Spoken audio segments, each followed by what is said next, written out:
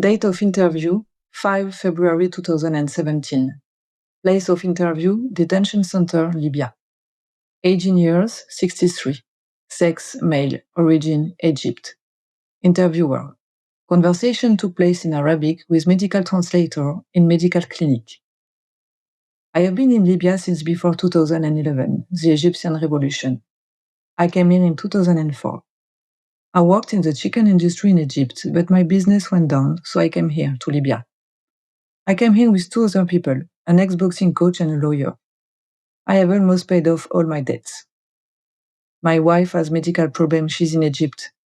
Usually we speak over the phone, but now that she fell sick, she doesn't really want to speak with me anymore. She's ashamed of herself. I spent 20 years in Saudi Arabia for work.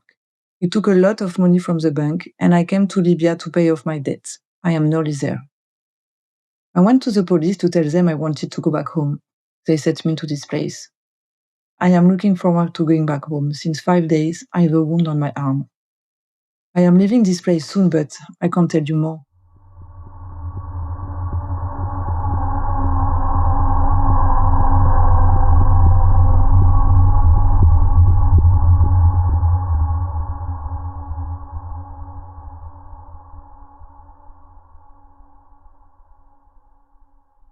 Date of interview, 5 February 2017. Place of interview, Detention Center, Libya. Age in years 12, sex male, origin Senegal. Interviewer, conversation took place in English in the medical clinic. My brother is in Italy. He sent money to Senegal so I could travel to Italy too. I traveled alone. I have been in Libya for 6 months. I have been in Tariq al-Matar detention center for 1 month. I was arrested in Sabrata.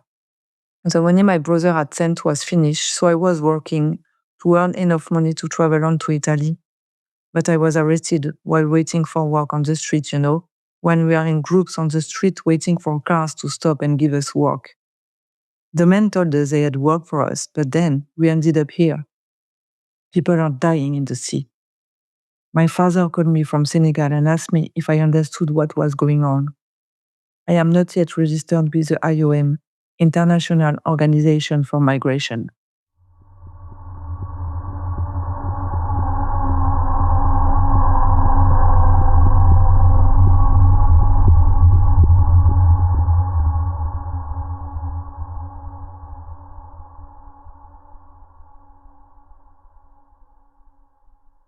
Date of interview, 5 February 2017.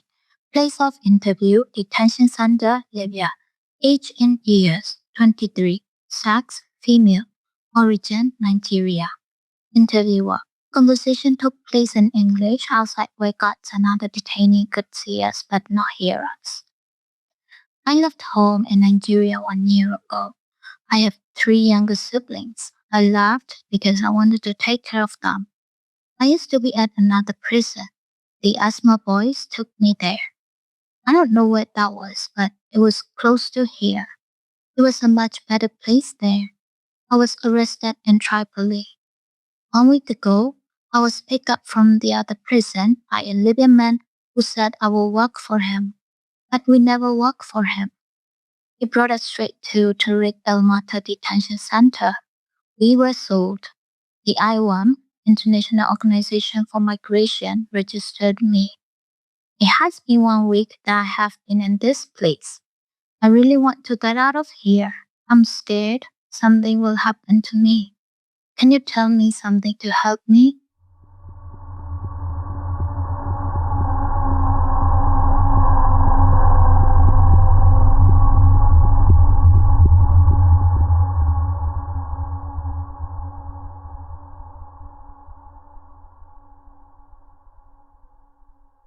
Date of interview, 5 February 2017. Place of interview, Detention Center, Libya. Age in year, 17. Sex, female. Origin, Nigeria. Interviewer. Libya 87 left Nigeria in October 2016. Conversation took place inside medical clinic in English. I have 3 brothers in Nigeria. I haven't spoken with them since I left home. I left 3 minutes ago because I had to take care of them. It was very hard traveling here. We were on the water in the Mediterranean Sea when the engine stopped. This happened after 1 hour. We stayed on the water for 5 hours without life jackets, struggling, going around and around. Finally, God had our prayers and we were rescued. The Libyans rescued us, the government. They were definitely the Coast Guard because they had their boat. They took us to Elcoms first. We weren't treated well. When we went from the boat to land, they didn't bother about our feelings. The UN agency, the IOM, International Organization for Migration, came 1 week later. We would stay wearing the clothes from the boat without soap or anything to wash ourselves. Right after we arrived on land, the authorities, kept us inside a lorry truck that was made to transport sand. You can imagine how dirty it was. From there, they took us to a prison. It was very dirty and there was no running water, no toilet. Since I was arrested, I haven't slept well. It is not safe here. In the last place where they held me, I don't know the name of the place, but when we arrived, we were with 48 women. When I left, 2 weeks later, only 27 girls were left. The asthma boys would come with their guns and pick us. They would point at women and they had to get up and go with them. They came 3 times. Each time, they took a group of girls with them. I don't know where they went.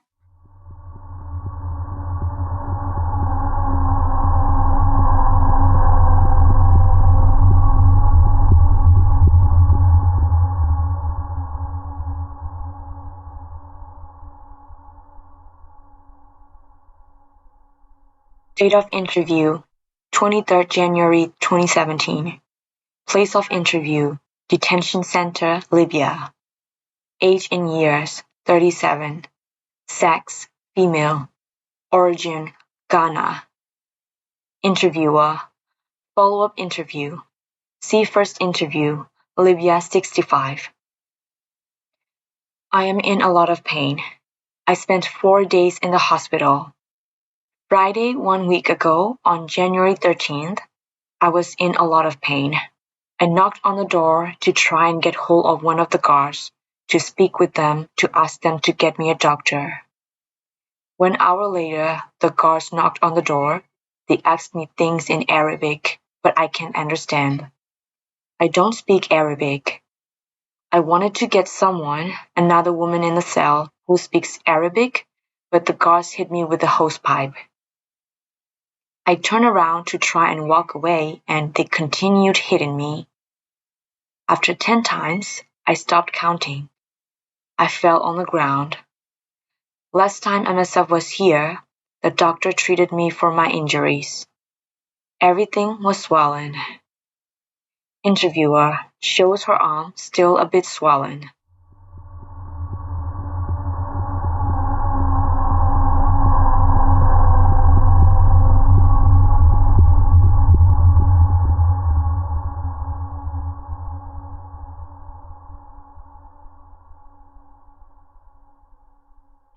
Date of interview, 23rd January 2017.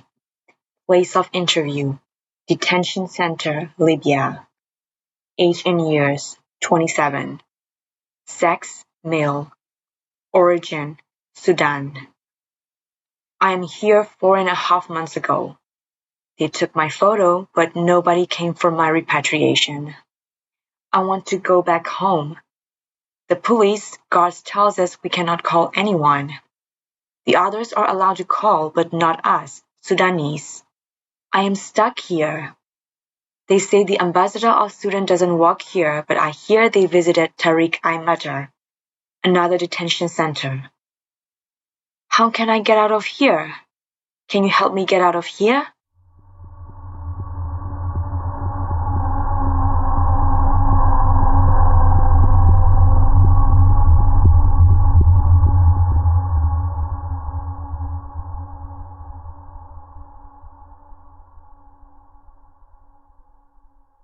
Date of interview, 23rd January 2017.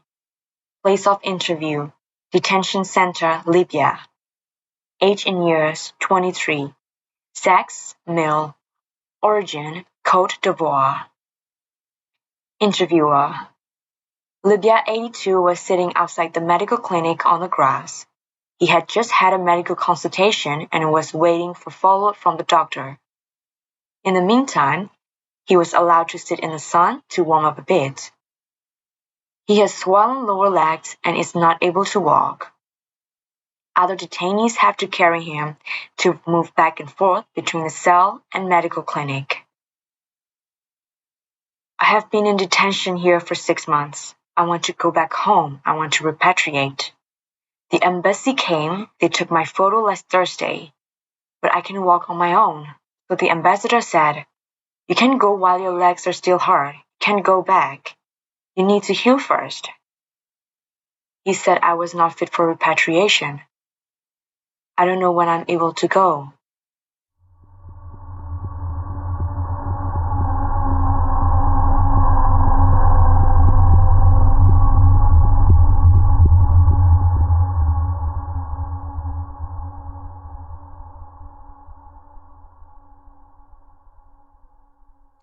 Date of interview: 23 January 2017.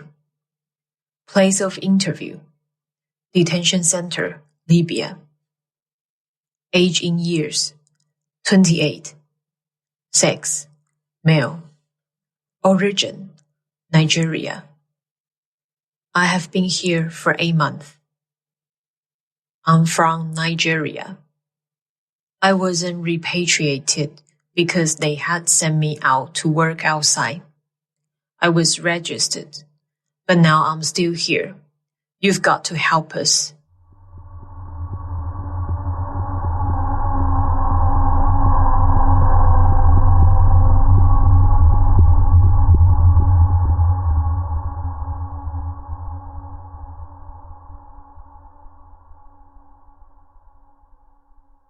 Date of interview: 28 January 2017. Place of interview: Detention Center, Libya. Age in years: 28. Sex: male. Origin: Côte d'Ivoire. I want to go home. I left my country because my family is poor. I want to work, but there was no work for me in Côte d'Ivoire. I came to Libya for work. Whether I go to Europe or stay here, it doesn't matter. I was able to speak on the phone with my family for 5 minutes.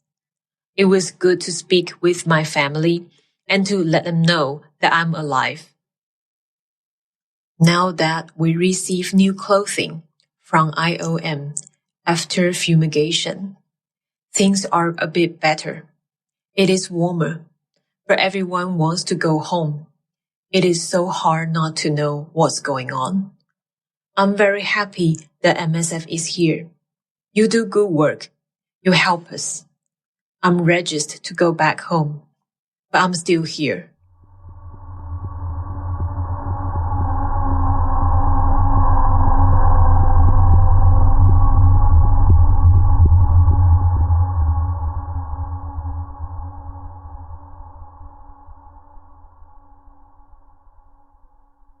Date of interview: January 22, 2017.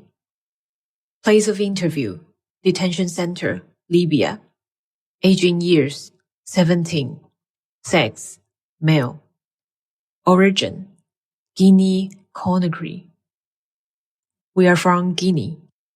We all want to go back. We are with 40 people here, and we want to go back. I'm a law student. I have my diploma. I've been here for 1 month.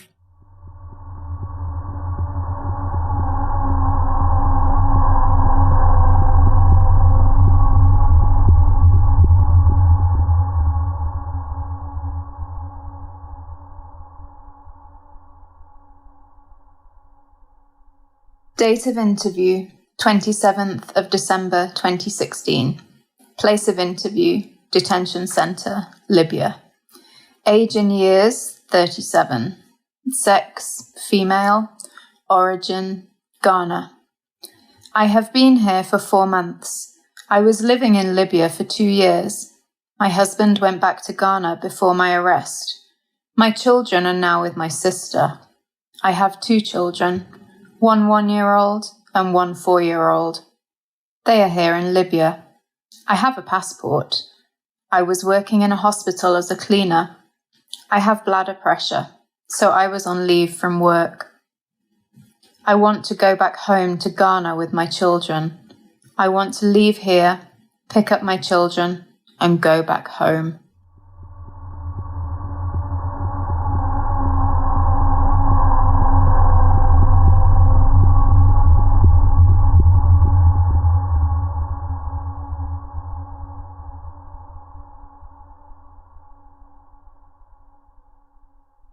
Date of interview, 26th of December 2016.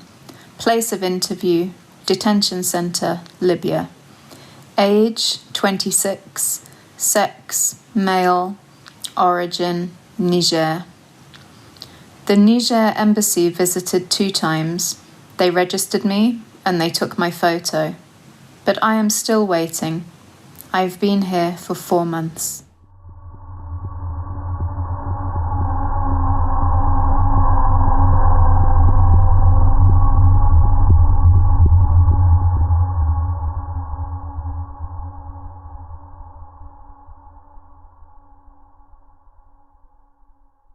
Date of interview, 26 December 2016.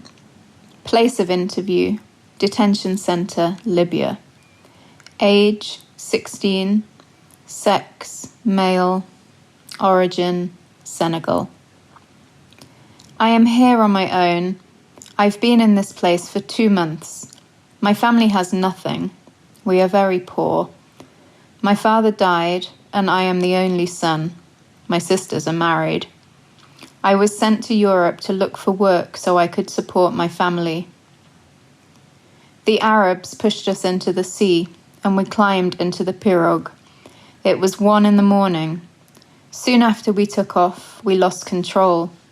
We lost the motor, and the wood broke. We fell in the water. We were saved. I fell in the water, and I drank a lot of seawater. It still hurts. We were with 124 people, even though usually the pirogue would carry only 5 people. It was daylight when the military, or the Libyan Coast Guard, came to rescue us. They took us on board, and we disembarked at Mitiga Airport. We were brought to a house 5 days before leaving by boat. There was no food, and it was cold. There were no people other than those with whom we were on the boat. There were other people from Senegal. We're friends now. We are with 5 people. I was free in Tripoli. I was able to walk around.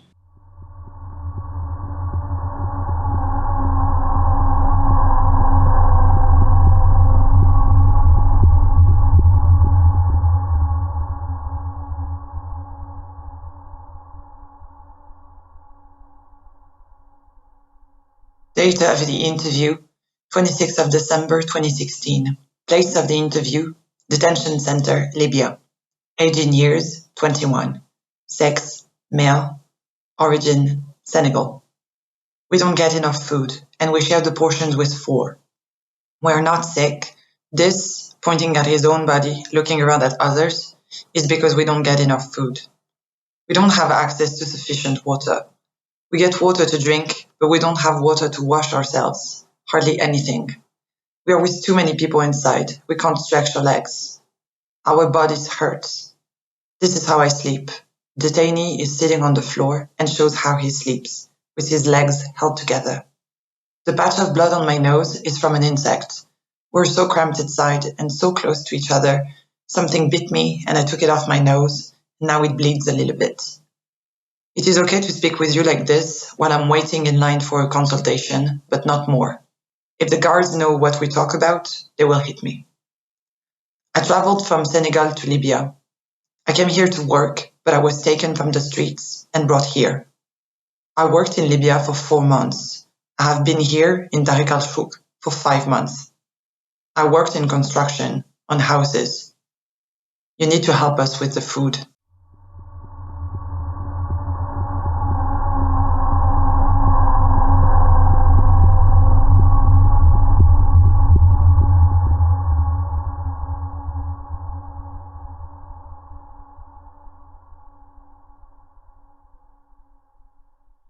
Date of the interview, 25th of December 2016. Place of the interview, Detention Center, Libya. Age and years, 27. Sex, female. Origin, Nigeria. Interviewer, Libya 55, was eating yogurt and sat with 6 other Nigerians who were arrested in the past few days. They were new and apparently still had money to buy some extra food. The other detainees were not eating the yogurt. The detention center's main guard bought this yogurt for us. He was friendly. He came back with a plastic bag of yogurts. I have been here for 1 week.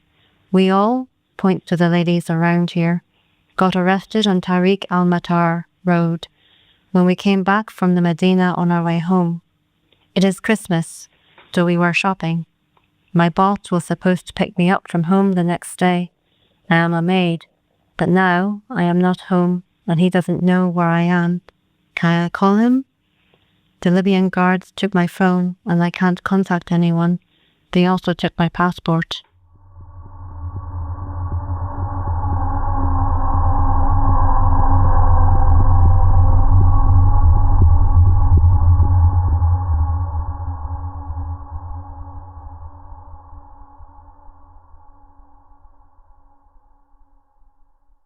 Date of the interview, 25th of December 2016. Place of the interview, Detention Center, Libya. Age in years, unknown.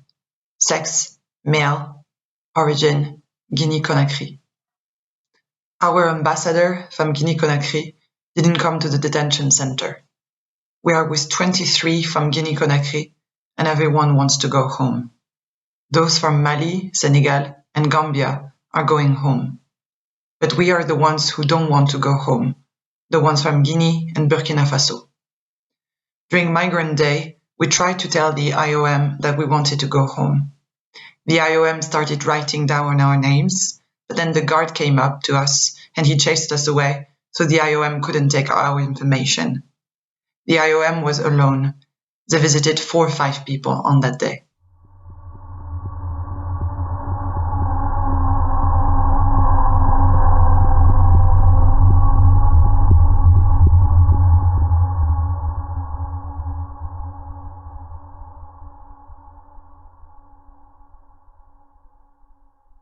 Date of the interview, 21st of December 2016. Place of the interview, Detention Center, Libya. Age and years, 30. Sex, male. Origin, Sudan. The IOM handed out skin disease treatment to the Arabs. Can we get it too? My goal was to go to Europe. I travelled through Chad, Niger, and then Gatroun. I worked in Gatroun. It is very bad in detention. There is no food. They beat us. They pick people out and they beat us. They beat us at night when they use drugs and when they are drunk. I arrived here on the 22nd of September 2016. 1 month ago, the embassies came, but not the one of Sudan. The Mali, Gambia, and Senegal embassies came. When I travelled from Gatroun to Tripoli, I was arrested in García. It was a 4-hour drive to get there from Gatroun. I was taken to a place in Salah Eddin area. Then I was taken here to Tariq al-Shuk. The IOM came here and they gave medication for skin disease in small white bottles. They gave it to the Nigerians and the Arabs. They didn't give it to the rest. Scratch it. Can I get some medication for skin disease? It was the IOM who distributed it to the Arabs. It was not the guards.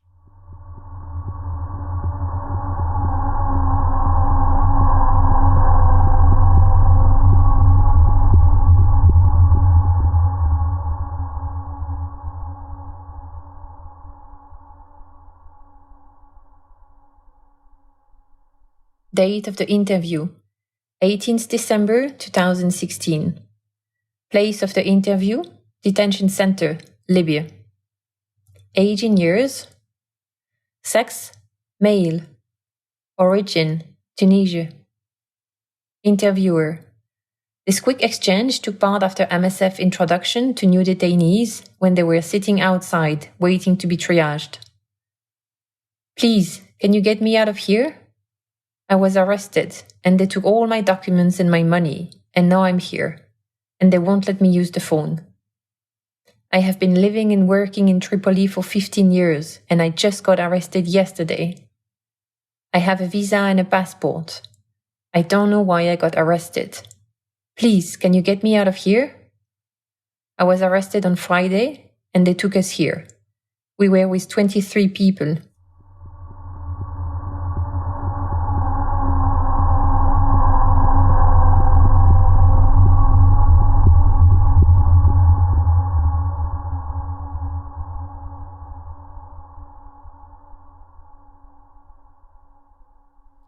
Date of the interview, 14 December 2016.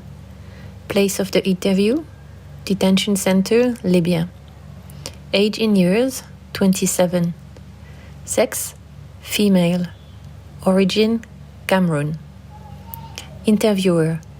Conversation took place in the female cell when medical consultations took place outside, and while the detainees were wondering why and until how long MSF would support them with food. I'm here with my sister. We are from Cameroon. I have a 50-month-old daughter. I traveled with my daughter from Cameroon, together with my sister. It's been 3 months since I arrived here at Al-Fala. We entered Tripoli and stayed in another detention facility for about a week. I can't remember the name, but it was smaller than here. After that, we went to Al-Fala. Everyone here wants to go home. We are tired. We aren't used to this way of living. Libyans are difficult people. They are rather violent. They lock us inside. We can't go outside. We can't go in the sun. When we knock on the doors of our cell, because we are hungry, the guards come with their guns and with whips to beat us. They treat us like animals here. We are really traumatized by it all.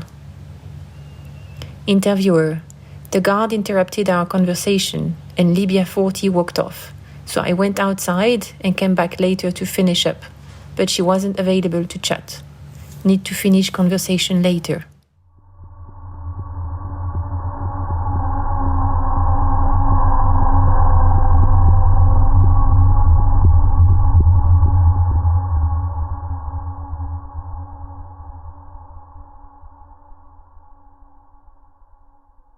Date of the interview, 14th December 2016.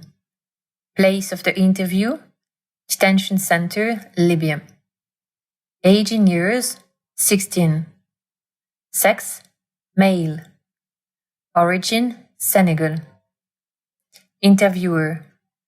2 men were sitting next to each other during the medical consultations, and both had severe acute malnutrition and were receiving therapeutic nutrition.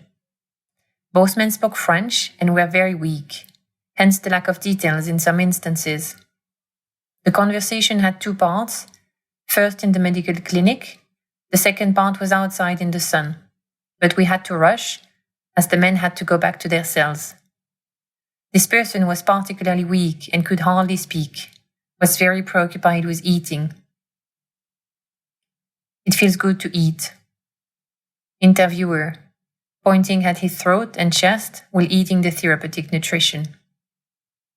It has been 1 year since I arrived here in Al-Fala. I came from Senegal, and before coming here, I was brought to Ben Walid.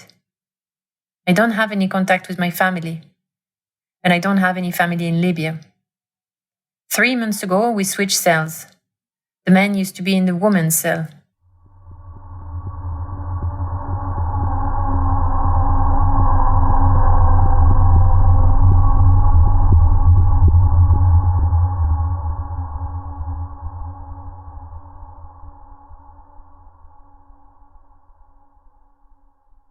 Date of the interview, 12/12/2016. Place of the interview, Detention Center, Libya. Age in years, unknown. Sex, female. Origin, Cameroon. Interviewer, this conversation took place in a medical clinic. We spoke in English. I am from Cameroon. I have been in Western Administration Detention Center for 2.5 months now. I am the only one from Cameroon, and most of the women here are from Nigeria. When do I get to go back? Everyone is going back, but I am not from Nigeria. Interviewer says she started to cry at this point.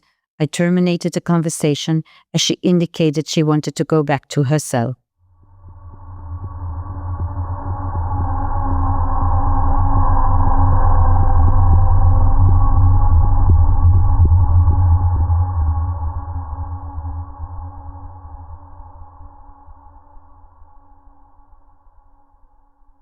Date of the interview, 12/12/2016. Place of the interview, Detention Center, Libya. Age in years, unknown. Sex, male. Origin, unknown.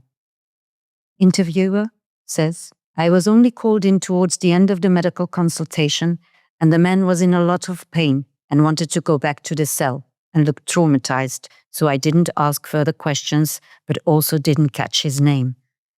The doctor asked if it was fine if I took photos in an anonymous matter, and I confirmed with the person whether it would be all right to use these photos to report about the beatings anonymously, and the person agreed. This is the second victim from the beatings that took place the night before, on December 11th. This victim describes the same practice as described by the victim in Testimony Libya 30. And this person was severely beaten. They beat me because I am Christian. They took us out during the prayer and they beat me. They beat me so hard.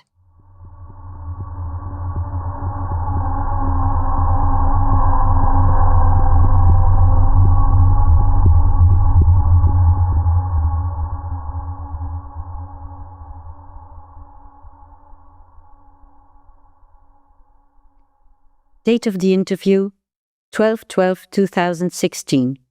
Place of the interview, Detention Center, Libya. Age in years, 11. Sex, male. Origin, Senegal. Interviewer says, this conversation took place in French, in the medical clinic. It was a very short conversation because the medical team was finishing the men's consultations and preparing to start the women's consultations. The interviewee also made a fragile impression, so I took this conversation as an opportunity to introduce myself and to get to know a little bit about him, and indicate that next time I would visit Western Administration Detention Center, we could talk some more, for a longer time. I also made sure to put him at ease and include informal chatting, which made him more relaxed. He indicated he would appreciate that, and he was happy to speak to someone. He seemed worried, and he wanted to get out quite badly and asked me twice whether I would be able to get him out. I was sent here by my family. I am from Senegal. I am the youngest. I have one brother. My family is still in Senegal, but I have an uncle here who helped me on the trip. I left Senegal 8 months ago. I have been here in Western Administration Detention Center for 3 months now.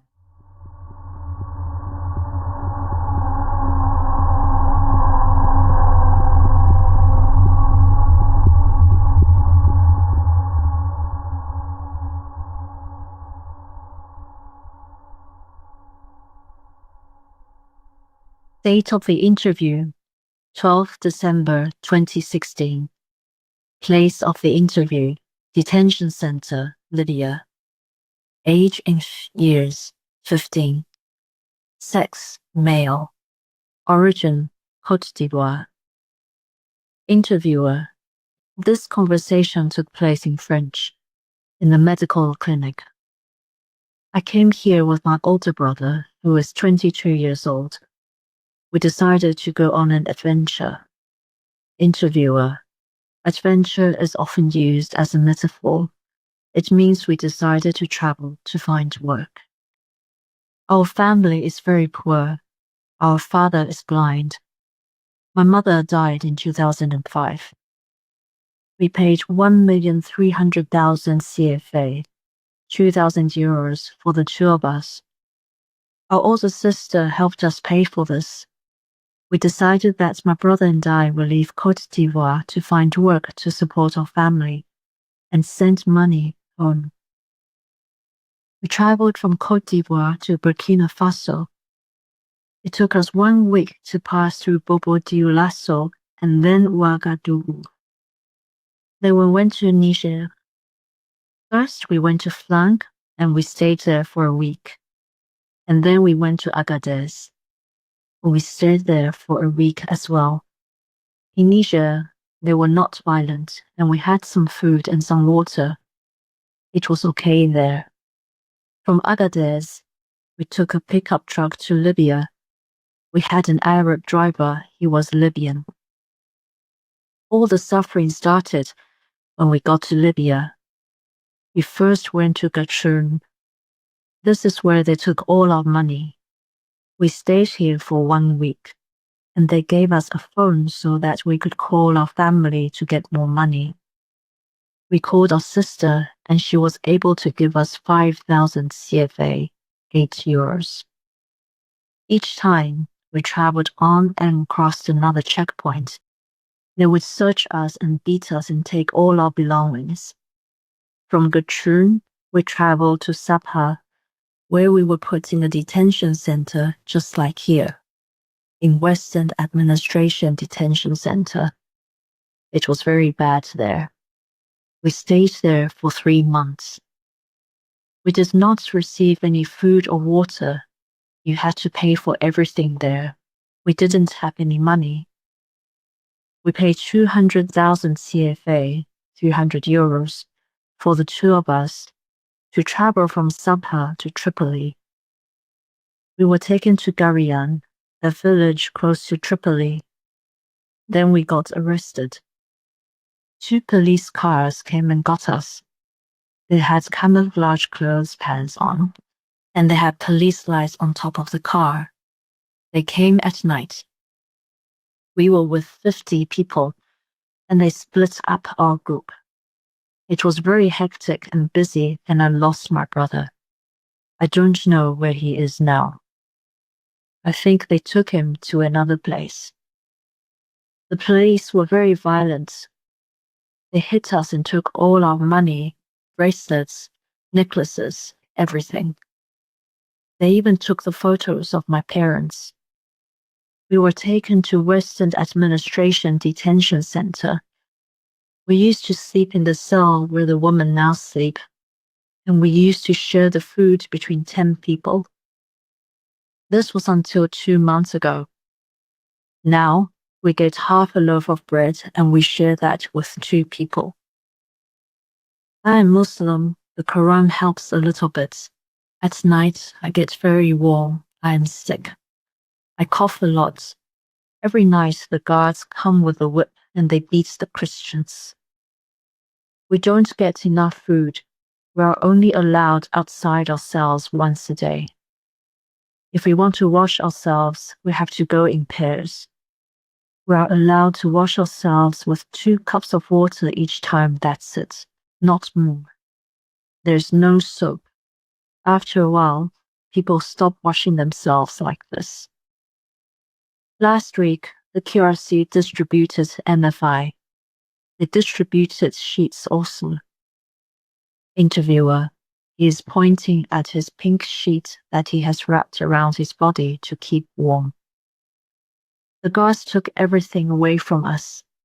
The moment the organization left, they took everything from us. I have seen distributions 4 times now. The first time the IOM distributed NFI, and they didn't take that away from us. The second time, I don't know who it was, but they had blue caps on, and the NFI was distributed in blue bags. They took the items away from us. The third time, they were also blue, and the things were again taken away from us. The fourth time, this was the last time when the QRC came and distributed things. The guards took everything away from us.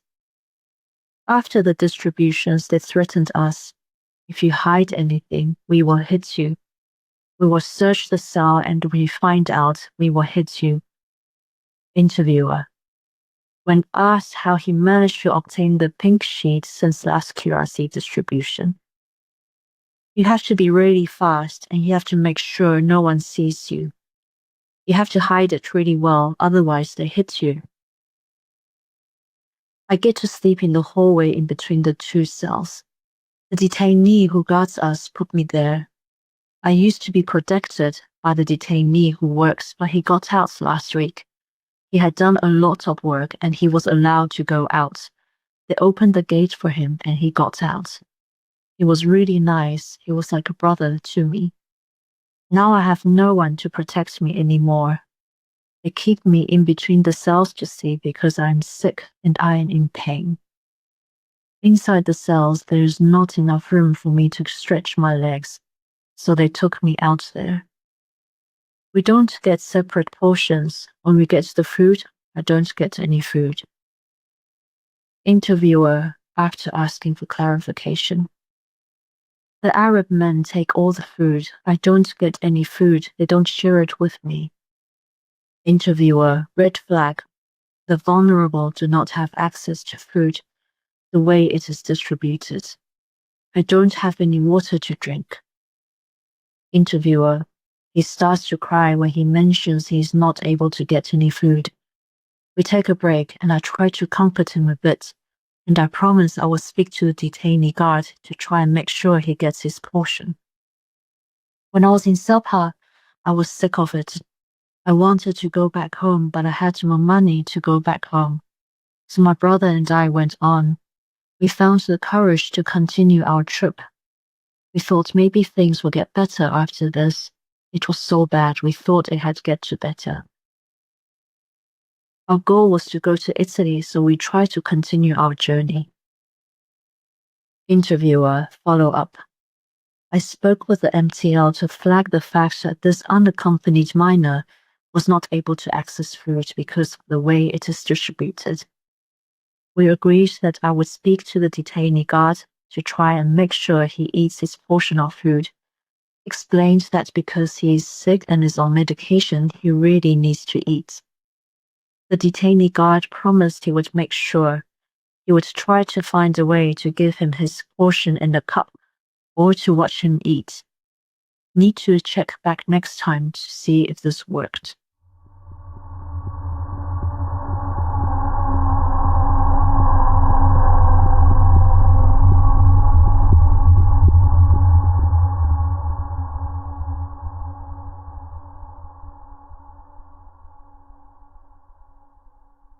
Date of the interview, 12th December 2016.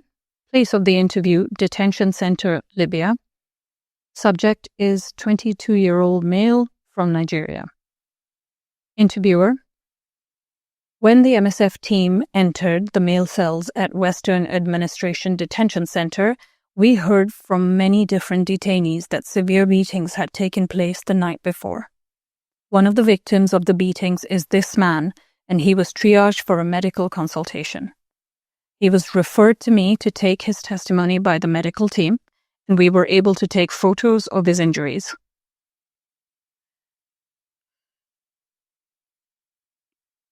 Before, I was never harassed because of my religion. I was beaten last night. They hit 3 of us. The guards who beat us aren't here today. They hit our priest, one other person, and me. All the guards are devils. After you leave, they will beat us. Interviewer. Quick break to make sure detainee is comfortable with the setting, being in the clinic, speaking in a confidential matter. Libya 30 indicates that he feels safe because in the clinic, the guards cannot see him. I stress one more time that he is free to go whenever he wants should something happen that makes him feel unsafe. He replies that he knows that he needs to stop talking when certain people walk in. My parents don't know that I am here. I have been in Western Administration Detention Center for 6 months now. I left Nigeria in April 2016 to search for work. I passed through Niger and then Sabha. From Sabha, I traveled to Tripoli.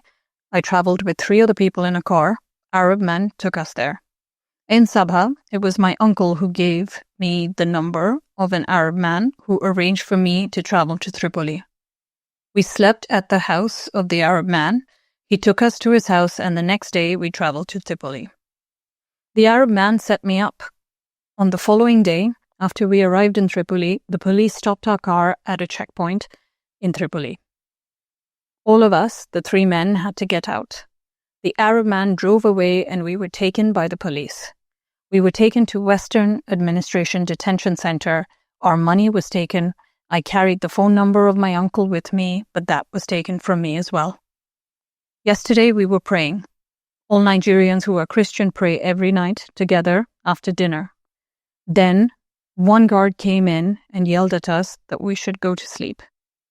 The guard asked us who was the leader, and some people pointed at our priest. The guard said we were shouting. They don't like Christians here. Others are allowed to pray. Interviewer: Muslims, not clear, but MSF see Muslim men praying during their visits. The beatings of yesterday were too much. I couldn't sleep at night. The guard pointed at the priest, and then he pointed at me and also one other guy. He told us to get out of the cell, and he told us to lie down on the floor outside. There is a common area outside in front of the water taps and the kitchen. We had to lie down on our stomachs. Then they poured water all over us. 3 guards were beating us with water hoses. The beatings went on for at least 30 minutes, maybe 1 hour. After it stopped, I couldn't get up. It hurt so much.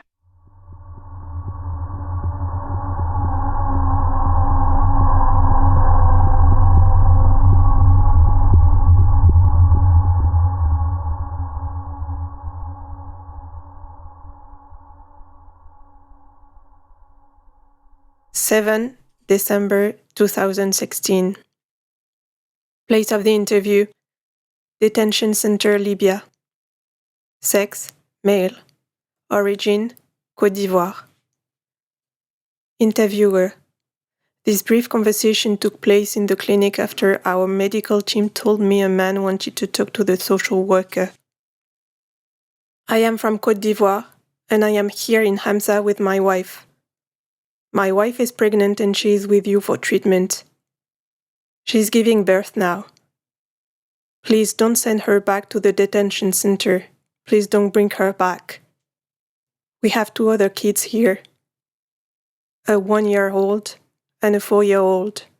I can't speak to you or else they will beat me.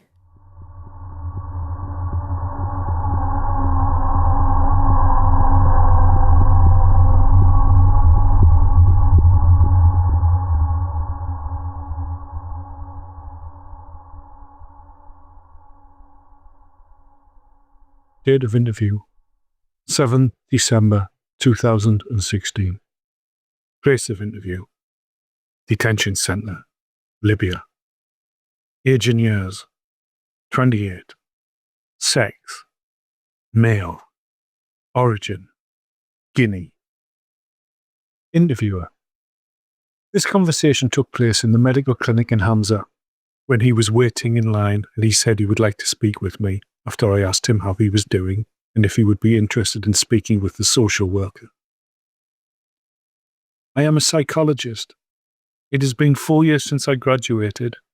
I studied in Conakry. I fled my country because of Ebola, the disease.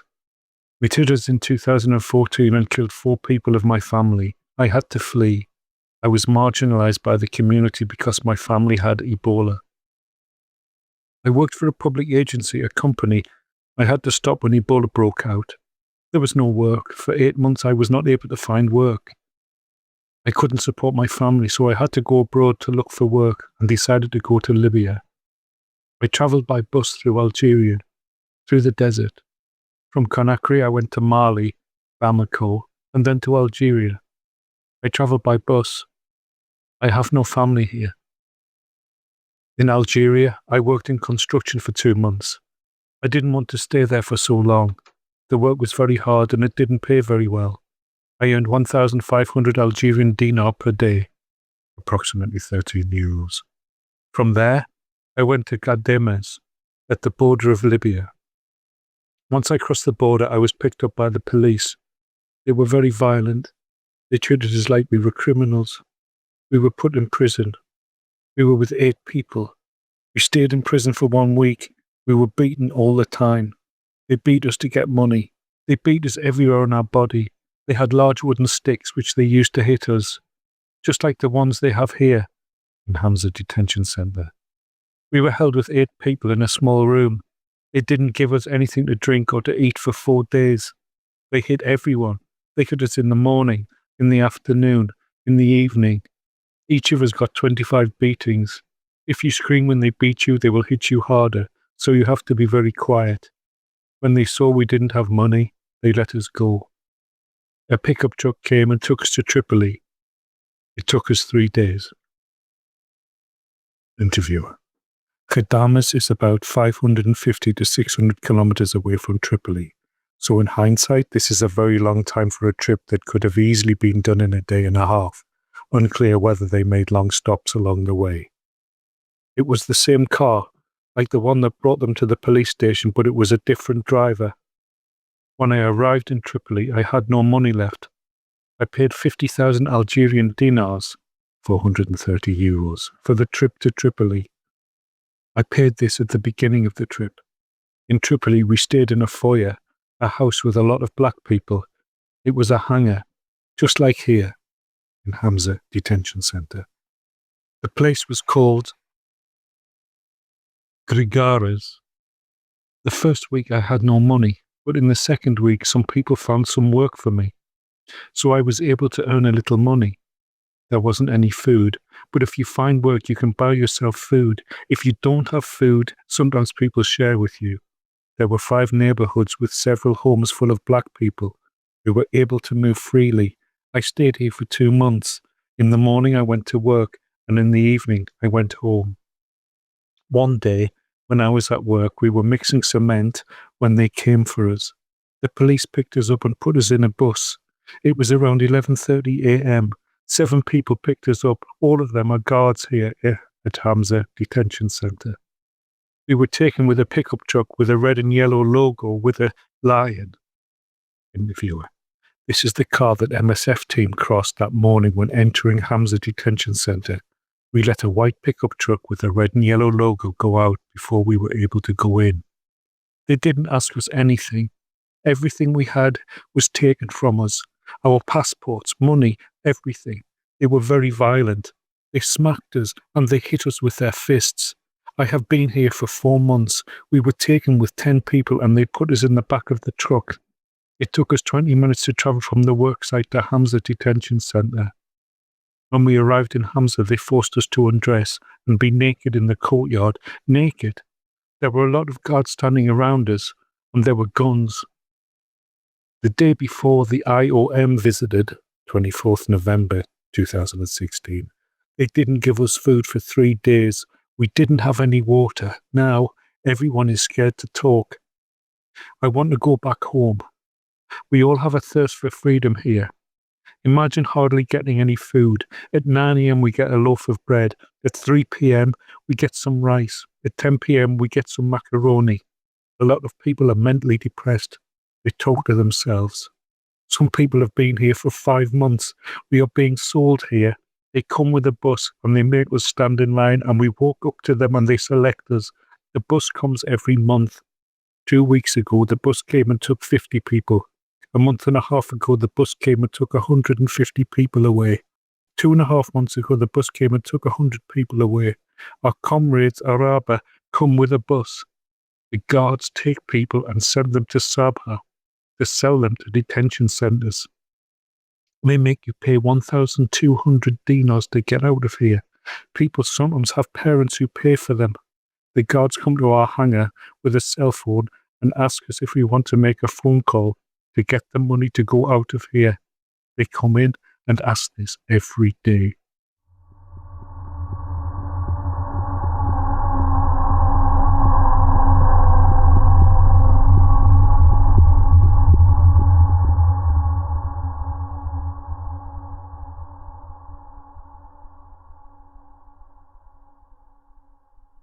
Date of the interview, 20th December 2016, in a detention center in Libya. Libya, 51, is 4 months pregnant and was brought to my attention by the medical team. The conversation was in English and took place in the medical clinic. She has been in Libya for 6 months and has been in Hamza for 2 months. Her husband is in García and has a visa. This is her testimony. I don't want to go back home. My husband is here in Tripoli. He's the father of my baby. I was arrested on my way from Sabah to Tripoli. I want to go to García where my husband is living. My husband and I have been together for 5 or 6 years. We lived in Nigeria. I left Nigeria in May 2016. The conditions here are bad. We don't get good food and the water is cold. I have a medical condition. I don't have so much blood. My husband left 4 months ago from Sabah. He left earlier because he was able to make arrangements for himself. The idea was that he would travel first and that I would follow. I want to leave. It is Christmas and I don't want to spend Christmas in this place. I don't think I can cope with this place anymore. I can't stay. My husband has a passport. I have his phone number.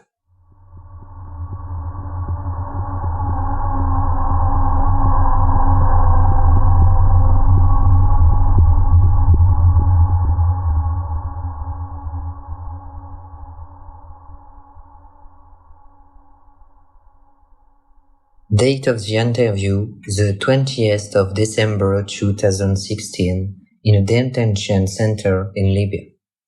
I briefly spoke with this detainee guard out in the open space after chatting with some guards and detainees. He approached me and he wanted to tell some of his story. He is one of the so-called detainee guards. The conversation took place in French. I work here in the detention center now. They give me a job and maybe they will pay me for it. I don't want to go back home to Burkina Faso. I want to leave this place. I want to go back to Algeria. They treat us like shit here. It is nothing like in Algeria. I worked in Algeria for a couple of years, but then I came here for work. There was a lot of work here.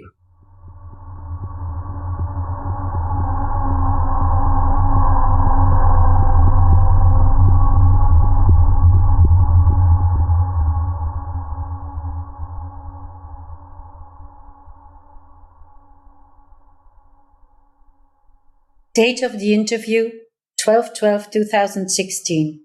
Place of the interview, Detention Center, Libya. Age in years, 21. Sex, male. Origin, Côte d'Ivoire. Interviewer, this conversation took place in French, in the medical clinic. I left my country 8 months ago. I traveled alone. I had to look for work. I didn't have any work back home. I worked in García for about 4 or 5 months. I traveled through Burkina Faso to Niger alone, and then I went to Niger, Agadez. There, I found someone who was able to arrange my travel to Sabah. He was offering his services as I got off the bus. I waited for 3 days in Sabah. Then I went away in a pickup truck. I traveled for 5 days in the desert. We were with a lot of people in the car. It was very tiring, and if I had known this, I would have never come here. We had no food, and it was very cold. I paid 180,000 CFA to get here, equals 275 euros. When I was in Sabah, I called someone who works in García that I knew from Côte d'Ivoire. I have one brother here in Tripoli, and I know someone in García. From García, I took a car to Tripoli. I paid 40,000 CFA, equals 60 euros, for this trip. My brother in Tripoli called me and told me there is work in Tripoli. I was arrested in a car with 2 others, a taxi. We were arrested when entering Tripoli at a checkpoint. They took the 600 Libyan dinar I had on me, and they took my phone. We were arrested at around 1 in the afternoon. We were brought to the police station, where we were held for 2 days. They didn't ask us any questions. They didn't tell us what would happen or why we were there. We were taken to Western Administration Detention Center from there. It has now been 2 months and 5 days since I arrived here in Western Administration Detention Center.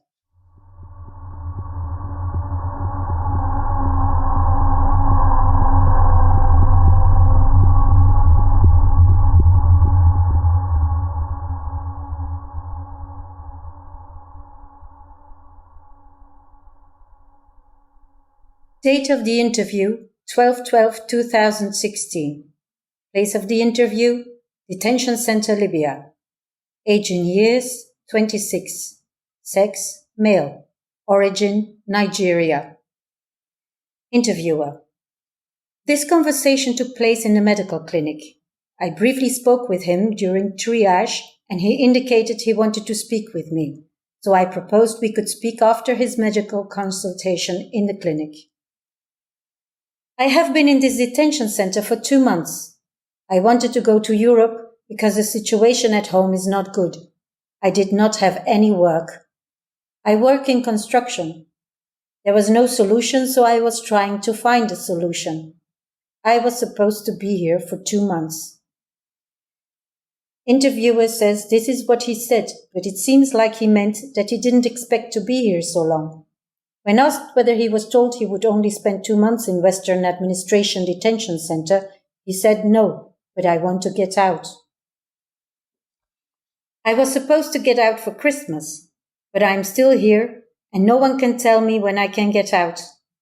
They don't treat people well here. Some people's private parts are infected. There is no hygiene. I traveled overland. I went through Niger and went to Libya. I am sick of people having to take this route. We are human. They don't have to leave us here. It is not possible for me to go back home unless there is work, and I can find work at home. The police arrested me at sea. It was 2 months ago before I came here. We were on a boat. It was on a Monday night, and we had been on the sea for 24 hours.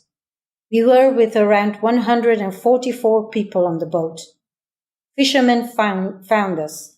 They were Libyan, and the fishermen were violent, and they seized our engine so that we couldn't go any further. We weren't rescued. They told us they wanted to rescue us and bring us to an Italian rescue boat, but instead they handed us to the police. We were deceived. They towed us with a rope behind their boat. The fishermen were with 4 people on the boat. We were handed to the police and brought to a reception point.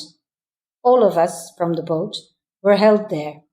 I don't know the name of the place, but we stayed there for 2 weeks. The new were taken to Western Administration Detention Center. Interviewer asks, when asked what he paid to cross the Mediterranean, he didn't want to answer.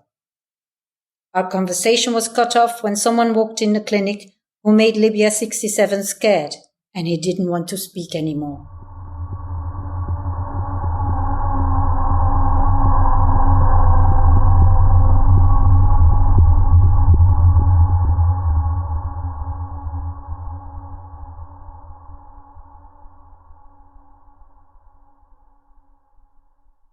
Date of the interview, 7 December 2016.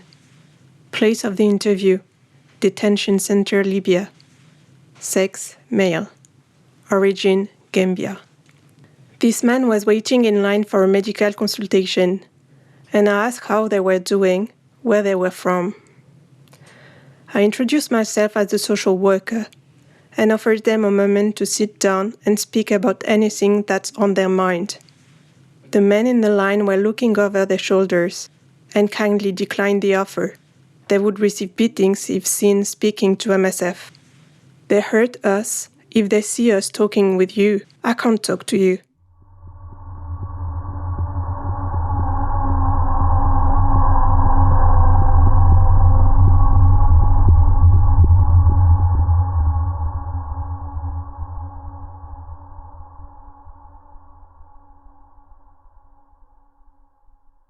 Date of interview 7/12/2016. Place of the interview Detention Center, Libya. Age in years 14, subject 1, 15, subject 2. Sex, male. Origin, Côte d'Ivoire. These two boys were brought to my attention by our MHO officer during his exercises in the common yard in front of the medical clinic. He told me there were two underage boys and he suggested I'd speak with them and see how they are doing. I approached the area where they were standing and started to interact with them. After a couple of minutes of playing, some silence, and some informal general questions about how they were doing, I asked whether they would be interested in a chat with me, to see how they were doing. They indicated they would like this. Both boys speak French, and we agreed that after the MHO session, we would sit down in the clinic. When the games were done, the detainees were lining up to go back to their large hangar, and the MHO told the guards that the two boys had to go to the clinic for a consultation, where we were able to speak quietly. 1 and 2 have been in Libya for around 5 months. They first referred to 3 to 4 months, but when I asked them to add all the time spent in different locations, they arrived at 5 months. Subject 1. There is no way I could earn money in Côte d'Ivoire. I went to Libya to earn money. I have friends who reached Europe and told me I should go there too. They told me over Facebook. So I decided to go to Europe. Then I found people who would be able to facilitate the trip. They were friendly, but when we arrived in Libya, it changed. Mohammed indicates that this is also why he left his home country, repeats the motive of subject 1. Unclear how they found the person facilitating the travel to Europe, but it was one fixer. Subject 1 and Mohammed met each other during the trip. Subject 1. Our trip started in Côte d'Ivoire. We went to Burkina Faso by bus and transferred to another bus in Ouagadougou. We were on the bus with 64 others. In Ouagadougou, we waited for 1 day at the bus station. It was easy going and we could move around freely. Then we got on the bus to Niger, Agadez. We were with the same amount of people on the bus from Ouga to Agadez, but with different people. Interviewer. When asked whether they traveled alone or with someone, subject 1, the youngest, briefly mentioned they arrived there alone, but that he left Côte d'Ivoire with someone. It sounded like this person was close to him, but he didn't want to talk about it. Not wanting to force him and traumatize him further, I left it here. Subject 1. We stayed in Agadez for 1 week. They treated us okay. We stayed in a room with some other people who were also waiting to travel from Agadez. The room was pretty big, and we stayed in there with 15 people. In the house we were in, there were 2 other rooms.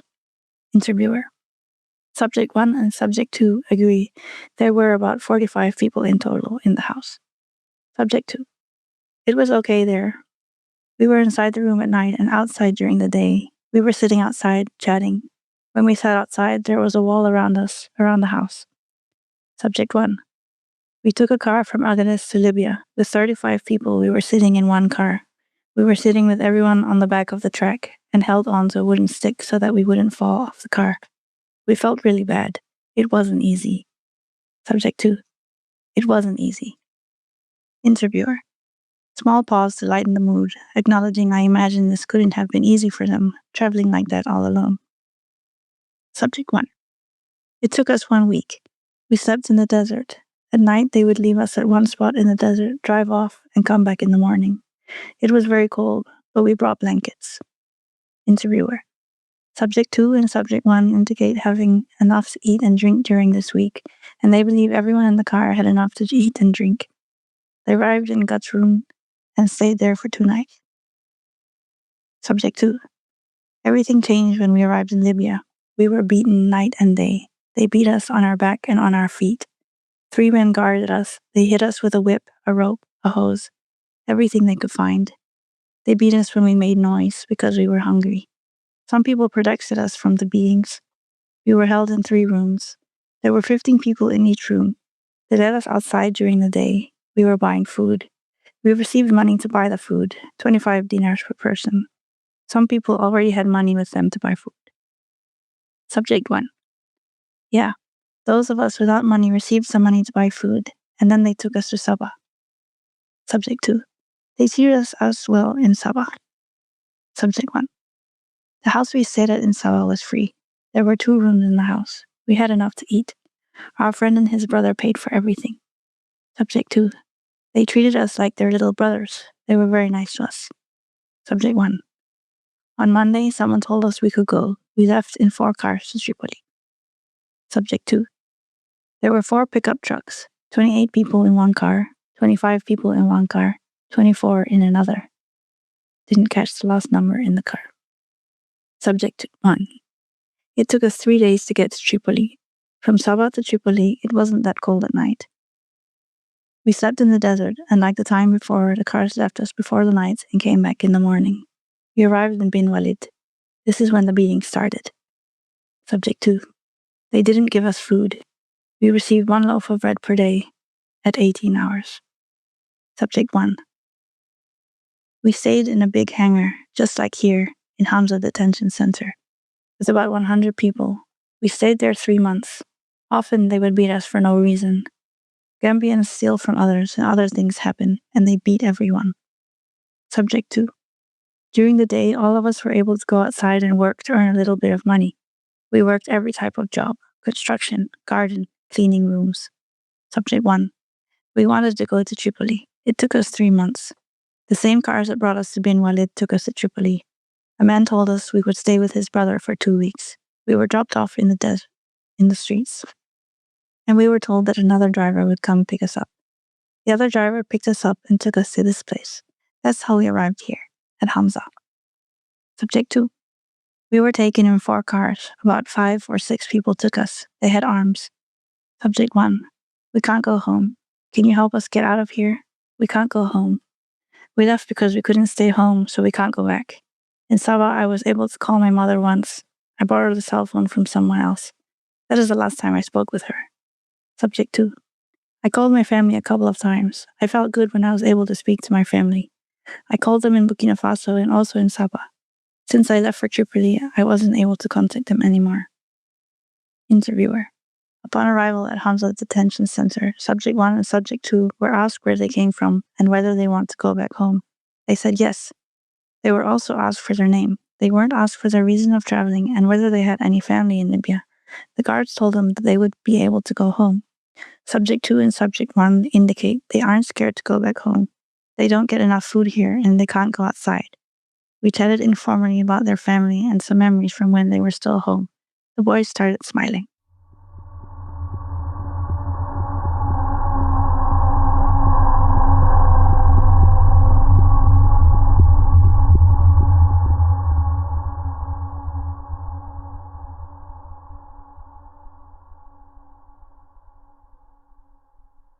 Date of the interview, 29 November 2016. Place of the interview, detention center in Libya. Sex, female, origin, Cameroon. Interviewer. We were sitting in the area where the medical consultations take place. No guards were around and we had some time to speak. The conversation was in English. We started off quite informally, as she has been in regular contact with the MSF medical team, who seemed to know her well. This conversation was meant as an introduction, and the plan was to interview her during next visits, when we would have more time. However, during the next visits, she was gone and MSF does not know what happened. Detainees claim she was picked up by someone who brought paperwork to the detention center. The food situation is very bad. We get 1 meal per day. When I arrived in Al-Falah 2 months ago, we still received 3 meals. In the morning, we used to have a lot of bread and cheese and sometimes an egg. For lunch, we used to get a bowl of rice, the large metal bowls, 1 bowl for 5 people. For supper, they get a bowl of macaroni that they divide by 5.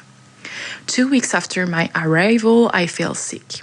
I was pregnant, so they sent me to the hospital. I had a blood transfusion. When I came back from the hospital, they had stopped giving us breakfast after the first day. I am pregnant and I have drugs to take, so I was able to get some breakfast from the guards. This is what the MSF doctors negotiated for me. But after 1 week, the guards stopped giving me breakfast. They said there was no more food coming from the detainees. They told me I had to wait until the food came. When I gave birth, MSF insisted I would get proper food. I lost a lot of blood. I went into a difficult labor, so I needed food. But they, the guards, didn't respect that. There's one officer who assigned a guard to collect food in the office for me. He gave me food in the beginning, but then it stopped. I couldn't cross the gate and ask for food. The gate is kept locked. We thought we were on punishment because some of the guys escaped. We thought we would get breakfast again after a while, but instead they took our supper. About the escape, we heard gunshots. The police were going around. The guards came to the female dormitory. He pointed his gun at us. He said he killed 7 people, and he threatened to shoot someone if they didn't go to sleep or if we made noise. Everybody was very scared when he came in. When he came in, the door was open, and we could see a white car, a pickup with a lot of blood stains all over the car. This was during the night, but they always leave the light on outside so we could see everything. Sometimes, when the guards behave like that, we smile, we laugh, and he goes out. But this time he was really serious. Everybody was really scared. Sometimes, when we don't get support, we get a small coffee cup with fruits, soda. Only the women get this, not the men. We get this 2 times a week. There have been no new arrivals since I was there, but yesterday, around 6 or 7 p.m., about 50 people came. There were only men, no women. There were 3 women who arrived 3 days ago. When the women asked where they were from, they replied they were taken from the market while they were shopping. They were arrested in the taxi, and all their belongings were taken from them. I like creative writing. I like to write down my personal experiences and write about my travel from Cameroon to Libya. Most of the girls are interested in what I have to write. They give me their personal experiences as well. I interview people individually. I write down what they had to say. It helps us cope with everything. Sometimes the other women tell me, "Don't forget to put in your notes, this guard wanted sex for me." It really helps us. The people in the office, detention officials, know like to write. One day, I would like to publish my story. A lot of things are happening here. They arrest people, they sell people, they do this for their own personal interests. The immigration center needs to have rules. There need to be procedure. If you want to be a housemaid, they take you. My friend did this. It is like a business center. Interviewer. This corroborates the conversation with the Hamza detention administration. Libyan people can pay a fee to get someone out of the detention center, and that person would then work for you.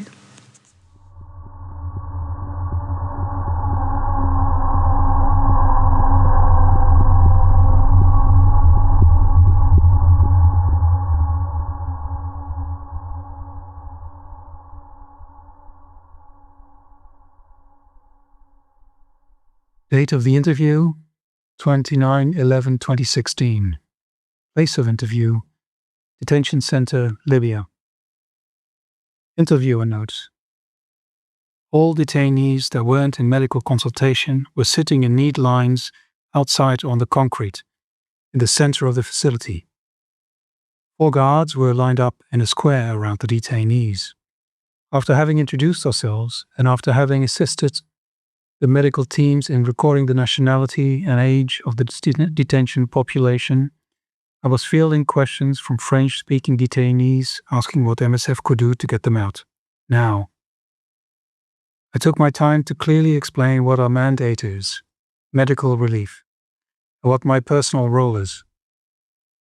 I roamed around and went back to another boy, who I knew was 15 after having recorded his age with the medical team.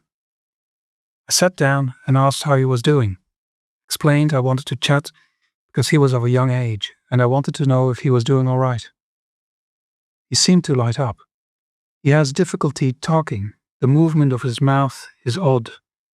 And he also doesn't speak much French. We agreed that I would come back next week, and he would make sure one of his brothers would be there to be able to translate French, so that we could chat. He really liked me referring to our chat in the future. In this particular setting, with the help of another Beninese detainee, I was, however, able to get a description of the general situation he was in. Quote, "Everyone wants to get out of here. We need to get out of here. We need to be free." Unquote. Interviewer note. Beninese detainee adds that he thinks people inside Al-Falah will not be likely to speak about what happened, because they just want to get out, and they have been inside the detention center for so long already, and they don't trust anyone anymore. This explains the reaction from detainees when you take the time for them and speak from your heart, show that you are here to try and help them. He has been in Al-Falah for 11 months, and he has a scar on his forehead, the result of beatings. The scar healed, but is still visible. His skin is light pink, and a bump is still visible. 1.5 months ago, a group of prisoners tried to escape. People got caught, and the numbers are unclear. After being caught, the guards forced everyone to pull down their pants and march on hand and bare knees in circles around the concrete area where the detainees were now sitting. All the male detainees were taken outside of the hangar so that they could watch the escapees being punished. This must have been around 5 p.m. or 6 p.m., and the escapees were forced to walk around like this for about 1 hour. He showed his knees. They were still swollen, and it was clear that the skin had been ripped open following the marching on bare knees. Skin was, however, somewhat healed and did not need further medical treatment. After walking around on hands and knees, the people who had tried to escape were beaten with plastic pipes that are used for water circulation. Quote, "They have a stick. They put your feet in it, and they hit the bottom of your feet. If you move or if you complain, they hit you on your body as well. The beating went on for 15 minutes." Unquote. Interviewer note. Beninese detainee stepped in and went ahead and explained the practice to me. He drew an image of the stick with the rope attached to it. He described that they put your feet between the stick and the rope, and then they turn the stick around so that your feet are stuck. Then they hit you with the pipe on the bottom of your feet. If you resist, they hit you even more, and they hit you all over your body. Beninese detainee indicates that this is how he got his head injury. He was hit on the head by the guards. Beninese detainee specifies that he had been treated by the MSF team a couple of days after this happened. A follow-up interview will hopefully fill in the gaps, and I will try to take photos of the marks of his injuries. The interview with him ended here, and a new interview with Beninese detainees started.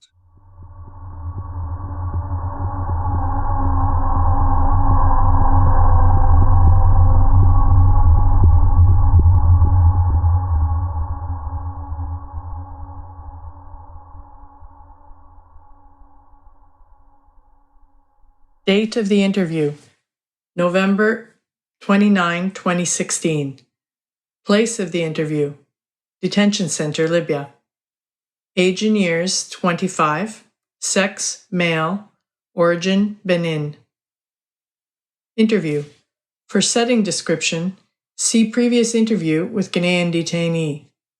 He starts with indicating that he suffered from an injury in his foot. A bullet had hit him. He left Benin in February 2015. He was traveling alone and went to Niger, Agadez, by bus. He paid for his transport to Sabha. In the station in Agadez, Gare de Fraude, check what this refers to. He spelled this out for me and was positive about the spelling. It was a type of station. At the station in Agadez, Gare de Fraude, he spent about a week before he could travel on. He was in a logement, which looked like an apartment. He was staying in a room. The room was open to all passengers. He described it as a public room. The rooms were very small, about 4 square meters, and were about 10 to 11 people in each room. They had 2 rooms in their apartment. After a week in Agadir, they left for Sabha with a pickup truck, which fits about 30 to 35 people. He paid 400,000 CFA for his trip from Agadir to Sabha. When they left the room they were staying in Agadir, the other people who were waiting outside took their place to wait for their turn to travel on by pickup truck. Not to fall off, they hold on to a wooden stick. They are cramped into the pickup truck. It is very tight. They left at around 2300 hours in the evening. He fell off the truck once. It hurt when I fell off the truck, but the sand broke my fall. The car had already moved 3 kilometers further, but the people I was traveling with came back to get me. They had to walk all the way back to where I was lying, and because I couldn't walk, they had to help me walk back to the truck. It took us between 30 to 60 minutes to reach the truck, and they put me in the middle of the pickup truck so that I wouldn't fall off again. Interviewer: The incident had happened in the morning when they had already traveled all night. They arrived in Sabha after 5 days of travel. Sometimes they took a break to eat and drink something. They ate farine de sargo and something they called manioc. There was not enough food. You lose your appetite sometimes. We had no mineral water. The food and water only lasts for 2 days, if you have a lot with you. Interviewer: Their food ran out after 2 days, and then they continued to travel for 3 more days. It wasn't easy. There wasn't even sufficient room to sit. Interviewer: The entire group made it to Sabha, but when asked to describe how the road was, the corpses of men were everywhere. Incidents had happened. We saw burned out cars. We saw a lot of corpses. Sometimes you step on a corpse because the graves are not very deep, and perhaps the wind blew away the sand. The travel, was very hard. I am an adventurer. I didn't have a choice. I had to hold on, hang in there. At home, I studied to become a farmer. I wanted to go abroad to make money so that I could buy land and start my own farm. I also have a driver's license, and sometimes I worked and fixed cars of other people to make some money. Interviewer: His purpose was to go to a country in the north. It is unclear whether Libya was the country of destination or just a transit, and whether he wanted to reach another country. He didn't answer my question, even when repeated, in much detail. The hell started upon my arrival in Sabha. I was kidnapped, and when I tried to escape, they shot me. This is how I got a bullet in my foot. Interviewer: He was kidnapped for 2 weeks, until he found someone, a quote-unquote brother, but no family ties, who was willing to pay 700 dinar for his release. He says he took the number of his brother as an emergency number when he left Benin. He had arrived to Sabha before he got there. He says he was a worker. He works as a caroleur, a coach. He was able to get him free. When describing how the kidnappers treated him, we were put in a small room without any food.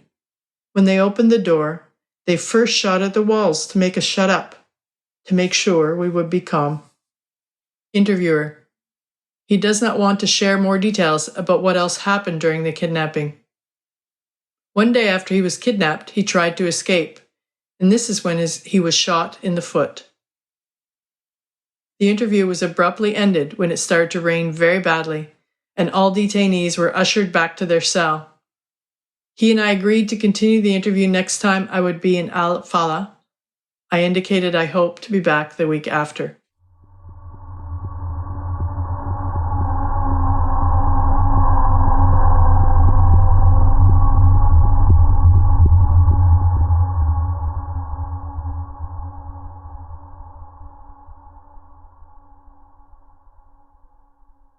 Date of interview, 29 November 2016. Place of interview, Detention Center, Libya. Age in years, 37. Sex, male. Origin, Ghana. Interviewer. He was referred to me by the MSF medical team, right after my previous interview with the Beninese detainee was abruptly ended, and I looked for shelter in the medical facility. We sat down on the chairs and were able to speak freely. He was fine with me taking notes of his case, but he did not want me to write in my notebook during the first part of the session. When I had to ask for specific details about his conversation with the IOM, he was, however, fine with me writing down the names and passport information. Interviewee says he was arrested the day before, on 28 November. He has been living in Libya for 7 years now, and he had been working in a pharmacy in Tripoli for about 2 years.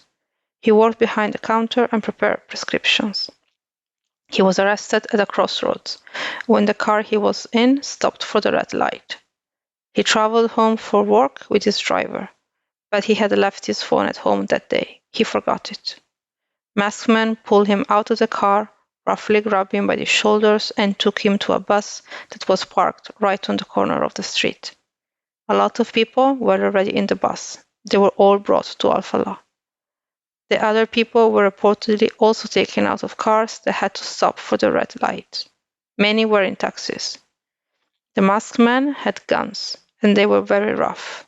Interviewee was beaten in the stomach and on his back. Interviewer. When saying this, he was pointing at the places where he was injured, and he indicated he had received medication from the medical team.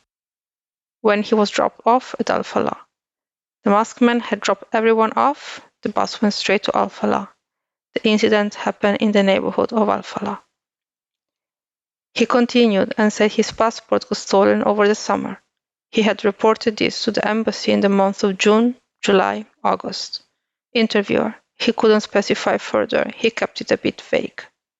Later on in the conversation, he got more specific. He got the number of the IOM through a friend of his, and he wanted to go home after he had lost his passport. He called the number and he spoke with a man, who then gave him the number of another man, IOM man. He called this IOM man, was told to go to his embassy to get the right paperwork to be able to travel back home, and indicating that he had no passport, and the IOM man then set an appointment with a doctor, likely to be an IOM doctor, following the usual approach of screening people before repatriation. This IOM man was also present during the appointment. Doctor checked the health of the detainee.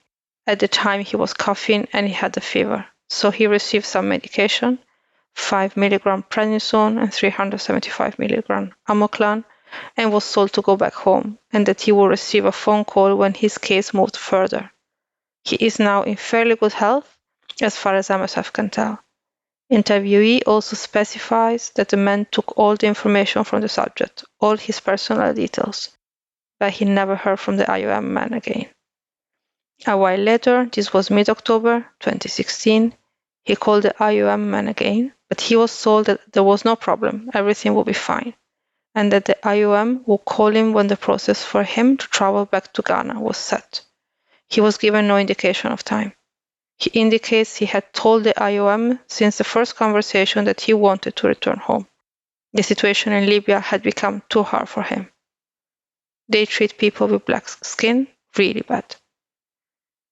Interviewer. I told him I will try to raise his case with any IOM contacts we have, but that he should not expect any action anytime soon.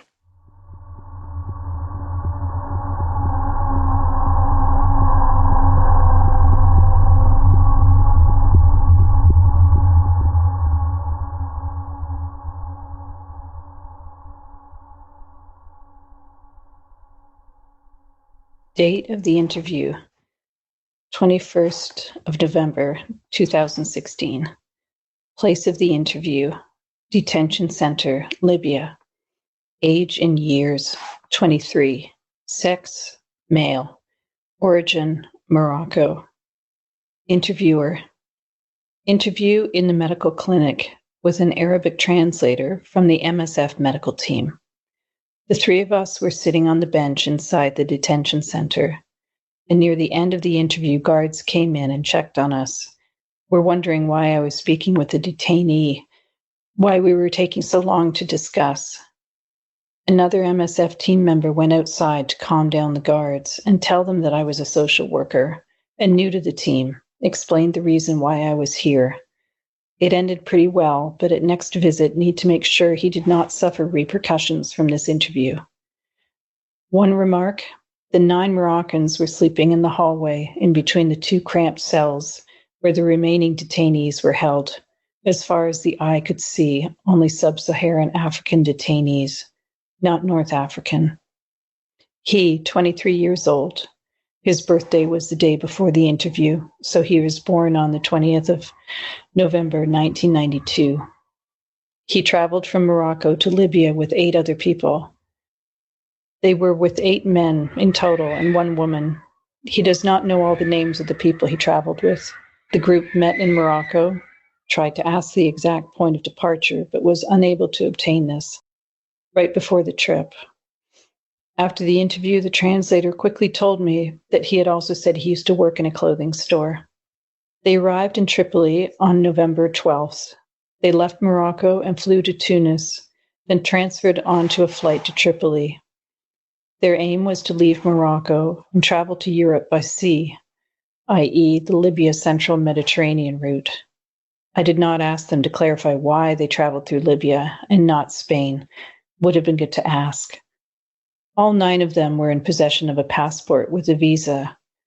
There is no Libyan embassy in Morocco. They used a businessman, fixer, middleman, who met them personally and took their passports. A couple of days later, the middleman returned with the passports and the visa. His middleman is Moroccan, and he has a network between the country and Libya, smuggling network.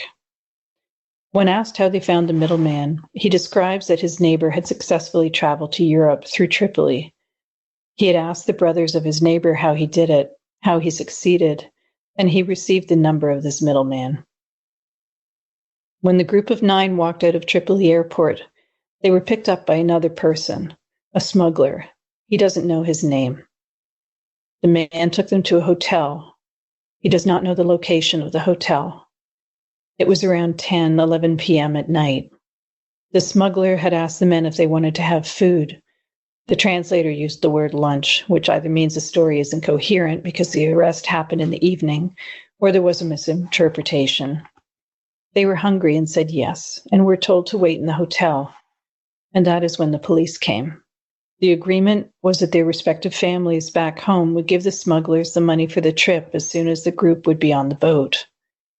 The police took all of their belongings, money, phone, clothes. Because of abrupt end to interview, I was unable to ask more details about treatment, location, details when police came and arrested them. Only yesterday, 20th of November, 9 days since the arrest, he was able to reach his family. When he spoke to his mother and told her what happened, she fell sick. He starts crying, and we take a little break. He is handed some water and calmed down, and asked if he still wants to continue his story. The guards treat him all right here at Western Admin Detention Center. I don't know why I am here when I can go home. Interviewee experienced violence by the police during the arrest at the hotel, but not at the detention center.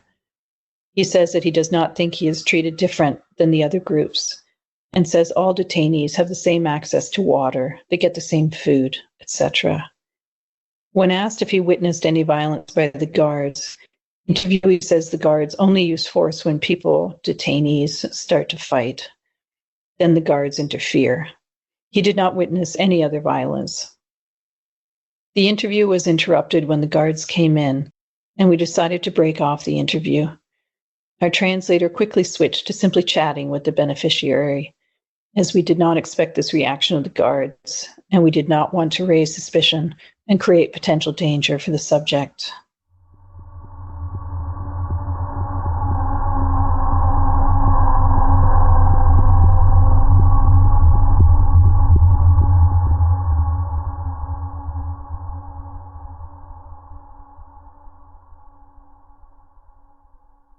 Date of the interview 20 November 2016.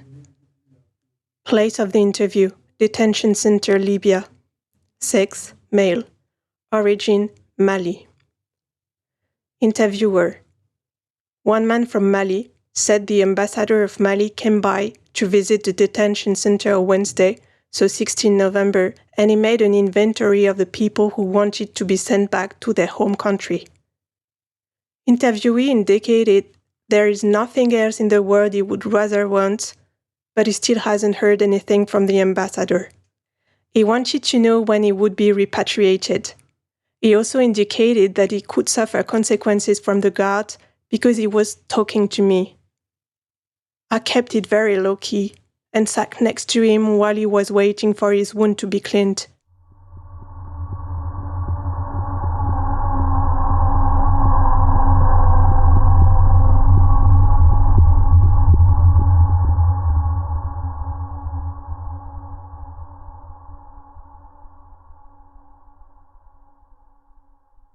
Date of the interview 20th November 2016. Place of the interview Detention Center, Libya. 3 female. Origin Chad. Interviewer. Interviewer walked into the women's part of the detention center and got to talking with 3 women sitting on their mattresses. The conversation happened in the open space, but most of the women were either outside the hangar or at the clinic. There was sufficient privacy, and although a handful of women passed by sporadically, the setting was fairly intimate. The interview was abruptly ended when a 4th woman suddenly sat down with us, after which the Chadian women stopped talking immediately. The interview was in French. Subject 1 spoke French and was able to translate for the other 2 women who spoke Arabic.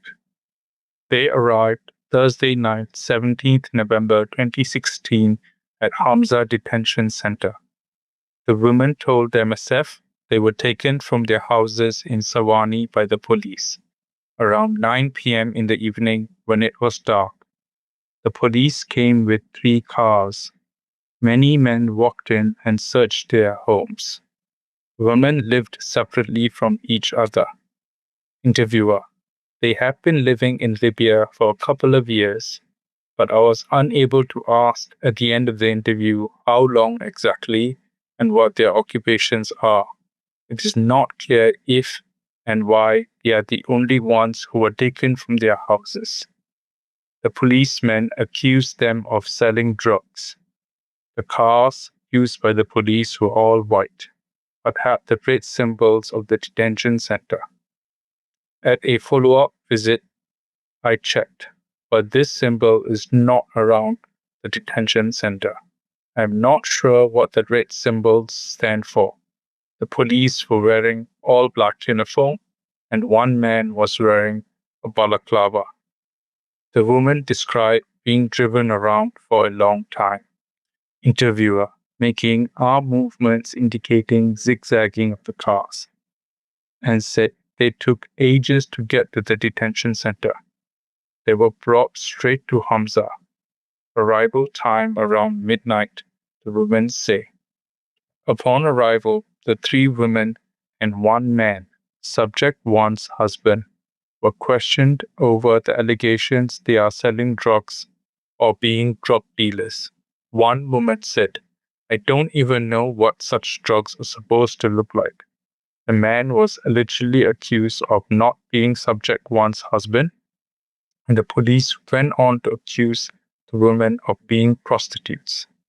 Subjects 2 and 3 claim to have had their passport with them at the time of arrest, meaning their passports should be with the Hamza prison authorities. Subject 3 does not have a passport, and Subject 1's husband was supposed to get his passport renewed. Prior to the arrest, he lost his ID paper. He was supposed to go to the Chadian embassy in Libya to get a new passport. This was not reported, and no appointment had been made, according to the women. Their phones were also taken by the police, were guards.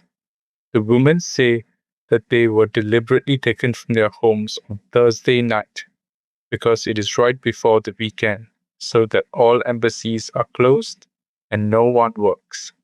And asked whether they knew of other such instances or why they think this is the case, i.e., deliberately targeted at this moment in time, they said that they didn't have other evidence. But this was their feeling. It is interesting that this is regarded as an issue by the women, as effectively the time of arrest does not make a difference for detainees. Yes, it was dark at the time of arrest, but they are not allowed to contact anyone outside the detention center. The women aren't even in contact with the men that had been arrested there. They don't even know if he is still in Hamza. The same night that the 3 women were brought in the hangar, Thursday, 17th November, another woman detainee died. At this point, a third woman joined our conversation. Her name remains unknown as we were later abruptly forced to end our interview. The woman had been in Hamza for 10 days. Unknown whether she was detained elsewhere before and was feeling very sick. The women alerted the guards, but they dismissed the complaint and laughed at the sick woman. She was not allowed to see a doctor and died that same night. Her body was collected from the detention facility by the guards, and the detainees say that she is buried somewhere, but no one is really sure what happened to the body. When asked how the guards treat them, the women show disapproving expressions, shake their heads. They come here to have fun. The guards come at night and pick out their guns and start to harass women. They abuse the women. Those who accept their advances go with the guards to have sex. The guards do not come regularly or at a set day in the week, but usually come around 2 or 3 times a week at night. When steering the conversation back to the visa issue of the Chadian women, they repeatedly say that their brother, the ambassador of Chad, knows them and will be able to get them out. In fact, he does not know about the women, but they assure me that if he knows they are in the detention center, he will be able to get them out. He is simply not aware. When specifically asking whether they in fact had a valid visa at the time of arrest, they said no. They did have visas previously, but they expired. Interviewee indicates she had 2 visas for Libya, but not anymore. The women say that there are some women in the detention center who have a visa but are detained nonetheless. When asked whether they know anyone or whether they are able to tell me more about it, they couldn't and said they are around, this happens. It is especially the women who suffer. Note, the men in Hamza are fed 1/5 a portion that is being given to the women. They abuse us when they want. In French, they said, ils abusent quand ils voulent. We didn't do anything wrong. They came at night and broke down the door, harassed us with guns. We can't speak up. When we do, they tell us to shut up. The women get 2 meals a day. They get half of a baguette. The baguettes they get are pretty small. Half a baguette is about the size of my underarm. With the bread, they get 1 cheese item in tin foil, which is equivalent of 1 small lavash kiri cheese slice. At 10 a.m., the food is brought out. Another meal comes at 2 p.m., which is just rice, although this is not entirely clear to me. We got interrupted, so I couldn't verify. However, at least the content of the meal coincides with what was seen in Al Falah Detention Center early afternoon that same day. The women need to line up outside. The distribution of the food is violent. If you don't listen, they beat you with a stick. even on the head. They use everything they can find to hit us with. Water pipes, broomstick, whatever is laying around. Another woman joined the group of 4 women the interviewer was talking with, and the woman immediately shut down and stopped talking. That's it. We can't talk anymore.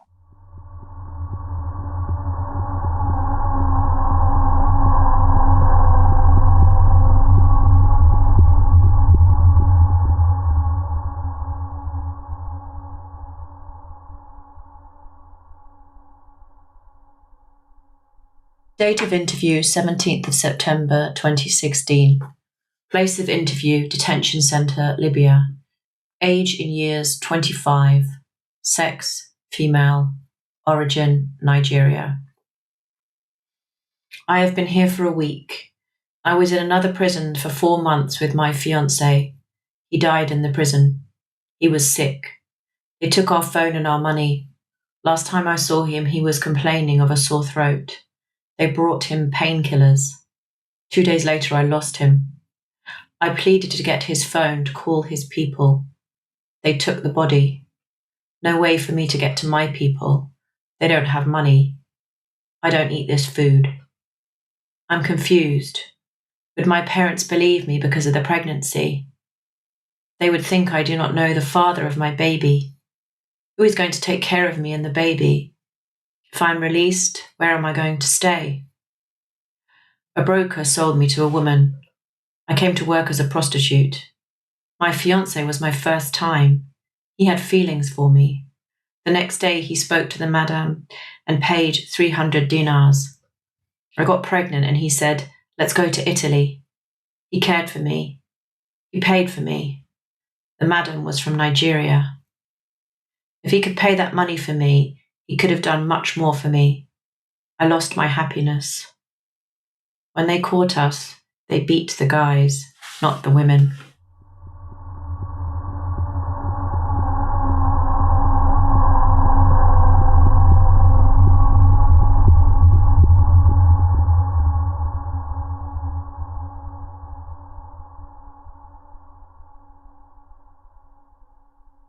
Date of interview 17th of September 2016. Place of interview Detention Center, Libya. Age in years 15. Sex female. Origin Nigeria. I wanted to come to Nigeria to visit my auntie. I was caught in a car. One guard used to play with me. They would touch your breasts but not rape you. I am here with my sister.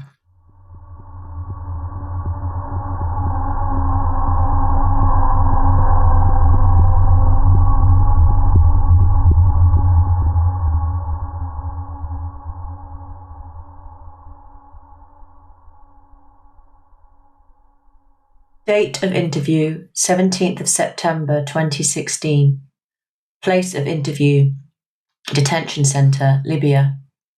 Age in years 21. Sex female. Origin Nigeria. We have been here for 4 weeks. We were arrested on our way to Tripoli. I was separated from my husband when we were arrested. When asked, she says guards don't beat them.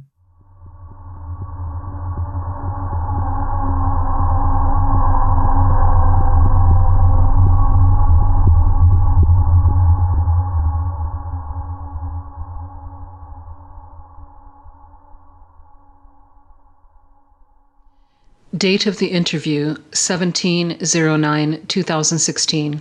Place of the interview, Detention Center, Libya. Age in years, 24. Sex, female. Origin, Nigeria. I have been here for more than a month. I was arrested at sea on a boat. Policemen arrested us. They don't bother to tell us anything. Yesterday, the director of the detention center came and said that all the pregnant women will be released. We have to knock when we want to piss. They don't open the door. They don't beat me. They don't touch me in response to direct questions being asked.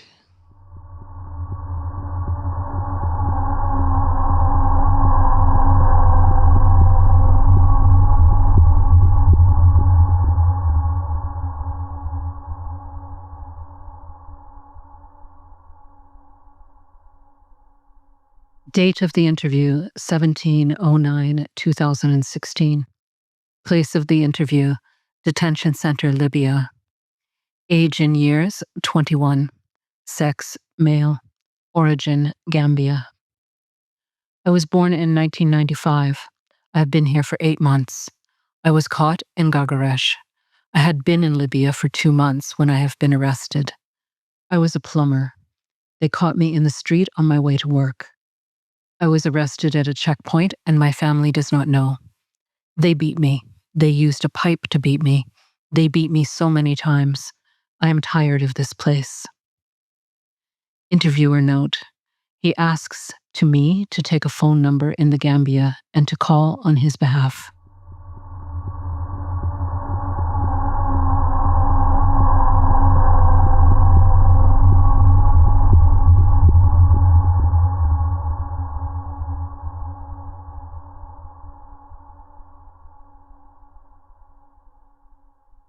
Date of interview, 17th of September, 2016. Place of interview, Detention Center, Libya. Age, 28. Sex, male. Origin, Mali. I have been here for 3.5 months.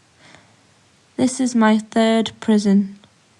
I spent 2 weeks in Beni Walid, a month and 10 days in Salah ad-Din, and I have been here in Al-Falah for almost 2 months. I was arrested at the entrance of Tripoli. I was travelling in a 4x4 pickup. Before being brought to jail, they took everything we had. We have never been told about how to get out of jail. I have not been able to contact my parents, and they don't know where I am. The food is not good. There is not enough medication. Last week, Guinea embassy staff came, but we do not have any information and we don't even know why we are held here. They hit you with whips, broomsticks, poles. They beat us for no reason. If a person is not following orders, we all pay. We had to go to sleep at 7 p.m. and if we make noise, they beat us. When someone is sick, their first reaction is to beat him up. If he complains about the state of the toilets, of having to sit in the sun, or if you ask for water, they beat you up. If you want to pee, they hit you first. Regarding food, they give a portion for 2 people for 5 people. What do they want from us? If what they want is money, give us phones to call our families. The first time I was arrested was in Beni Walid. There was a raid at 2 a.m. In Tripoli, armed men with balaclavas came in 4x4s. They searched and took everything. Al-Falah is better than Salah ad-Din, but at least in Salah ad-Din there was a possibility to make business. Interviewer. Understood as possibility to pay your way out.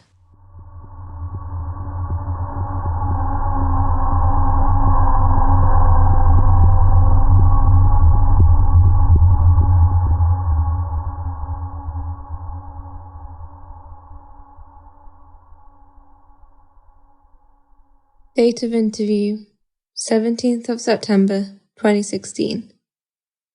Place of interview, Detention Center, Libya. Age, 15. Sex, male. Origin, Gambia. I have spent 7 months here. I came to work. I was living in Gargaresh. I have an older brother in Tripoli.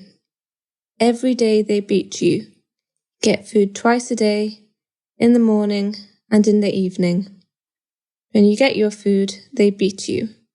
Every day. Interviewer.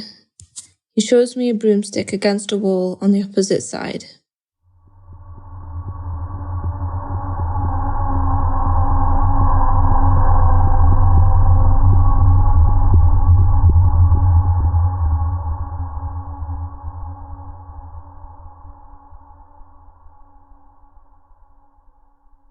Date of interview, 17th of September 2016. Place of interview, Detention Center, Libya. Age 14, sex male, origin Chad. I have spent 7 months in Salahuddin and I have been here for 15 days. I was 13 and a half when I left Chad. We only get bread, rice and macaroni to eat. I was arrested in Tarhuna and beaten up with a hose in Salahuddin. I had to pay 1,000 dinars to be released from Salahuddin.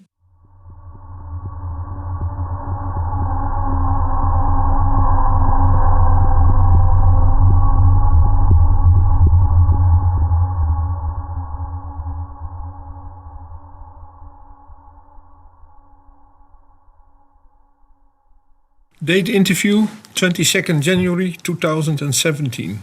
Place of interview is a detention center in Libya. It's with somebody in the age of 28, a female with the origin of Ethiopia.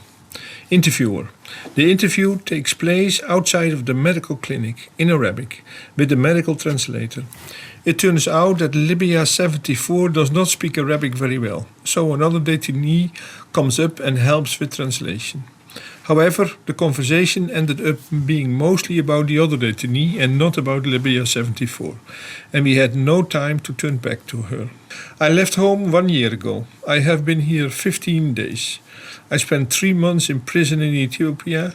I am a third-year student to become a teacher. My friend in Ethiopia died, and that's why I fled the country.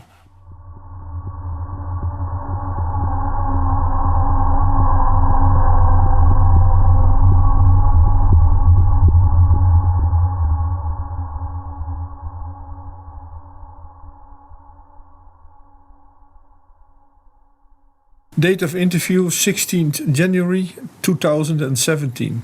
The place of the interview is a detention center in Libya. The age is unknown. It's with a male with the origin from Senegal. The interviewer. A quick conversation when Sidi was waiting in line for the clinic. He explained to us that he was registered, but that he fears he will not get out of the detention center. The conversation was short and took place in French. The detainee was scared that the guards would see him speaking to us and that he would face repercussions, so we kept the conversation to a minimum. I registered with the Senegalese embassy 2 months ago. I have been in this place for 9 months. Nobody was sick before we arrived here. Did you see the conditions under which they are keeping us here? We will die here if we stay any longer. Some of us have died already. We were all healthy when we arrived here 9 months ago. Interviewer. Conversation ends here. Sidi does not want to talk further.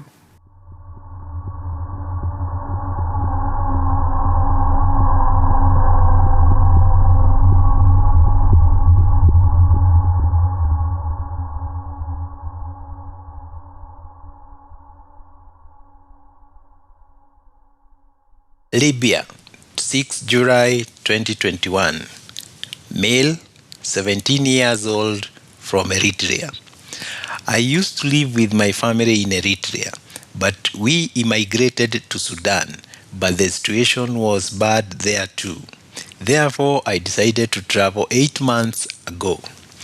I arrived in Libya to find myself detained in Barakshati for 8 months with my hands tied up. For the whole 2 months, leaving marks on my hands. Interviewer, that he showed us. Then I paid $4,000, which my tribe collected for my release. $1,200 of them was for the smuggler to get to Tripoli. But he handed me to someone else in Shuairef, and I only arrived Tripoli today, as I am willing to find work to save money to cross the sea to Europe.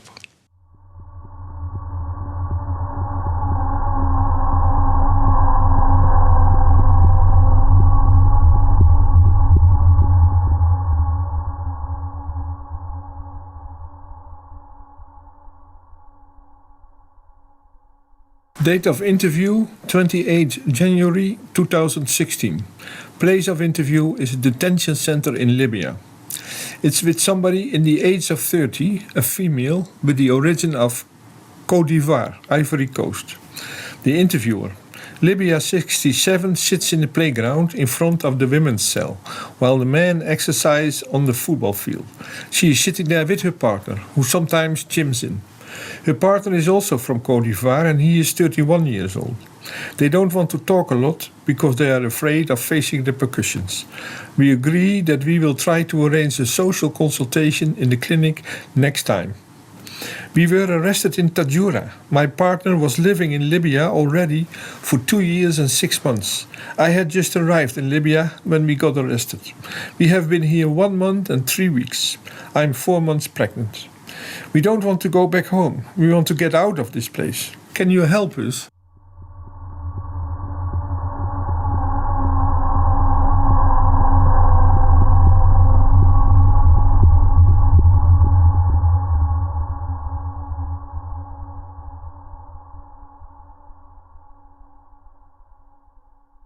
García, Libya, 28 June 2021. Male, 26 years old, from Mali. I left Mali to go to Europe and I have been told that Libya is the best way, so I decided to register in the boat travel. We took off from Combs, but after 8 hours we found ourselves in the Tunisian water. So we communicated with a ship when our boat started to break down, but they said that we are too far from them and that we have to go further so they could help us, but unfortunately we couldn't. Then we reached some European rescue, but they never showed up. Only the Libyan rescue boat who took us back. And then the police arrested us to be detained later in Abu Salim detention center.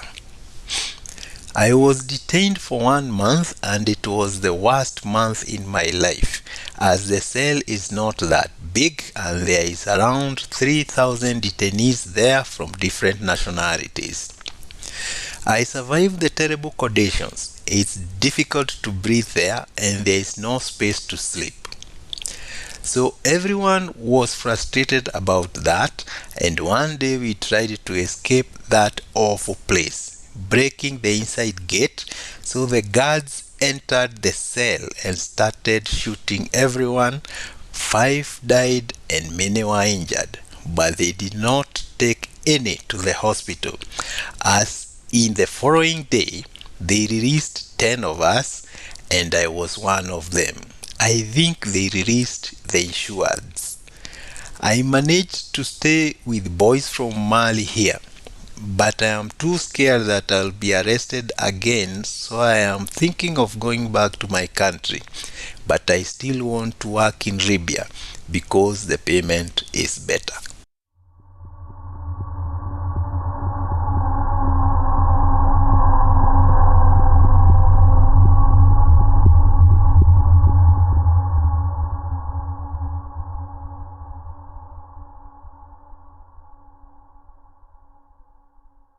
Gelgaresh Sulbana, 30 June 2021.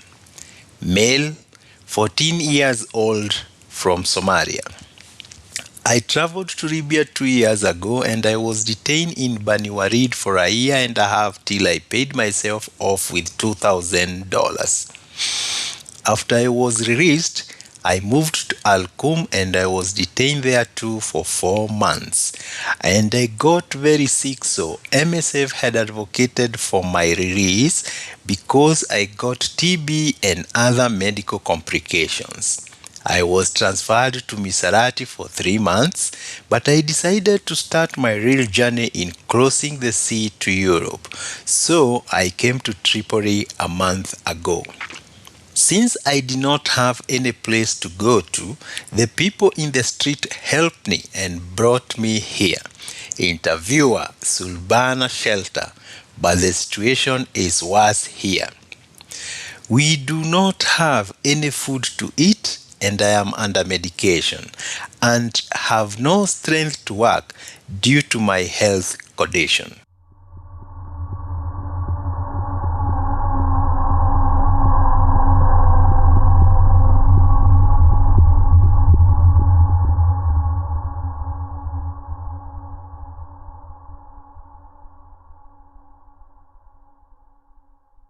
Aquarius, the 29th of July 2016. Males, ages unknown, from Bangladesh. First male. We spent 2 years in Libya working in construction. We took the boat from Tripoli. We had no money to fly back to Dhaka. Libyan people are liars, and they do not pay you what they say they will pay you. We could not pay for a flight back to home. So you take the chance to go to Italy.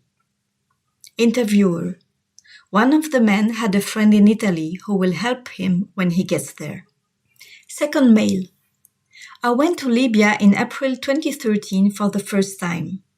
I worked 1 year and 10 months in a shipyard and then returned to Bangladesh by plane. Then I went on to Dubai for work, then Algeria, and then returned to Libya for a second time. I flew into Benghazi and then drove to Misrata to work again in a shipyard as a pipe welder. I was working for a Dutch company and stayed with them for a year and a half.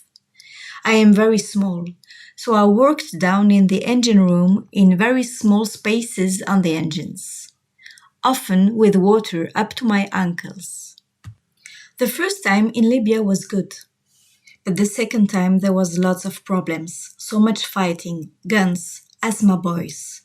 Interviewer, term used for those in the business of holding migrants for ransom in Libya.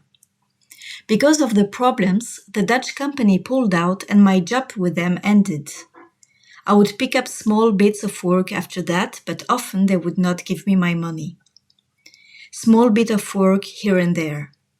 The airline Emirates, I think, stopped running from Benghazi to Dhaka, so it was not possible for me to fly back to Bangladesh. Too many problems in Tripoli. So I took the boat to Europe. I want to work. I want to earn money to send back to my family and mother. I paid $500 to take the boat. We stayed in Misrata in a place called Gliton. I knew it was very dangerous. There were 94 men in that boat. We paid an extra 150 dinars for life jackets. My hope is to work in Europe for 3-4 years, earn some money, and then return to Bangladesh. I will never risk my life in a boat like that again.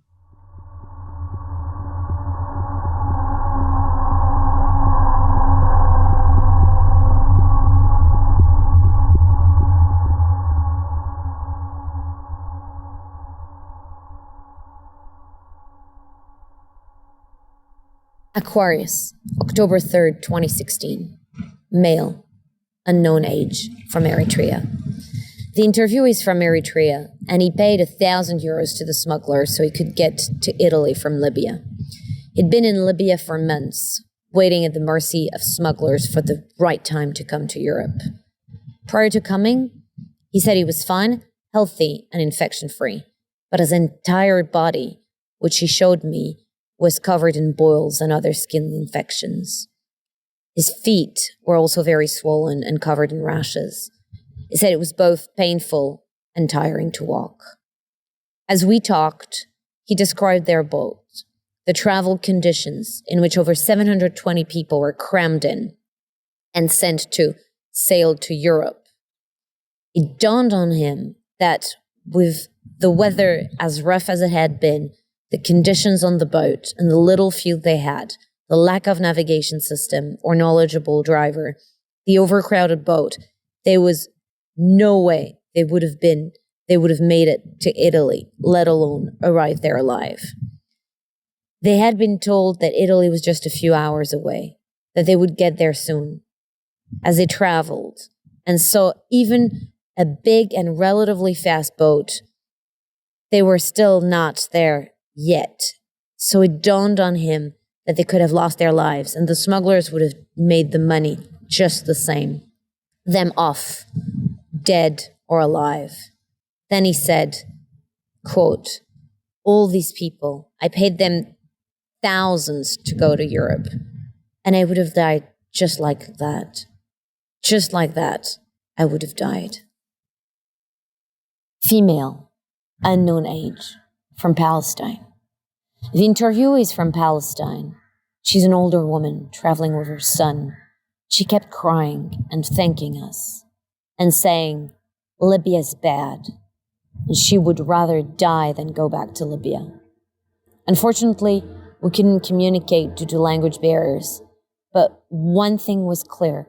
She was very vocal about the fact that she would rather jump into the sea than go back to Libya. She was very distressed and needed to be calmed down. Female, unknown age, from Palestine. The interviewee is from Palestine. She's an older woman traveling with her son. She kept crying and thanking us and saying, Libya's bad, and she would rather die than go back to Libya. Unfortunately, we couldn't communicate due to language barriers, but one thing was clear. She was very vocal about the fact that she would rather jump into the sea than go back to Libya. She was very distressed and needed to be calmed down.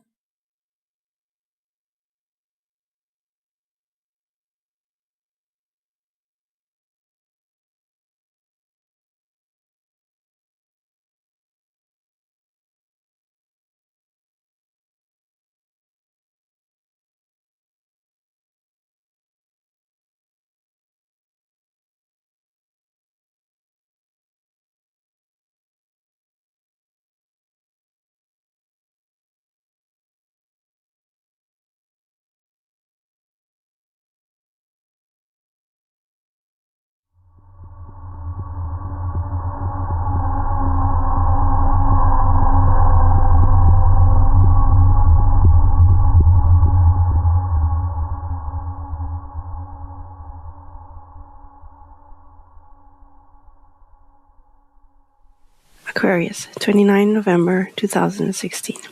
Male, 18 years old, from Gambia. The interview is the eldest sibling of 5 siblings. He has 3 brothers and 1 sister. Both of his parents are still living, but cannot pay school fees for all their children. He had to drop out of school at 5th grade at the age of 15. When he decided to leave for Europe, he only told his mother. He knew that his father would have tried to stop him because the route is too dangerous. He informed his father about his intentions only once in Niger. He left on March 4th and spent 5 months in Libya. His journey to Europe was 9 months long. Agadez. He spent 1 month in Agadez, waiting to receive the money from the family to cross the desert. He said he was fed for free while in Agadez. During the desert crossing, his car capsized and 3 people died. They buried them in the desert and continued. The trip lasted 3 days, during which the group would drink dirty water from the desert, which would make them sick. The pickup passed through 4 checkpoints where the police took his pocket money. The policemen would put people in line and ask one by one for money to pass the checkpoint. They would beat with belts the people who could not pay. He was beaten when he was searched and they did not find money on him. However, he actually had some on him, and thanks to the mediation of the driver, who spoke Arabic, he gave the money and was able to continue. Gatroun. From the desert, he went straight to Gatroun, where he spent 2 months. He did not go to Sava because his family warned him about the dangers there. At each step, he would have to stop and wait for his family to send the money to continue the journey. In Gatroun, he did not face violence. Every day, he would go to Chad to look for work. One day, a young boy in a car stopped by Chad and started shooting at the black migrants. After that, for 2 days in a row, there were fights and shootings, so he stayed in the foyer camp where he was hiding. He describes it as a place holding around 150 people, where people were hiding without being held. No guards. Girls were separated as a result of self-organization. People would sleep inside the building or outside around it. He gathered 375 LD to travel straight from Gatroun to Tripoli. He paid the money to an Arab man who called the driver to drive around 15 people in a small truck, Benny Wallet. Before he could reach Tripoli, the truck was stopped and he was kidnapped by the Asma boys. Interviewer. Those in the business of holding migrants for ransom in Libya. They asked for money, which he did not have, so he was taken and asked to call his parents. He said to have no parents because he knew that they could not afford to pay the ransom. He was held in a big room with around 100 people and only a small window that would be locked every time the guards were not around, to prevent people from leaving. They had to use a plastic gallon in the middle of the room as toilets. They would drink salt tap water from gallons and be given 1 loaf of bread each every 3 days. The people held were regularly beaten with rubber pipes and forced to be quiet and sleep all the time. However, there was no space to lay down. The people had to sit with their legs flexed and open so that they could fit another person in between. Every 2 to 3 days, armed guards would come visit while shooting in the air. Before Libya, I would have jumped if I would have heard a gunshot. Now I am not afraid anymore. I got used to it. The guards are usually drunk or on drugs.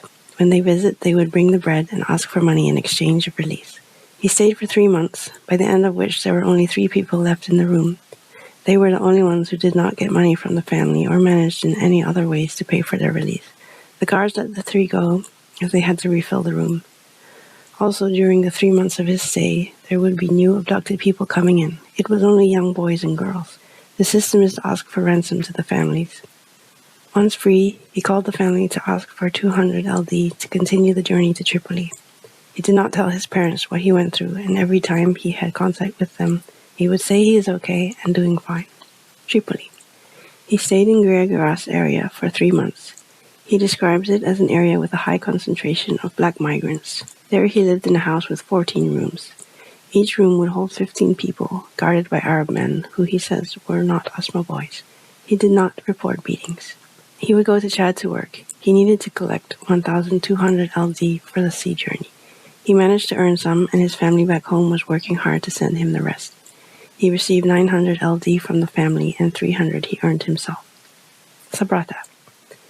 When he had the money, he continued to Sabratha, where he stayed for 1 week in a big container, long as the Aquarius, with over 200 people waiting to cross. He describes the container as an unsafe place where people were prevented to go anywhere and lived in very poor conditions. He left the sea with 115 people on a 6-meter-long fiber boat. The rest of the people held did not leave because they belonged to a different agent. After the boat departed, the group spent 13 hours at sea.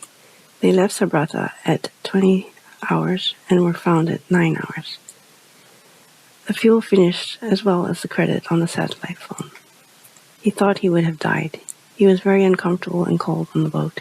He used his sandals to protect himself from the cold by wearing them on his arms.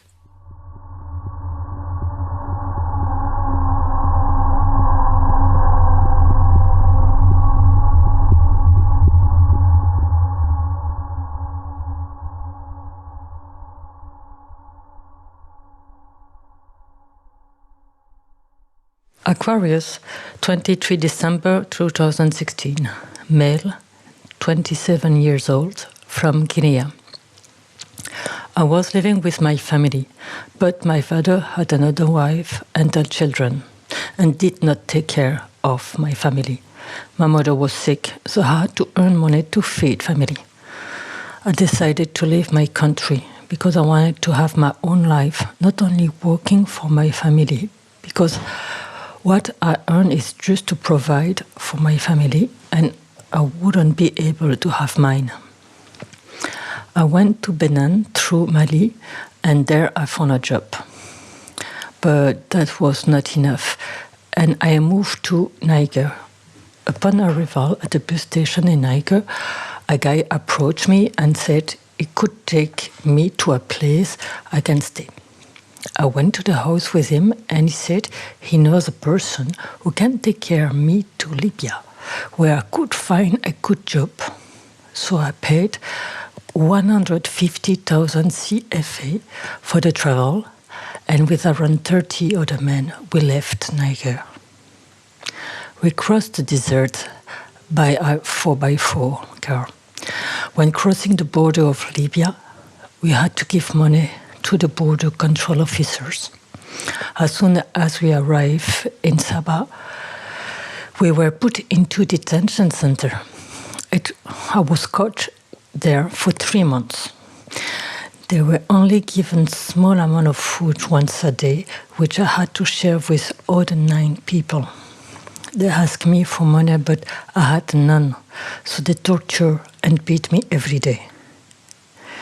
But when they understood that we really had no money to give, they let us go. After getting out of the detention center, I met a group of people who said who could take care of him to Ben Wali by car. But it was again a trap.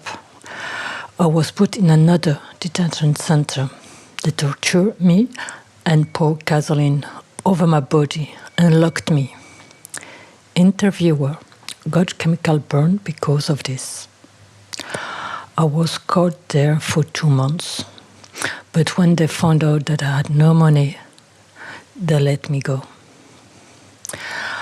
I went to the area of Tripoli where an African community live, and I met an Ivorian who took good care of me.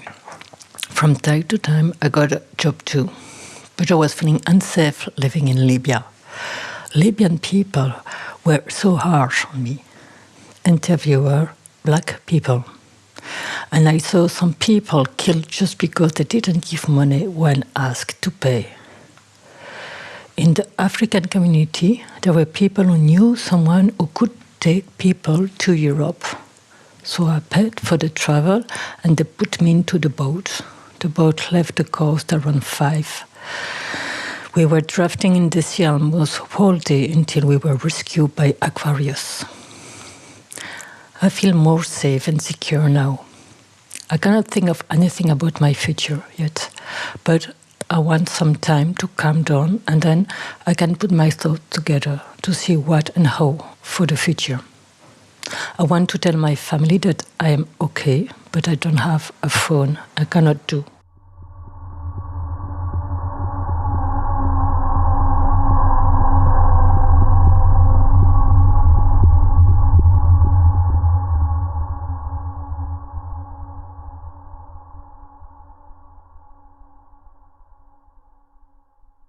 Aquarius, 23rd of December 2016. Male, 18 years old, from Ivory Coast. In where I live, there was fighting between the government and anti-government group. I was living with my father and mother, and because my family was poor, I was working for many things, including carrying fruits. One day, when I came home after being told by my mother to go buy some rice, I found my parents shot dead. I did not know what was happening, but thought I needed to live there. I went to my father's workplace, garage, and had a shelter for a night. In front of that there was a gas station, and the man there told me to leave the country because his life could be in danger too. I don't remember how old I was when I left my country. I went to Burkina Faso and lived there for 6 years. Life was good there, but after those years I wanted to go home. I went back to Ivory Coast, but I had nothing. No family, no job. When my old friend asked me to come back to Burkina Faso again, I decided to do so. My friend's father was richer than average, and he treated me very well. He even let me go to driving school. But I did not want to rely too much on them, so decided to go to a new place and make my own life. Someone told me that we could find a good job in Libya, so I left Burkina Faso towards Libya.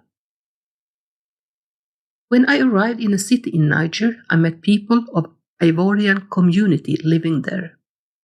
They said they knew some who could take me to Libya. I paid 150,000 CFA for the travel and crossed the border with them. We were around 30 people and drove through the desert for 8 days. When we arrived in Saba, people who drove us there just left us alone. Then another group of people came and asked to pay money. Because we had no money to give, they put us into the detention center.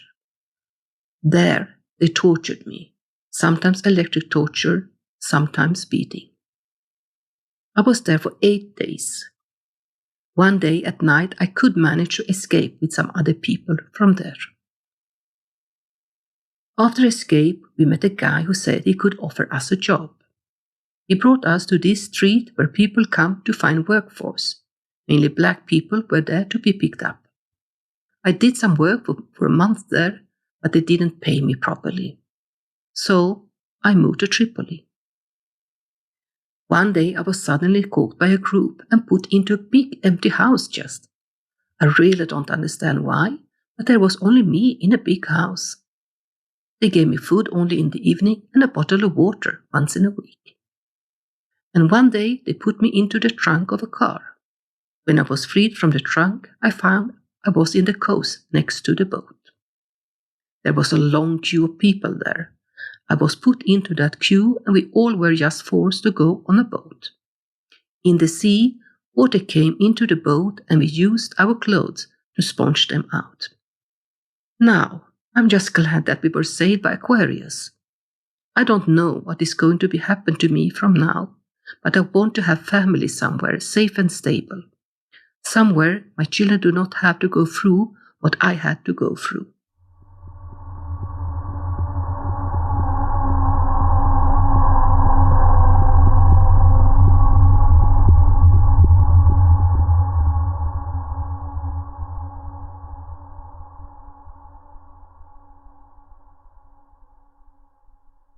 Aquarius, January 2nd, 2017, male, 19 years old, from Gambia. I lived with my family in Gambia.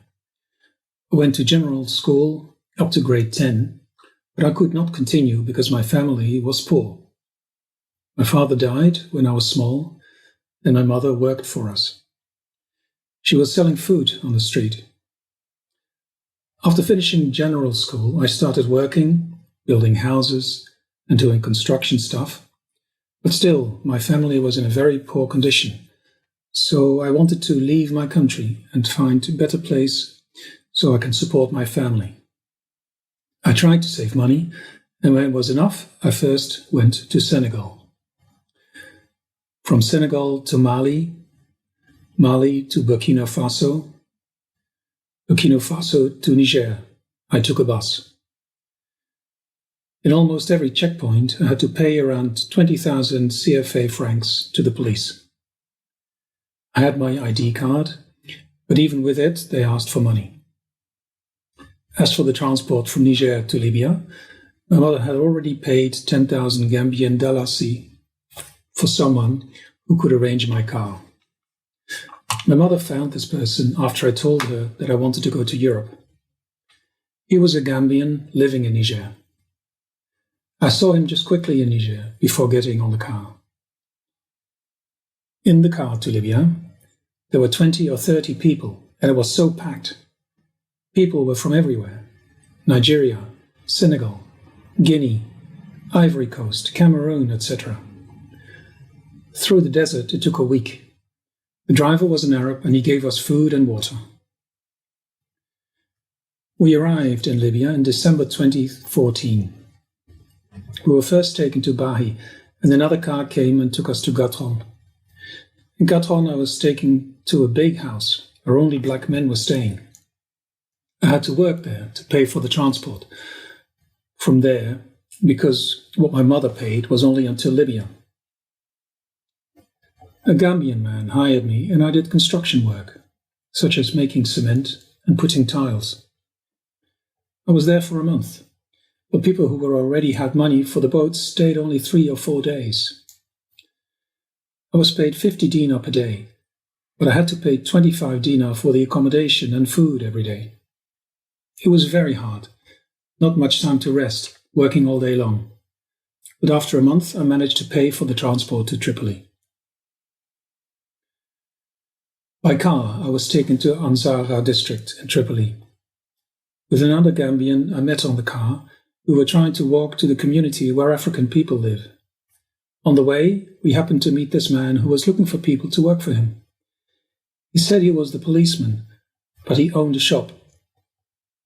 My friend and I accepted his offer and started to work in the shop, selling bird food. I worked there for a month and got 700 dinar, which was the cost of the boat. So I left for Zaprada, where there is a guy who we paid in order to get on to the boat.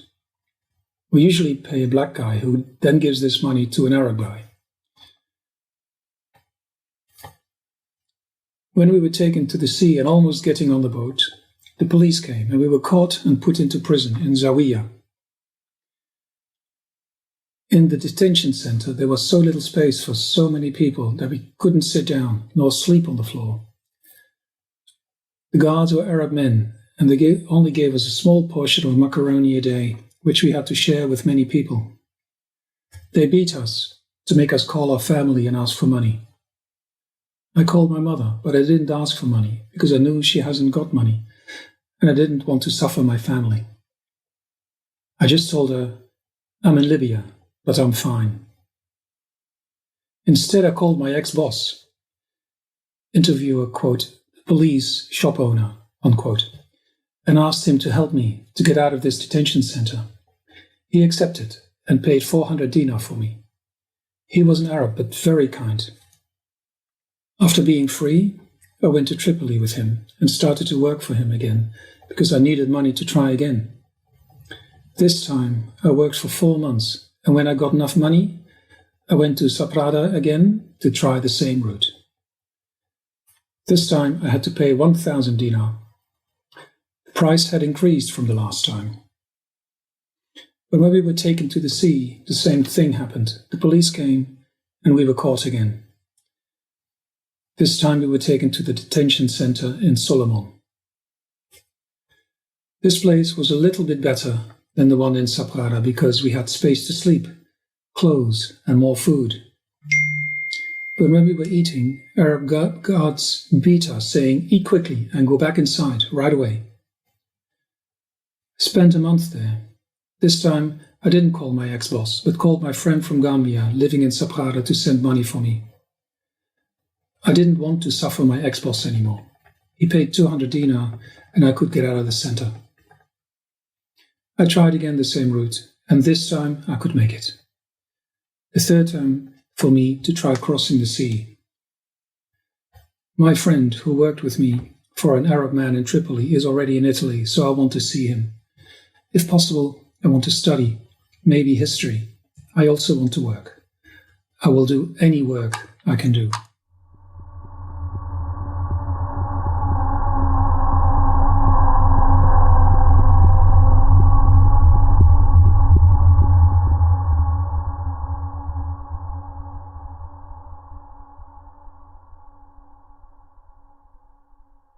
Aquarius, 12 January 2017.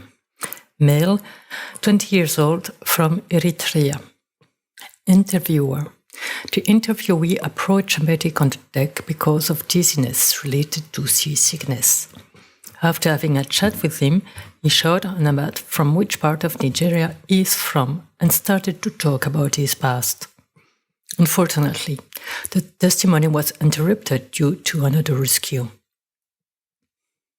I was in Nigeria with my father. My mother I never knew. My father has a new wife. He's treated my real mother bad. I was the last born. We have a lot of family problems. They don't want to see you get high in life. There was not enough money to get some education. My father was tired. My father called a friend who was in Libya. He had to pay money to go there.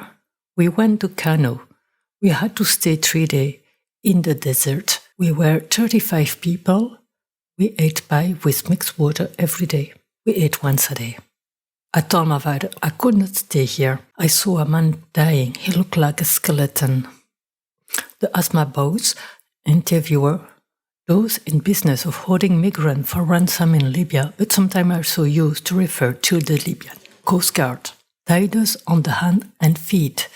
They beat us. They put cold water on us. They put a heavy block on my father's back.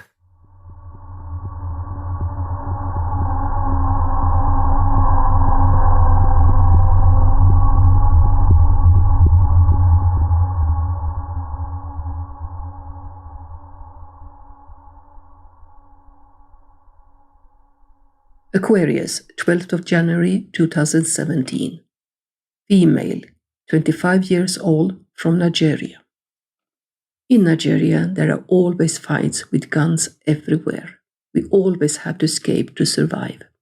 I don't have parents, they were killed. I am the only survivor in the family.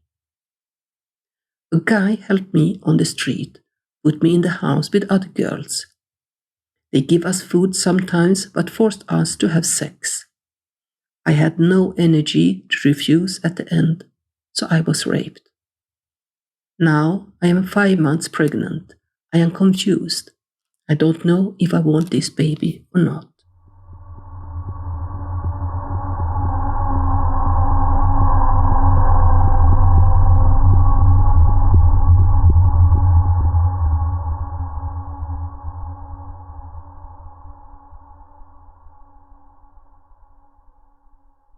Aquarius, 12th January 2017.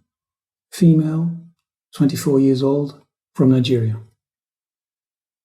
My father was killed. My mother is sick and cannot work. I have 7 sisters and I have to earn money for them to go to school. I used to be a hairdresser at home, but since the situation got worse because of Boko Haram, we had to evacuate, and I don't know where my sisters are. A guy on the street found me, and he told me he can help me. That night I was brought into a house. There were many Arab men, and I was raped. I was a virgin. I don't remember after, but when I woke up, I was in the car with other girls, and they told me I am going to Libya. I was sent to prison. Interviewer, quote, detention center, unquote. And the only way was to go on the boat to go to Italy. I need to work in Italy. I don't want a baby. Please help me. I don't want this baby at all. Interviewer, quote, she was 15 weeks pregnant, unquote.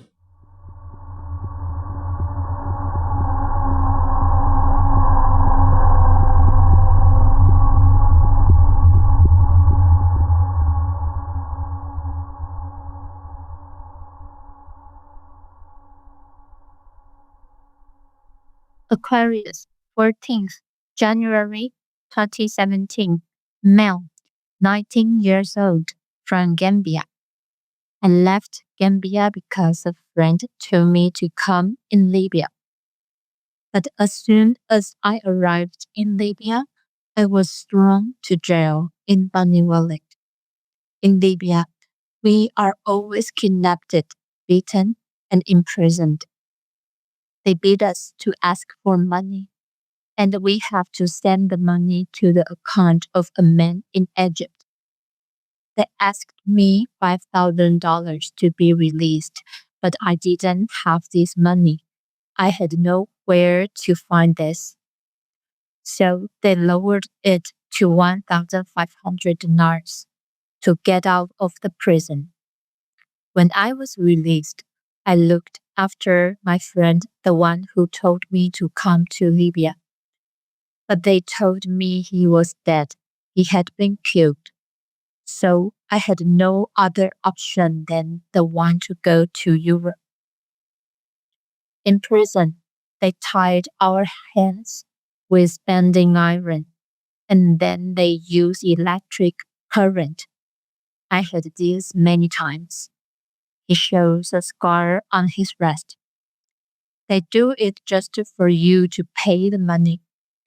They send electric current and then they give us the phone to call our relatives. But you know, some of our people deal with these gangsters. Ghanaian, Nigerian, and Gambians are working for the Arabs and are smuggling people to come to Italy. In Bani Walid, some black people tell you to come with them to sleep for the night in a house, and you go because you don't know. At first, they pretend to be prisoners like you, and you trust them. Then those black people come the morning after, and they ask you to write your name and a telephone number where they can reach you. And then they give this to the Arabs who kidnapped us. I managed to pay 1,500 dinars to get out of the prison in Bani Walid. Then I finally went to Tripoli, but once there, I was told that my friend, the one who told me to come to Libya, had been killed. And in Tripoli, I couldn't stay. I had to leave. Why? Because last week, hundreds of black people have been killed in Tripoli. You don't know that. You don't read the news. 100 people had been killed. They have been told to flee areas to the city where they usually stay, in Grigaras and in Columbia area of Tripoli. They gave the warning to all the black people and to leave last week, on Friday. The Libyan police gave the advice to leave because of Asma's boys, those in the business of holding migrants for ransom in Libya, but sometimes also used to refer to the Libyan Coast Guard. For them, black people are like money, but our own people, the black people, gave the idea to the Arabs. They told them that our families would anyway pay the money for us, and they take a percentage. For example, I know that in Zawaya, in the prison, people had to pay the money to an account in Gambia to get released. I took the boat in Sabrata. I was asked to pay 1,200 dinars, by 800 euros, for the journey. But I had not owed that money, and then I paid only 900 dinars, 600 euros, to reach Sabrata from Tripoli. They put me in the boat of a car. Then we stayed a week there, and then I just saw myself on the boat. Can you imagine? This is our people doing this business, our people doing this job. I never thought people could do these kind of things. I never thought this possible. Really, in Gambia, I had a happy life. I was working in tourism and traveling. I speak 3 languages. I was just curious of explore and to go and to meet my friends in Tripoli. But then, once in Libya, I kept biting my fingers, thinking, why did I come here? If I had knew all that before, I would never be here now.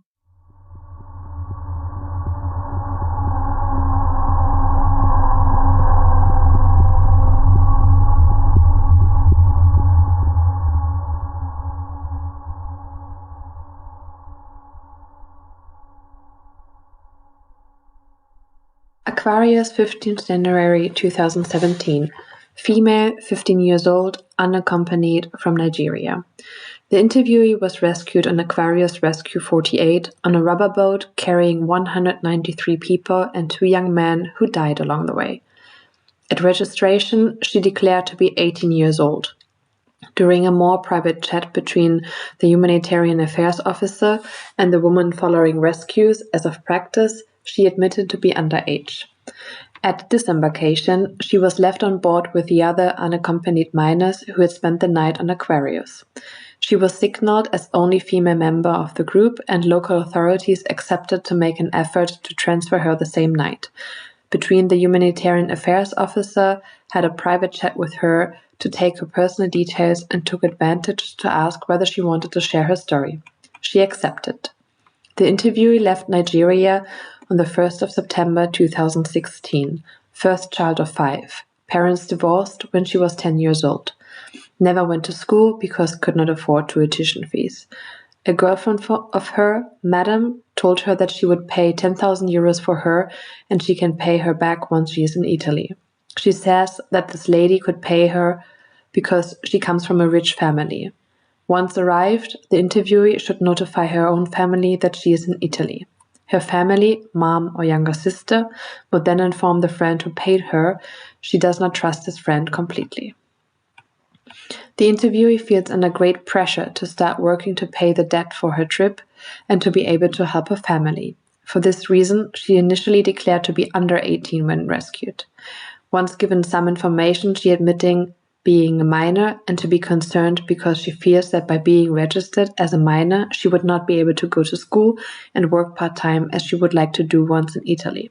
She is afraid to have to explain her family that she might not be able to work. The interviewee used to sell water in the streets. When she was 13 on the way back from work, she was raped by 3 people, Nigerian young guys under 18 years old. She went home and did not say anything to the family. She told only one girlfriend. She continued to go sell water. Last year in January, one of her friends told her that she should go to Libya because she is the only one who can help her family, and she can do so by going to Libya and go to school there. They told her that government pays for education in Libya, so she could have gone to school for free. When she decided to leave, thanks to the help of her friend who anticipated the money for her trip, the same friend contacted an agent to organize her trip. She traveled to Kano in Nigeria and crossed the border into Niger. Took another bus to Agadez, stayed in Agadez 3 days, then crossed the desert. Traveled on a pickup with 27 people, including 5 girls. The trip took 3 days. 2 girls fell. The driver wanted to leave her, but the migrants did not allow them, insisting on the fact that they were not dead. Arrival in Sabah. Put in prison. Many people. Big warehouse. Guarded by Libyans and black Africans working together.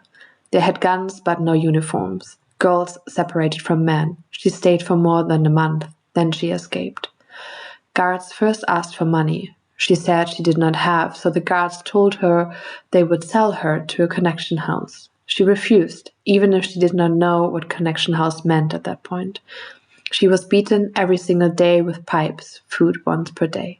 Every day they asked for money and begged her for not having the means to pay. Every day guards would come and take girls for sex. They would just come into the place and take girls, one by one, the one that is their choice. They would point the gun at you and take you. She was selected as well twice by different guards, both Libyans. One day she went away with 3 girls while all the others were sleeping. They climbed to the window, which was left open to get fresh air, go inside. They did not leave before because they were scared of the guns. They ran, and she found a Nigerian guy on the way who brought her to a woman. This woman told her that she owned a connection house and she could have worked there to earn the money to cross. She accepted as she felt she had no choice. She was put to work in a connection house in García area, Tripoli. 10 girls working in that connection house, 3 girls in one room. Each man would give them 5 dinars. The man who would take the girl out of the room, often to their own house, then bring them back. Sometimes more men for one girl. Many times she was taken by 3 men. Each time the man could do whatever they wanted to her. They had no limits. She worked for 4 months in the connection house. The madam who owned the place would collect the money from the girls. Once she worked 600 dinars, the woman told her she could be pushed at sea. The owner of Connection House gave her to a Libyan man who owned a camp for people who had paid their money to cross and were gathered there to wait to be pushed. She stayed 2 weeks in the camp from beginning of January. The camp was in Sabratha. It is called Sabratha 1. In the camp, the guards were Nigerian, Gambian, and Senegalese. No beatings, no violence, not enough food, only 1 onza, looks like small bread per day, and salt water. Many people gathered in that place. Women and men are separated. The girls were about 100. The guys were much more.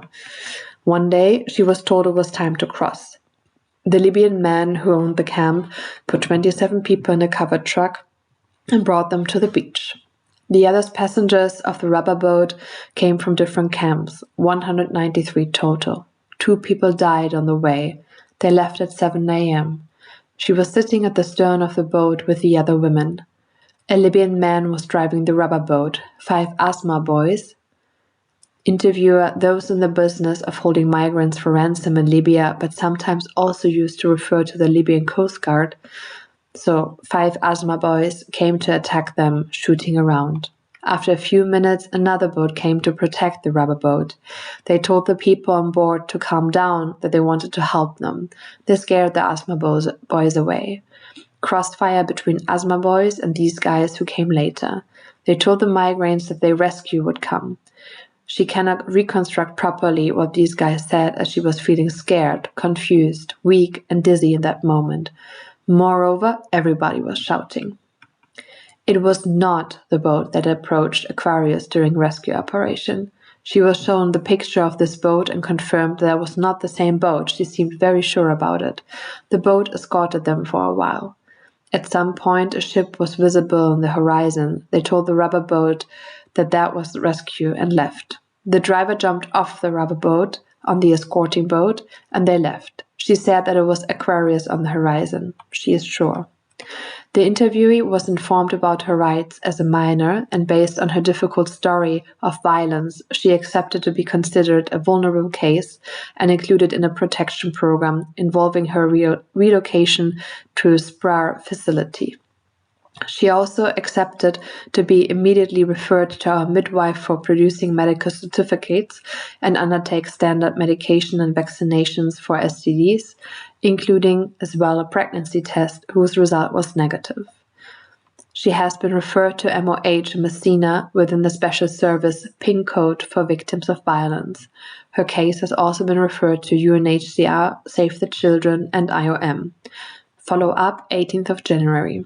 The interviewee left harbour on January 16 on ambulance to Paparo Hospital, Messina. She left the hospital on the afternoon of January 17th to the small community for vulnerable unaccompanied minors, usually between 7 and 10 years old, with physical, mental, social issues. Family home Il Grillo per Atlante. From the hospital, a report was sent to MOI to determine the transfer of her into a facility included in the SPRAR system, the protection program for asylum seekers and refugees. The current accommodation is only temporary until a response about her case from MOI is received. It was very difficult to avoid stigma at disembarkation. There has been a lot of confusion before being able to refer the girl to MOH and Protection Service Pink Rosa. Everybody showed good will, but not professionalism. International organizations do not have much impact at the disembarkation phase.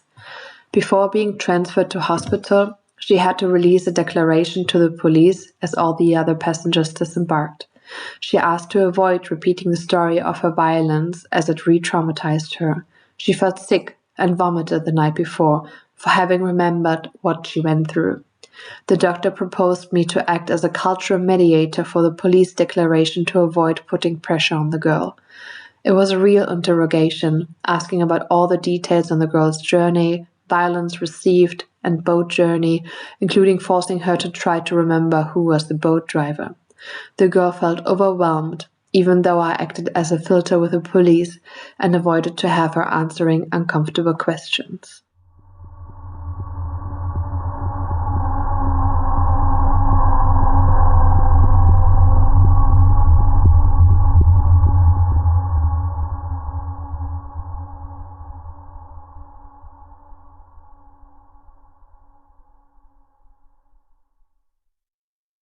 Detention Center, Libya, 5th May 2021.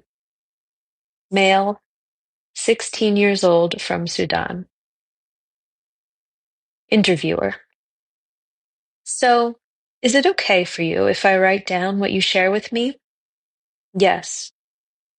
I want you to let the world know what do we suffer for a better life. Interviewer. Okay. Let's start with what made you leave your country of origin. I watched my friend and brothers all die in front of me in 2019. So I decided to leave Sudan, going through Chad and Great Sahara. Worked in gold digging there for a year. After I collected enough money that can get me to cross the sea to Europe, I traveled again, but I was detained in Bani Walid in 2020. The traffickers kept us in a hunger, clueless for 2 months, until we managed to escape, and some of us just died trying. I had nowhere to go. The only place that I knew might host me was a mosque, so I went to pray and get some rest.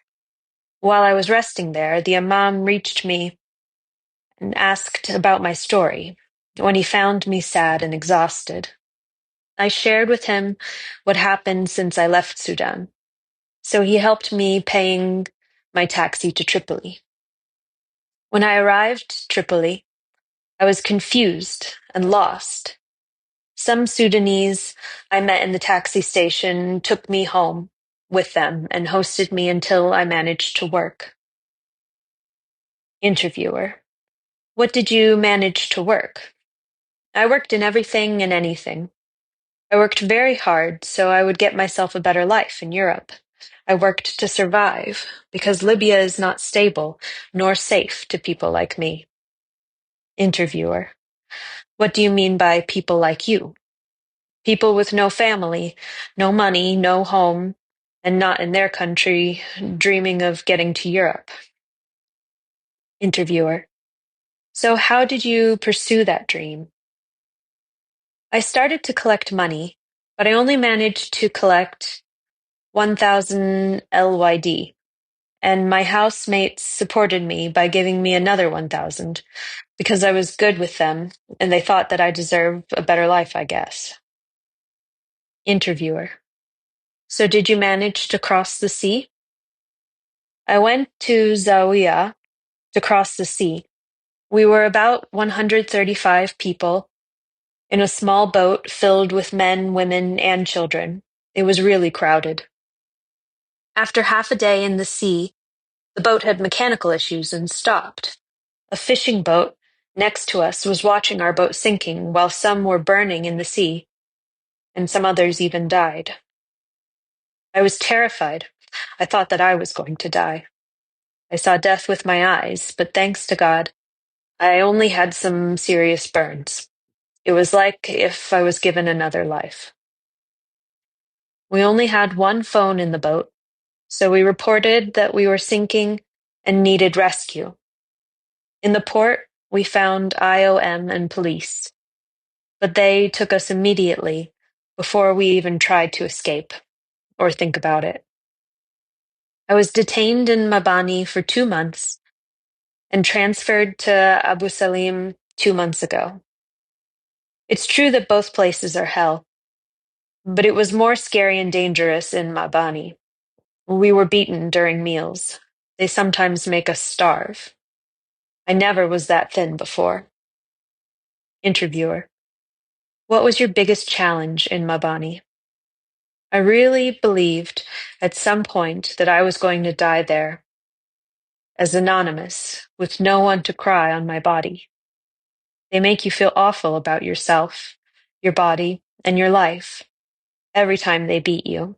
I hated myself, and I wished if I wasn't born in the first place.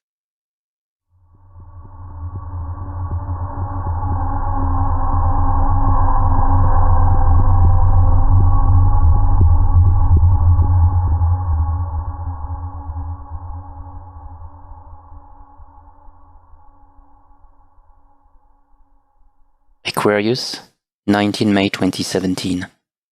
2 boys, both 16 years old, from Sudan. One of them was in Libya for 1 year, and the other one for 9 months.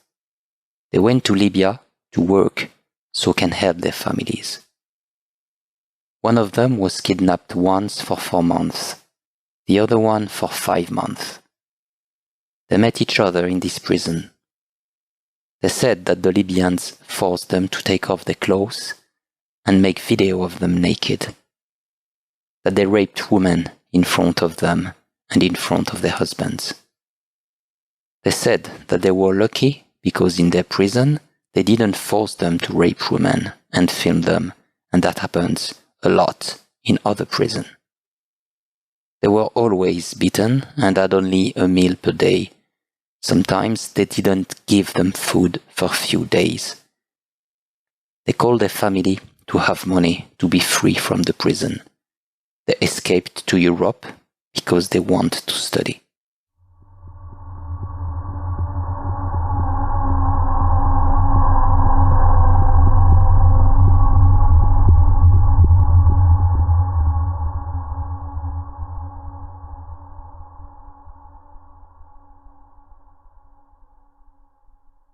Aquarius, 19 May 2017.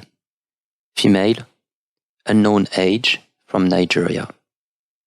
The midwife called me in to talk to her. When I got into the room, the interviewee was crying about the fact of having lost both parents. They had a farm, they were attacked, and she found them dead there. She has no siblings and remains alone. A man came to her village offering job as maid to girls. He tricked me. She left on this man's bus with many other people, young women and men. They went straight to Tripoli, where she arrived on 16th February. She lived in a car wash place. She reports to have been regularly abused by the owner. She did not leave because she had no place where to go.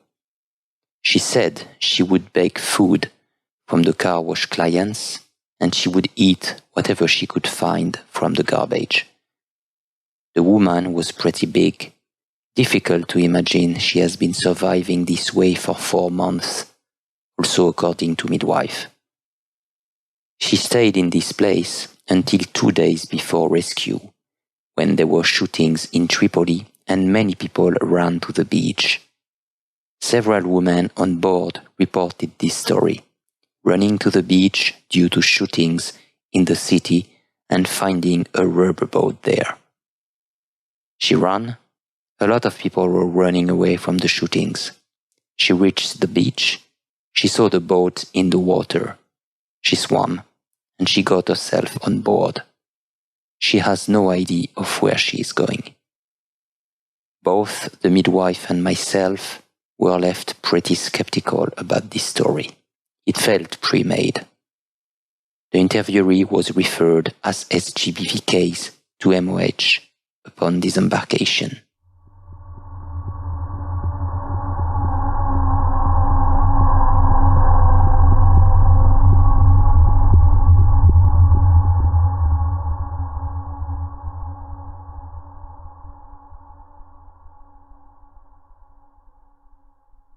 Aquarius, 19 May 2017.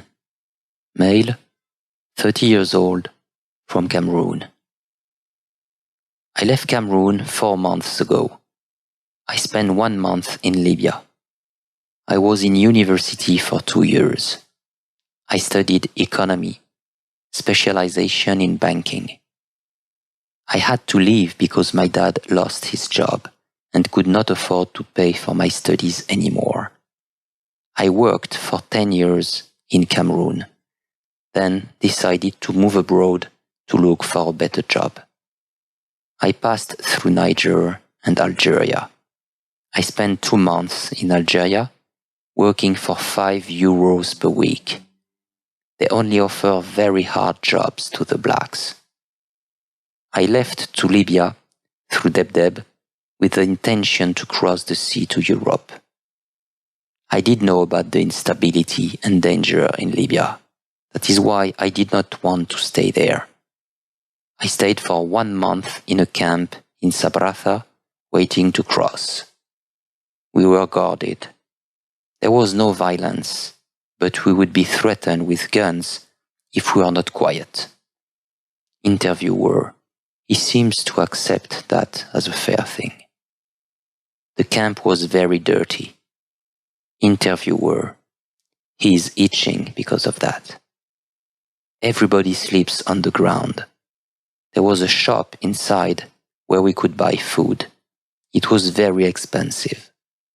Life was hard there, but if you had the means to pay for the food, it was okay.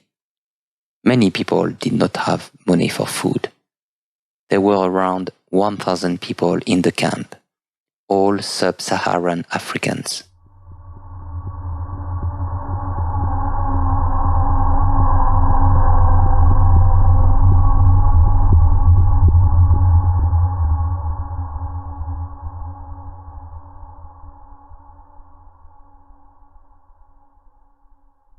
Al Rayyan Clinic, Libya, 31st of December 2020. Male, 17 years, Ethiopia. I did not want to come to Libya. I'm from Tigray region in Ethiopia. I was working in an agricultural area in Eritrea close to the border.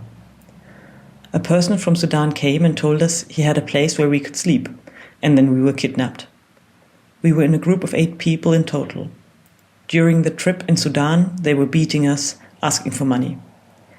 We passed Sudan in 2 days, and then we were handed over to Libyans in Beni Walid. Note of the interviewer, asked if he saw an exchange of money, he did not. In Beni Walid, we were 200. They beat us 24 hours a day and gave us only 1 piece of bread per day. I saw many people dying while I was there. They would put me on my belly and beat my back or my feet with a stick. Sometimes they hung me from my feet and hit everywhere. The people beating us were not Libyans, they were black. They would call my family, but they are in a camp at the border with Eritrea and there's no reception. So they called my friends in Europe. They collected $8,000 to release me. I do not want to go back now, there's war. I want to move forward and reach Europe. Any country would be fine, as long as I can feel safe and be out of Libya. I want to feel secure and not live in Libya.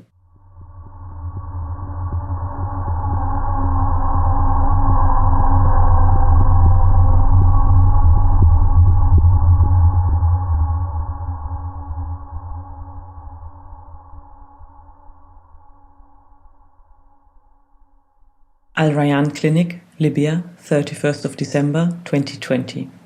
Male, 20 years, Ethiopia. Note of the interviewer, he traveled with the person above. I was kidnapped by Sudanese, did not want to come to Libya or Europe.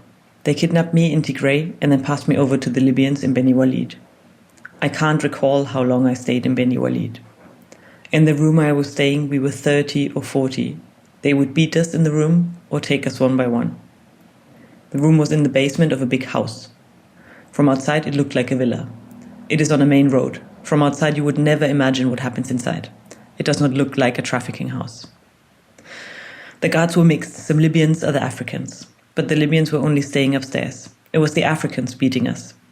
In the period we were there, we never got out of the house. My friends in Europe received photos and videos of them beating me, so they collected $8,000 for my release. When they released us, they put us in a taxi. The taxi driver was Libyan, and he took care of our journey. It took 5 days. He was telling us when we needed to hide and was taking us to different houses. We thought they were taking us to the boat, but instead the driver left us in Ain Zara and left us there. The taxi driver feared to be caught at a checkpoint. Then we called some friends and they took us to García.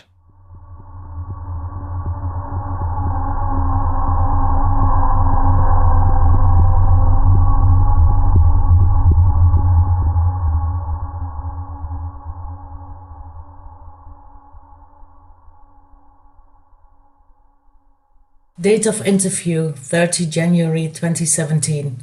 Place of interview, Detention Center, Libya. Age in years, 23. Sex, male. Origin, Sudan. Interviewer. Conversation took place in a medical clinic in Arabic with assistance from the medical translator. Libya 85 was caring for a severely sick friend who was lying on a bench inside the medical clinic, and he had his head on his lap. Libya 85 was feeding his friend plum peanut, ready to use therapeutic food that MSF had provided, and he was giving him some water in between. The conversation was regularly interrupted because of medical questions regarding his friend, or when his friend started moaning and Libya 85 had to change his position so he would be more comfortable. I come from Darfur, Sudan. I'm a refugee. I came to Libya by crossing the border with Chad. I crossed in September. I lived in Altina near the Chadian border. It was a war zone in my country, so I fled. After I fled Sudan, I went to a refugee camp. This is where I was registered by the UNHCR, the UN Refugee Agency. I studied in Khartoum. I did socio-political sciences and I have my diploma. I fled Darfur with my family, but my family stayed in Altina camp. I had no choice. I had to leave for economic reasons. I tried to go to Europe. I crossed into Libya through the Chadian border. I was smuggled. I had contacted someone who could bring me to Libya. I was brought from one storehouse to the other. I passed through Sabah, and on my way to Tripoli I was arrested in Kharien. I was transferred to the Ashbiaria, to the west of Tripoli. I paid 3,000 dinars, 570 euros for the trip. I was supposed to get on the boat in Suwara. I got in touch with my smuggler through Facebook. My friend is living in France, and he put me into contact with a smuggler in Chad. The plan was to go to Tripoli and then Suwara. The road is dangerous, so we traveled through the Kharien mountains, after which we planned to go to Suwara. But then we were arrested in Kharien. Yesterday the guards brought people who speak Arabic out to speak on the phone to call their family. The guards were demanding 1,000 Libyan dinars, 190 euros, for their release. The guards used to do this to Nigerians. We were mistreated. It's all race-based. They call us names. We can't really shower. Here in Tariq al-Shuk, a while back we had to take showers in a group of 5. We were shot at with water guns, the same you use to clean cars. They would make fun of us, they would laugh at us. It was awful. Or we would get 1 bucket of water thrown at us, and then 1 bucket of soapy water, and then they would say, "Okay, you are clean." These are not the Libyan guards but the helpers, the detainee guards. Sometimes guards take items donated by NGOs away. They beat us if we try to keep something. They beat us if anything is missing, and they store the items in a place where we can't use them. The food is expired. The cooks are Sudanese like me. They see it with their own eyes and they tell me, "The rice is infested." I've been a cook for a while as a replacement, and I've seen it with my own eyes. The cooks were trying to tell the guards, but there has been no response. The cooks asked for a sifter to separate the bad rice from the good rice, but so far nothing happened. When we raise this problem of the food with the guards, they get very angry. One time they brought out the cooks and accused them of trying to turn detainees against the guards. This was when the female detainees were in the yard. MSF was working here. The guards brought the females back in, and some of the cooks were beaten. 2 cooks were beaten, but me and another cook were not beaten. They hit the cooks that were beaten from MSF. The guards moved the injured cooks before MSF went to check. One of them has a scar, but otherwise they seem fine. They used a taser stick. I saw it with my own eyes. This was 1 week ago, before MSF last visited. Most people here are scared to share things. Interviewer when asked about his missing thumb. I lost my thumb in a car accident when I was living in Chad. It still hurts sometimes. Smuggling route. I fled Sudan in 2003. I was in Chad from 2003 to September 2015. I traveled for 9 months to get to Libya. It's been 5 months now that I've been here in Tariq al-Shuk detention center. The trip from Chad to Tripoli is 3,000 dinars, 572 euros, and it is 2,000 Libyan dinars, about 380 euros, for the boat to the EU. You pay this at the storehouse on the coast. A person picked me up in Chad and delivered me and 4 others to Khartoum. Then we went to Sabah, and then we were trying to get to Tripoli. We were housed in old apartment buildings. We were stored there. We had very little food. We were kept there until there were enough people to travel onward, and then we would move to the next place. The smugglers who took us from Chad to Khartoum were from a local tribe, and they were very nice. From Sabah onwards is when the mistreatment started. The violence is the lack of freedom. We were stored in apartments with no food or water, and we were not allowed to move. In Tripoli, we were stored in containers with big numbers. I don't know where this place was, but people said it was in El Falah in Dribi area. It was like a farm, I would say around 500 square meters. There were plantations, wheat, animals, chicken. We were held there with around 200 people in 3 containers, 200 people in each container. I stayed there for 3 days. I couldn't see much of the area because we were locked inside.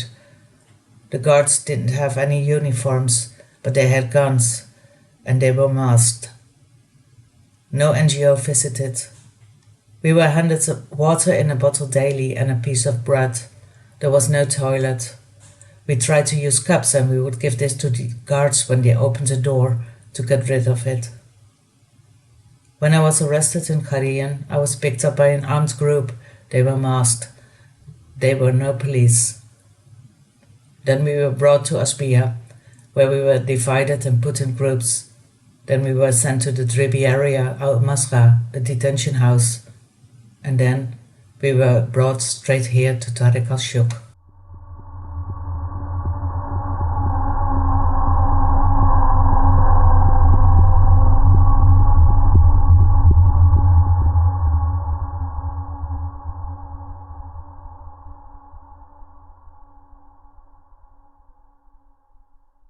Aquarius, Bangladesh, via Skype, March 2017. Male, 45 years old, from Bangladesh. Interviewer: the interviewee is a man from Bangladesh and was rescued by MSF while crossing the Mediterranean Sea on a boat. The interview was done over Skype conversation. I arrived in Libya 3 months ago with 1 month visa and was promised a job in Libya. The moment I arrived in Libya airport, the traffickers took my passport away and took me to a camp where there were some other captive people. I paid 400,000 BDT, Bangladeshi taka, for the travel and job in Libya. While coming from Bangladesh, again received me in Turkey airport. In Libya, I was taken to different places where they kept me locked with others. I don't know the name of the places. In some place, there were 5 to 6 other captive people with me, even 20, 22 sometimes. During the transportations, they put blindfold on me. The gang always wear masks. Every day, we were given food only once, a very little portion of Libyan bread and around half a liter of water, just to keep us alive. They beat us and tortured us. They asked for money from my family in Bangladesh. My family paid 160,000 BDT 1 month after I arrived in Libya. They did not release me. They put me in this boat.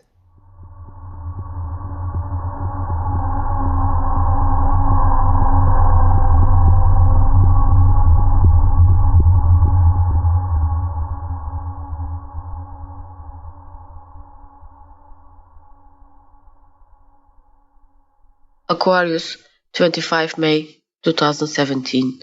Male, 26 years old, from Senegal.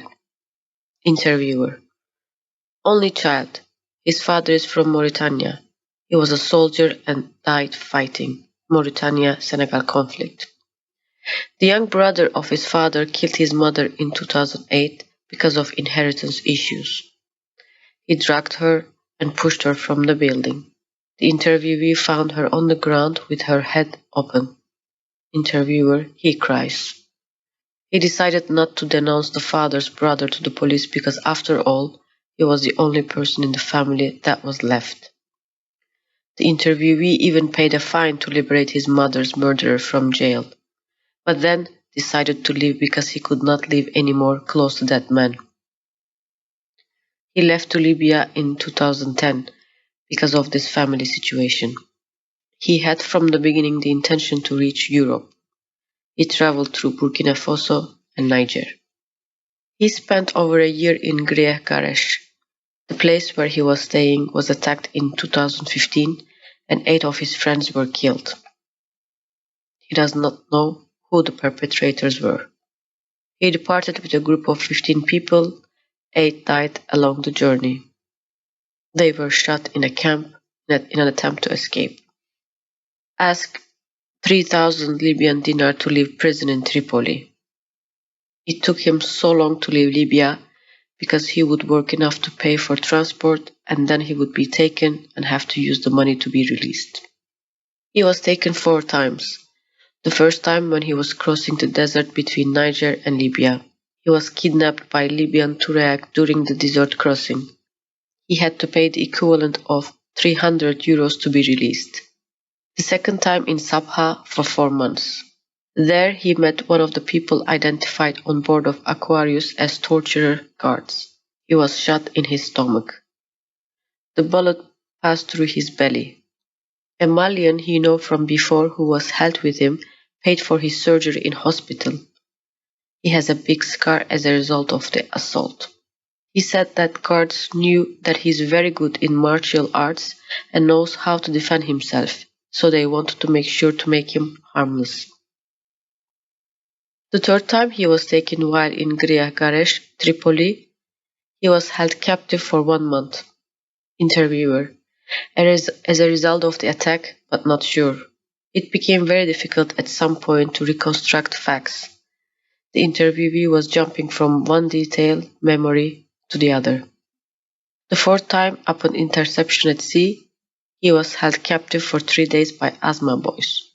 Interviewer: term used for those in business of holding migrants for ransom in Libya, but also sometimes for the Libyan Coast Guard. They intercepted his boat and brought the people to prison in the Zawiya called Salah. The owner of the waiting camp, from where the interviewee left to take the boat, went to the prison and paid the equivalent of 500 euros for 40 people from the boat that was intercepted, including the interviewee. Then he asked for 900 euros per person to release them and sent them on another boat. The interviewee used to practice karate. He used to compete at high levels and wishes to continue that in Europe once he established himself there. He wants to marry a European woman. He refuses black woman and Muslim woman. He is waiting for his European wife. This is all because of Europe. I suffered all this for Europe. Only Europe can save Africa. Europe helps us without asking money. All my troubles are because of my dream to go to Europe. All my suffering is because of you, Europe.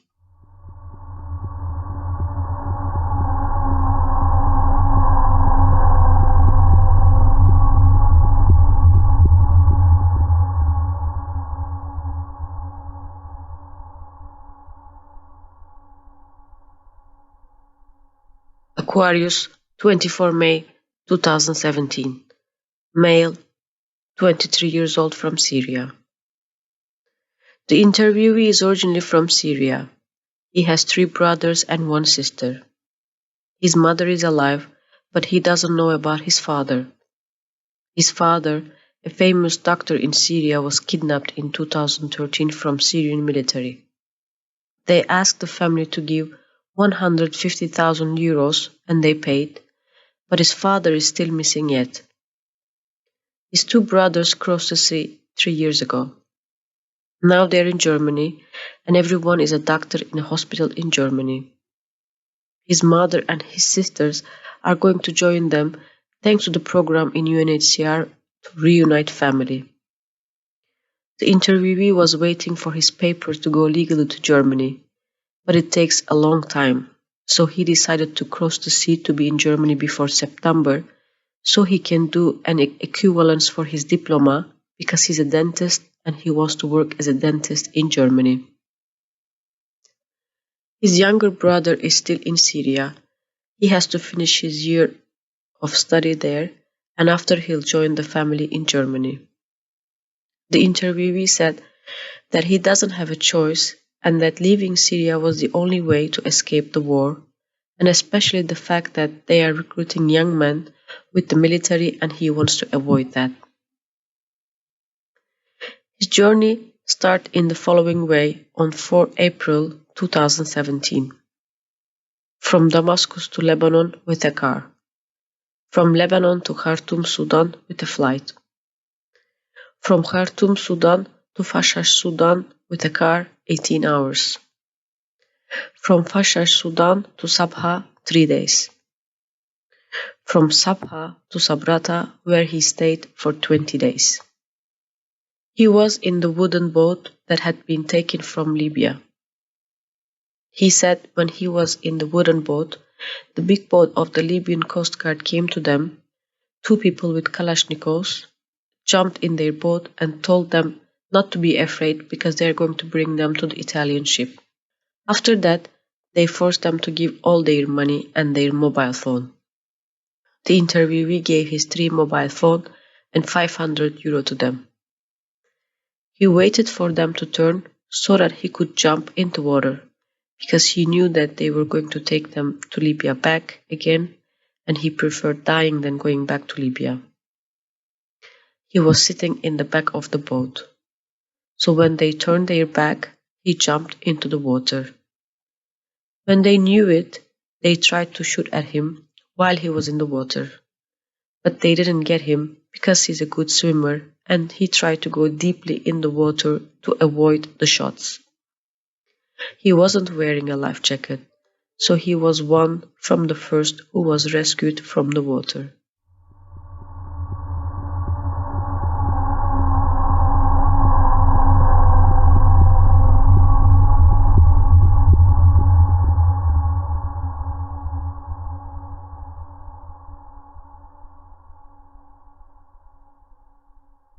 Date of the interview, 12 December 2016.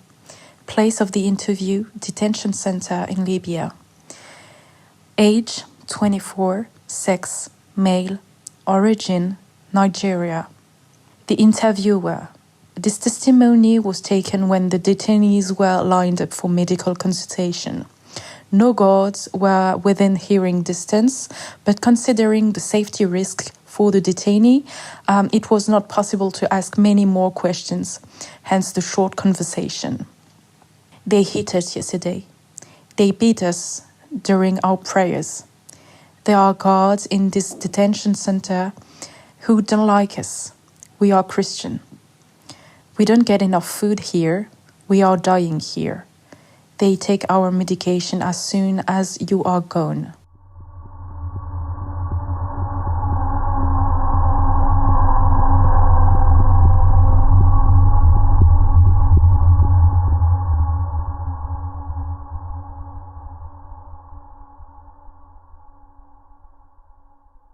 Aquarius, 29 July 2016. Male, 17 years old, from Somalia. I am Somalian, but I have been living in Ethiopia for 10 years with my family. I am trying to change my life. The reason I came from Ethiopia is because I don't have a good life there. No work, no status, little food. My mother and father and 7 sisters are still there. I am the only son. My parents are old. There was so much fighting in Somalia that they left for Ethiopia. But in Ethiopia, they do not want us there. It is hard for Somali people there. So my parents sent me to Europe so I can earn money for the family. They borrowed money to send me here as you find it very hard to find work in Ethiopia as a Somali. For 1 month, I have not called my parents. They took my phone in Libya. The Libyans called my parents for more money, and when they sent it, they took my mobile. I was in the Sahara for 6 months.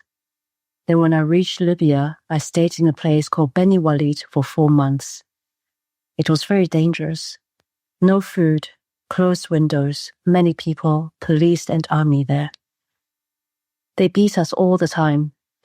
They would say, when you don't send money, we will kill you. And if you send money, we won't kill you. I paid in total $7,300. They took us to the boat at night. It was kind of thieves who took us to the boat. I am the young generation. I still want to learn. I want to go to Europe, not Italy specifically. I would like to go to Sweden.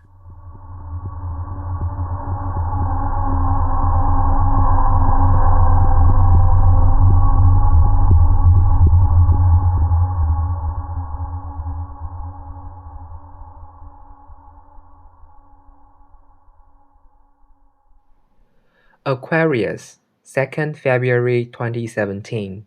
Male, 20 years old, from Guinea, Conakry. The interviewee is from Guinea, Conakry. He used to work as a taxi driver. He has 3 sisters, 1 brother, and a mother. He left his country last October, starting from Fouta-Lapé, where he lived, to Bamako. The trip was with friends in a car, and it lasted 3 days. Then another 2 days to reach Gao, and then another one from Gao to Timiaville. He then moved from Timiaville to Sele at the border with Algeria. He entered Algeria walking, then a guy arrived in Tamarase by car.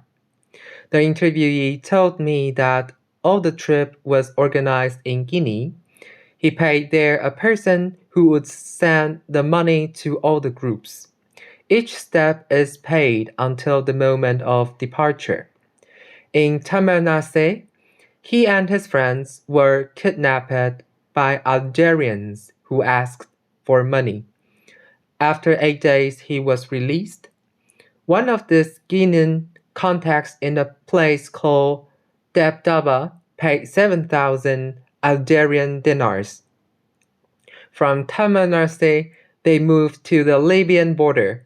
The trip was in one pickup with 2 armed Algerians. They traveled for 5 days. No food, no water. The Algerians left them in the Libyan desert, close to the Libyan border, and asked them not to move because another person would come to take them. The day after, 2 Libyans came in a pickup and took them to Sabratha. After 5 days, they joined Sabratha. Then they lived in a dormitory, and he barely left that place. One day, the asthma boys came there and took some people to work. The interviewee was with them. He was often beaten by Libyans. We were beaten in the square of the dormitory with no reasons. If I knew that I would live like this and cross the sea in that way, I would surely refuse to do it. He paid for the whole trip 18 million GNF, around 1,775 euros.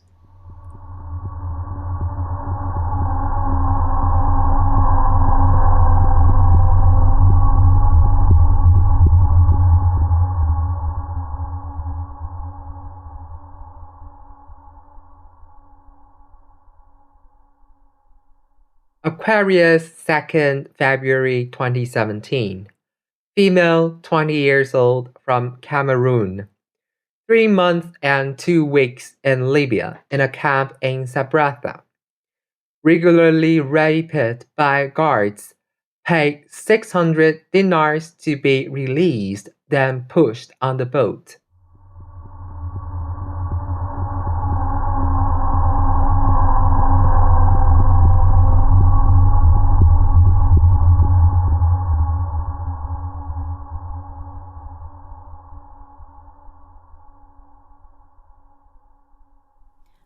Aquarius, 27 March 2017.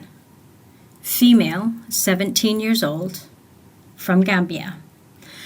I left Gambia on 18 October 2016. I come from a poor family. I lost both my parents. First my mother died, then shortly after also my father. Then I also lost my sister to an accident. Interviewer. Did not specify which accident. Parents died of illness, not specified which. Father was very much affected by the loss of his wife. A friend offered to pay for my trip to Libya. He told me it was a good place to work. I told him I would not have left without my younger brother. I would not have left him behind. He was all that was left of my family. My friend accepted to sponsor us both. I traveled through Agadez to Seba and ended up in Tripoli. It took me 3 days from Gambia to Niger, Niamey. Then I continued to Agadez, where I spent a month in a ghetto. It took me 8 days to cross the desert. From Agadez, we entered Libya, though after 5 to 6 days of traveling. I spent 1 week in Seba, then 8 to 10 days' journey to Greer Garesh, where I arrived at the end of November.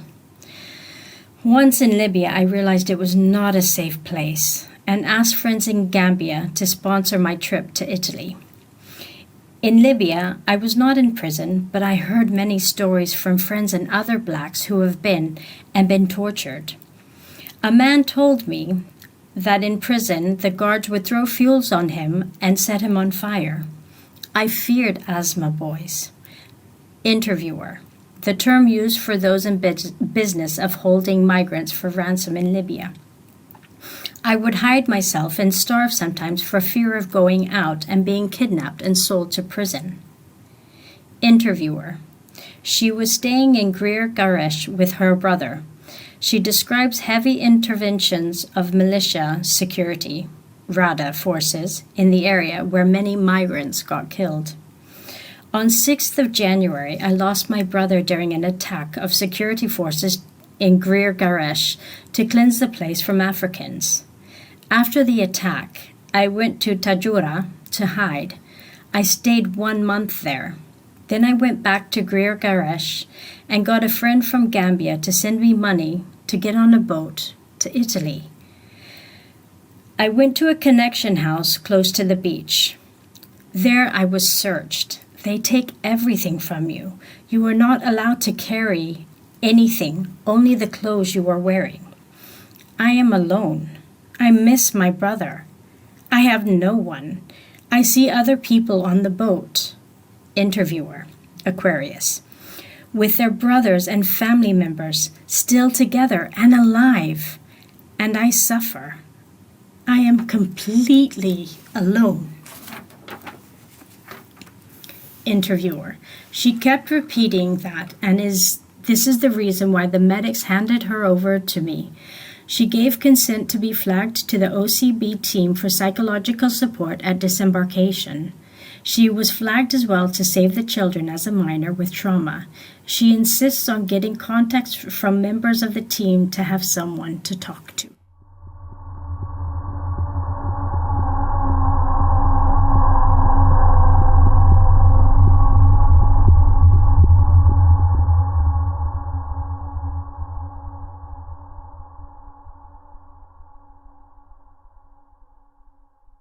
Aquarius: Bangladesh via Skype, March 2017.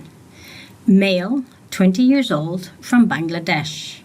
The interviewer: the interviewee male, 20 years old, is a man from Madraipur, Bangladesh, and was rescued by MSF while crossing the Mediterranean Sea on a boat. The interview was done over Skype conversation. I arrived in Libya 3 years ago with 1 month visa. The middleman promised me a permanent good job in Libya, but it never happened. I paid 400,000 Bangladesh taka to the middleman. Since then, I have worked in different places in Misrata, whatever was available. I was paid very low, and the value of the dinar was getting lower in Bangladesh. I was able to send very little home to my family in Bangladesh. Last time I worked in a mineral water bottle manufacturer company. The employer didn't pay me in the end. The economic condition in Libya is bad. Movement to Misrata is very restricted. It is insecure. I was kidnapped by police and had to pay ransom to them. Interviewer: did you have an intention to go to Europe when you first came to Libya in the first place? No, I was trying to establish myself in Libya, but it is very difficult for me. Life is insecure. Then I decided to cross to Italy. I would be able to buy an air ticket to Bangladesh at the expense of my 6 months' wages, but this is so uncertain. I don't know if I would be paid or not in the end. On 1st March, I paid 3,000 dinar to the smugglers to take me to Italy, though I knew the journey was risky. Since then, I've been taken by them to different places. They cover my eyes with blindfold. They lock us in a room where there are other people like me, Bangladeshi, and there are some women as well, from Sudan, Cameroon, Niger, and so on. We were provided very little food and water. No phone calls were allowed. Even they would beat us from time to time if we changed our posture, talked to others in the room. The smugglers always wear black masks. Only eyes are visible. They carry long guns. They beat us with the gun butt and heavy plastic pipe. I was kept there for 14 days. Then they transported us to the boat. They covered my face and head with a black mask.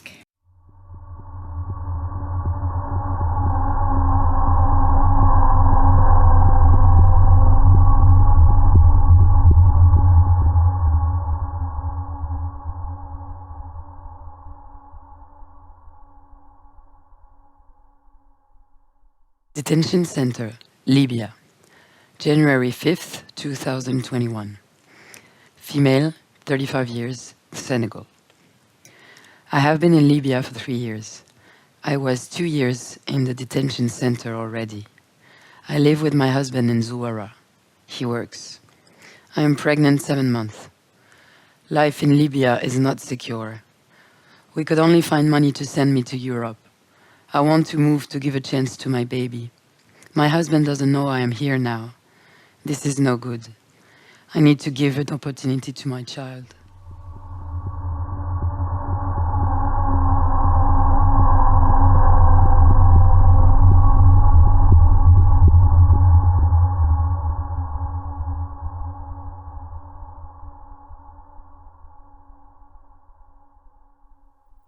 Detention Center, Libya, January 5th, 2021. Female, 25 years, Nigeria. I am traveling with my sister. She is 18 years old. We collected 5,000 Libyan dirhams in the last year to try to cross to Europe. We have been working as cleaner for 1 year. I work at the hospital. My sister cleans houses. We collected the money and left. We took the boat late at night, stayed in the water for almost 2 days. There was a woman who spoke English and she was calling the Italians. 3 helicopters passed. We were waving at them. We were in international waters, but the Libyan arrived and they took back. We lost all our money. Now we need to work again to collect more money and try a second time.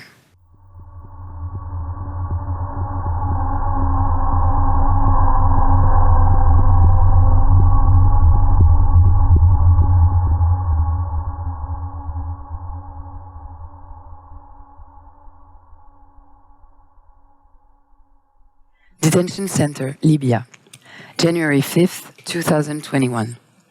Female, unknown age, Cameroon. I have been in Libya for 4 years. My baby was born here. Interviewer, she is with the baby. He is 3 years old. I was living with my husband in Saba. I worked in restaurants and he is a mechanic. 9 months ago, some Libyan came to our house to rob us. They threatened me with a knife and cut my arm. Interviewer shows me scars on arm and left hand. They killed my husband. I went to the police, but they did nothing. I also went to the hospital, but they did not cure me. Now I cannot use my left hand. I can't wash clothes, I need to use my feet. It hurts even now that we speak. So I decided to go to Europe to fix my hand. I paid 3,300 Libyan dirhams. My baby did not pay. They do not ask money for babies. I do not understand. We are all child of the same God. Why do they treat us like this? When we arrived here, interviewer Malbani, they took our phones and our money. They searched us, touched us everywhere. They asked to take off the bra so we could not hide things. They treat us like criminals, but we are no criminals.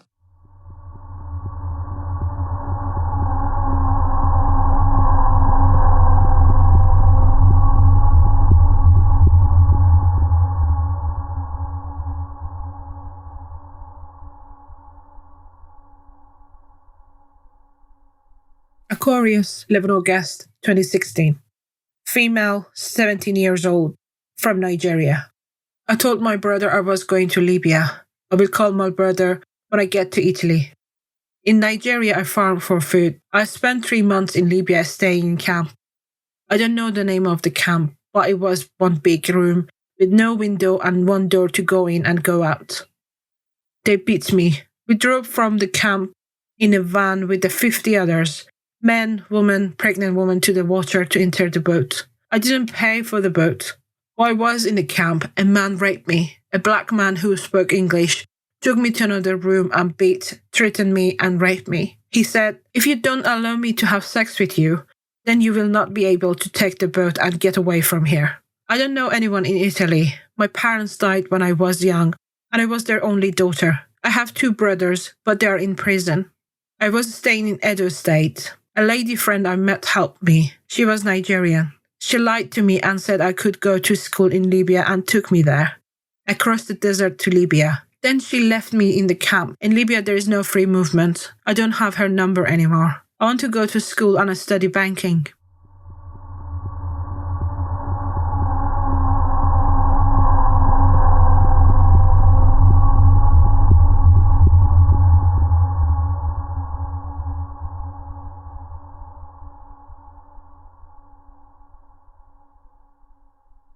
Aquarius, 29th of July 2016. Male, Mali, 15-year-old boy, unaccompanied minor. In Mali, I went to primary school and I worked on a farm. I traveled from Mali in a big truck with 61 others to Libya. First, I went from Mali to Algeria and then to Libya. In Libya, I was in a prison and they beat me a lot, under my feet and on my body. No good food and very bad treatment. It was like a very large prison with a metal roof over the top and no windows. Just one door and a little bit of light from where the sun could get in on the sides of the roof. Bandits ran the prison carrying small pistols and big long guns. There were no signs in the prison and I do not know the name. I saw dead bodies in that prison. They died of starvations or illnesses. I paid money to get to Libya. On the first day of Ramadan, they put me in that prison. They held me at gunpoint in the prison to give them money. I paid them so that I could escape. My father is in France. He has been there for 8 years. I have his phone number written on my hand. I spoke to him when I was in Mali, and he told me not to make this journey. I said I want to come. My father said that it's too dangerous, but I choose to come. He does not know that I made the journey over the sea. How else could I have come? There's a civil war in Mali. My mother does not know either that I have left. I just left. I have a small brother in Mali too. I want to go to France and meet my father. I want to go to school. I would like to study history. And then I would like to work to send money back to my family. When I arrive in Italy, I will call my father. I will tell him how bad it was in that sea.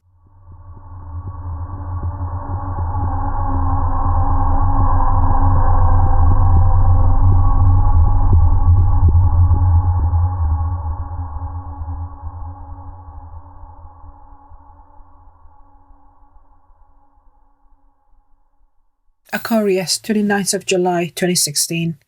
Female, 17 years old, from Nigeria. Life is hard in Nigeria. No money, just so rough. No hopes from anywhere. I have a mother and a father, but my father is not caring, and my mother does not have money. My relatives are not caring. My father has 2 wives. I took this journey because of poverty at home. I went from Nigeria to Niger to Libya. From selling beads, I managed to earn some money. I traveled alone. It was a rough journey, beating. I refused to have sex with the man when I was in Libya, so they beat me. I had no money, but I wanted to cross to Italy. I stayed in Tripoli with some girls in a place with no windows. We suffered a lot there. The men who ran it were black, but they spoke Arabic. It was only women there. I spent a month there. They took many girls to go and have sex with them, but not me. I refused and they beat me. There was no toilet, just a bucket to relieve yourself. They told us we had to call our parents for money.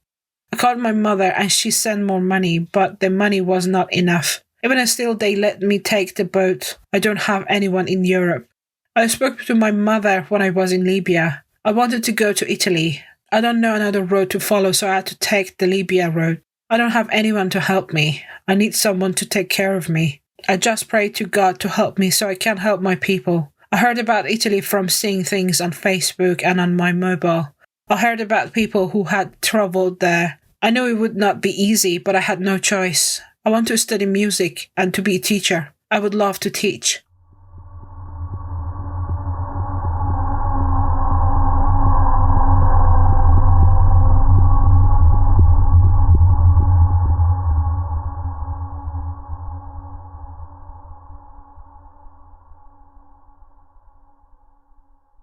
Aquarius, 5th of October 2016.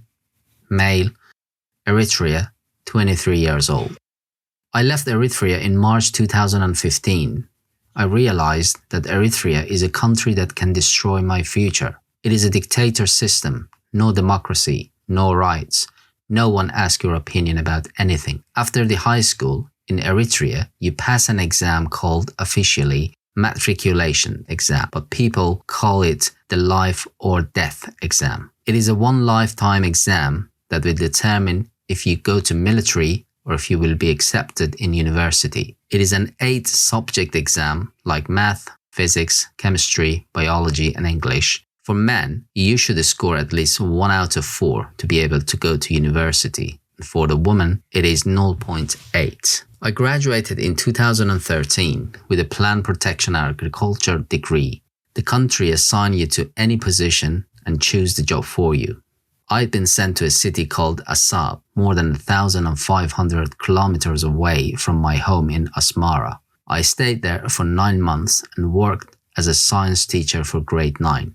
The whole system is like slavery. They assign you the job, you get food and accommodation, and they pay you 150 Eritrean nafka, which is less than $10 a month. Luckily, the Ministry of Agriculture started recruiting the graduated students, and I was assigned a position in Asmara. I worked there for more than a year. Even if I was working in my field and I was happy that I moved from Assab, I was still a slave, with no right to pretend for more or change position if I wished to. Even if I was proud of myself to have achieved this in my country, working in my field of study, I was still very concerned about my future. I'm the oldest in my family, and I have a lot of responsibilities towards them.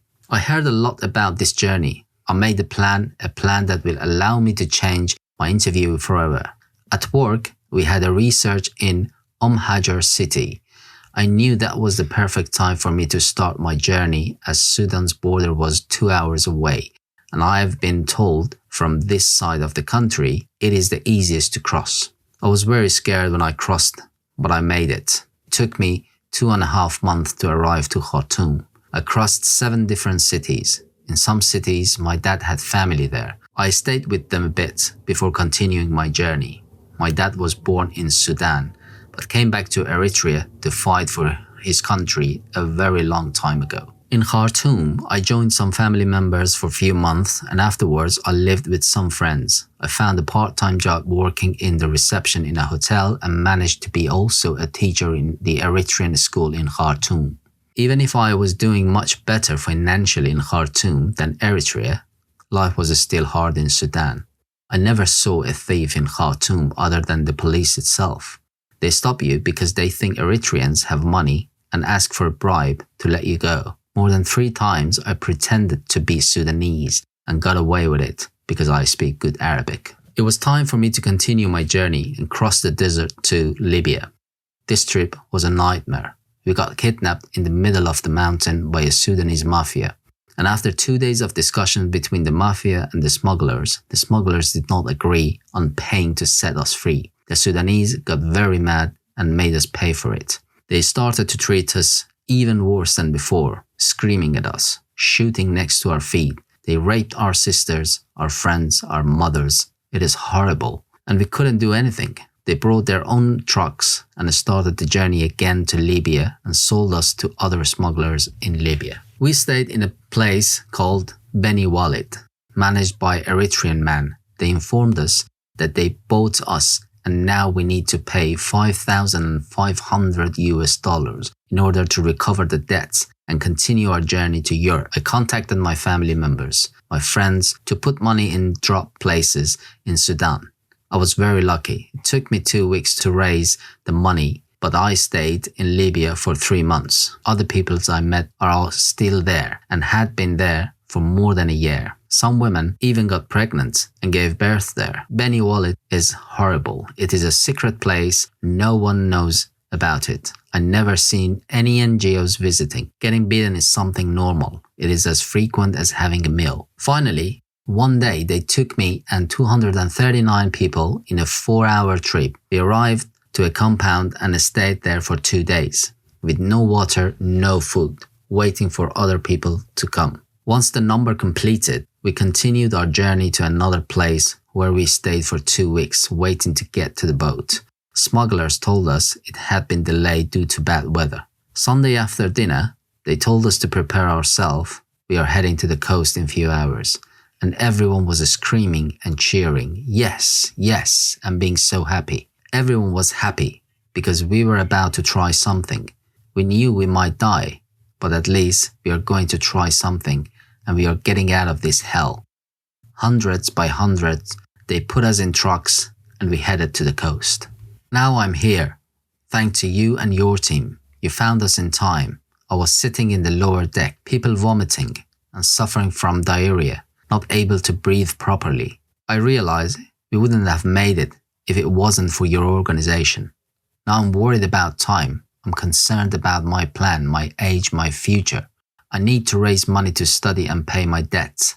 I want to continue my degree. Knowledge is power. I have a cousin in the UK and I wish to join him. I want to say Eritrea is a nice country, but it has two sides image. For the foreigners, it seems peaceful and nice, but for the people living there, it's a nightmare with zero democracy or rights.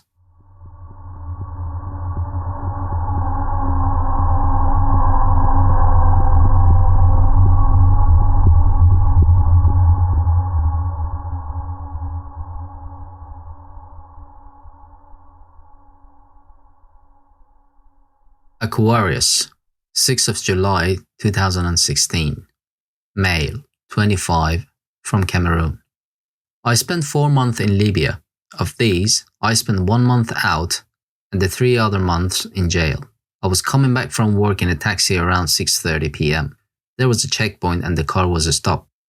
The taxi driver kept telling me it would be fine, but I got arrested. I lived in Algeria in Oran and before that in Bishar. I arrived in March. In detention, we were visited by NGOs or UN, but we knew that if we say something, they would beat us up. A young man complained about the food and got into a lot of trouble. I was arrested even if I was able to show some identification, my national ID. It is not clear where I spent the first night, in some sort of house. We were about 25.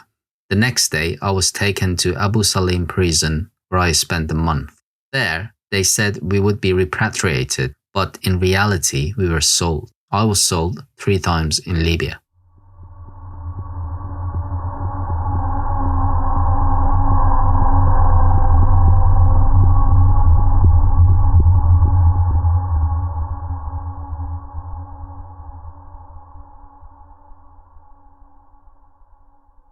Aquarius 49, 7 July 2016.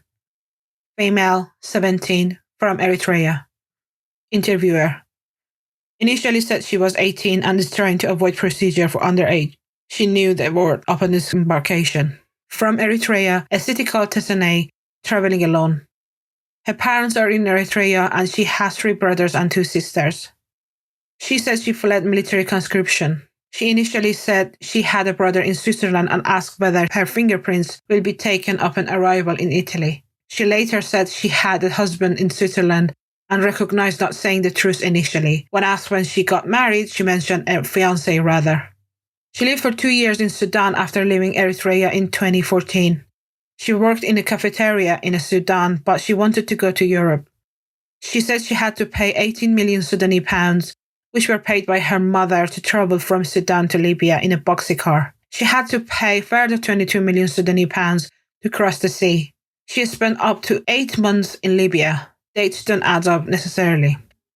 She was arrested on 17/2016 as she was trying to cross the sea in Tripoli. She said she was arrested by police, and when asked, she said she is confident it was the police because of the cars and armbands of men arresting them. She speaks Arabic. The Red Crescent was involved as well as UNHCR. She was taken with all women in a prison where she spent about 2 weeks. From there, those who arrested her reached the Semsar, Arabic for brokers, and tried to get family to pay. Had to pay $800 to get out. Women are treated like cows.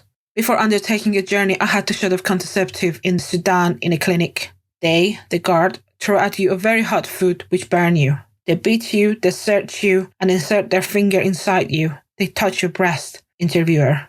She shows me how, asking molestation and not search. They keep saying everything is haram, that women are haram, but they are bad people with black hearts. They have not been created by God and their head is empty. If they see you have cross around your neck, they beat you. I was hiding mine.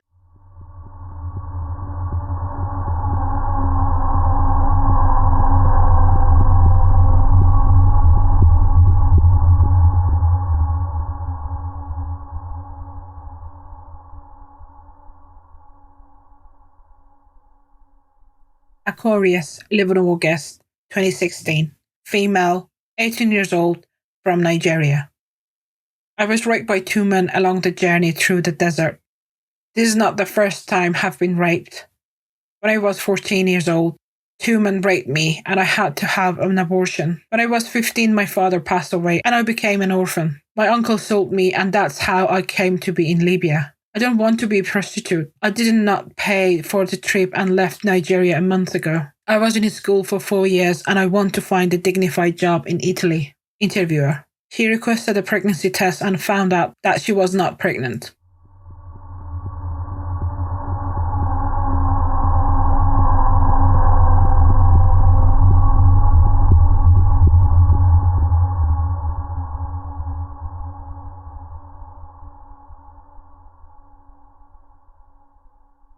Aquarius, 11 August 2016. Female, 20 years old, from Nigeria. I was after raped by 3 men while crossing the desert. I was raped a second time in a camp by 2 men. They didn't use condoms. I feel suicidal. I had to pay for a trip and ask my mother for the money. I'm asking for protection from prostitution. I don't want to sex in this way anymore. Interviewer. She found that she was 13 weeks pregnant while on Aquarius. She told the MSF midwife.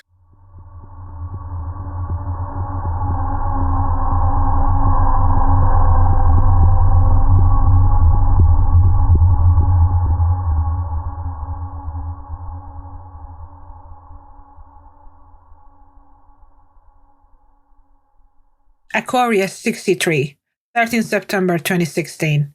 Female, 22 years old, Nigeria. I left Nigeria 3 months ago. My parents died when I was 13. They were very sick. My aunt tried to raise me and my sister, but she had no money. I decided to leave my husband and daughter, who is 1 year and 2 months old, back home, and to search for work in Europe. In Nigeria, I worked as a tailor. In Africa, it is women who bring the money home. We left Nigeria in a very big car with lots of men and women. I don't know how many days it took us to get to Libya. My time in Libya was the hardest time of my life. I never expected to be treated that badly. When I got to Libya, a woman welcomed us and told us she offered us money in exchange of selling our bodies. I didn't agree and left, but many girls did stay. In Nigeria, I heard lots about prostitution in Europe. A group of people tell you openly and offer you jobs as a prostitute, but also they can offer you a job without you realizing that it's prostitution. My sister-in-law experienced that. She was told that she was guaranteed a job once she was in Europe. She did the same journey as me, only to discover that once in Europe, that her job was prostitution and she had debt to pay. It took 1 year of her debt to be covered, and after that, they gave her a certificate telling her that her debt had been paid and she was free to go. My 2 months stay in Libya can be described as daily beating.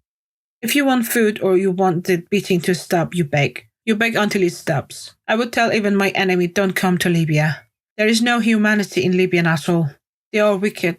After 2 months of living in the place where they put me, I finally got into the boat. When your boat approached ours, I was very scared. I thought you were police. A Libyan man was in rubber boat with us. When he saw your big ship, jumped to a small boat he had and left us. I hope I will be able to find a job in Europe and send money back home. I want a job, any job, but not prostitution.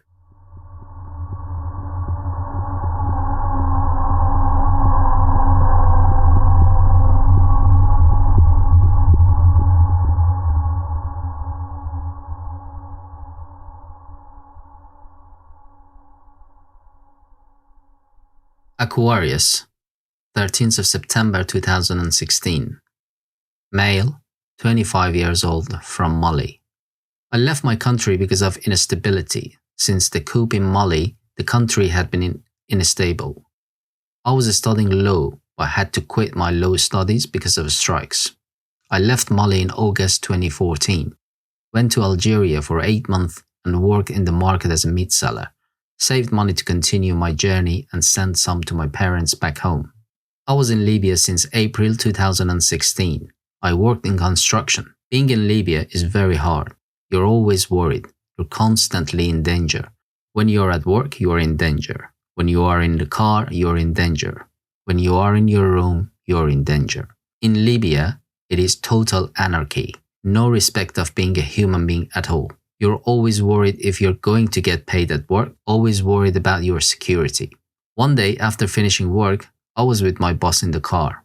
We had to stop at a checkpoint. They arrested me and my boss did not say anything. I was in prison for 2 days, being beaten, and had to call my friends to pay 500 dinars in order to release me. I wish I had not left my country. I feel nostalgic. I miss my family and friends. To all my people, I say, please never leave to reach a country where is absolutely no security and you will be risking your life forever. I contacted a smuggler and he arranged my boat trip. I paid 1,150 Libyan dinar. They took me to an open place where there was a lot of people. They make you strip and take everything from you. 1 week, we stayed like this, naked, without food. They beat everyone, women and children. Also, I've never seen a nation that mean, without any moral etiquette. They live in constant sin. The dignity of each person is sacred. No one should be allowed to touch your dignity. And I feel like my dignity in Libya had been crushed.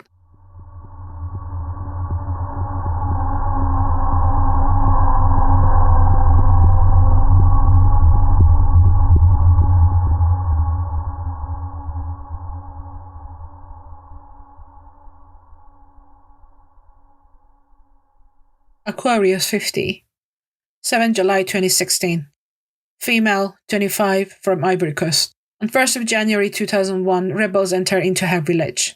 2 armed masked men came looking for my cousin. They beat my mother and my father. My cousin escaped. When my mother died, my aunt helped us and I went with her to Libya. My uncle who was taking care of us was in debt and when asked to reimburse the 20,000 CFA francs he owed, he offered me as a payment. I was married in the age of 13 and had the traditional ceremony. My husband had other wives and I was treated like a servant. I have a son who is now 12. I had my second son in 2006. With the help of my aunt, I came to Libya in 2016. I was living in the Colombian neighborhood, but I wouldn't leave the house. My kids are with their paternal grandmother. At the beginning of Ramadan, I was arrested on a boat as I was trying to leave Libya. We were stopped by 3 men on a small boat. One was dressed in black, one was donning military fatigue, and the one diving suit. We were taken to Zawiya and were 8 girls on a boat. Men were beaten up. In prison, men entered to pick women to have sex with them. I was fasting. I begged them not to touch me. I explained I'm very religious and Muslim like them. I was spared. If you want to get out of the jail, you have to sleep, have sex, or pay. I knew someone in Italy and he was able to pay 100 euros. I was released. In my Campo detention center, there was a young beautiful woman from Cameroon at the beginning of her pregnancy. She was raped by 3 men. She lost her baby after that. You are slightly better treated if you are Muslim. It is easier. For example, on a journey from Agadez to Tripoli, they saw I was praying and I was better treated, but in prison, same treatment. They say you are going to Europe to become prostitute, so they will teach you prostitution. They say the road to Europe is a prostitute's road, and they told me that the route I use is not the route for Muslims.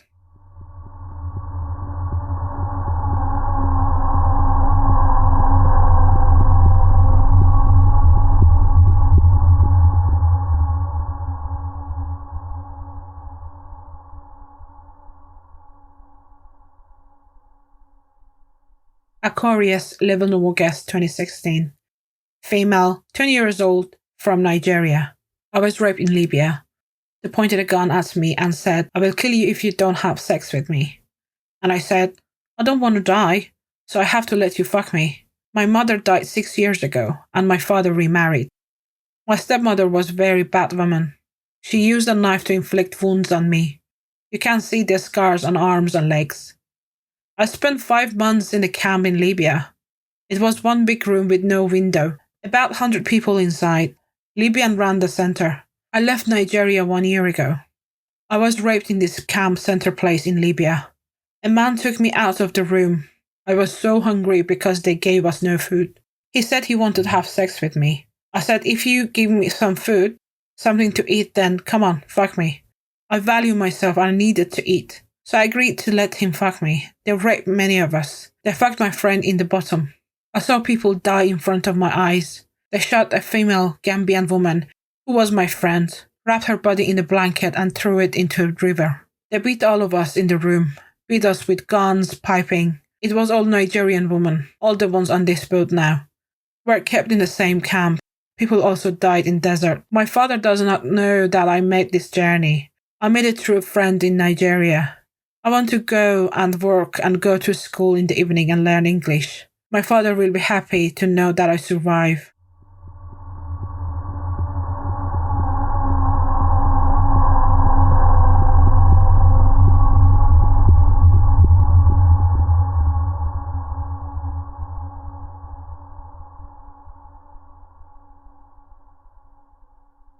Aquarius, 11 August 2016. Female, 19 years old, from Nigeria. I left Nigeria 1 month ago and drove across the desert. I can't remember how I got into the boat. I went to Libya to be a cleaner. I have no parents, so I had to look for a job to survive. In Libya, the men dressed in military clothes harass women and try to have sex with them. 3 times, men tried to rape me in Libya. They beat me because I didn't cooperate and have sex with them. In Libya, we were kept in a center with no windows, no bars, men and women, about 100 people in one room. And it was here the men would come and try to rape me. They asked me to remove my clothes, but I wouldn't do it, so they beat me. They would take other girls away and rape them. I was raped 2 years ago in Nigeria. I didn't pay for the journey. I don't have anyone in Italy to call. I want to work as a home help in Italy.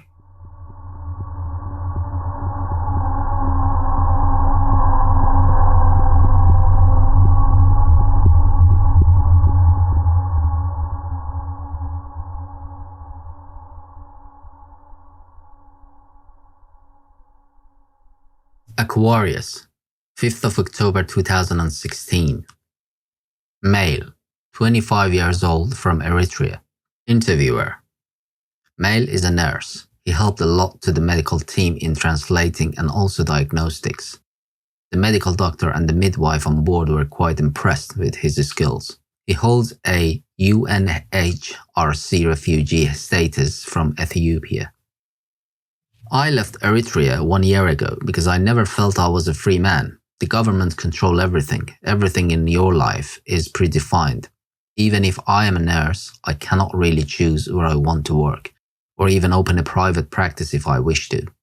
I walked 8 hours to cross the border from Eritrea to Ethiopia. I stayed in Ethiopia for 4 months, then continued my journey to Sudan and stayed there for 2 months. In Sudan, I planned the rest of my journey. To go to Libya, I paid $1,500.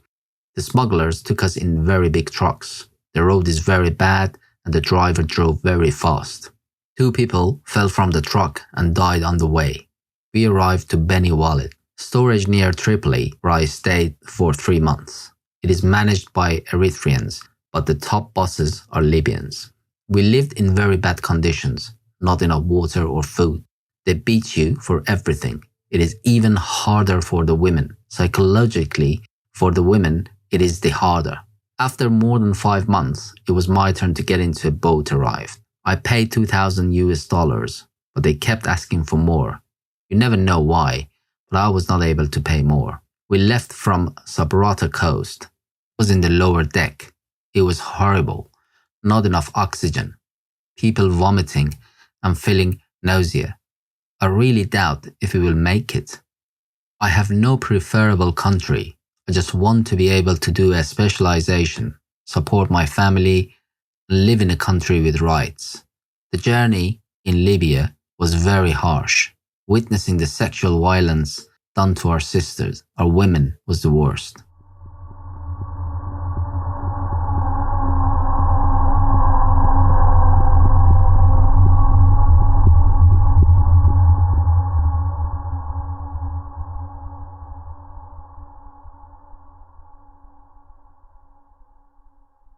Aquarius, 5th of October 2016.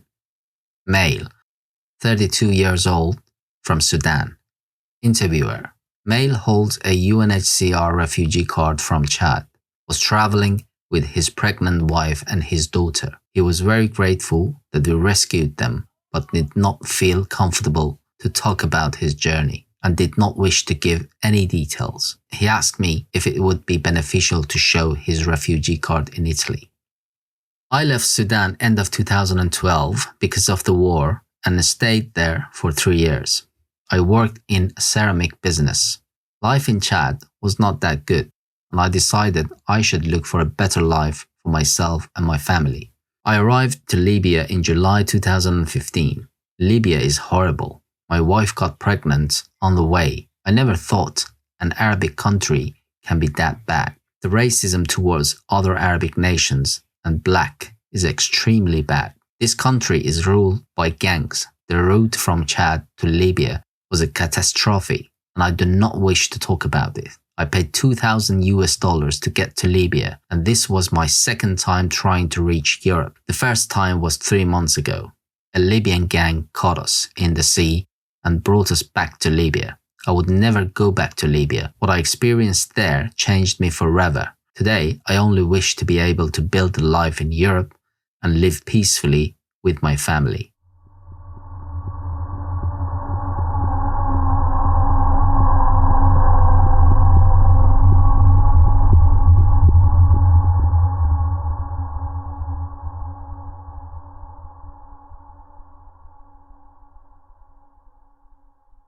Aquarius, 5th of October 2016.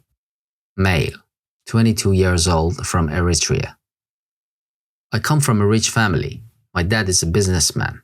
In 2013, we moved to Yemen, but we decided to leave 3 years after because of the war there. I stayed in Sudan for 1 month. Sudan was not that good. If it was good, I would have stayed there. But in Sudan, as a foreigner, it is very hard. Police stops you all the time. You never feel really safe. It took me 14 days to reach Libya from Sudan. The road is so bad, and there is death, thirst, big problems in this journey. I stayed in Libya for 5 months. 5 months without a proper shower, with pasta as food, with bad treatment and getting beaten. Libya is where most of the big crimes in the world happen. I feel life had been unfair to me. I feel I have no future.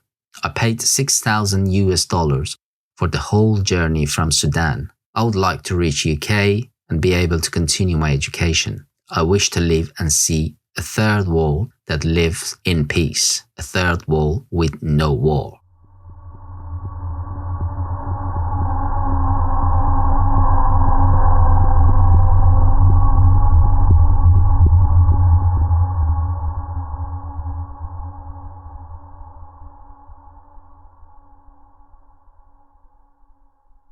Aquarius, 29th of July, 2016.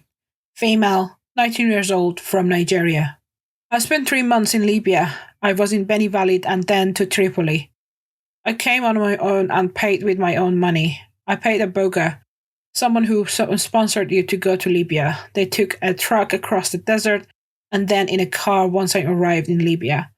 I paid them 200,000 Nigerian naira. If you don't pay money, then you get sold for sex. But for me, I paid that man in Nigeria for the journey. In Beni Valley, they beat us. I spent 5 days there, and then one night they packed us into a truck and brought us to Tripoli. I stayed in this sort of garage compound in Tripoli 3 months. There were over 150 people from Nigeria, Ghana, and Gambia. I met the girls on this boat in the same compound. The windows had bars on them. There were toilets and posters on the wall. Interviewer: but she didn't recognize EU stars on the posters. It was Libyan who ran their compound. Some were wicked and some were kind.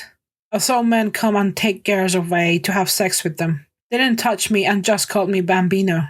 They took us to the beach one night and we had to hide on the beach. We could always hear gunfire. We could hear the Amsa boys and Accra boys. You can't go outside of the compound when Arabs are around. If I went outside, I would hide myself in a hijab. They would shoot at women who did not wear a hijab. I saw one of Arab forced sex on the girls. We went to buy something from the shop and they took her because she wasn't wearing hijab. They would force sex on girls who don't wear hijab. My parents are in Nigeria. My mom knew I was in Libya. They are suffering a lot. I need to send money so my younger sibling can go to school. I don't want them to drop out of school. I would like to give the money to my family so they can have a better house and car. My mom has not heard from me in 3 weeks. My mother, brother, and sister will be so happy that I didn't die in the sea. I told her that with God, anything possible. He will help me pass through this journey.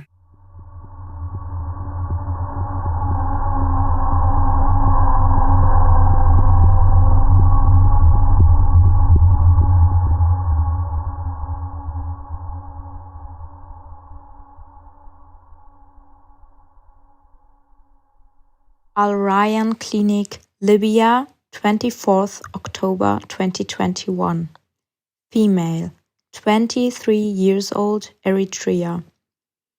I traveled to Libya in April, crossing the desert, but while we were in Chad, an armed gang crossed our way and raped me. That's all they did, just for their pleasure. After we continued our journey, and as soon as we entered Libya, we were detained near to Brakshati for 4 months. Then they sent me to cross the sea to Europe, but the boat I was in started cracking too soon, so the Libyan rescue boat rescued us and took us to Zavia prison for 7 days until the smuggler paid for our release and transferred us to Tripoli. I arrived in Tripoli about a month ago and stayed with my married friends in Gergaresh. I felt safe there with them as we went out for work sometimes. But suddenly, while we were sleeping, the police started arresting everyone in Gargaresh, including me and my friends, and took us to Guts Shal. I will never forget the situation in that prison, especially for the men in front of us, as we were free to move around and they brought us 2 meals a day, but the men were under the sun with not enough food nor water. The other woman always tried to give them some. Until one Friday afternoon, an incident happened there that let everyone escape. The doors were just opened and we started running outside, but 2 police cars ran into us, me and other 3 men, and took me in a car alone and them together. After few minutes, I found myself in a room somewhere, undressed, and was then raped by 2 policemen. After they finished, they just let me go, and I was bleeding then, but I had to get to UNHCR center as everyone was heading there. I could not share what happened with anyone there for 10 days. I knew I needed to see a doctor, but I did not have the strength to look for help until I saw blank, open bracket, interviewer, : she mentions a name, close bracket, who was helping others, and I informed him, so he referred me to you.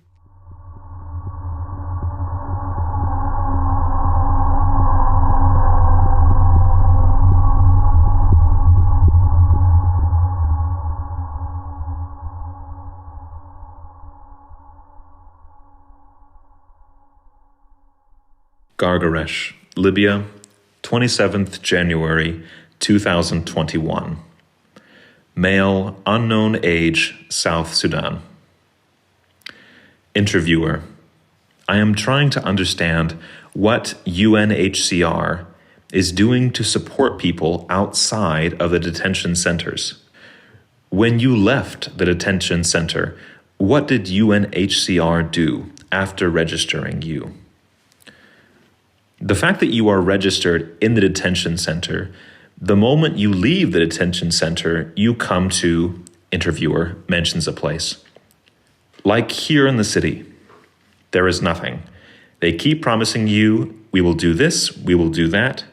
I phoned them thousands of times, there is no reply. I try to reach the hotline, maybe for things like cash system. We don't have food, nothing. How do we pay rent? It makes us get shifting from street to street, so it's really not happy. It's very difficult. When they came to register you in the detention center, did they make any promise? What were they telling you? The first promise was like, you will not be in detention anymore. They are going to take care of us. They will for good solutions, maybe repatriation out of Libya and resettlement, if there is any. But there is nothing. Even nobody calls to follow the situation, interviews, or something. Did you have access to cash assistance? Yes, I think 2 times. 500 LYD. That's it. If you need medical care, can you get it in the detention center? You can get it maybe after appointment. I can't be sick. It's a very bad situation. They will give an appointment for 2 months. Last year I was sick. I had a lot of problems. They gave me an appointment in 2 months. They are sending me to die. Besides the cash assistance, you did not get anything else from UNHCR.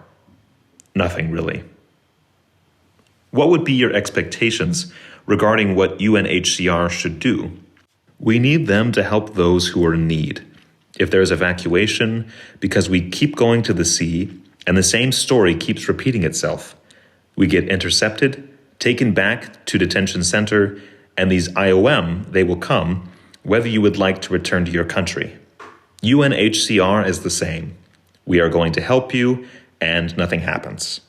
So we don't know how long this is going to happen. We just need to exit Libya. We will keep trying. How many times have you tried to cross the sea? I have tried 4 times. And every time they have brought you back and taken you to detention? Yes. So you saw 4 different detention centers? Yes. And every time you saw UNHCR in the detention center? Of course, they are not offering anything. Do you have friends who are evacuated? No, I don't have any. Do they tell you anything about when it is possible for you to go to Rwanda or Niger? Nothing. I don't know. That is something funny here because you can keep my file as an asylum seeker, and when my file expires, they keep giving me the same renewal, that my file is being examined. For how long? It cannot take 3 years to be recognized as a refugee. I think everyone living in Libya is already a refugee, according to the situation, so I don't know. And now that you live in Siraj, how do you maintain yourself economically? Are you working? No, I am not working now.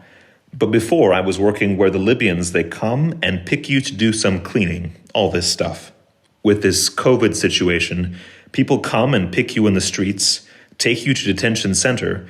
It's very difficult even to get a job.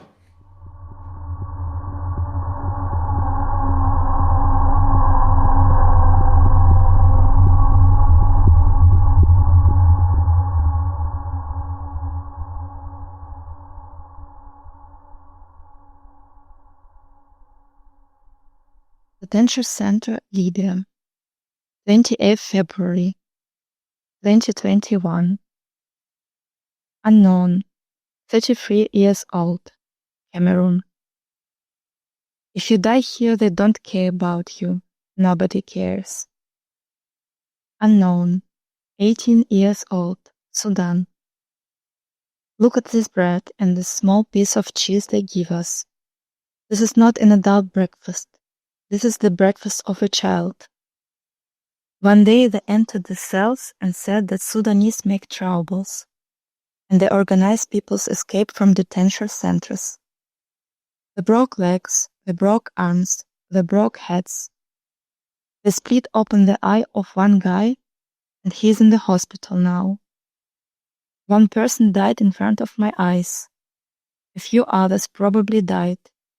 They were in such bad state, but they took them out and I never saw them again. There is one cell where they put all the people who make problems or who try to escape. They put them all in this cell and torture and beat them. We can hear their screams when we are in our cell. Unknown, 27 years old, Guinea-Conakry. Whatever we ask for, even it is just water or to go outside to breathe some air, the guards came and started beating us. With chairs, with fists, with wooden and metal sticks. Sometimes with their shoes they hit us right in the face. The scar is from getting hit with a shovel by one of the guards. I was just lying down on the floor and the guard came to me and for no reason put his electric taser on my leg and on my arm. I could not move for a day after that. My friend, he was also tased several times, and for 2 days he could not get out of bed and could not move. He was in so much pain. So I was going out and taking his bread for him and bringing him water. Unknown, 28 years old, Liberia. Some people who have no relatives or close ones in Libya or their families back home know that nobody will pay for them and will be able to get them out of detention. They are also too afraid to go back to their home country and that sometimes takes months or never happens. So they feel blocked. They think they are going to die in this detention center. So their only way is to try to escape. They have nothing to lose. And then these people are the ones who get beaten the hardest if the guards catch them while trying to escape. And here there are people who have been detained for 5 to 6 months. Some were detained somewhere else, but then were transferred to Al-Mabani in January. So they feel like they will never get out of detention centers. They are desperate. Unknown, 16 years old, Mali. The guards give us one plate full of rice, put it on the floor, and they make 5 people eat from the plate all at the same time. I can only eat slowly because I have problems with my throat and with my stomach, so I cannot eat the fast. So sometimes there is no food left for me. The others eat everything. Other times, when I'm slowing things down and they want us to finish the whole plate in just a couple of minutes, the guards just start hitting me, only because I'm trying to eat slow.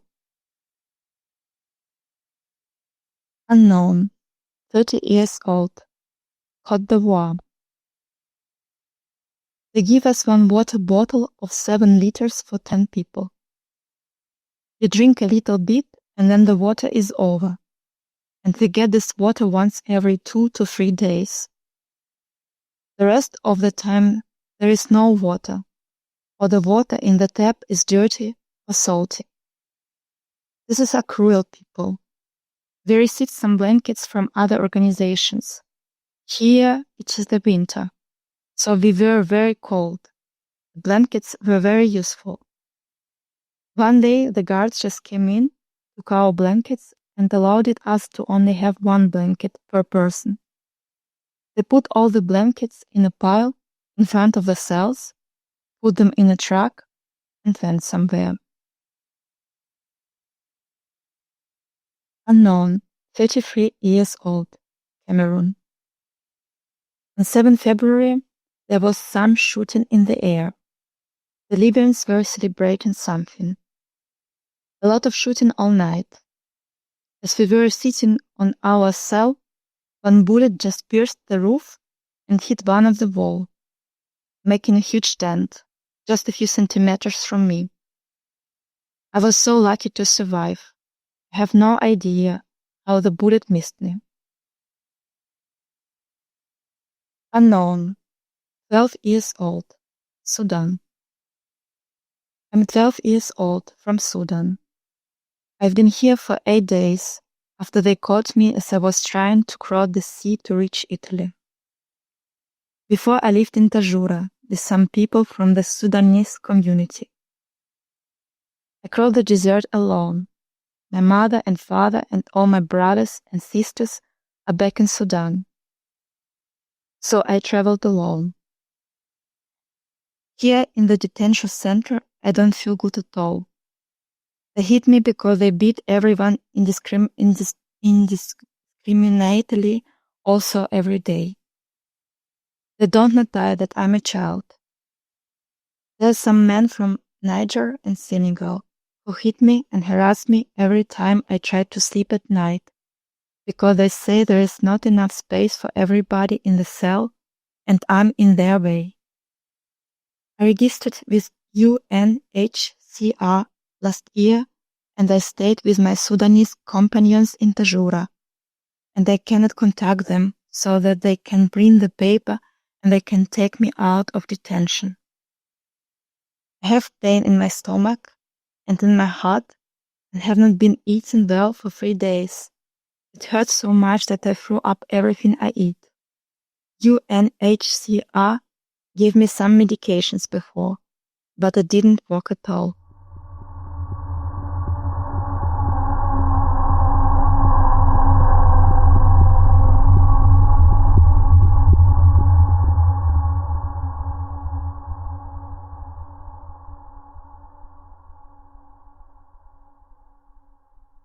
Detention Center, Libya, 19 May 2021.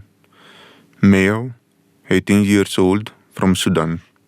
I've been in Libya since 2019. I left Sudan because of the financial crisis that my family was going through. I only went to school until the 6th grade, but when the protests started in Sudan, I ran away crossing through Chad to go to Libya. Interviewer: how was your journey? It was very difficult. On my way to Tripoli, I was detained for 3 months in Bani Walid, in a small houses with other Sudanese, older and bigger.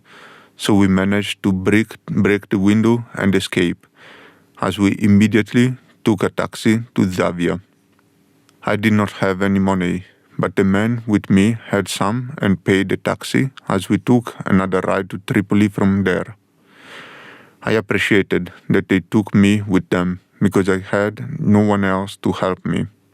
We arrived in Tripoli and they kept me with them in a safe place as I was helping them doing the housework, laundry, cooking, cleaning, while they go to work. Interviewer: so you were not working? No, they said that I am too young to work because it is dangerous outside, and Libyans will not pay me my work when they find me too young, so yes, I used to stay home. Interviewer: then how did you decide to cross to Europe? The trafficker was Sudanese, so he offered to get me there. I said it is easy and better than here, as he promised to help regarding the cost too. Interviewer: how much did you pay? I only had 500 lid. He took them and said that he will send me in the other boat that will be in Aid. So I was a little worried not to go with my friends because they were sent before me and unfortunately caught in the sea. To be honest, I thought I will make it to Italy. It was 8:30 at 3 a.m. when the boat sailed. But the sea waves were raging and it was obvious that we won't make it.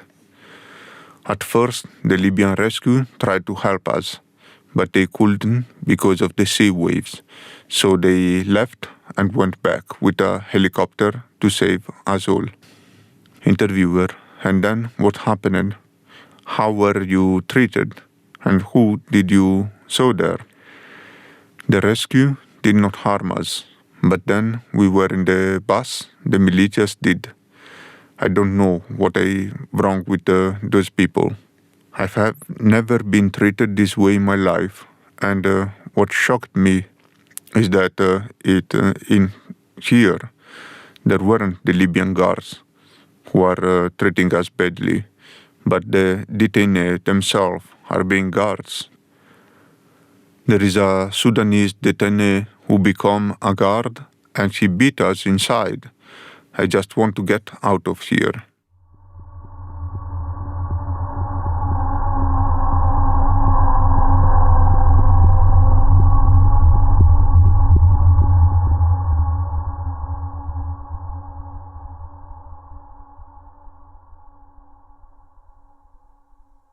Detention Center, Libya, 3rd of October 2021. Female, 14 years old, from Eritrea. I was living with my family in Sudan and going to school every day when a Sudanese man was waiting outside my school in his car, dropped a bottle of water in the ground and asked me politely to grab it for him. Another man then covered my face and kidnapped me. I only woke up the next day, finding myself in a strange place tied up. I asked the armed guy where I was, so he answered, in Sabha, Libya. I cried a lot. I was scared until they brought other girls who told me what's going on, why they brought me weird clothes to dress up sexy for the party later. I'd never been to a party before, and half of my body was naked. The music was very loud. There were bottles of alcoholic drink, forcing us to dance and to do things. I don't like alcohol, but men always want me to drink or to smoke shisha, and when I refuse, they just beat me and force me to. I thought of killing myself before. It was better than running away because I don't know anyone there. After it, the Baba called me and sent one of the armed boys to bring me. I refused at the beginning, but I knew that I had no choice.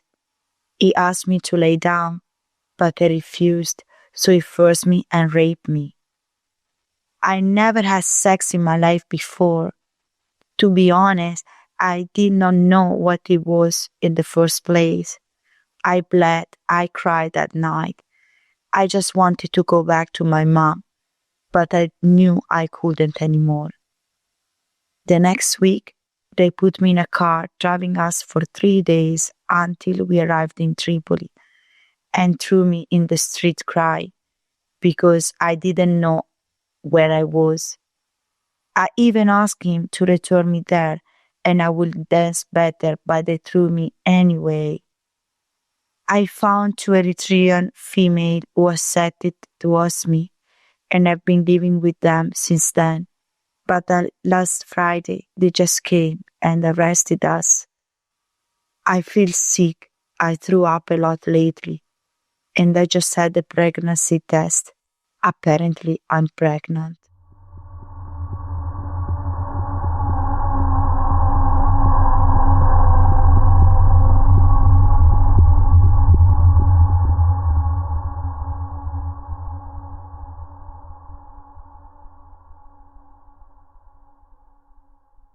García, Libya, 6th of December 2021. Male, 20 years old, from Guinea-Conakry. The interviewer is 20 years old, from Guinea-Conakry. He left Guinea to go to Europe to help his family. He came to Libya in April 2021 to cross the sea from Azawiyah. In the sea, they saw the boat of Sea-Watch 4, but were intercepted by the Libyan Coast Guard at 8 a.m. The Libyan Coast Guard threw something to break the motor, and then they threw a rope that they had to take because they had women with them on the boat. He also reported being hit with batons by the Libyan Coast Guard. After arriving in the port, they took them to a detention center, and he was put in cell number 2. He stayed in a detention center for 5 months and was released yesterday at 4 a.m. after his friend sent 3,000 dinar via the taximan. He reported that the situation in the detention center was bad. He said they were beaten with wooden sticks regularly and that IOM visited them there for registration. He registered because he said he had no other choice of getting out, but now after getting out, he's changed his mind. He said that he recognized us when we were coming in a detention center for mobile clinics and that he came for consultation a few times. He added, whenever NGOs come to the administration of the detention center, they treat us well in front of them, so they are just pretending. And that after we leave the detention center, they beat the detainees that they see talking to MSF, but that they do not care and they would take the risk. He said that recently there is a permanent clinic in a detention center where few doctors inside it without vests, so he does not know who they are. He also said that they consult you in case you are extremely sick, otherwise it is impossible because the doctors are few compared to the total number. He added that the day before yesterday, IOM came and took the women to Sharia Zawiya. Regarding the food, he said they only get 2 meals, one at 2 p.m. and the other at 8 p.m., and it is either rice or poly-prepared macaroni, and that they only get water for 2 hours per day with meals, and that they lock it for the rest of the day. No water in the toilets, and even for praying. He said that the cells are overcrowded. The one they were building are now finished and full of people. Because of the overcrowding, people sleep next to the toilet. Now he wants to work in Libya, and if he does not find any, he wants to go back to Guinea-Conakry.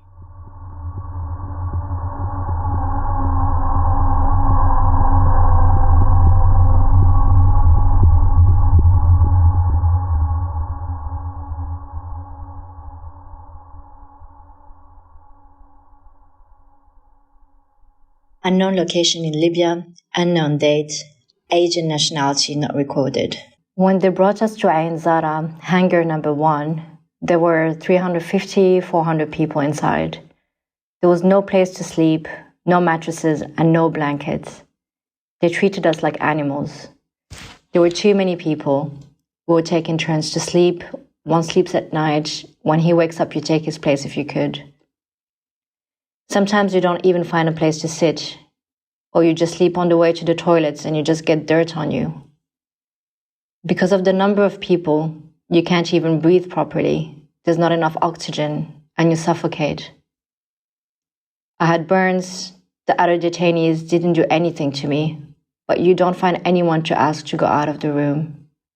Once I could get out to be treated by you, MSF. A fat doctor talked to the administration to get me out in the yard for fresh air and to treat my burns. It was better outside, although it was raining, as it was in October. When it's raining, we were protecting ourselves with mattresses. It was difficult, but the black girl of the pharmacy, our nurse, gave us plastic bags to cover ourselves. Even with the rain, it was better than staying inside. For food, we receive a piece of bread and cheese, first then a plate of pasta for 5 people to share. The quantity was in the middle. Sometimes you can satisfy your hunger and sometimes you can't. It depends on your speed of eating. Later in the day, they give us vermicelli or bread and beans, lentils. The food is not good, but to not die of hunger, I was eating. If you do not eat, you will be hungry, so you will be forced to eat. Regarding living in the community, I was living in Tariq al-Matar. There was a court that we call Al-Mahatta, the station, where we go and sit with my friends to look for work. We were working in cleaning, lifting, things like that. I don't find work every day, so I don't spend all the money I get. I spare some for the days I don't find work. We were 5 friends living together and going looking for work.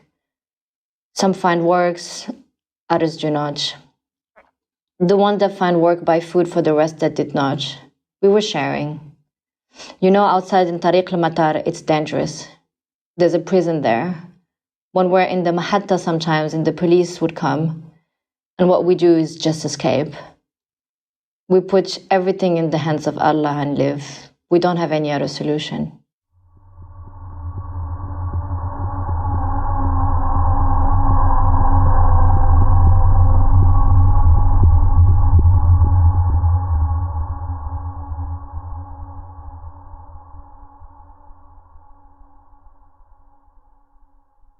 Libya. Unknown data. Female. Unknown age. From Sudan. Interviewer. The interviewee left Sudan, Darfur, with her husband due to the war and bad living conditions. In April 2021, they reached Tripoli and registered with the UNHCR, as she said. We lived with friends in the Gargarish community, and my husband got a job and I got pregnant. I followed up during my pregnancy with the UNHCR through their partner, the IRC, in their clinic, and I had been informed by the IRC doctors that the baby was sick and needed to be delivered by a cesarean section. At the time of my delivery, I called the IRC and gave birth on the 15th of September 2021 in the Al Rayyan clinic. And directly after my baby's birth, they informed me that the baby was in need of surgery. The surgery was performed in the IRC in the Al Rayyan clinic. After 27 days of the baby's birth, I was discharged from the clinic to the community, but unfortunately there was a security operation in Gargarish and we lost our home as a result of that. We stayed in front of the Al-Sarraj, the UNHCR building. We tried many times to call UNHCR and IRC, but there was no response. The baby was in need of regular follow-ups every week in the clinic. However, we did not have the money to pay the taxi. Therefore, we missed the follow-ups. It was only until the refugees collected money for us to go and see a doctor that we were able to return to the clinic. The situation in Al-Sarraj was too bad for the baby and for everyone. After that, the police came and transferred us to Ain Zara detention center. The situation in Ain Zara was not much better. On 7th of March 2022, the baby's health deteriorated, and no one from the UNHCR ever followed up on us or even asked how we were coping. The MSF doctors referred me to the IRC, then the IRC did the second surgery for the baby in the Al-Nokba clinic. After that, we were returned to the detention center once again. 2 days ago, the baby presented to the MSF mobile clinic with a fever, and MSF referred me to the clinic. Now the baby's okay, but I know that she will be sick again, chronic illness. I need to go back to Ain Zara detention center, even with no hygiene, no good food, or even water. But this is the only way to receive some medical attention.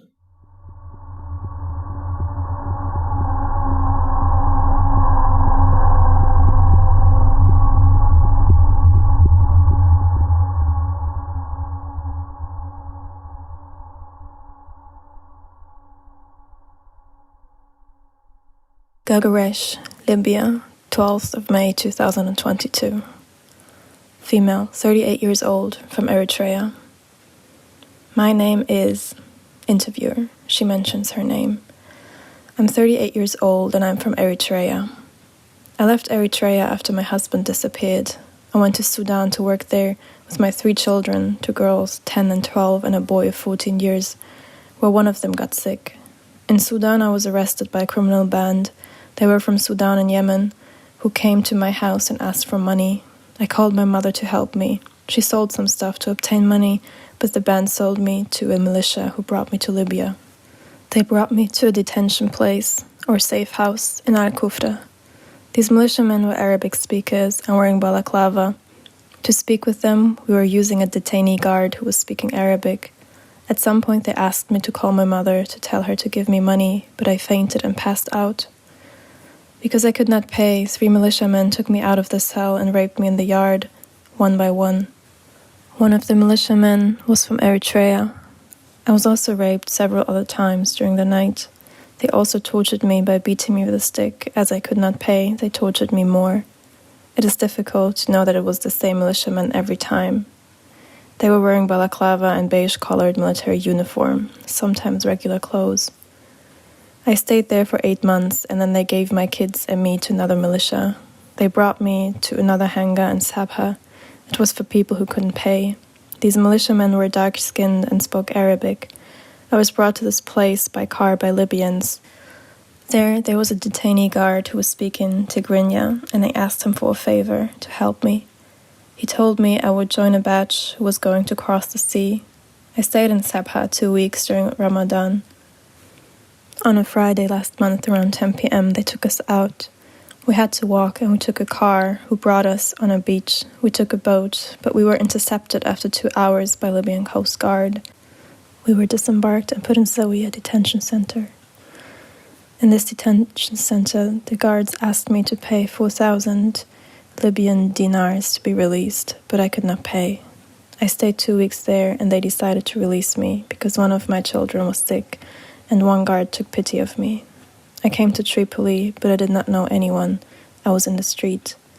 I met a group of Eritreans who proposed to me to go to a house with other Eritreans. I'm now living in a house with other people in Gargaresh. One of my girls has a skin condition.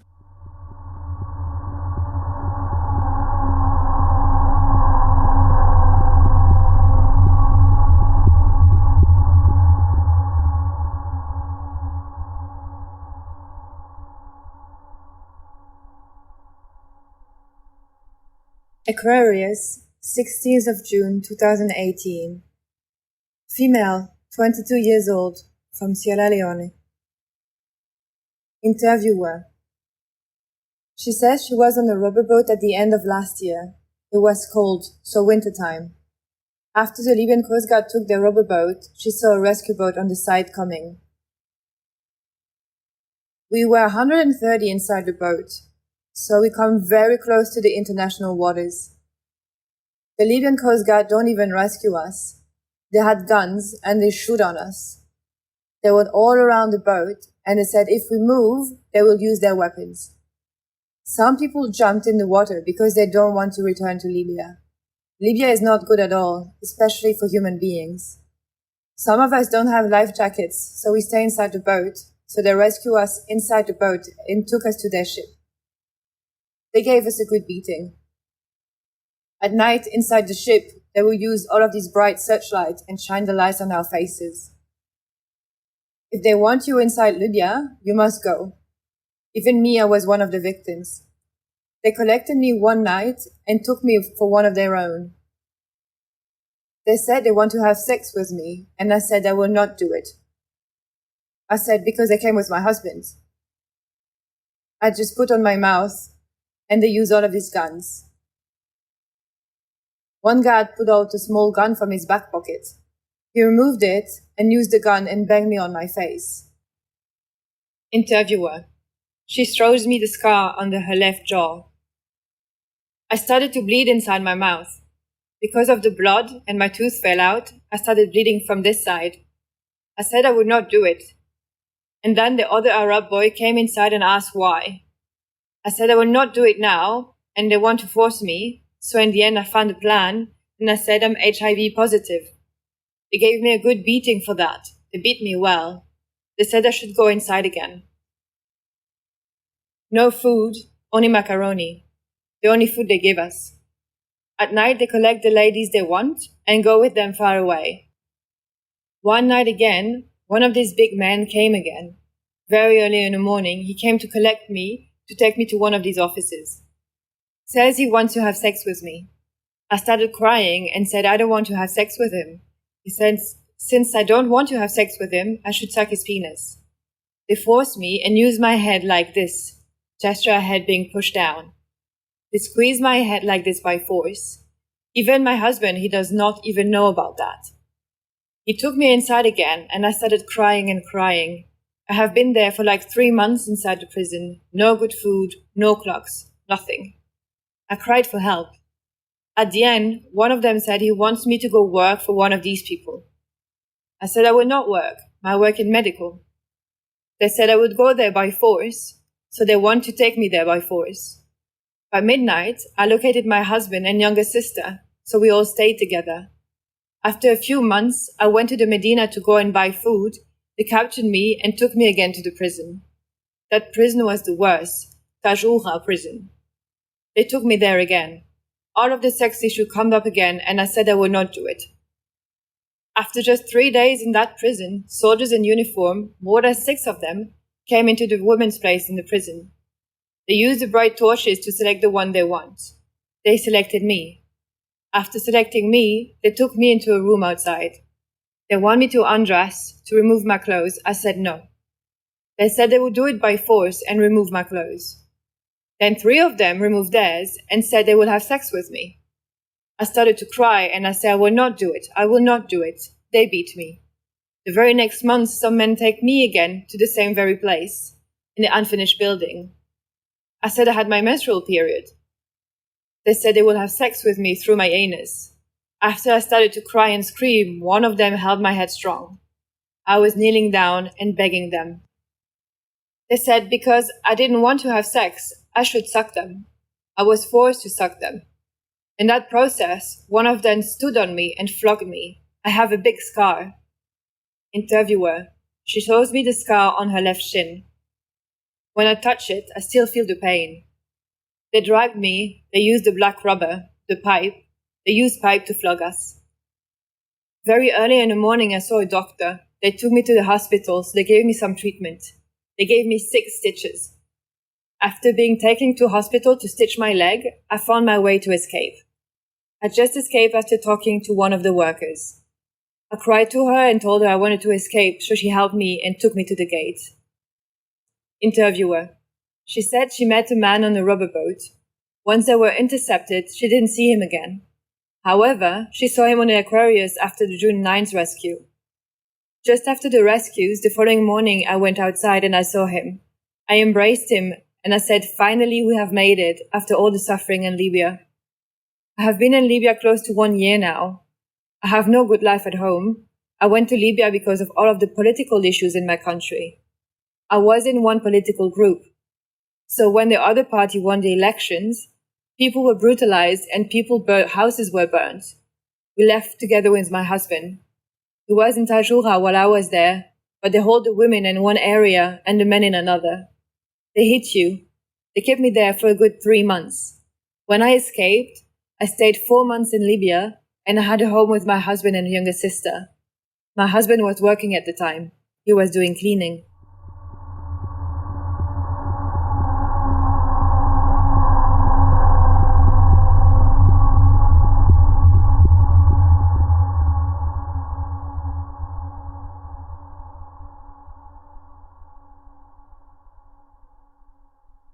Date of interview, 16 January 2017.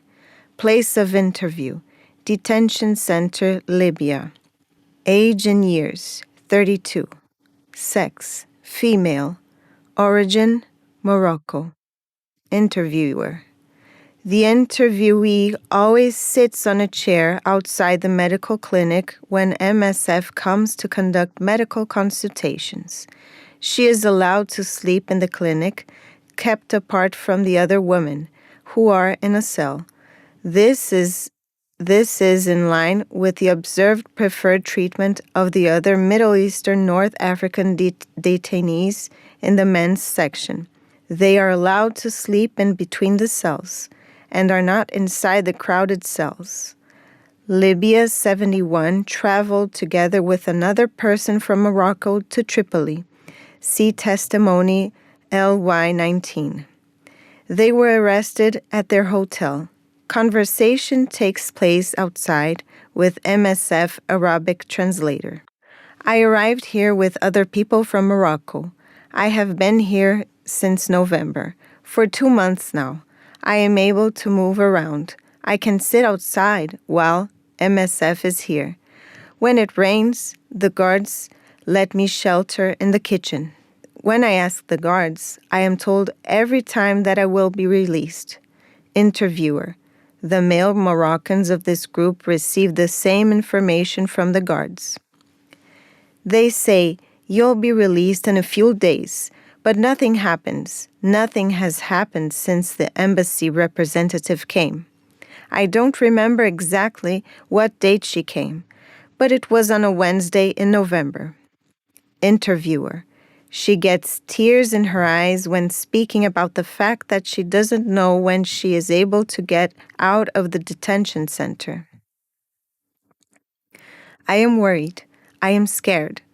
I don't have anyone to talk to here about this, so sometimes I talk to myself. I am not able to speak to the other Moroccans who are held in the male cell. My main worry is how to get out of here, like they promised me. I have access to water, the toilet, and I can go outside. Interviewer. She has 3 mattresses at her disposal in the medical clinic. It is fairly warm inside. I have a mattress and blankets, so I am not cold. Interviewer. Which is the opposite of what the women in the regular cell are saying. Sometimes there are guards that I am scared of. Interviewer. Gestures as if whipping someone with a hose pipe or stick. They sometimes hurt people. I am afraid of some of them. Other guards are okay. I have never been asked to do anything I don't want to do, but sometimes I get scared of the guards, and when that happens, I lock the door. Doing so doesn't cause me any problems with the guards. I can't speak to the other Moroccans here. I never even met them before we traveled to Libya together. Interviewer. She gets tears in her eyes again.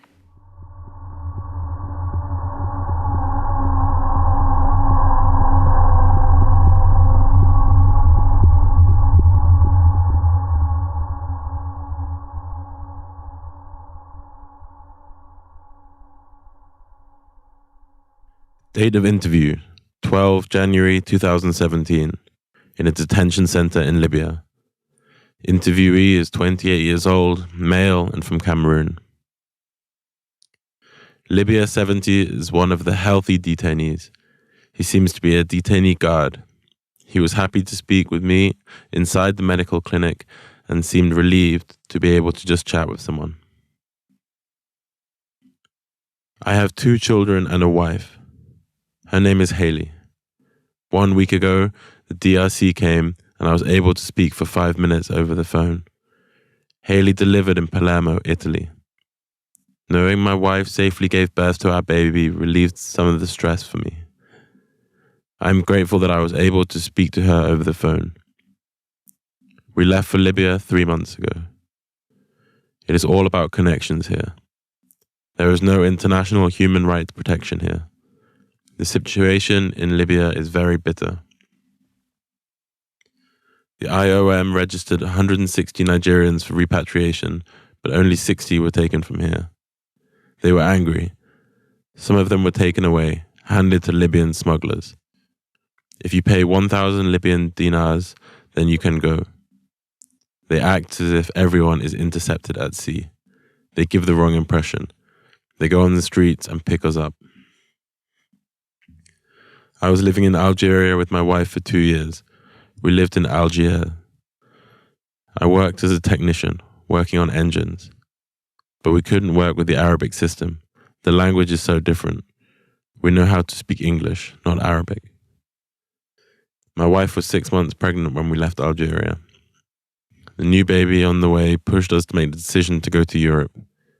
We traveled clandestinely to the border where the smugglers were.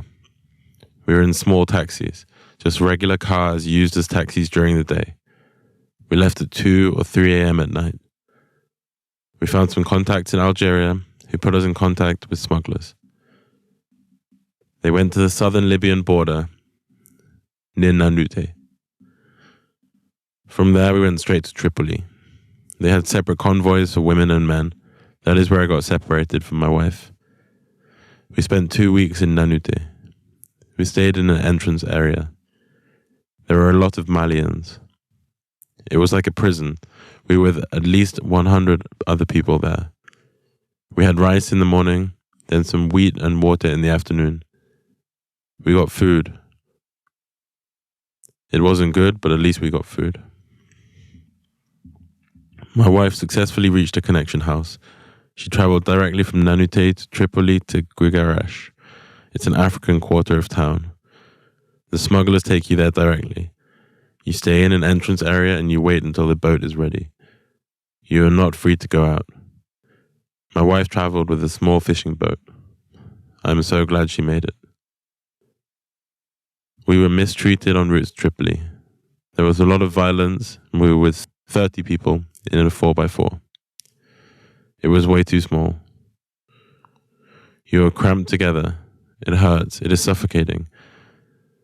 The women, especially the pregnant ones, were well treated. I spoke with my wife and she told me.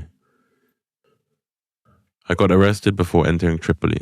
They beat you. They hit you with whatever they can find. It happens all the time. If you are not Muslim, they don't like you. They treat you very badly. They are not scared of their God anymore. I've been tortured multiple times. They hit me because they accused me of organizing an escape. 2 months ago there was an escape, and the guard said I organized it. They picked me because I was registered with the Cameroonian embassy, but it was the Sudanese who organized the escape. We told the embassy representative about the conditions here, and we told them that we're being sold from this place. After we spoke about this, the ambassador went to complain in the office of the detention center. They massacred us. There are only 2 Cameroonians in the detention center, so it was clear it was us. I want to write about my experiences. I want to tell my story. There are parallel systems here. Each police officer has his own business. They have links with the smugglers. If the embassy registered you, the passeurs tell the detention center guards, we want 3 people. It happens by phone. I know this because we can see it. We saw this happening last week, for example. If the guards let you go, it is because you paid. If you are not friends with the guards, they won't let you make the phone call to ask your family or friends to pay for your release. If you pass information to the guards, they let you call. You pass information about people who misbehave, who want to escape, that kind of thing. It's like the slave trade all over again here in Libya. The Europeans used to come to our countries and take all the resources they found back home.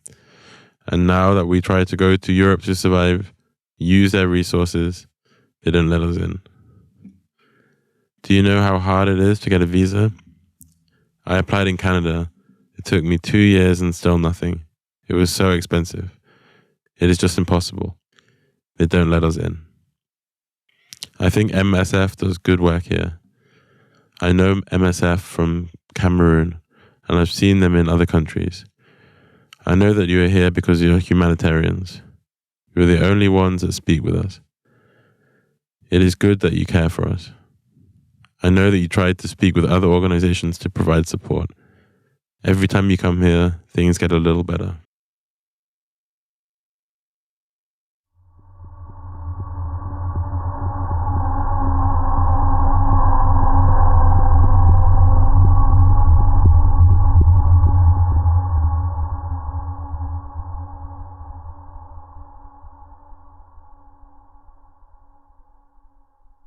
Date of interview 1st January 2017.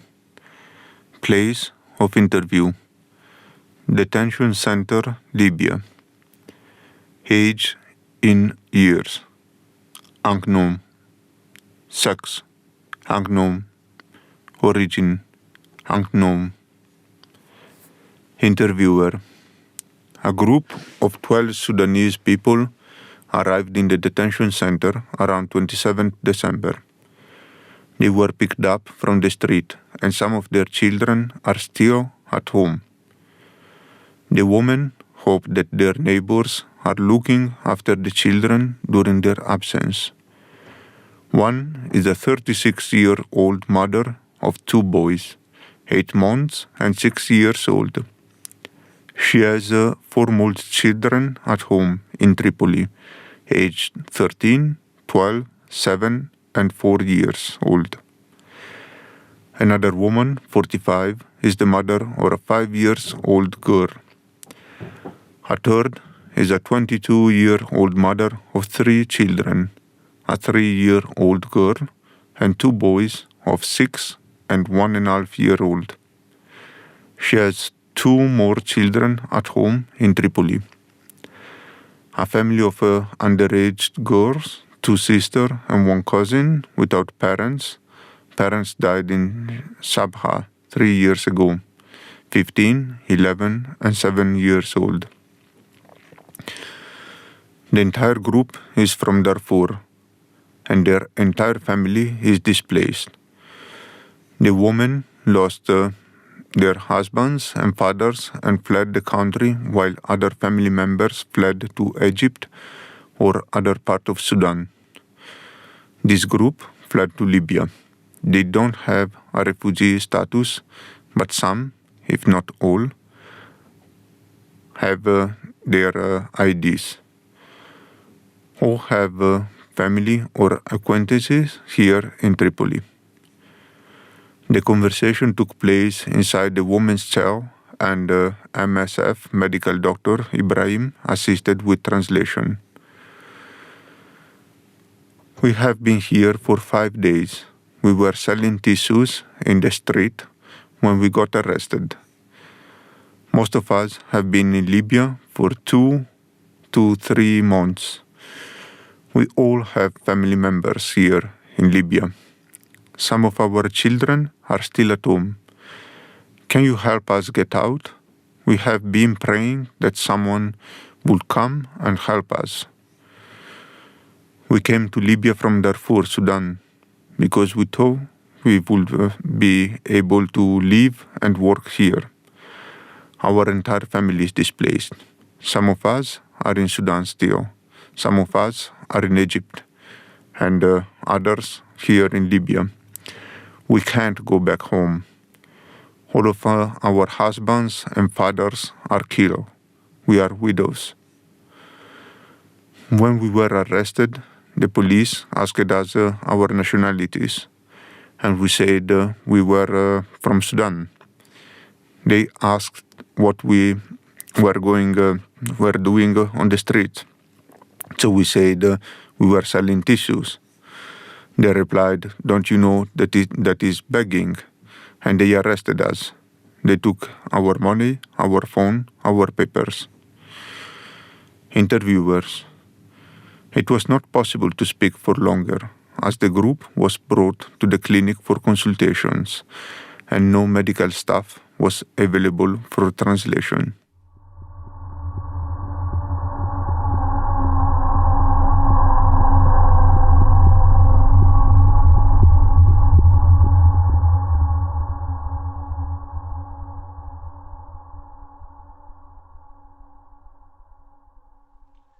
December 27th, 2016, Detention Center Libya, 45 years old, male, from Syria. We were sleeping at home. There were 10 of us, and the militia came and took all our belongings.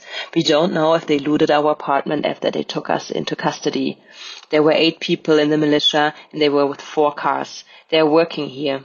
Interviewer looks over his shoulder at the militia. They were carrying their weapons. We lived in Good al-Shal, an area in Tripoli. We all have passports and a residence permit. We wanted to go home at the beginning of next year, back to our families.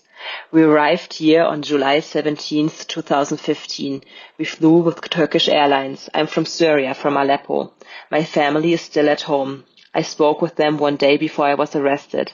I don't know how they are doing now. I have 5 children between 13 and 3 years old. I have relatives in Libya. My brother lives here, and I have Libyan friends. I have a phone number I can reach them on. I memorized it. The militia took all our belongings, and they probably destroyed the information, but I know it. We were all working here. I work on floors. I work in construction. I was aware of the risks of being arrested.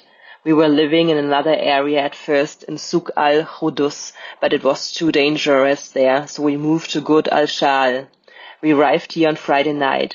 The militia didn't use any violence during the arrest or after we arrived here, but they took all our stuff. We heard stories from others, yes, other Syrians. Some paid the guards, smugglers on the spot, or some were paid and let go, but we never were asked to pay anything. This happens in too many places, but it's unclear why. I don't know why they never asked us to pay them. I could have paid them.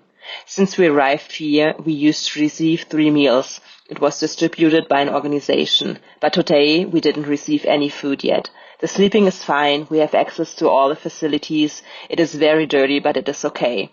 The main problem here is the food. Everyone says that. We didn't do anything wrong. I want to go back home. That's all I want, to be with my family. Can you please help me?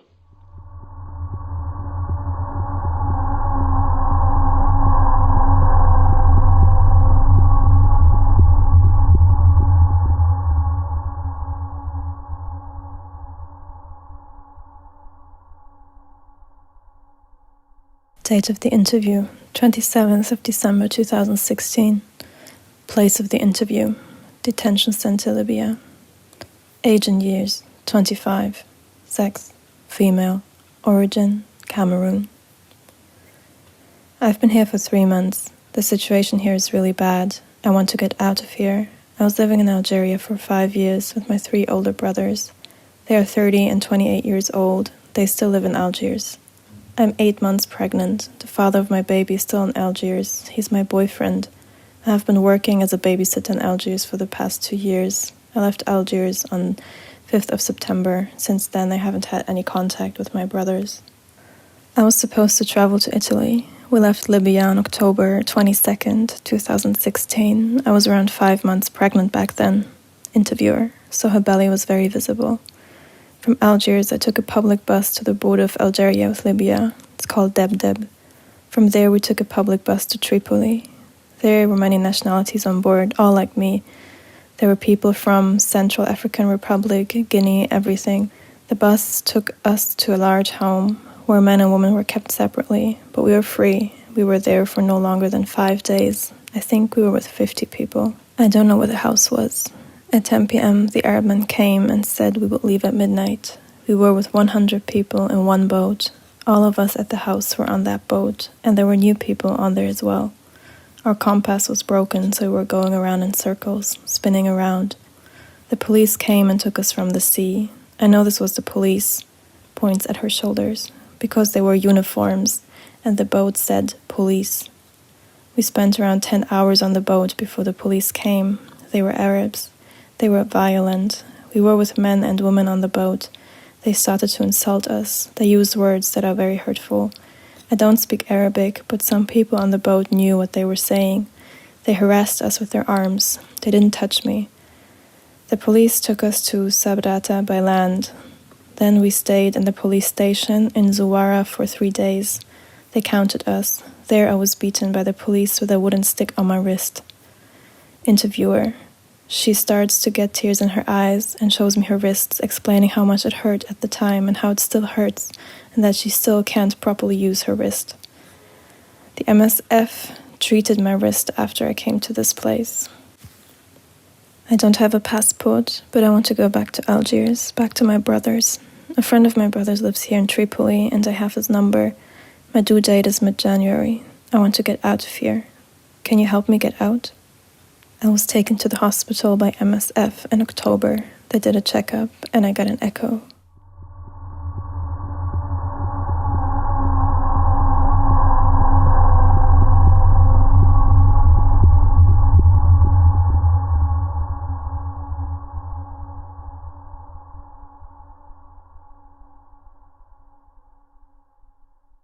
Date of the interview, 18th December 2016. Place of the interview, Detention Center, Libya. Age and years, 45. Sex, male. Origin, Mali. Interviewer. When MSF team pulled out of the detention center, Libya 43 was sitting outside on the stairs in front of the detention center administration office, waiting to talk to them and explain that he has the right documentation and that he wants to get out of the detention center. The interview took place in French. I came to Libya in 1991. I was born in 1971, age 45. And I have been here in Al-Falah Detention Center since Friday, 16th December 2016, 2 days before. I came to Libya to work. I have 2 wives. My first wife joined me in 2005, but she went back to Mali with our son for his education. My second wife came to Libya in 2015. Both of them arrived in Libya by plane with plane tickets. I also came here by plane and with a visa. I got my last visa in 2007, and since then I have been renewing my residence permit. The last time that I renewed my residence permit was in September this year, 2016, so I have the right documentation. They took my paperwork from me before I got here. On Friday, the day of the arrest, I was leaving my house to go to work. One of my friends said there was construction work in Crimea. I left the house at 9:30 a.m.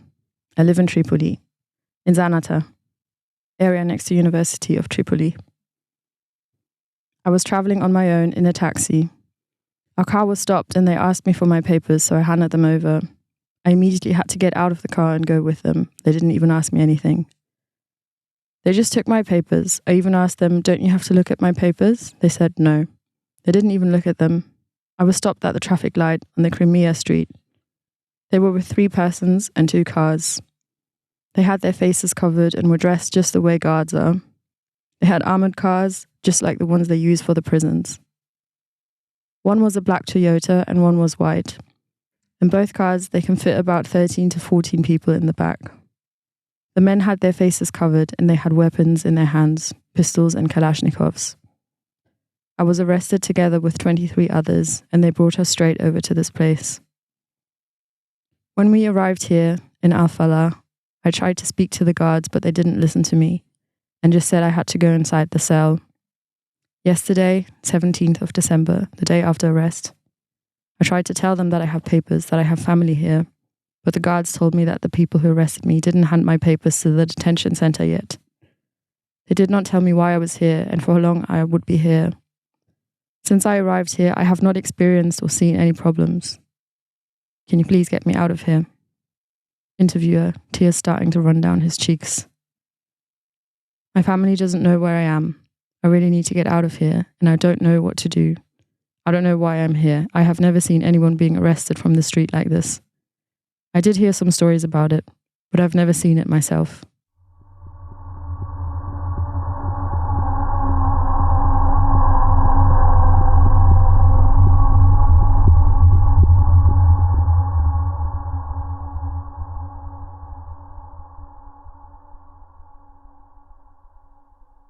Date of the interview, the 14th of December, 2016.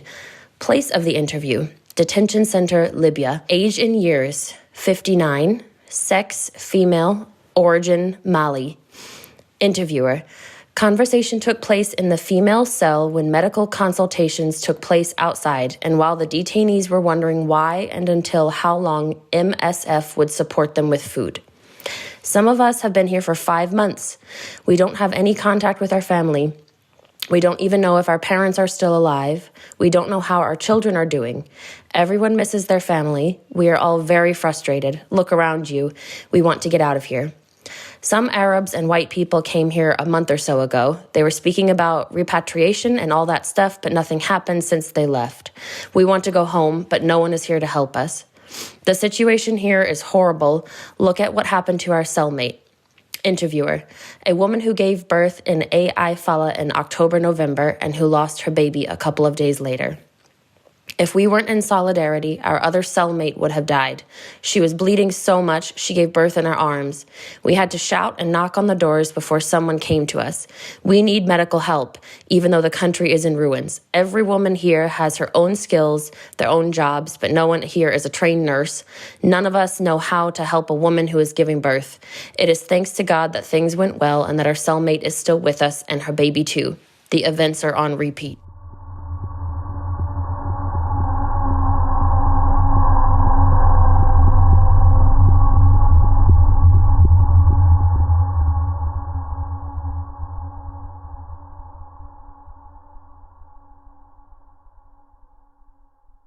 Date of the interview, 12/12/2016.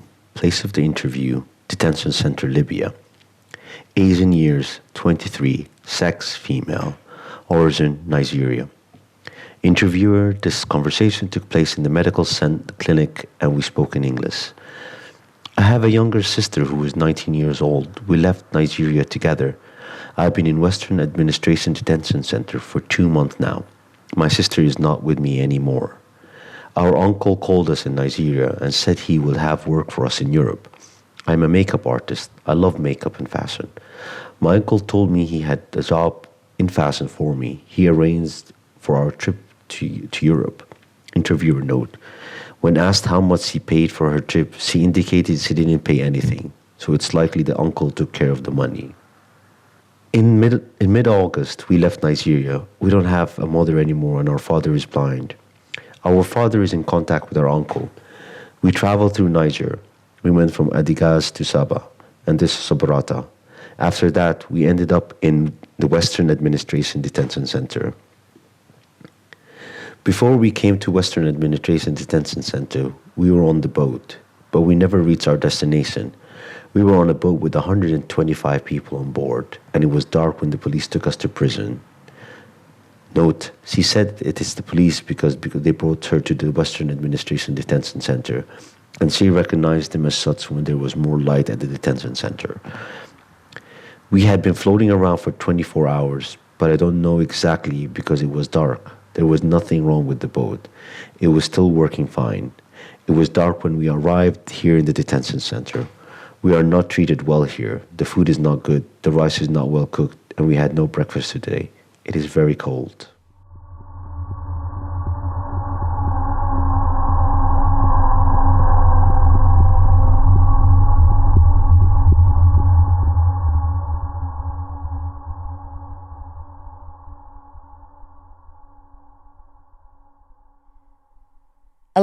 July 2016, Aquarius, 17, male, Mali.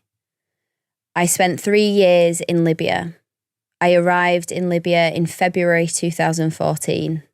I travelled from Bamako in Goya to Kidal to Tamarassan in Algeria and then to Libya. I paid 100,000 CFA francs. I worked for an Arab for 18 months and I was collecting rubbish. He didn't pay me and I then decided to try to cross the sea. The first time I tried to cross, we spent 2 months on the beach near Sabrata. We would eat a croissant and drink water. I spent 2 months at Al-Zawaliya prison. I have tried 4 times and today was my 5th attempt. On another occasion, I was stopped when already in the water and the Navy beat me up. The Navy beats you up and in prison it is the same. You are beaten up on the sea. The Navy sends ropes and then comes on your boat. They were wearing uniforms with the Libyan flag on it. Some people died, some drowned. In prison, they strip you and take all your money. In jail, they beat you up day and night with the Kalashnikovs, or they tie your feet. I have seen 3 people die in jail. One was because the guards said we were making too much noise and an Arab entered in the cell and shot in the air. The stray bullet killed a detainee. The other 2 died of illness and were not getting medical care. In Mali, I worked as a mechanic, but I am hoping to get a job where I would earn more money to send to my family. In prison, you lack food. You only get food once every 24 hours. It is pasta. I did not have any bowel movements for 20 days. I was bought for 600 dinars plus 200 dinars to take me to the place of the men who bought me. I worked in a shop for a month. I was able to pay back 450 dinars, but I stopped because of Ramadan. I then worked at the Tanakh. Interviewer. spot on the side of the road where sub-Saharan African migrants offer their services for daily work, for 30 dinners a day. Libya is a bad memory. Thanks to you, my life is no longer in danger. My parents in Mali, I have a brother and a sister. I am in the middle. I did not tell my parents I was in jail.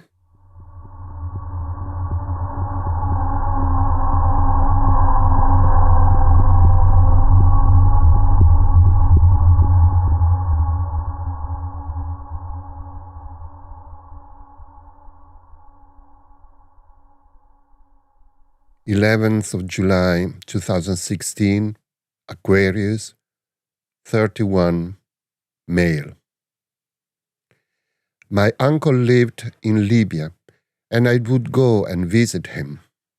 In 2015, around 1 or 2 in the morning, that was the time, and as we were sleeping, someone banged the door. It was in Bani Walid. They broke the door open as we refused to open. They shot in the air. My uncle screamed, "Don't kill me!" As I heard him screaming, I escaped through the window. I injured myself when I escaped from my uncle's flat. The men who came to the house were wearing masks and were dressed in black. I went to Libya with a friend and paid 300,000 CFA for the journey. My uncle was 43, and I had been in Libya for some 10 years. I'm hoping to work in Europe and forget what happened.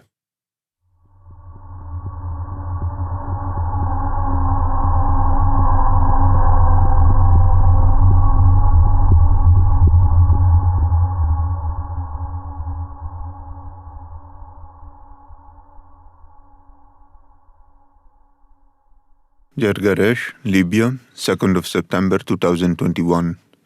Male, 32 years old, from Sudan. Interviewer, can you please present yourself? My name is Interviewer. He mentioned a name. I came from Sudan, went to Egypt and stayed in Egypt about 1 month and then came back to Libya through Al Salum M. Said. Interviewer, eastern border with Egypt. I entered by smuggling via cars.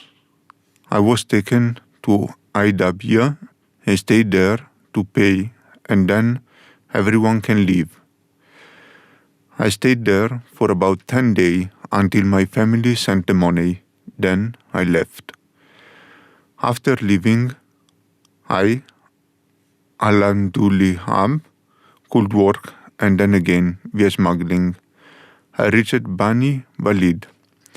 After arriving Bani Walid, they asked me, "Where do you want to go?" I told them I wanted Tripoli. This was in the same week.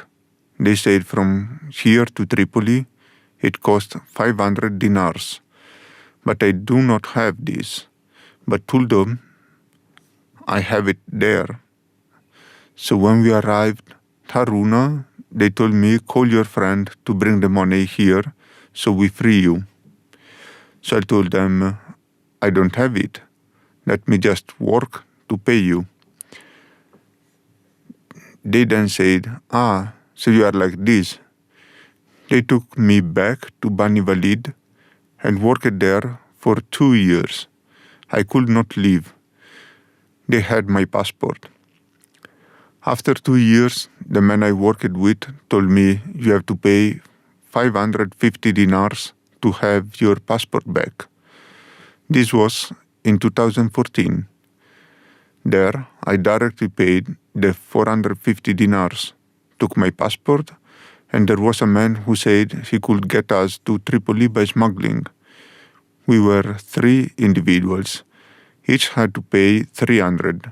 So 300, 300, 300. We agreed. He then took us to the desert, about 80-90 kilometers from Bani Walid. He dropped us there by threatening with a gun, made us lay down on our abdomen, took our money, everything, left us with our passport and a 7-liter gallons of water. He said, from here, do not go back, and especially do not come back to Bani Walid. He left us in the desert and left. We walked all night long, from the afternoon and all night until we reached Tar Road. Thanks to God, an old man stopped by and asked, "What is up to you?" We said, "We are doomed." He said, "Why is that? You don't have money?" I told him, "Yes, we were on our way to Tripoli. A guy robbed us and dropped us, and now we have nothing except God." He told us that to get in the car, he covered us with a blanket and brought us to Tripoli. He dropped us in Al-Kremeya. After he left us there, I worked a little because I am an auto electrician. I worked in a station and the youth there helped. They sheltered me with Sudanese and stayed and worked. Then I came here in Al-Sayehaya region. In Al-Sayehaya, I am sorry to interrupt you. I just want to go back to where you first left Sudan. You said your name, but did not give me your age or from where in Sudan are you. I was born in Ad Duyem, the White Nile, but I grew up and lived in the capital, Al-Khartoum. And how old are you? 32 years. What is your family status? Are you married and do you have children? I am married and I have children, 2 twin girls and 1 boy. Currently, where are they? Currently in Sudan. I could not bring them because of the desert. Why did you leave Sudan? The main reason I left Sudan is because my mother died. After 45 days, I hated Sudan and left. The situation there is bad, and I do not have a house. I lived in a rented house. Even now my family live in a rented house. I work and send them money. There in Sudan, what was your background? What was the nature of your work? Auto electrician. Is your family living there alone? I left my wife with her mother. When did you leave Sudan? January 2014. And what was your objective when you left Sudan? I wanted to come to Libya to cross the sea and go to Britain. This is my dream. You mentioned multiple events in your route. Can you elaborate more and tell me what you went through? I was treated badly, beaten and insulted. They entered the room where we were kept and they just beat us. They say, call your people and tell them to bring the money. Here, take the phone and call. I called and could reach them. They sent 600 dinars, which equals about 3,000 Sudanese pound or 4,000, I think. After they received the 600, they freed me according to the money they asked me for. When you first entered Libya, where were you kept? In M. Said, in a house, not in a prison. It was like a safe house. I stayed for 2 days. Then cars took us to Aidabia.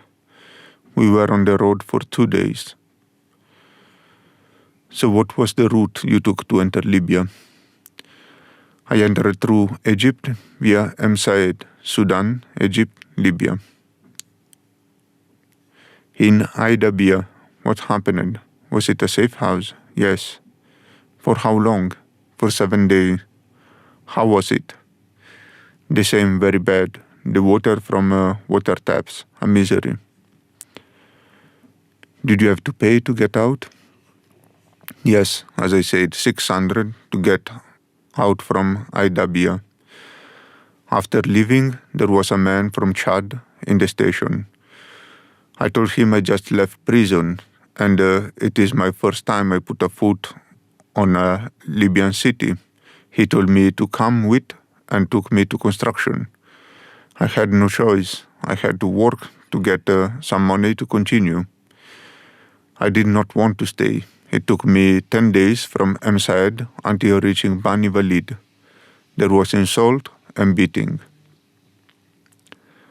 How did you hear about the smuggling networks? Nobody told me about it, but when I arrived to Marsham al-Trout in Egypt, they gave me a phone number. It is a coffee shop. I was there and was talking. Someone asked me, "Do you want to go to Libya?" I said yes. He replied, "You have to pay 500 dinars, that equals 7,000 or 8,000 Egyptian pound. You go to Marsham al-Trout and then you call someone, and that is what I did." He told me we are Avlad Ali, a tribe in eastern Egypt, come to Marsham al-Trout, so I went. In Egypt, the treatment was normal until I reached MSF. There, it was the opposite. We walked for 12 hours from Marsham al-Trout to MSF, not via cars. It was a very long distance, 12 hours, with thirst and hunger. They even fired at us. We were dispersed. Some were caught and some escaped. Then in Bani Walid, after arriving there, around 10 days, I was taken to someone who was told that I work as auto electrician. So I was taken to a car workshop. I worked for the first and second month, but this person was a crook. I was working and he was taking the money. So I told him that. He said he was collecting my money for me. I told him I could that on my own. He replied, "This is. If you don't like it, you can leave." I said, "Then give me my passport." He said, "You have to pay 450 dinars. So I went to a car's accessory shop and told him I know how to work on car tinting and alarms. I worked with him for 2 years. His name is interviewer. He mentioned a name. He's still there. After 2 years of work with him, I was in a good situation. Gathered around 7,000. Each month, I was sending my family 500 dinars. I wanted to cross the sea. There was a client named or interviewer. He mentioned two names. I told him I wanted to go to Tripoli. He said each one has to pay 300.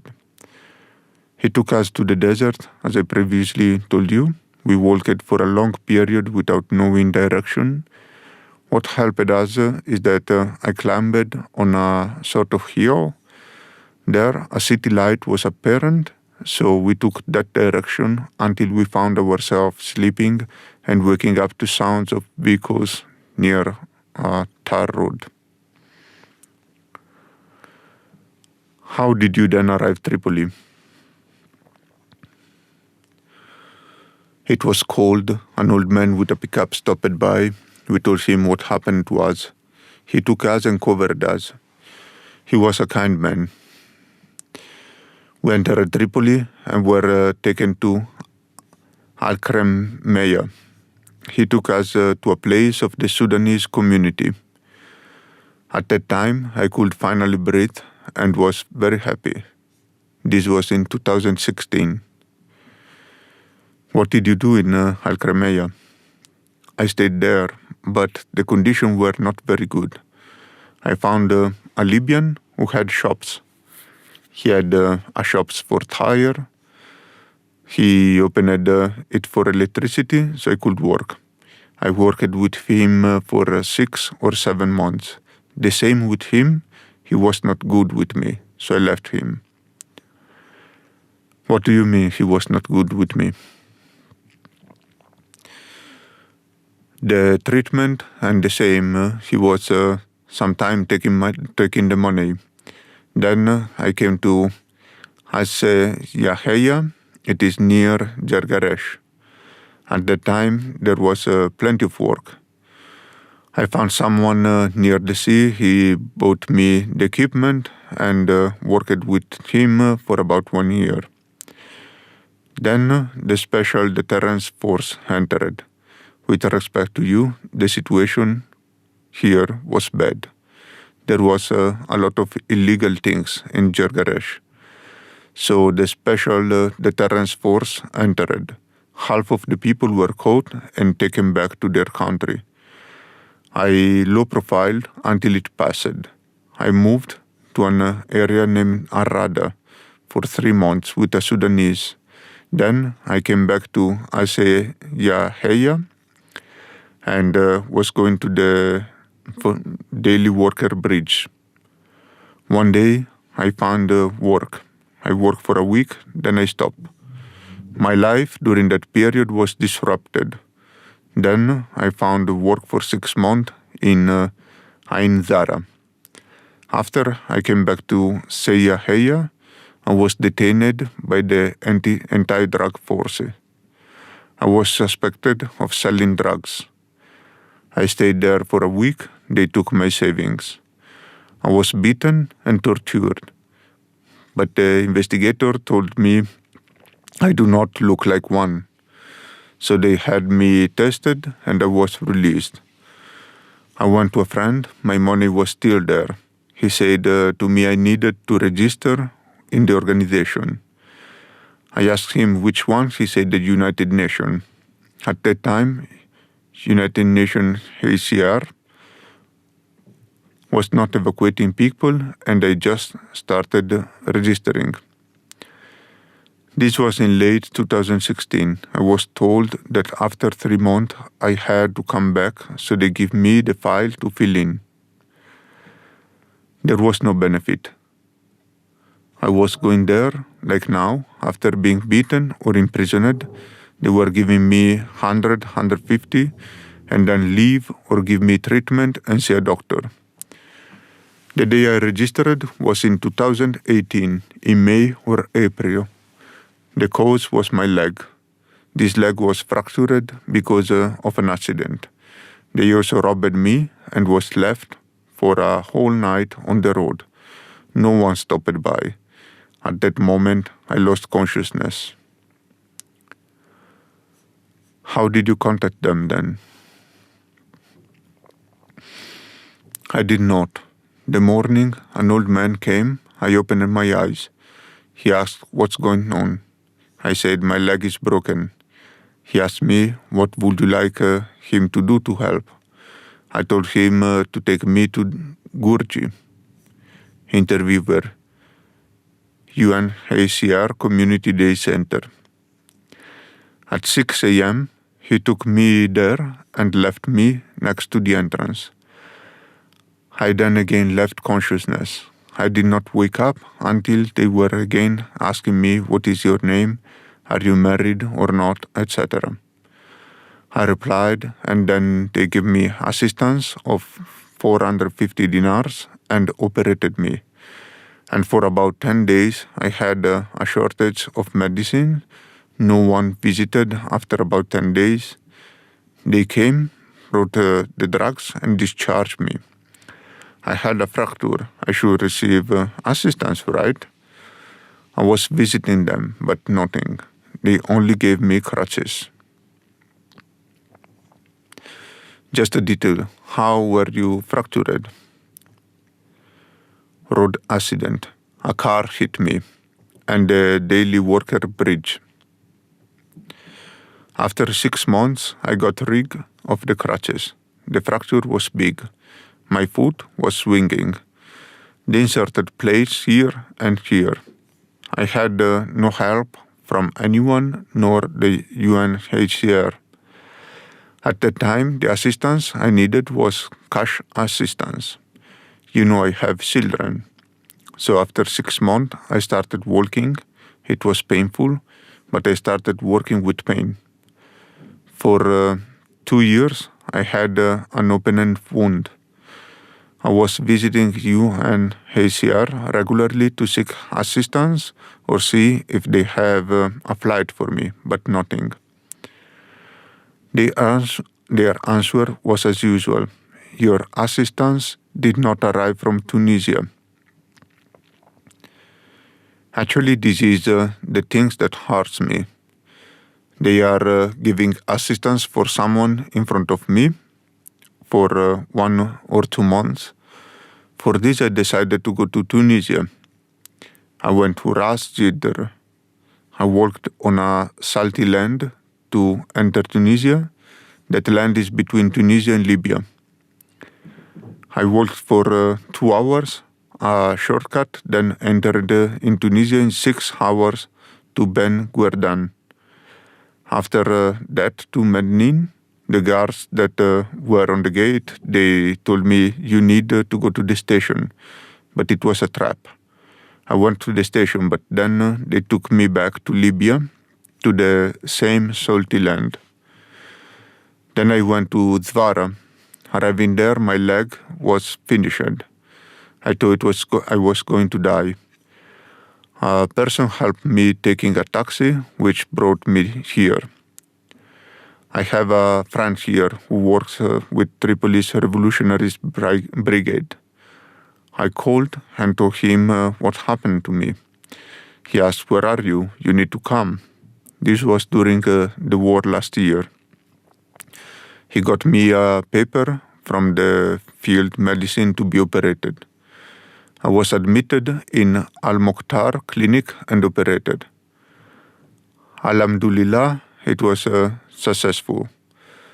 The people from Got Aishal said I had to be amputated.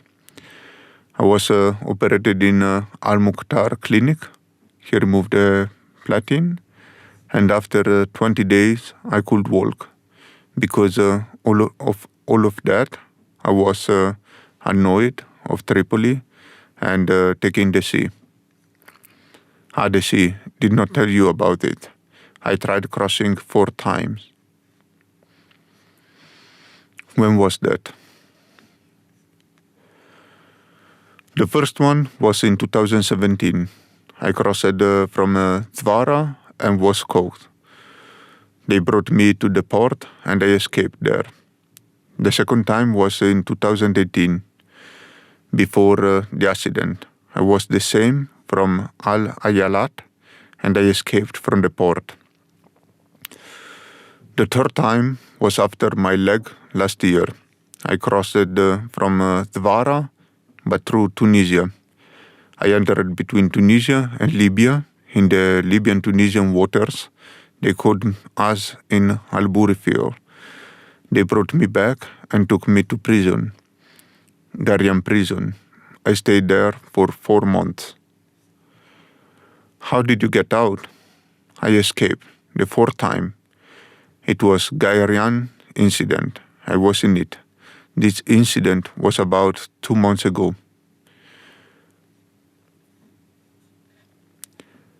Can you give more details about your 4th attempt? From where did you leave? It was from Zvara. A few months ago, the Libyan Coast Guard intercepted us. They said, this is the 2nd time we catch him, so transfer him to García, the worst prison. Even food there, they put a plate and everyone gets some macaroni with no oil, no salt, nothing. God made the explosion so we can all live. How many were you there? Plenty, about 400 or more. Can you describe what happened? The detention center brought a blacksmith to weld. A piece of cinder dropped and ignited the fire, and then it exploded. It looks like the blacksmith died. Some people died there. Did you see any dead? No, but there are people locked in hangar. Those exploded. As we escaped, the guards also left everything, ran away, and left doors open. Then I came here. I went to UNHCR in al-Sarai. I told them this happened to me. I want protection now. This was less than a month ago. I entered, they did protection to me. Sorry, what do you mean by protection? They asked me the same question. How did you enter Libya? What happened to you? Etc. I told them everything. I said that I'm asking for help as I just got out from prison. I don't have a house, nowhere to sleep. I sleep on the beach. I have nowhere to go. They asked if I have any friend. I told them my friend either crossed the sea and are in Europe or have died. I'm a stranger now. They then told me to come on Sunday. On Sunday, they called me on my friend's phone. They asked him where the interview was, where am I? He said he's here. They told him that I need to come for reception of my assistance. I went. They gave me a carton with food and cleaning materials. I told them I don't need this. I need financial assistance. If when I was fractured, you did not help me, now I need your help, but you did not.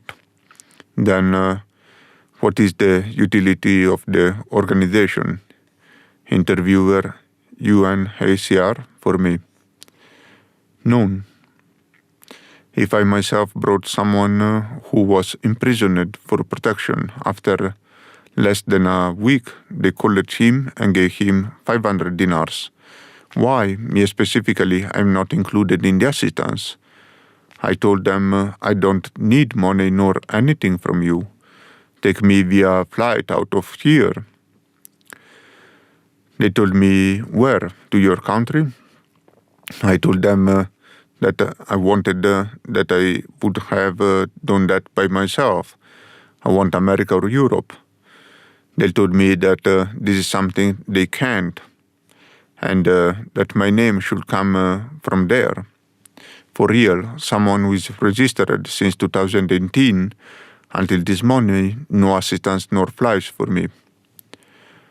Why could all these people fly and not me? People I brought flew. One man is now in Canada. If we call him now by opening my personal account, he can confirm that. When you told them this, what was their reply? Their response was, we can't do anything. This is something from up. Your name did not show up from here. I told them it is from Tunisia. I myself went there, and the organization itself brought me back to Libya. So what is up with my name? Now what do you want? My desire is the same wish I came with from my country. Either they take me as they took people to Canada or Switzerland or anywhere, or they do the duty and take me back to my country and initiate a project for me so I can support my kids. Not just take me back without anything, because if I wanted to return like this, I can do that now. I want to return and that they support me financially so I can support my family. This is what I want from the United Nations organization. This is why I organized a protest. I wrote no to bribes. I wanted to get out of this country. I want freedom and change and resettlement. I wrote a lot of things. In the end, they brought us a militia that fired bullets to disperse us. How can I guarantee that United Nations can protect me in Libya or in any other country if in front of their office they fired at us, me and the youth? When was this protest? Exactly about 1 month, right after Eid. Are you sure it was them that brought the militia? Who would do so? How did the militia know about us? Has anyone injured? No, but someone was beaten with the back of a Kalashnikov and was taken with them. Then he was given 30 dinars and told to leave via a taxi. After this incident, did they contact you? After this incident, I went back there. I entered and they did the protection. They asked about what happened to me and asked about my life. Even the girl who was supposed to do the protection interview did not do it. She sent a young man. His questions were provocative. Even his talk was the talk of someone who was mocking me. Based on I was the one in the protest and the one who planned it and did everything. The director came to me and asked, "What do you want?" I told him to read what is written on the paper of the protest. "I want you to take me out as these people." I asked if there is bribe. Is there money to pay? So we can understand and pay the money. If we need to pay the money, no problem. We pay you so you can fly us out. They said, we are a United Nations agency. It is impossible that we do something like that. Okay, then why someone comes and register after 6 months, they got him on a flight, another 2 months, someone out of prison, they directly flew them out either to Niger or Rwanda or Canada. Why does it block on me? No assistance, no flight, nothing. I have a full file for a mental health issue in the organization. My next appointment is on the 12th September. For what? For the mental health issue since my leg problem. I started following up with them. Anything you want to add? The same, I asked. If the organization wants to really prove it is with human right and wants to help me, either take me back to my country and have me a reintegration program to support my kids, or take me to Canada or Rwanda or anywhere like the other people. That's what I want from UNHCR.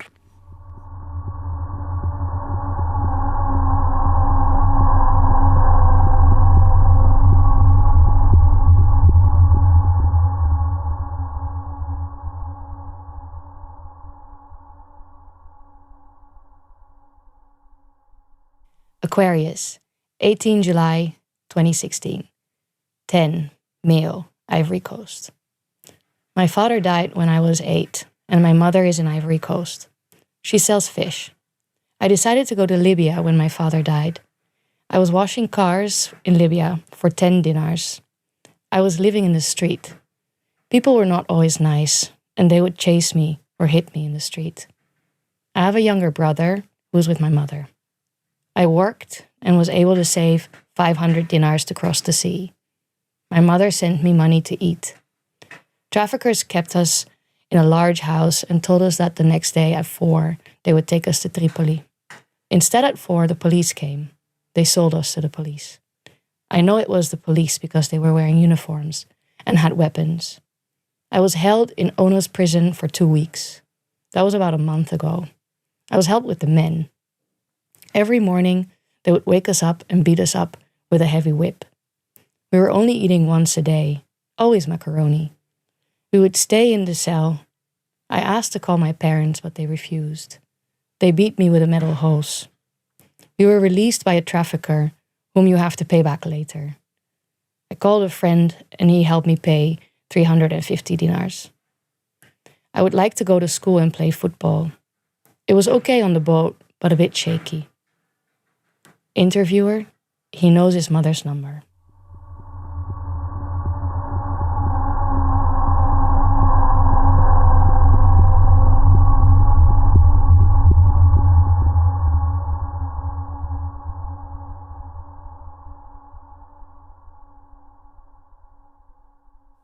Aquarius, 18 July 2016. Male, 16, from Burkina Faso. Interviewer. When he arrived on the boat, he was confused and delirious and was attended to by the medical team. He later recovered and was quite helpful on the boat and helping our team. I arrived in Libya at 14 and something, 9 months maybe. Things were not good at home. We are the men of the house. If we don't stand up, who is going to help us? One needs to stand up and help. At school, things were not going great. The situation at home was bad and it was difficult to study. You sit in the classroom, but your head is elsewhere. I was supposed to retake my 4th year and I gave up. I preferred to give up rather than retake the year and redeem myself. This is for free kids who have the time and have enough to eat. My family is about 20 people, my grandparents included. The first grandson, technically he is my uncle, is not a fighter. He is selfish. He only thinks of himself and he does not think of others. He keeps losing his job. He is the one who should be fighting for us. We have to stand up and help our father. People were talking about Libya as if things were okay there, as if the country is doing well. The first time I have heard of Libya was when I was in Ghana. I was there visiting family, an uncle. After I came back, I dropped out of school. I started working and saving money. I left Burkina during the political crisis there. Everything was closed during the general strike. I left exactly during the transitional period, in March 2015. I arrived in Libya on 21st March 2015. If God had not held my hand, I would have remained on the road. I had a harsh upbringing and this is what was needed. My mother gave me life and she knows better. I paid the middleman/broker, coxeur, in Agad in Niger. From there we arrived in a village in Libya. I was near Gadron. Arabs see us as animals. I have done the chat, offering your services / seeking a job on the side of the road. An Arab, a friend of mine, would give me work. Libyan women are also like animals, always locked up. I was afraid the women of the family would give me troubles. I paid to go to Seba. I worked in a bakery for 6-7 months. In May, a friend from Burkina called me. He needed money to finish school. I took a second job and I started selling cement. This friend is like a brother now. I have always been protected by my Lord. As the bakery was not paying me as well as it used to, I went to Tripoli. A friend I met found me a job. I was making cappuccinos in a cafeteria for 13 dinar a day. At work, they treat you as if you are not human. I then found a job as a tile layer. I was earning 150 dinar a month. He was supposed to pay me 900/1,000 dinar a month. I then worked with a man from Burkina. During Ramadan, the Libyans behave as if they are pregnant. They are laying down 24 hours and in the evening they walk a bit. I wanted to try. I paid 1,000 dinar to cross the sea. It was my first time. One of the most difficult things I have done in my life. I could have died. I fell asleep on the boat and I prayed. God help my hand once again. Interviewer: how do you think your situation could improve in the future? I don't know. I may end up in the Netherlands.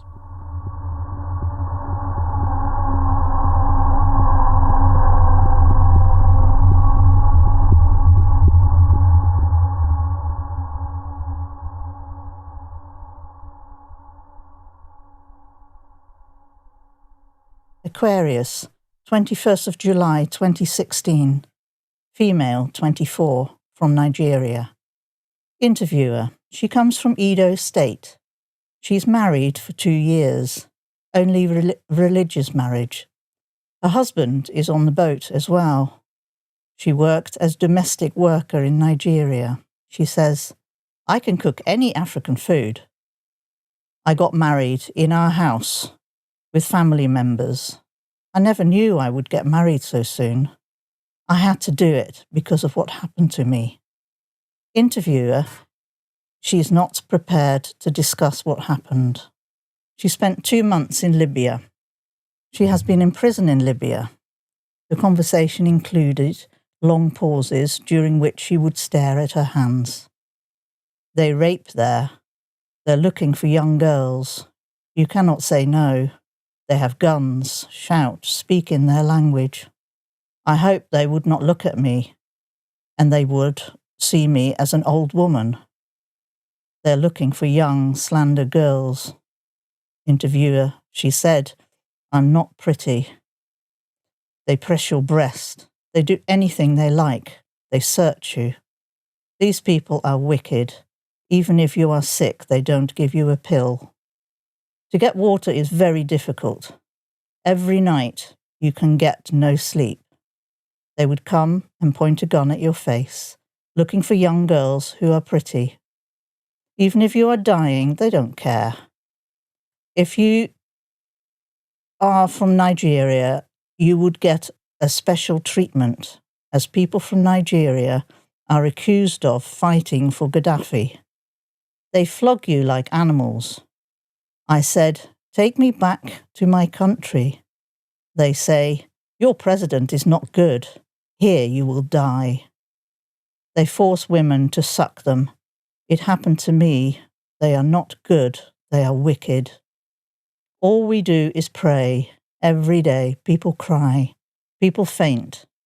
If you ask for help, they would laugh at you. One guy with a big bear, he would drag people out. They don't care about people. They don't even want to hear the word Nigeria.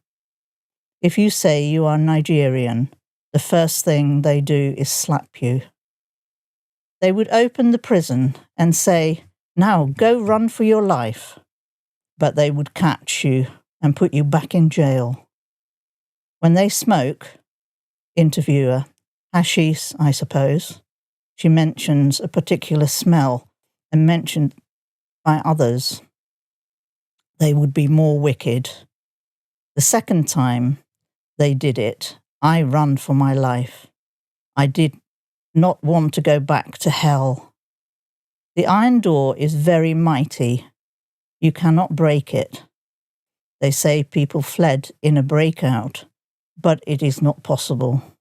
They would ask women to shower before they do rubbish.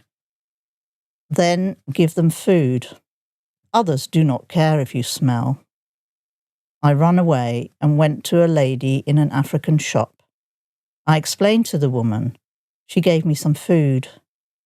Landlord does not allow to come and visit.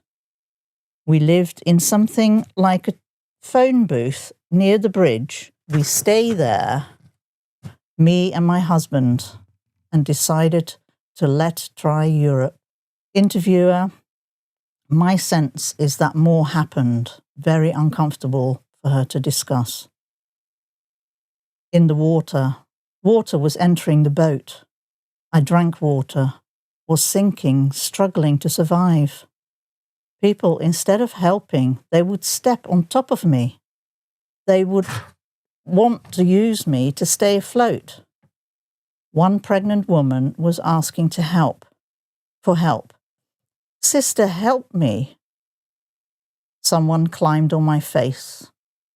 Interviewer, she showed me marks and bruises on her legs and say, they step on me. Someone sat on top of my head. I was sitting before the water came. I asked for help. One man helped me. I was feeling dizzy. I had already seen people died in the water. I kept asking for help, but nobody would help. They were climbing on me to stay out of the water. I thought I would die. I told God I don't want to die. I had to bite to be able to breathe. The woman I bite stood up. Men were standing on top of me. A woman stood on my face. Someone said, your wife is calling you. And my husband came. He drew my hand so I could breathe. People were standing on top of me. I had not died yet, but they were stepping on top of me to use this person to survive. My husband took me to and pressed me again, and the rubber part and water started coming out of my mouth. People were fighting for their own life. One woman, her eyes were so red, and she is pregnant. A lot of people died. That woman who was pregnant died. We were under the water together. It was already in the morning. Around sunset, water started to come in more and more. People would use their clothes to try to empty the water. People died, a lot of people I had never seen before, dead bodies. A helicopter passed. We were waving for help. The helicopter called the rescue. We were praying. I thought even if it is the Libyan police, it is fine. I would go back to prison, but I don't want to die. God, just give me a second chance. God really helped. I saw on the boat a man who did not help me, and he said it was not his fault, that he was struggling for his own life. It is my testimony. I will use it to address people and tell them how great God is. I never knew I would be alive today. People were stronger than me, and I saw them laying down. Some were big and still laying. It is better to die with a gun than die in the water.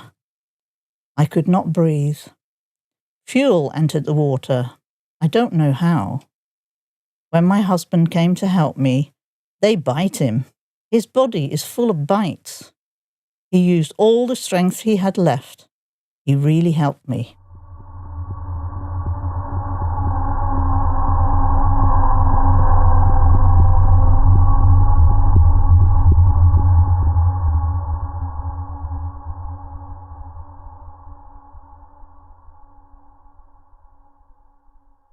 Al Rayyan Clinic, Libya, 12th of July 2023. Male, 25 years old, from Cameroon. Can you please introduce yourself? Good morning. I am 25 years old. I am Cameroonian, so I was born in Cameroon. I live in Cameroon. First, my story hurts me. For you to understand a little, I am a child. I have no father or mother. So my mum, she was raped. She got pregnant with me. She had not been able to have abortion since the pregnancy was already at 4 months. According to what was explained to me, we can no longer withdraw. She kept the pregnancy and went to the hospital. And when she gave birth, she died. So you understand, I was like that. The doctors gave me to the orphanage that I grew up. So suddenly there were a few means for me to continue my studies, so I started doing small business. I sold clothes. What was your age? The age of 15, I started selling clothes to try to pay the pension. It did not work out, so I quit school. And there was a friend who also sold clothes. He told me he was looking for money to go to Europe, because over there in Europe he could manage. To find money to go to Europe, it is not at all easy. He told me that we continue with the sale of clothes and keep the money little by little, little by little. He told me that from Cameroon to Libya, it was 600,000 francs. The project was to make the business. Since I was 15, I couldn't get this money. On a Sunday, I was selling clothes. I remember well, it was a Sunday, the rain was falling. I left and there was a man. A man saw me with the clothes. He had so much faith. He called me, he asked me questions. Where am I from? What do I do? I told him my story, and then he gave me his business card, and that tomorrow I go to see him. Then he can find a solution for me, if he can change the activity, or if he can help me financially. So it's up to me to decide the next day. So I went to the postcode and called him. He asked me to meet him in Bonjaro, where he worked. And when I got there, I called him. He sent his company secretary out to get me into his office. He asked me who I am. I explained to him the story, my story, how I am. I am without brother, without mother, without family. As you see me here, well, I have none. When was that too? All that I cannot know since I grew up in the orphanage. I don't have belongings. As you see me there, I'm like that. I don't have, how to say, family. Yes.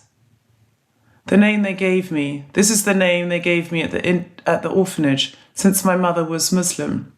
She arrived at the hospital, she was Muslim. I didn't know anything about this orphanage. I was going to try to help myself and to fight. When I explained to the man, he had so many tears in his eyes. I took 200,000 Cameroonian francs. I didn't tell him that I want to go to Europe. I told him if I can have financial assistance so that I can even have a clothing store to sell the clothes. He asked me to make a shop. It can take about how much? I told him it depends. I can't give an amount, so it's up to him. And with like that, he can help me because it's something that I can say. Like, it takes this, it takes that. And now then he took around 200,000 Cameroonian francs and told me to go start with it. He is waiting for the results. And what was in return? No, there was nothing. There was someone. I went out. I left again to buy clothes, a lot of clothes. I started selling bundles. So I was no longer selling. I was no longer making the market peddler. I now bought bundles. I sell on the spot so people come to sort at my place. Sort. What are bundles? Bundles. Fuperi. How can I explain it to you? That's what we call a cardboard box of clothes. Yes, the boxes of clothes coming out of Europe. Tied bundles that often come in containers. The superb clothes coming out of Europe. So are they big boxes? These are the big boxes. So I bought now like that myself. I was the one unpacking. People were now coming to buy. So when I sold, I had a fund of 560,000 Cameroonian francs. I cannot forget, and I called my friend to say that as he spoke about Cameroon in Libya, because he knew that when I was here in Libya, I'm going to sell. I'm going to work here to find money to pay for water, to go to Europe. When I called my friend, I explained to him that, well, since I had 560,000, can it make me arrive in Libya? He said, yes, there is no problem. And now then he called a friend of his. His friend was explaining the road to him, that you will pass like this, pass. So he gave me the itinerary. I wrote everything down.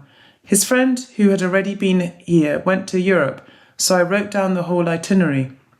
How much I want to spend, the rate of my money. I want to leave the country for where I will be stuck. I call, they send me. That's how I hit the road. Cameroon, Nigeria, Niger, Algeria, now Libya. I'm coming to Libya at the party I told you in 2022, the festival of Ramadan.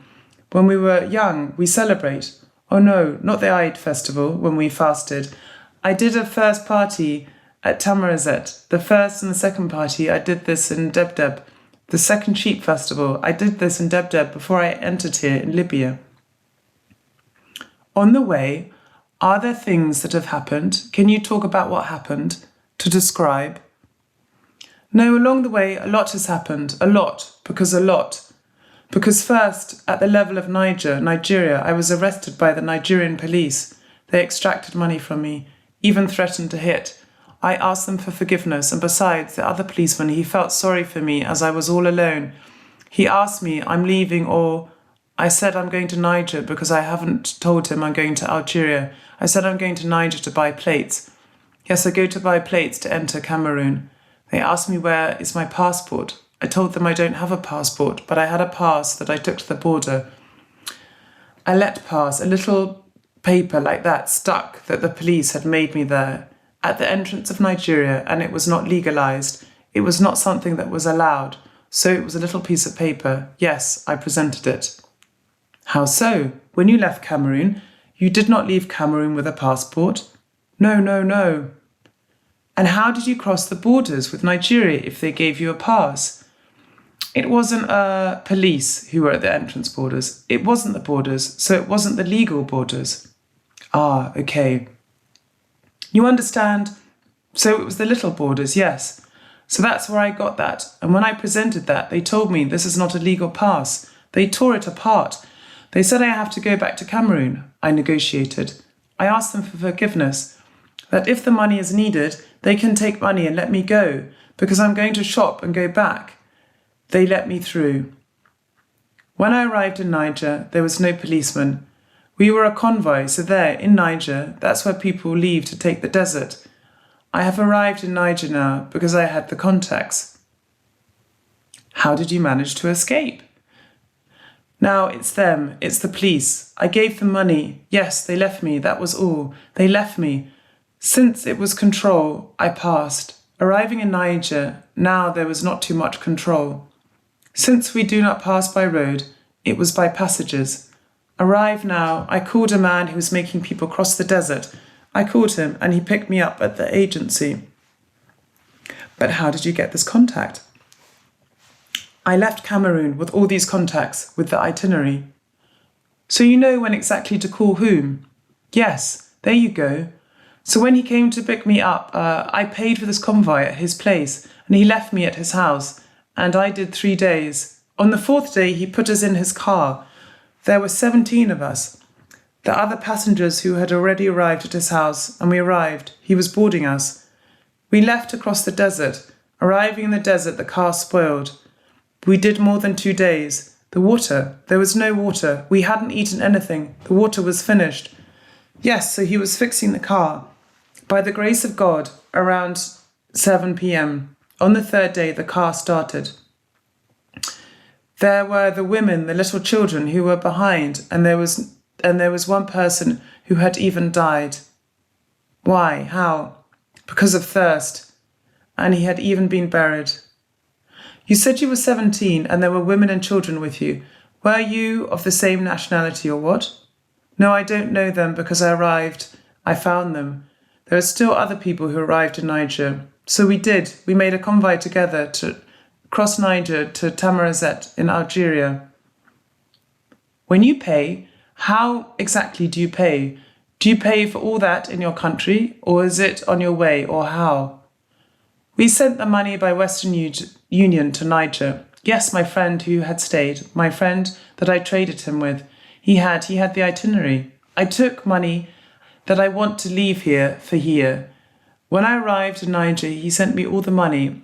It had the identity card of the man, Mr. Adamo. I can't forget his name. He went to withdraw all the money. He came with it. He withdrew his share of the money from the convoy. He gave me the leftovers. He once exchanged it to Algerian dinars. He gave me, I put it in my pocket. Yes, well, that's the way it is. So when we arrived in the desert, as I explained before, you know we did 2 days. In the 3rd day, the car started. And on the 3rd day, around 5 p.m., there was a man who was so thirsty until he died. He was buried. So towards in the evening like that, the car was able to start. And then we continued on the road, getting to Tamarazet. And there was more problems. And when we arrived in Tamarazet, I did a week there because we were waiting for the convoy. And well, I did a week in Tamarazet. And then, where did you live? In Tamarazet. There was the house where all the passengers lived. So all the migrants who came out of the desert, there is a house in Tamarazet. There are houses by house by house. Smugglers, they have the houses where they arrive with migrants and leave to put them to wait for the convoy. So where I was, I did a week there. They took me on board again, since I had money for it. I had dinars that Mr. Adama had exchanged in Niger. Well, I once paid for my convoy there, for Deb. I arrived in Deb at the border, and now as well was the party. Well, yes, it happened. Yes, it happened after 3 days. The party started, and I did 3 days, and on the 4th day there was the party. So the Arabs who came out here to bring people to Deb, said they can't work, and when the party ends, they will do 2 days of rest before they come to Deb to carry people. So I did almost 5 days. And it's the same smuggler who manages? No, it's not the same smuggler in Tamarazet. So you found another smuggler for Deb? Yes, that's the way it is. Yes, and now, then for Deb for Libya, I paid the convoy there. He took me to Libya. When I arrived in Libya, I was taken to Sousse. Do you know Sousse? What is that? Sousse is a town there in Zawai. Yes, it's called Sousse, where there are blacks, where there are migrants. They took me to the camp. It's called the camp Campo Bambino. So they took me there. I didn't know anyone there. They put me in the room with the blacks. This is where the black people live. You can get there without any difficulty. I got there. I saw brothers that I didn't even know. I approached them. We talked. They asked me what was the road like. I said, Alhamdulillah is fine, thank you. And I asked a brother how things are going here in Libya. How did you get to Europe? How do you get to Europe? How much is needed? Because now I have no more money. All the money I had tied has been sent. They told me to go to Europe.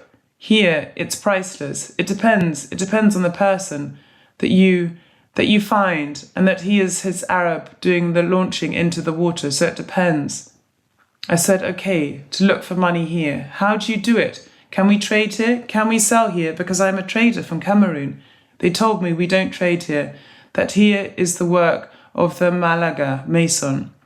Yomia, therefore the work like that of the building sites. I said that Cameroon, I have not worked on construction sites, so I don't know anything. I don't even know a job in my head. I don't know anything. So that's it. They told me there's no problem, that tomorrow morning we'll go out and stand on the side of the road. The Arabs will pass, and as soon as the Arabs pass, they will go looking for people who want to work. And then like you got up, you leave, you go to work, you arrange the price, you go to work. I said, okay, there are no problems. In the morning we went out and stood by the roadside in Sousse, where we sell fuel. So at the Mahata, at the daily workstation, yes, the Mahata, we went to that place there. An Arab came to the park to park the car. He asked that he look for the Malaga man. I once got into the car, since I don't understand Arabic, I don't know anything, and my brother, the Cameroonian brother there, who already understood the law since he was already lasted here, he told me no, that I got out, that he looked for the Malaga man. The Malaga man are the people who were masons. He said, okay, I left, the guy left, the Arab left. Another car came to park again.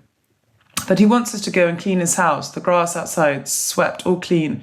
The guy there discussed the price with him, said he would pay 30 dinars. The other says, no, it's small. He says 40 dinars. The Arab says he will pay 35 dinars, and the Arab says, no, 30. Then the brother says, we're going to work. As it's my first day, I have to go see how the work is going. We went to work. How many were you? 2, me and him. We left, we worked, we cleaned the whole house of the man. Clean, clean, clean. He paid us 30 and 30. Then he took us again and dropped us off where he picked us up in the morning. We returned home. As soon as we got home, the owner of the room, he came to say that as I arrived yesterday, I don't know how it is, that in the house, each of us pay, since we are in a room. We are 5 in number. How is the room? No, it's a small room. It's too small. A small room like that, but the shower inside. A small room like that. So the room's by room. This room, it's big. It's too big even. That's at least 4 times the room there. So the room where we are, which is about 7 by 4 meters, is 4 times the room where you are. Yes, it is 4 times the room. And now then, he explained to me that the shower is outside. And it's several rooms. How is it? Yes, it's multiple rooms, since it's a campo. So room. Yes, it's a camp. Where are the toilets? It's outside. So toilets are for everyone. Do you understand a little? The kitchen, the food? How is it? No, there is no kitchen. The kitchen you manage in the bedroom. So it's all up to you. And there are women, or is it just men? No, it's just for men. And there are no children? No. And he explained to me, he talked about the house, as there are 5 of us in the room. We have to pay for the house, that the house is 250 dinars. So all of us had to contribute at the end of the month to have 250 dinars. I said, okay, no problem. And so you, how much do you pay? We all have to contribute, and we are at 5. 50 dinars each? Yes, we have to make the effort to find 250 dinars as we are 5. I said, okay, no problem. The next day then, I went out again to look for work and an Arab took me. He left with me far away, too far even, and he passed where the police are on the way. Yes, the police arrested him. Where is he going with me? He says he picked me up at Mahata to go to work at his place. The police arrested me as I had no papers. The man, they let him go, and me, they put me there and they finished working. They took me to prison. What prison? Ozama's prison. It's over there towards Zawiya. I lasted there, I lasted, and now I did at least 3 months there. The boss even came, he came. Who's the boss? I do not know. Maybe the prison boss when he came here. He asked people because they saw him. He asked me what brought you here. I explained to him that I was picked up at the side of the road. I was leaving for work. I thought I was arrested at sea. I told him they took me on the way and he came to put me here. And since I don't know anything here, I explained everything to him. I told him the whole truth. He freed me. He told me I'm going out. And how was it there over at Ozama? It was, there was too much torture there. They beat everything, yes. Did they beat you? Yes, so until now I have a stomachache. When I left Cameroon, I had no stomachache. But ever since I went to jail there, I have something wrong with my stomach.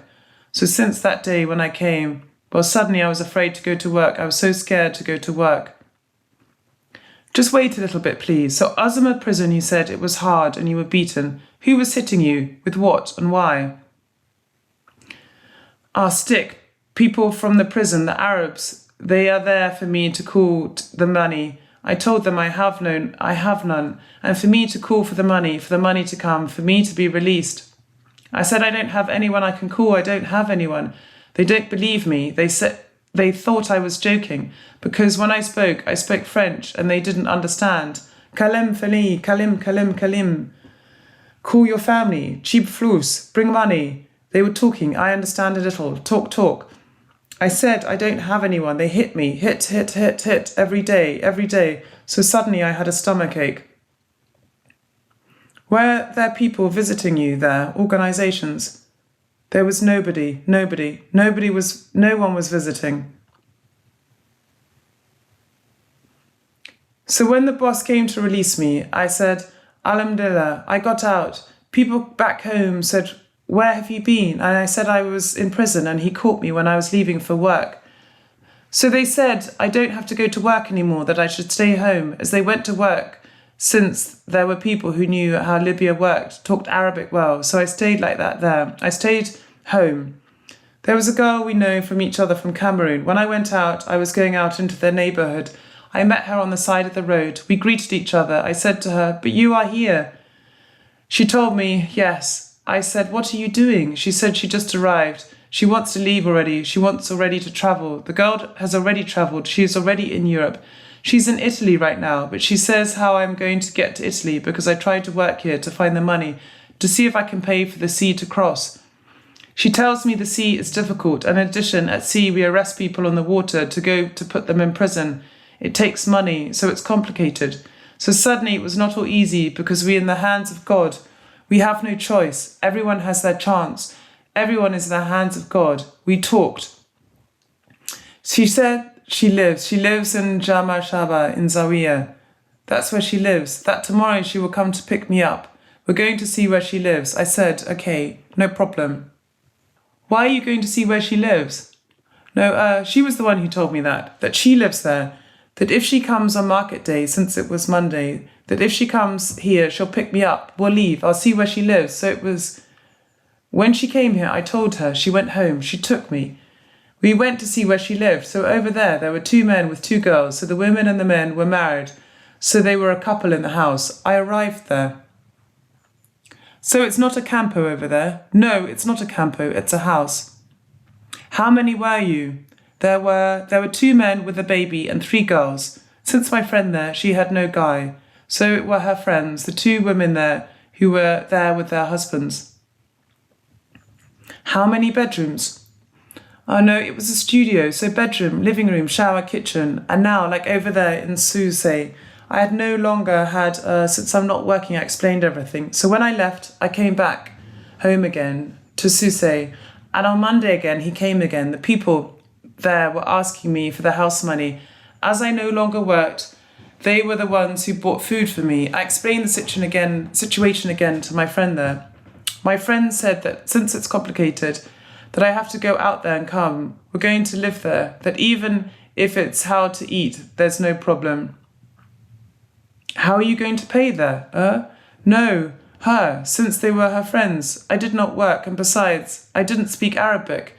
Yes, so that was the problem. I needed a person who was next to me, and I went out there since I had no money to pay where I lived.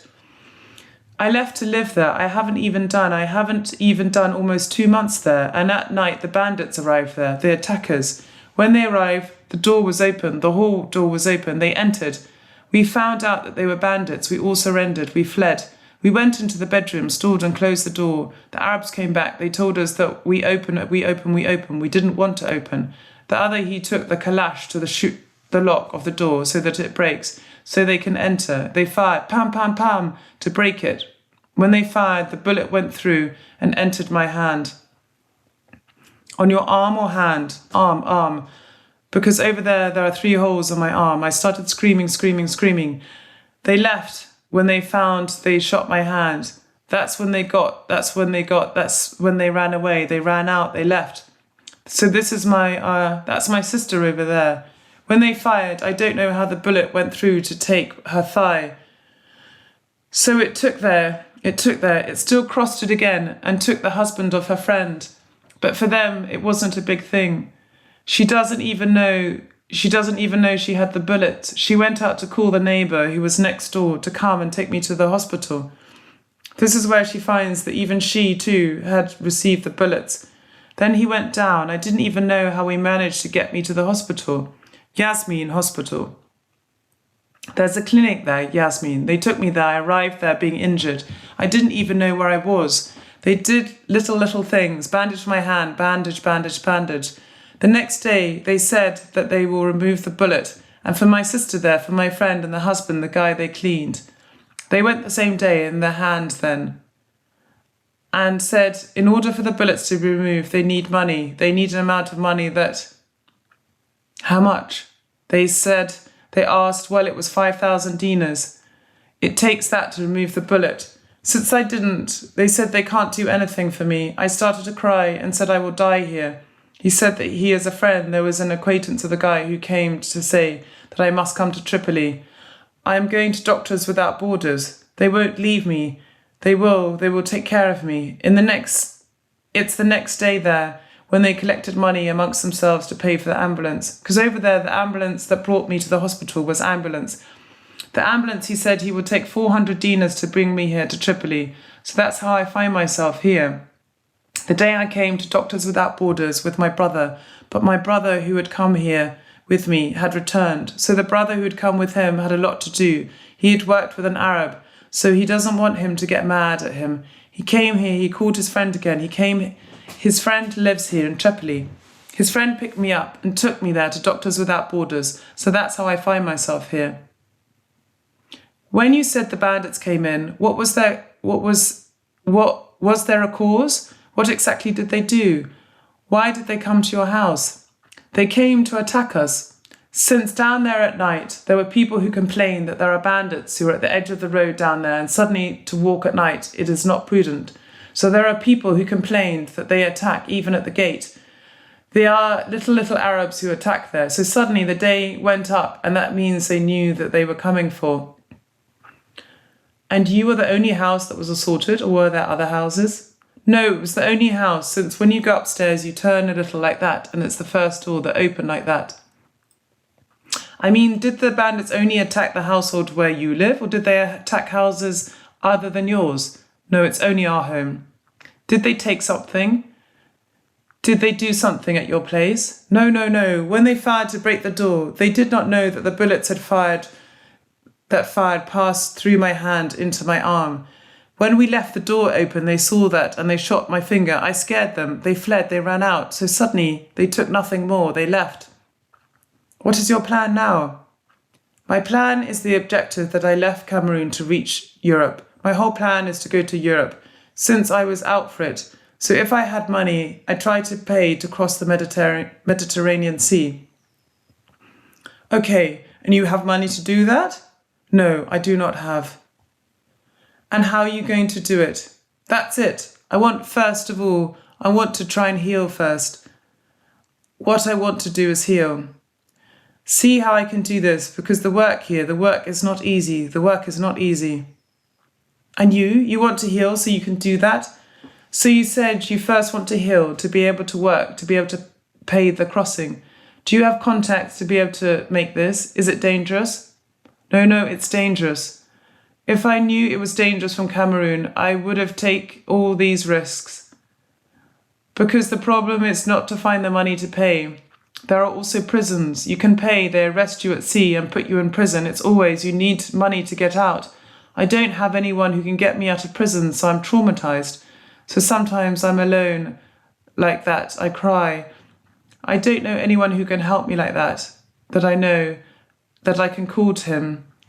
So you see me here, it's me and you see here. So sometimes I'm traumatized. Sometimes I have a headache, not because I'm sick, because I think too much. I'm not quiet in my head. I'm not quiet. I have too many thoughts that traumatize me. Do you have anything else to add? No, that's all. Thank you very much for the time to tell me all this. No, there's no problem.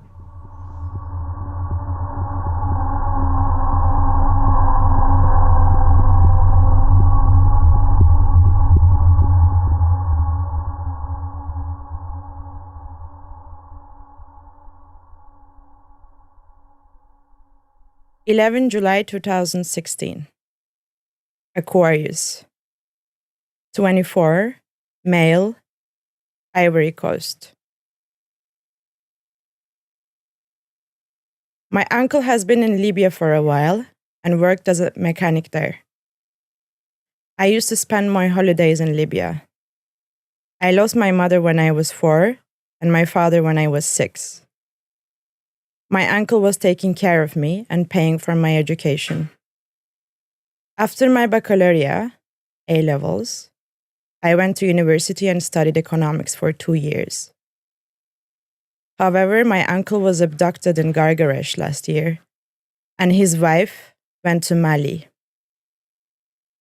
I had to stop my studies, and I arrived in Libya in May. I worked in construction or fruit and vegetable picking at the Chad. Interviewer. Spot on the side of roads where sub-Saharan African migrants offer their services for daily work. Libyans could hire you but refuse to pay or they chase you. On 27 June, a friend of mine was shot at the foot when he asked for his money. At hospital, he was arrested and sent to Sebha. My first attempt to cross the sea was on 4 July during Ramadan. I was stopped by the Navy. We were ready to board when they arrived. They shot in the air and arrested 5 of us when we tried to escape. One was deliberately shot in the foot. Some of us managed to escape, others were arrested. In June, I lost everything. Men entered into our house armed with Kalashnikovs and took everything we had. The Chad is where you sit to seek for a job.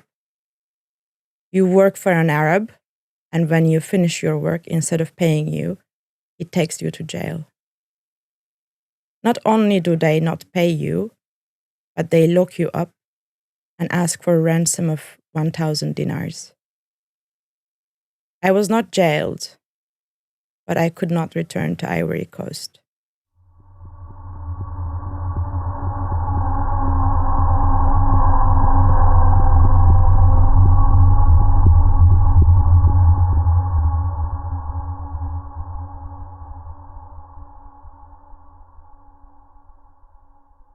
July 11th, 2016. Aquarius, 19, male, from Ivory Coast. I have been in prison 4 times.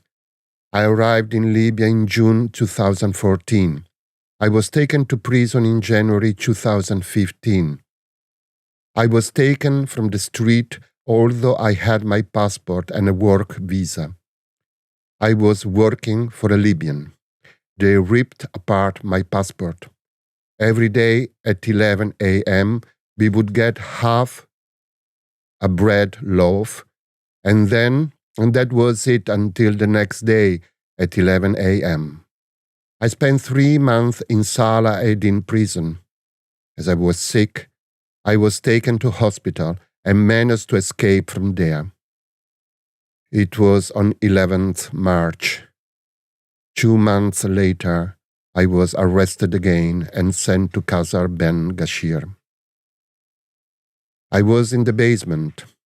Interviewer. Tim was not given access to the cell between the bathroom, toilets, and storage room.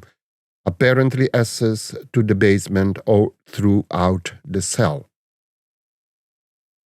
When NGOs visit, they tell us not to say anything and that if we denounce anything, we will have to deal with them later.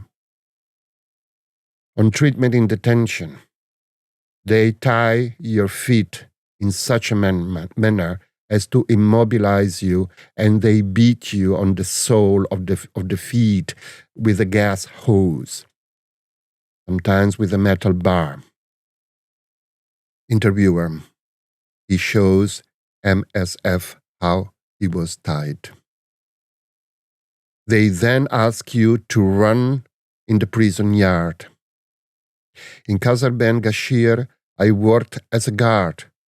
Interviewer, possibly because he spoke Arabic. I have seen a lot of things. Nigerian women in the prison would be raped, sometimes even in the showers. Girls would then tell us.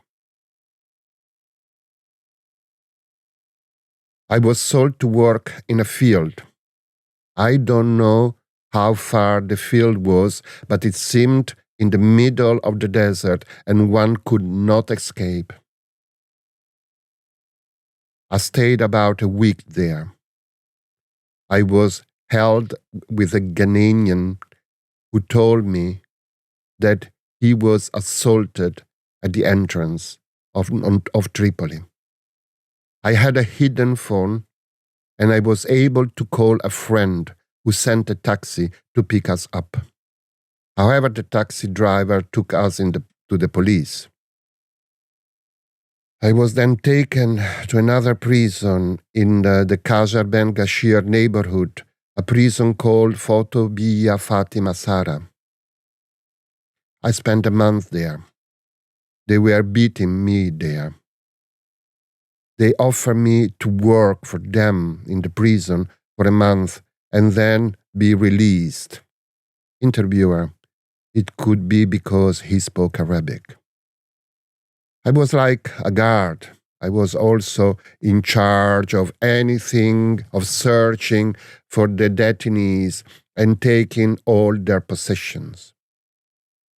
I refused to search women.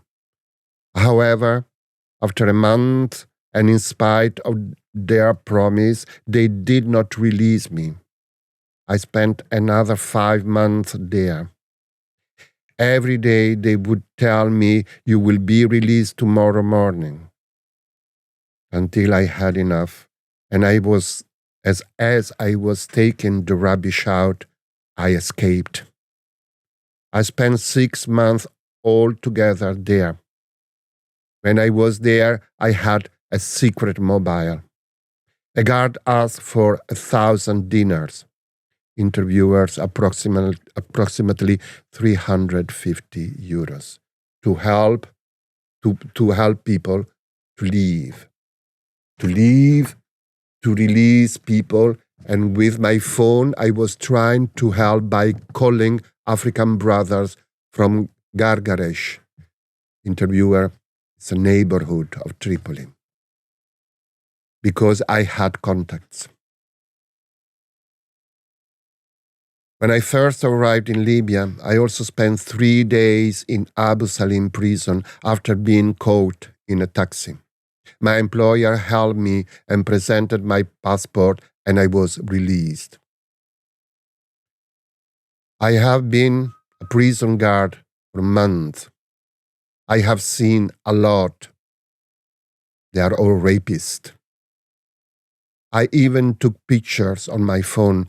For example, in Fatima Zahra, they would close all the windows of cells for detainees not to see what was happening in the yard. They would rape one after the other. In Fatima Zahra, I also seen 2 detainees die of lack of medical care, one from Guinea and one from Niger. They don't rape men or boys. Also, near Abu Salim Detention Center, there is some sort of factory called Shalal. They put the workers out and then turn it into a prison. I know people who stayed a year and a half there. To come out of Shalala, one would have to pay 600 euros. We were too threatened in Libya. I did not have to pay. An African brother helped me. I wanted to go back to Ivory Coast, but the road is dangerous. I could never take that road again. In Libya, even if you have all the required documents, you are wrong. A black person can ever be right there. I have a friend in Libya who did not survive an operation there. They don't care about you. I just wanted to come out of Libya. I had 3,800 euros with me. They took everything from me, from my place. As a black person, I could not have a bank account in Libya and ensure my money is safe. I could not transfer it either.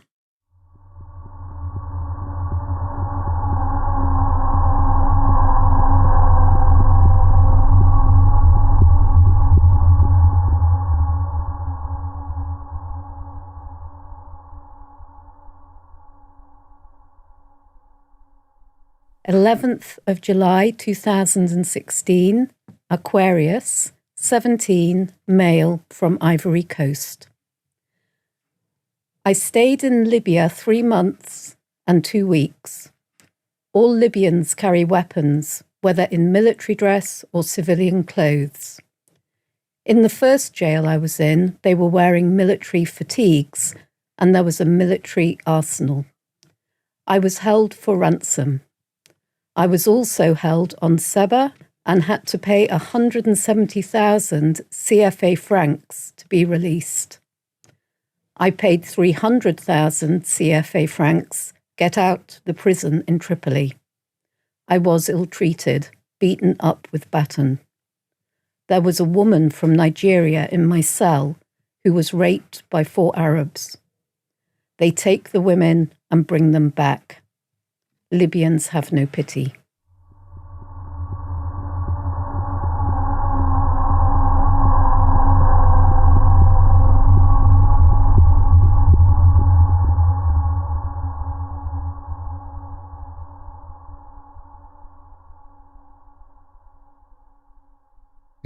July 2016, Aquarius, 19, male, from Ivory Coast. I have been in prison 4 times. I arrived in Libya in June 2014. I was taken to prison in January 2015. I was taken from the street, although I had my passport and a work visa.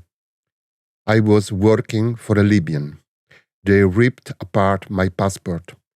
Every day at 11 a.m., we would get half a bread loaf, and that was it until the next day at 11 a.m. I spent 3 months in Sala Edin prison. As I was sick, I was taken to hospital and managed to escape from there. It was on 11th March. 2 months later, I was arrested again and sent to Qasr Ben Gashir.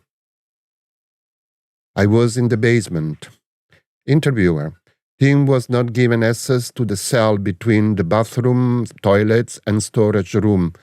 Apparently access to the basement or throughout the cell. When NGOs visit, they tell us not to say anything and that if we denounce anything, we will have to deal with them later.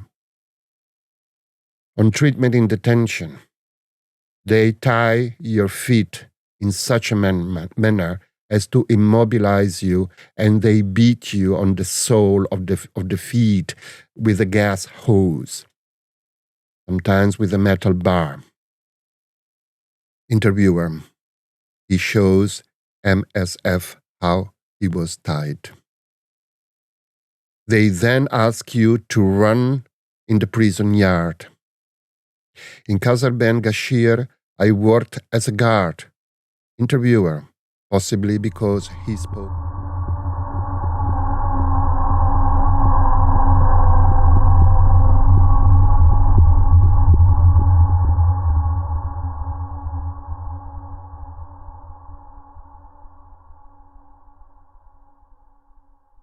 Date of the interview, 3rd of June 2016.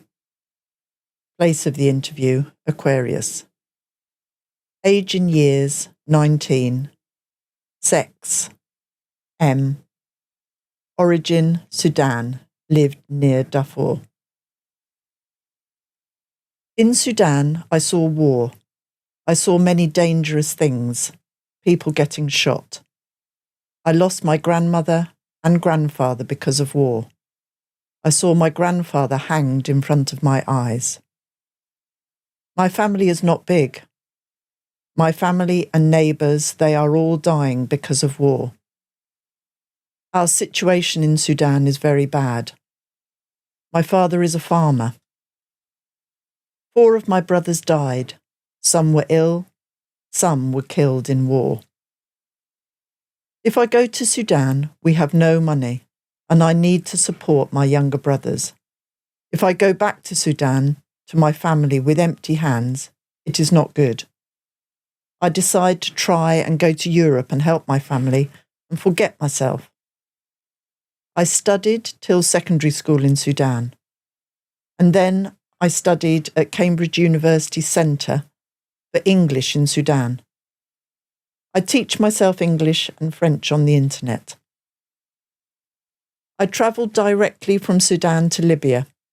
I paid 4,000 Sudanese pounds to come to Libya, and it took 4 days, 1 meal a day.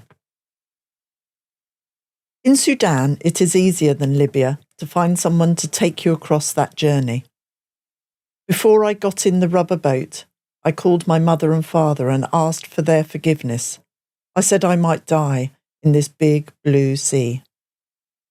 They said all is forgiven. If you want to find your future, keep going. When I get to Italy, I will call them and tell them I made it to Italy. It is easy to find a boat to Italy. It is a network. You ask people for numbers or a good one, and you find it easily.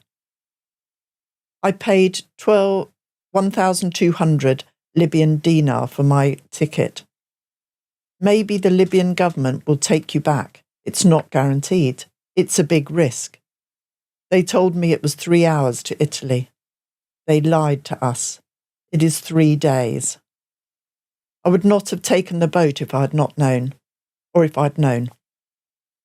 They told us that we could go safely. Libya is not a good place, and that's why people take this chance. I never thought I would cross the big blue sea. Some of us cried when we saw you coming. There is no safety in Libya. When I first arrived in Libya, they put me in prison. They asked for 3,000 Libyan dinar. They called my parents to Sudan for money. One day I escaped from the prison during a power cut out of the window, and they didn't find me again. I ran. And if they caught me, they could kill me. In the prison, they beat you with the backs of guns. They don't treat us like we are human. I was in Libya for 4 months, the most dangerous 4 months of my life. If I go to the market, there they would take me, my money, my phone. They would take everything. I spent 1 month in Libya working for an Egyptian carpenter, but he didn't give me a lot of money to be able to send money back to my parents. Then I worked for a Libyan guy and then a Sudanese man. I worked with the Sudanese man painting cars grey for 2 months. The future in Libya is not good. Every day we have something. Men came to our room and cut the vein of my friend in his wrist with a big knife. When I went to the hospital, they would not treat him. We had to find a Sudanese doctor. Every day a new problem. When I escaped the prison in Libya, I went and found some Sudanese, and I asked them if I could stay with them. They gave me food, and then I found work with them. After 2 months working in Libya painting cars, I had the money to pay for the boat to Italy. I was paid 1,200 dinar for the 2 months, and that was the price of my boat ride. The people who brought me to the boat were Libyan. I called them and they said that they would collect me. They came for me and then they took me to a faraway place, to this house where everyone was waiting. It did not smell good. They had not eaten for 2 days and they had taken their money. After an hour, they took us to the sea. We drove for hours and they put us all in one big car. They waited for an hour and a half and then they put the boat on the water and we got in. One of the guys who organised the boat to Italy, the smuggler, got in the boat for about 20 metres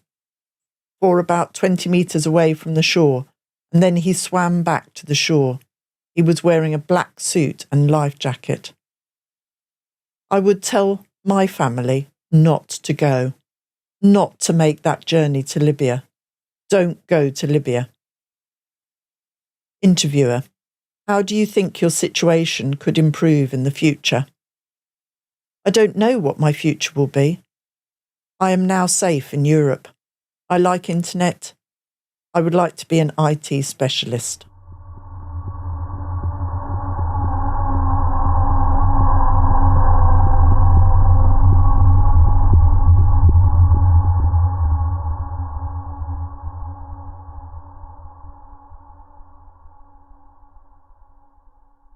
Geo Behrens, 2024, origin Syria, mother of 65 years old and son. Mother: I'm 65 years old. I'm from Darya in Syria.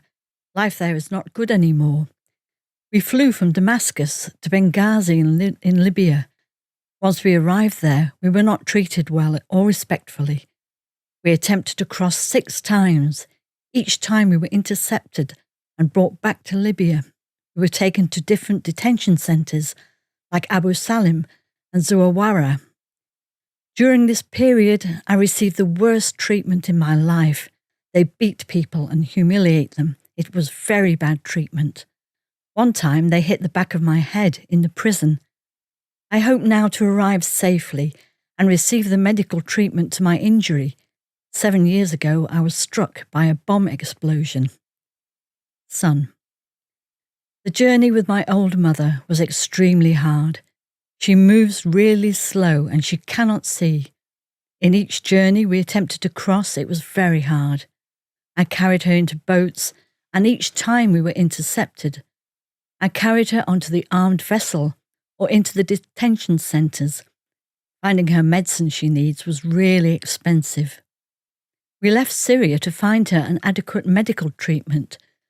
She lived in Darya, and during the Syrian civil war, A bombshell went into our house and exploded near her, and the eye retina was affected, so she got blinded and could not see anymore. She got sicker. She developed hyper blood pressure and diabetes. It was as if her life is over. We asked around, and we were told that we can treat her outside Syria. So we took on this journey in the hope to treat her. We tried to cross 5 times until she was known by the Coast Guard, and each time we were intercepted, we were beaten. The Coast Guard used to blame me that we are taking her in the journey of death, and there is 90% chance she will die, and they would beat me afterwards.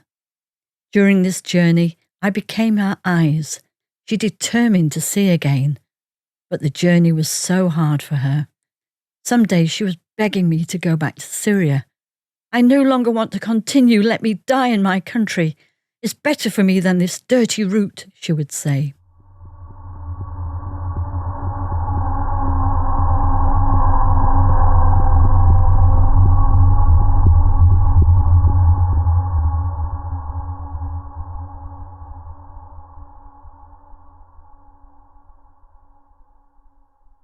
Aquarius, 4th of July, 2016. Female, 22, from Ivory Coast. Thanks to God, they did not touch me. Grace to God, they did not touch me. There was a lot of violence in my campo. One night, there was a fight near where we were. They just showered with weapons. A Rosser, mid-trailer, the unfinished building we were staying in.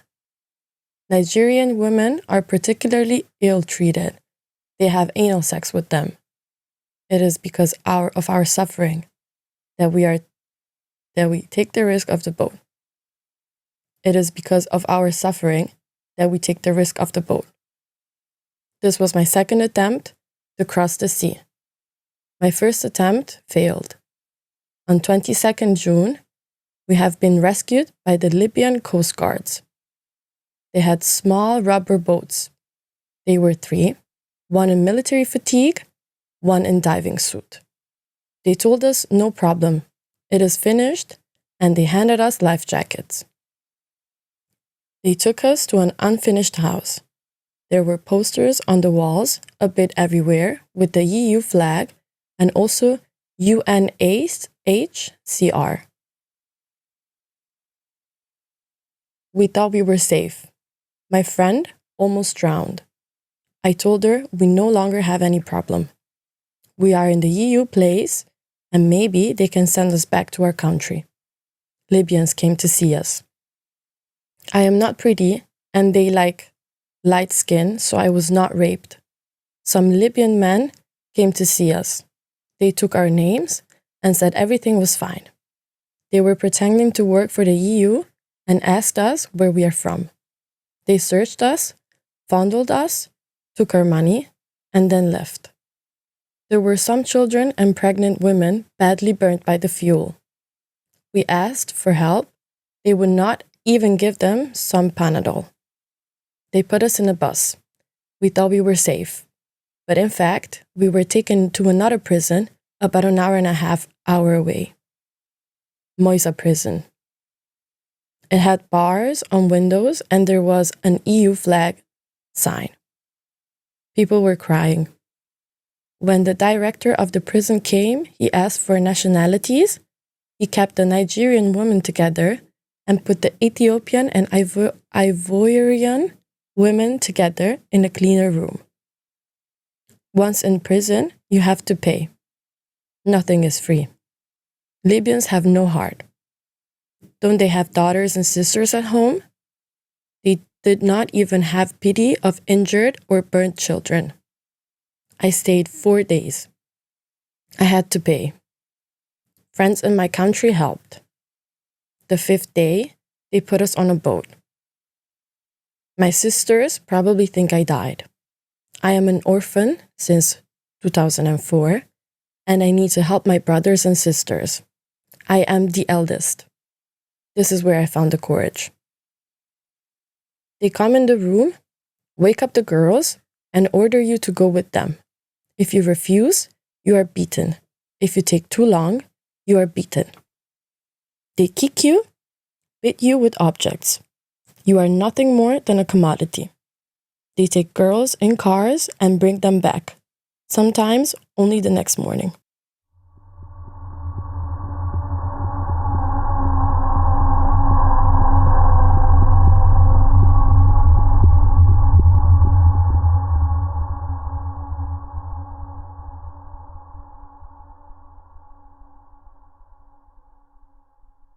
Date 21st July 2016, 1829. Male, 30, from Nigeria.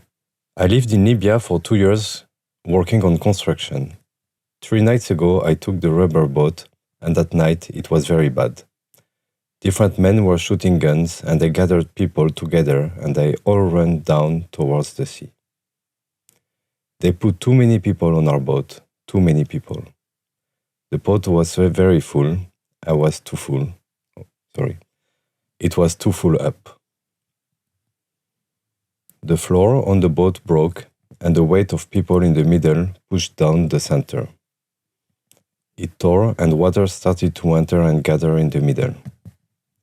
The water was then entering the rubber and coming up to knee-high.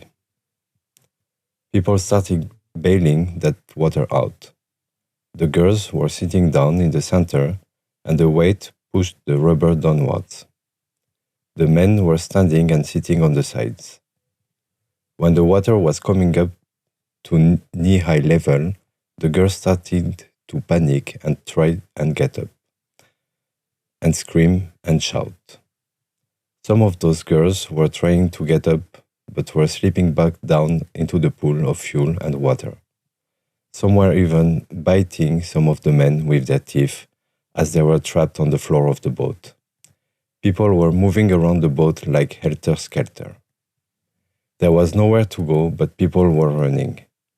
People were trying to not slip and get stuck in the pool of fuel and water that had formed in the center of the boat, but when they moved to this side, water would come in, and when they moved to that side, it would come in.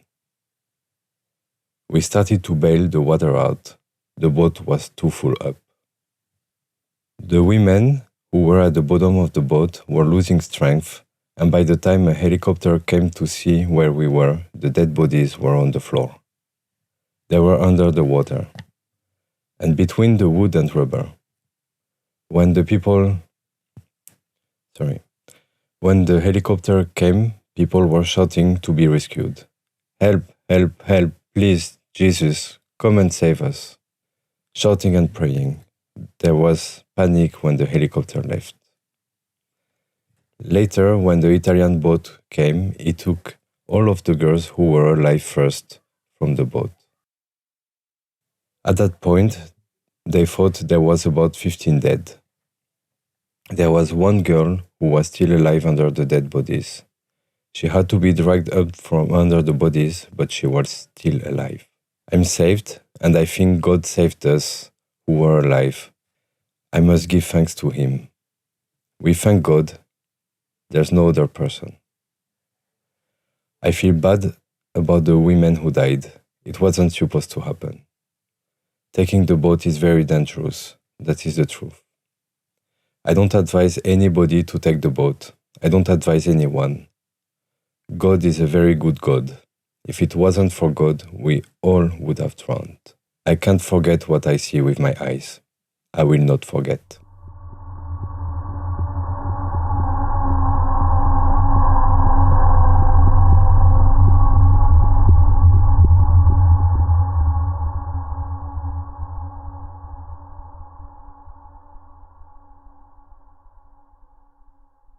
Aquarius, 21st August 2016. Female from Eritrea, 22 years old. When I was 18, I left Eritrea. I spent 4 years in Sudan. I worked in Sudan in a sweet shop. I like sweets. Then 6 months in Libya. I came to Libya in order to cross to Europe. I paid a smuggler in Sudan to get to Libya. 1,500 Sudanese pounds. We crossed the desert by car. 6 days in an open truck driving across the desert with 25 others. The road is very bad. A lot of accidents on the road. People die on this journey. I heard this. I didn't see it with my own eyes. The car brought me to Ben Walid. When I paid a smuggler $2,000 to bring me to the beach the first time, when we were intercepted by the police and taken to a government prison. From there, we were transferred to another government prison in Tripoli, the prison for foreigners, they call it.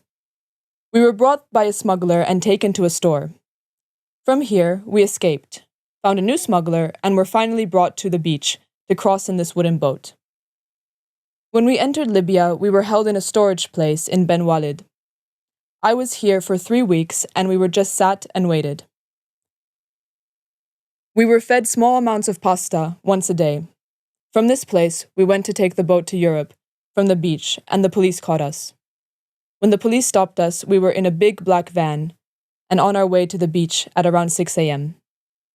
The journey was about 3 hours to the beach. The police started shooting, and I lost my baby from the fear and stress. I was 6 weeks pregnant. My friend also lost her baby, and a 9-month-old baby who was sick died. But no one else got hurt. The police took us to a government prison. It is intolerable there. I spent 1 month there. We were treated very badly. The people who ran the prison would hit children if they made too much noise. They would hit them like animals. I was almost raped by one of the guards. He had a gun. They asked you to clean for the prison, and he took me far away from the others. He touched me and offered me money to have sex with him. When he asked me to take off my clothes, I cried so much. Thank God he did not rape me. But they raped others. After this happened, I reported it to the chief officer, and the next day, they transferred us to another prison. The officers and guards rape, but they are scared of the chief officer. We, along with 61 women who were in the prison and around 200 Eritrean women who also arrived, were then transferred. We were taken to a second government prison in Tripoli. They called it a prison for foreigners. Interviewer, detention center. I think we were here around 2 months. It was terrible. The children really suffered here. They beat the children the most. It was filled with different nationalities, and all were beaten here. Eritrean, Ghanaian, Nigerian, and Ivory Coast. From the prison, the smugglers took them to a private house. They would separate the nationalities to make eating go faster. They would hit you with anything they had. Often, they used cables or steel. They carried guns. They had no morals. In one of these prisons, interviewer, unclear which one of us got shot in the leg. They shot at us, and those who were hit were taken to the hospital. But only one returned from the hospital. 2 Nigerian women and 1 Somali woman were shot dead. The smuggler came and brought us from the prison and wanted to charge us $3,500 to make the trip, $1,500 to leave the prison, and $2,000 for the boat trip. But I couldn't pay because I didn't have enough money. I only paid $1,200 for the trip. Me and 4 other women cried and begged for them to let us go, and they let us pay what we had. A first smuggler brought 35 people and put them directly on the boat. A second smuggler brought the remaining 230 and took them to a storage house. The name of this smuggler was... We were in a large group taken to the storage house.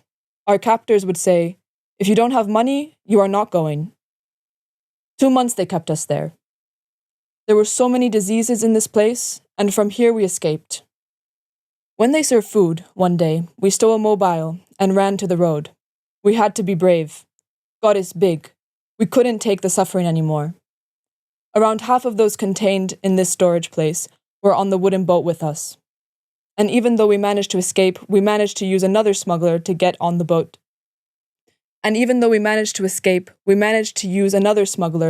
The same boat. Smugglers steal from people on the street. The conditions and treatment are better in prisons than in stores the smugglers keep you in. When you were in the prison, the UN came and gave water and some food. We saw the food arriving, big crates of food, but we never got to eat any of it. They would only give us the bread. The other crates of food we saw, we never received. This happened 2 or 3 times. Other people from an organization, I don't know which one, came and asked if we were sick and took people to the hospital. The father of my baby is still in Sudan, my boyfriend. I called him when I found out that I was pregnant in Ben Walid. I didn't know that I was pregnant when I left Sudan. The morning they took us to the wooden boat, we were taken in a small car with 6 of us.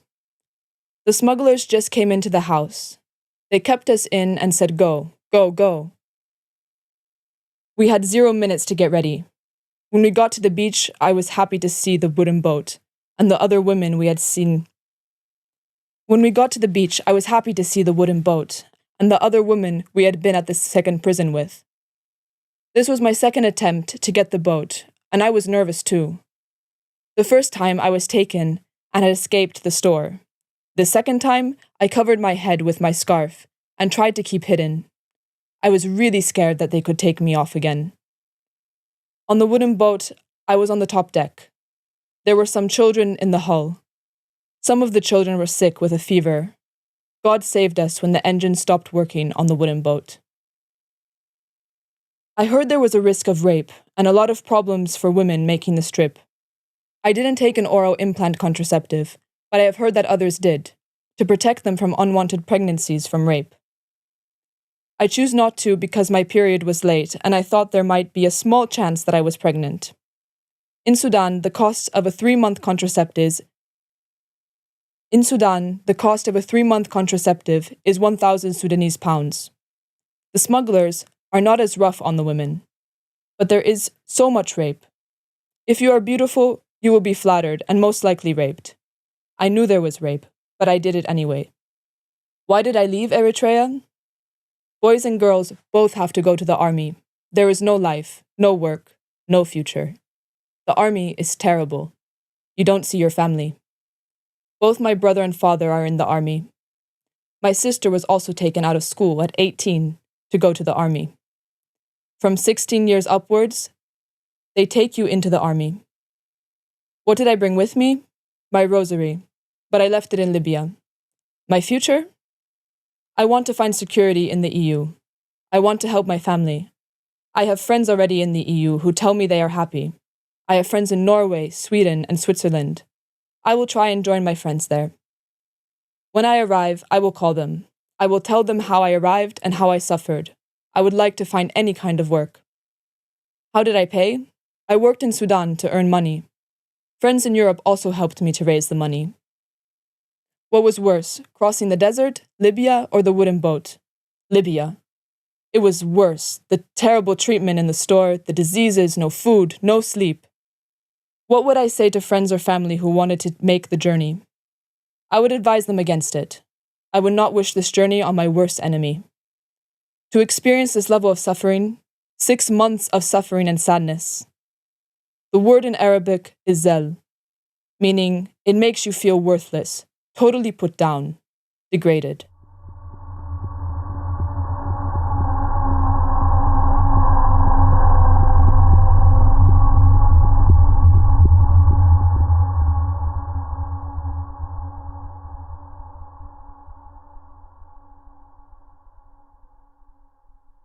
Aquarius, October 3rd, 2016.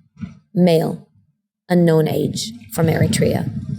The interviewee is from Eritrea, and he paid 1,000 euros to the smuggler so he could get to Italy from Libya. He'd been in Libya for months, waiting at the mercy of smugglers for the right time to come to Europe. Prior to coming, he said he was fine, healthy, and infection-free, but his entire body, which he showed me, was covered in boils and other skin infections. His feet were also very swollen and covered in rashes. He said it was both painful and tiring to walk. As we talked, he described their boat, the travel conditions in which over 720 people were crammed in and sent to sail to Europe.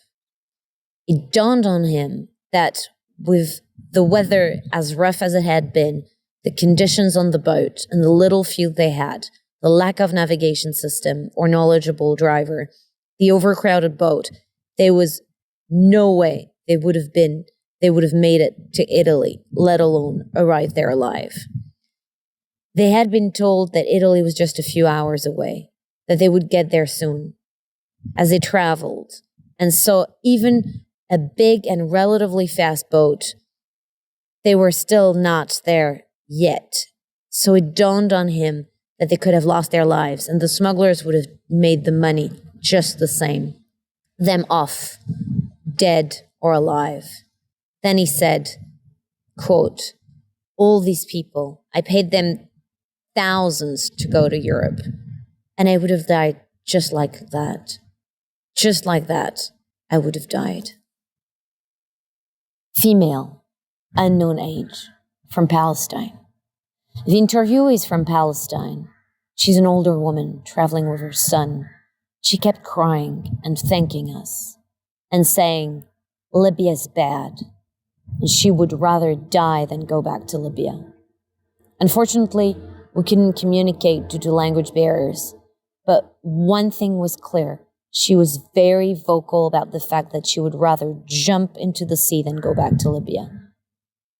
She was very distressed and needed to be calmed down. Female, unknown age, from Palestine.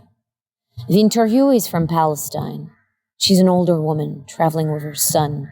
She kept crying and thanking us and saying, Libya's bad, and she would rather die than go back to Libya. Unfortunately, we couldn't communicate due to language barriers, but one thing was clear. She was very vocal about the fact that she would rather jump into the sea than go back to Libya. She was very distressed and needed to be calmed down.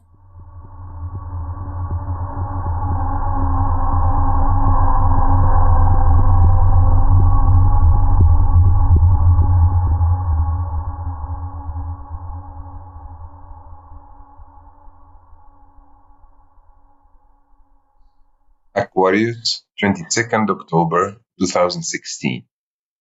Male, age unknown, from Senegal. Interviewer. Male who doesn't wish to be identified left Senegal in early August, leaving a wife and 3 young children. He left because he was living in poverty. He did not feel persecuted. He works building houses. He has a friend who has lived in northern Italy for the last 20 years, and he hopes to join him. The entire trip cost him 1.2 million CFA. He paid an initial installment in cash in Senegal, and then 700,000 in cash when he got to Agadez. He was not asked for more money in Libya. It took 1.5 months to get from Senegal to Tripoli. They would go a short distance wedged in a truck and then stay at a house for several days. Trip was Senegal, Mali, Burkina Faso, Niger, Agadez, Libya. The boat he was on left from Sabrata. Then there he was only one white rubber boat, and it left at 14:00 hour, a strange time. Everyone in his boat had been held at his detention center. He describes his detention center as a former mine where they were held in open air pit holes that were 4 meters deep. He was there for 2 months. People did not wear uniforms and no NGOs visited. There were approximately 600 people there were with him. There wasn't a toilet. The detention center was a 2-hour drive from the beach. He saw 5 people beaten to death in front of him in Libya. He knew what to expect during the trip and would do it again if he was given the option.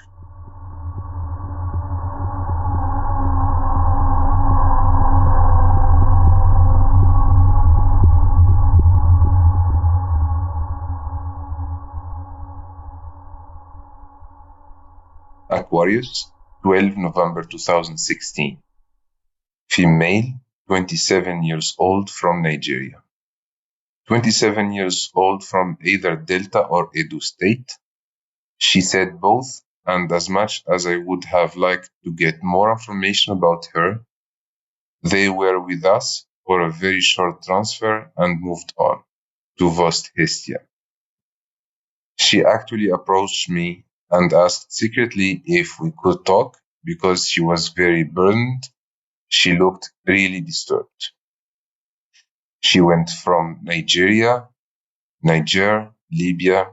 She has a child out of wedlock, a son, and he is now 4 years old. I think she said 4. She is from a polygamous family, and she dropped out of high school in SS1, so senior high 1, because her father could not afford to pay the school fees of all the children. He couldn't prefer one wife's child over the other, so she had to leave school. She learned to make hair and soon had her own small shop. Then she met a man whom she fell in love with and lived with for 2 years and had a son with, until one day he just disappeared. She had no idea where he went, when he would come back, or if he would come back. He just vanished. So she went back to her father's house, where she was no longer welcome as a single and married mother. She stayed there for a little while, at least a year, enduring the scorn and abuse she received there until she saved up some money for herself and her son to make the journey to Europe. Someone had approached her and told her about the journey to Europe, told her how much she would pay, 50,000 Nigerian naira, and that she would be able to start a new life there. After getting the money together and paying, her missing lover called to tell her he was also in Europe and he wanted to see her and his son. She has a number that she can either reach him or another friend who is with him on, and is hoping that when she sees him, he will take on the responsibility of a father and help her raise their son. She wants their son to be educated and have a better life. She also wants to know if his father will be part of their life or not. She wants to remain his partner and have them live as a family. She's hoping that in the case and reunite them in Italy. When asked what kind of work she's planning to do in Italy if she was able to stay, she said immediately, not that kind of rubbish work, not prostitution. She insisted that since she paid her way to Europe through her hard-earned money from hard work and sweat, there was no way any madam would lord it over her and force her to work in prostitution.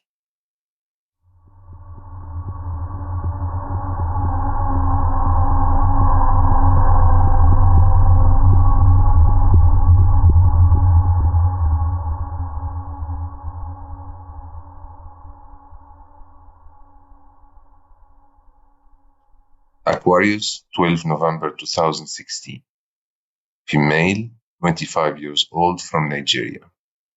25 years old from Abeokuta, Ogun State, southwest of Nigeria, traveling with another woman, 30 years old. Also approached me asking in Yoruba if you could speak privately.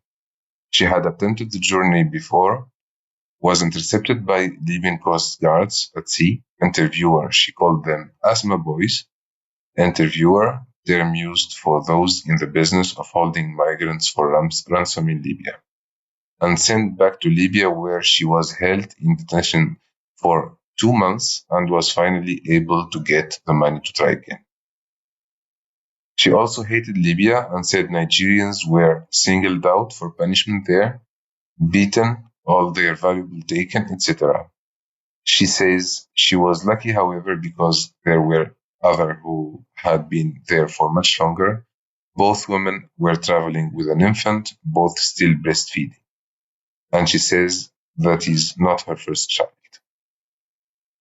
She was approached and told about the journey to Europe, told that her family could be brought together. So she left Nigeria with her husband and youngest child. Unfortunately, they were separated in Libya. She thought he would be put on one of the other boats, but the boats were full and she was forced to sail without him. She seemed certain that he would be on another boat soon, and she wanted to know how they would be united as a family. She had a burn wound on her bottom from her previous attempt to enter international waters that had healed and left a big scar.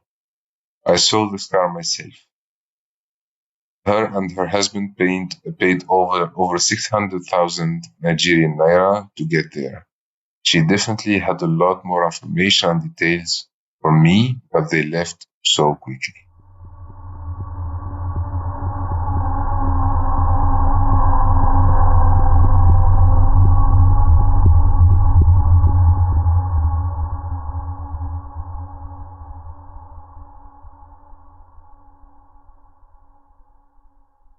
Aquarius, 3rd December 2016, female, 19 years old from Nigeria. She was one of 7 children, and their father died when she was 7 years old. 4 of her siblings died as children, and the other 2 died in their teens. She believes it was due to witchcraft from her father's side of the family, who was after his land and property because as he died, they moved into the house and evicted her and her mother. Her mother did her best to take care of both of them, but she also died 8 years later, so she became an orphan at the age of 15. So she ended up on the streets until she met a woman from Benin. The lady took her in and provided food and shelter. She says the woman really cared for her. The woman's husband, on the other hand, forced her to have sex with him daily. As soon as his wife left for work, he would pretend to leave too, then come back and have sex with her. He came back earlier from work for the same reason. Finally, she could not take that anymore, because the woman was away on a business trip and her husband molested her several times a day. So she fought him off and refused him sex. He told her that was his house, those were his terms. And since she would not comply, he asked her to leave immediately. That night, she slept on the streets until she was picked up by a man who took her home and promised to care for her, only to demand sex daily as payment too. Eventually, she said no and was kicked out of there as well. She was still only 17. She was back on the streets. She made friends who let her stay with her for short periods of time and did odd jobs to earn money to survive. Then she met a woman she called Auntie. She was introduced to Auntie through a water and fizzy drink supplier that she worked for on a daily basis. Her boss has asked what her story was. She told her, and her boss said she knew someone who could help her. This is the woman who organized the trip out of Nigeria. She paid the money needed to Auntie, and she told her she would go to Libya first, and from there they would travel to Italy. She arrived in Libya in August, and they went from Kano to Niger, and from there to Tripoli. On their way, they were intercepted in Santayana. She arrived in Libya in August, and they went from Kano to Niger, and from there to Tripoli. On their way, they were intercepted in Santayana by Asma boys. The Asma boys kidnapped them, took them hostage, and drove to the middle of nowhere, while demanding $1,000 in order to free them. There were 4 of them. The 3 other girls had contacts who paid some money so that they could be freed. She, on the other hand, had no one to call, as Auntie was not answering her phone. It became clear that she could not pay the money they wanted, so she was gang raped by the Asma boys. Afterwards, she was dropped off in the desert, in Zanzu, wounded and exhausted. She wept and kept walking around to find an exit. Eventually, she met a black man there who assisted her and took her to another man who could help her. She called Auntie again, but a man answered the phone and said she had died while driving from Benin to Wari. The man who assisted her then drove her to the crossing point in Sabrata, where she would eventually be able to cross with one of the groups waiting there. They were intercepted twice by the border security and taken to official prisons. One of them was in Zawiya. She remembers seeing a UN logo very clearly and other official posters. They were fed once a day and given blankets. The men were tortured and beaten regularly, while the women were raped continuously. She mentioned that the men were raped too. The officials also promised them safe passage with escort to international waters if they each paid the equivalent to 200,000 Nigerian naira. At that point, she wanted to return to Nigeria because she was done with all the torture and abuse. But she was able to leave the prison and get to the crossing point where she was finally able to get on a dinghy that was rescued by the Aquarius.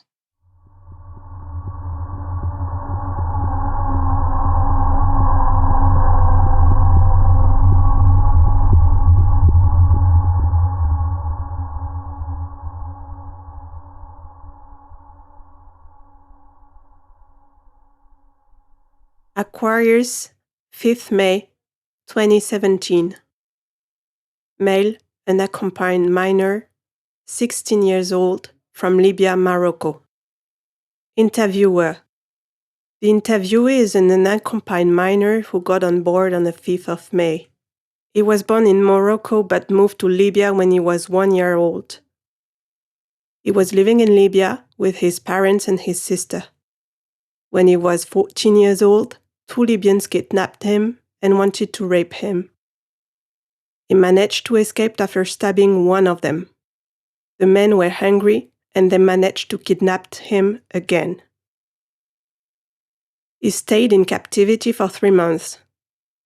During this period, they attached him by his feet and beat him. After that, they tried to rape him.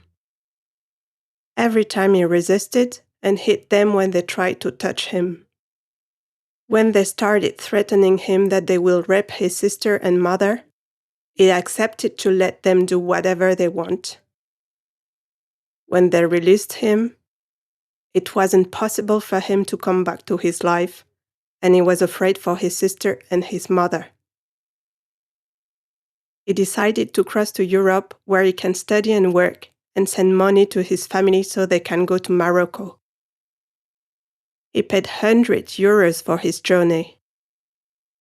He mentioned that a lot of Libyan and Moroccan men have been raped in Libya, even in front of him when he was kidnapped. But they never talk about that. It's a shame for them. For a man, being raped is about dignity and identity, and that's harder for a man than for a woman to admit that. Interviewer. Background to story. The interviewee was found by MSF cultural mediator at 3, smoking on the back deck of the Aquarius. In the subsequent conversation, the interviewer asked why he left Libya. The interviewee stated that it was due to the fact that he was beaten and kidnapped. Libya is not a good place for a young man. He then offered to show scars from beatings in the medical clinic. Subsequently, the interviewer and the boy went to the clinic. On examination, multiple wound scars were evident on the abdomen of the interviewee. It was also evident that he has been burned with what he stated were cigarettes. The interviewee claimed he was kidnapped, aged 14 years. He was trying to take a bus, and 2 Libyan men from a local gang offered to drive him to his destination. In the car, however, the men told him he was gay due to his haircut. From this point in the testimony, the interviewer states that the boy has become quiet. He implied that he felt uncomfortable about talking about this. The interviewee stated that he lost his dignity and wanted to be a man and did not appear to want to open up. It was clear to the interviewer at this point that there were issues related to sexual violence. Eventually, after some time, the interviewee opened up about his experiences. After the men told him he was gay, he was kidnapped and brought to the middle of nowhere. Here, one man bent him over and the other pulled down his trousers. As the rape was about to begin, he noticed one of the men had a knife in his pocket. He then pulled this knife out and stabbed him in the shoulder. The interviewee then managed to run away. He had avoided rape. 1 month later, the man who had been stabbed had found him and again kidnapped him. This time, he was joined by at least one other person from the same gang. They made it clear to him he was going to be raped. Then, they tied his feet and hung him from a roof. They then beat him and palpated his testicles. When they attempted to anally penetrate him, he defecated on the rapist. They then beat him further and burned cigarettes on his body. The same 2 men then threatened him that they would rape his sister and his mother. The interviewee was then afraid and finally started to cooperate with them. He was then anally raped and beaten. He was kidnapped for 5 months.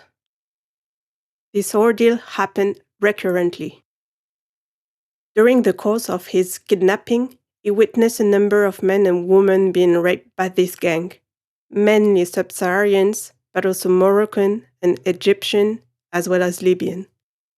This was all ages. Finally, he was free after 5 months.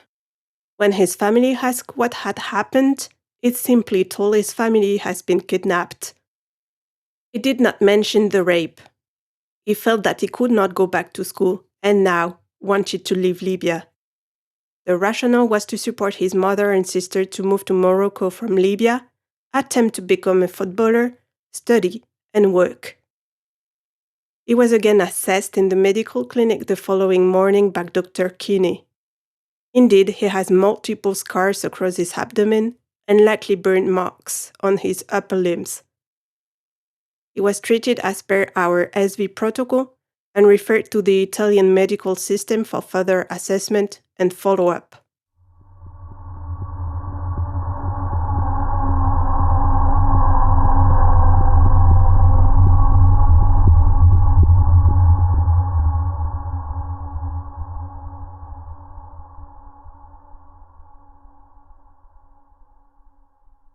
Aquarius, 19th of May 2017.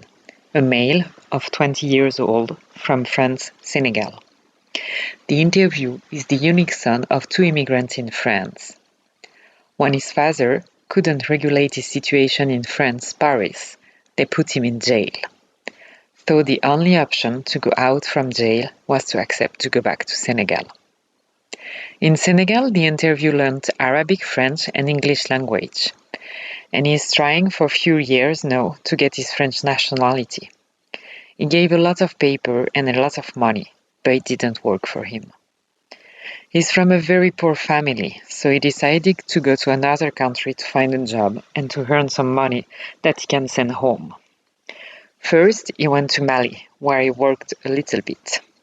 After that, he decided to go to Algeria. Before getting there, he was kidnapped by the Tuareg for 3 months. He wanted to escape Homs, but they caught him and beat him. But he tried again, and finally he escaped and went to a market in Algeria. There, he worked and earned some money for 2 months. After, he decided to go to Tripoli for 6 months. He said that it was terrible from the beginning. When he crossed the border to Libya, he was caught with other people and they put them in a very small place where they can only stand up. It was the same place that was used as toilet. He stayed there for 10 days. After, they took them to Tripoli and left them there. He said that he saw dead people in the ground in a lot of places, that there is a lot of fight and everyone is shooting everyone. He decided to cross the sea, even if he was against that, because it's really dangerous and you can die. But he didn't have the choice to have a great life. No, he wants to see if he can have his French nationality, and he wants to study.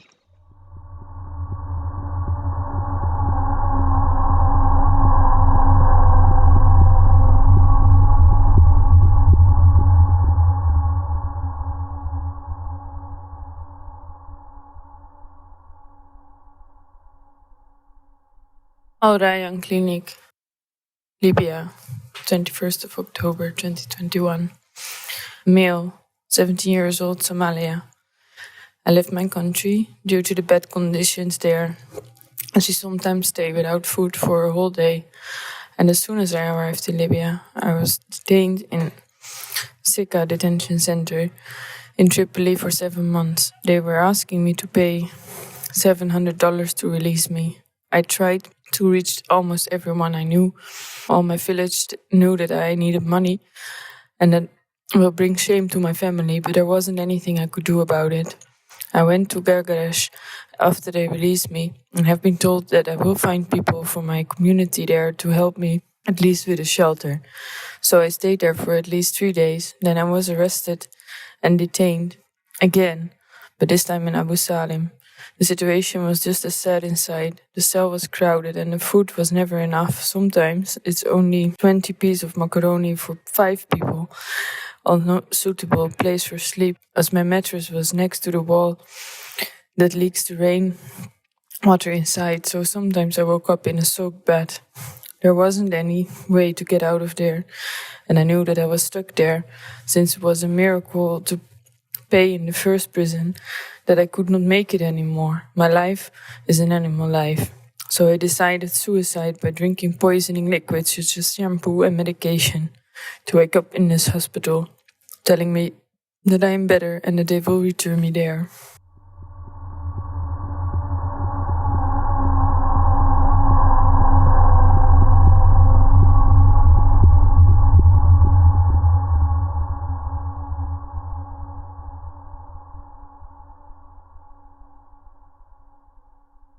Date of interview, 22nd of January 2017. Place of interview, detention center, Libya.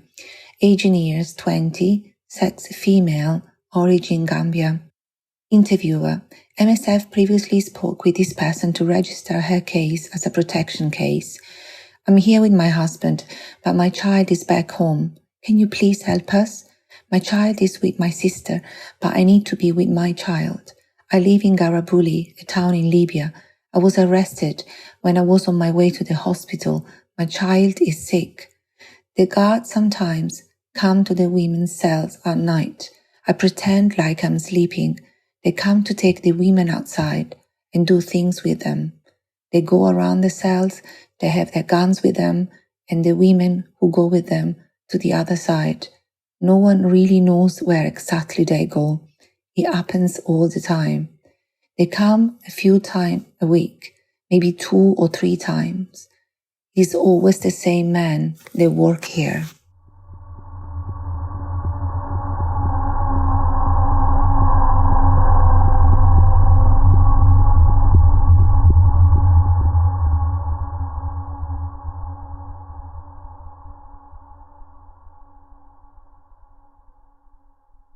Al-Rayyan Clinic, Libya, 31st of December 2020. Male, 16 years, Eritrea.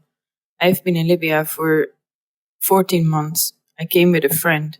We walked in the desert to cross from Sudan to Libya. My family paid $10,000 to send me to Europe. I was in Sudan for 15 days. And when we entered Libya, and they left me in Beni Walid. There was a group of Somalis who took us and then left us to the Libyans. I stayed in Beni Walid for 18 months. The place we're staying were around 200 people, mostly from Somalia and Eritrea. People were dying every day. One night, they took my friend and I have not seen him anymore. He is in the hospital. Every day that they were biting us. They also put my head under the water. People in the basement where we were staying, they were not Libyans. They spoke French. They were from Niger. The Libyans were staying upstairs. They were sending videos and photos of me being beaten to my mom. She sold all her gold and the house to free me. 2 months ago, I managed to pay and get out. My mom paid $10,000. They did not release me right away. After some days after the payment, they put me in a taxi. The driver was Libyan. This Libyan took me to a Sudanese in Tripoli. I was sent to Amari, to the shelter in Gargaresh. My mom wants me to go home, but I want to work before to buy and get her gold and her house. She now lives in the street because she spent all the money to free me from Beni Walid.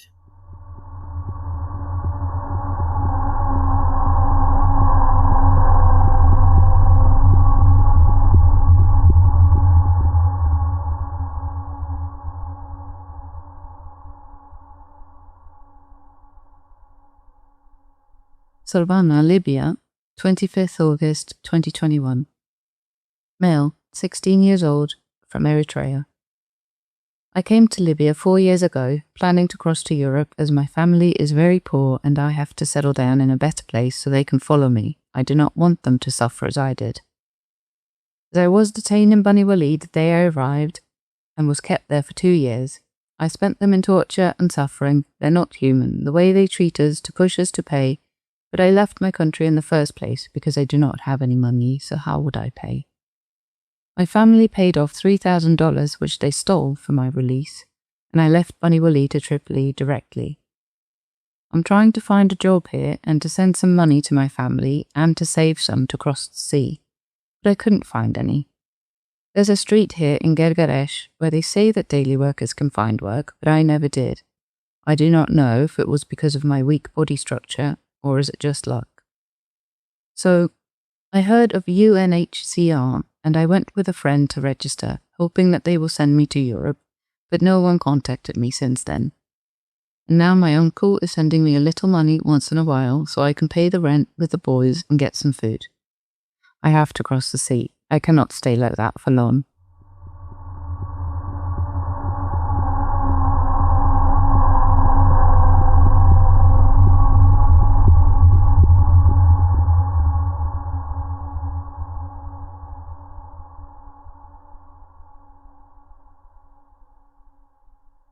Gargaresh, Libya, 13 September 2021.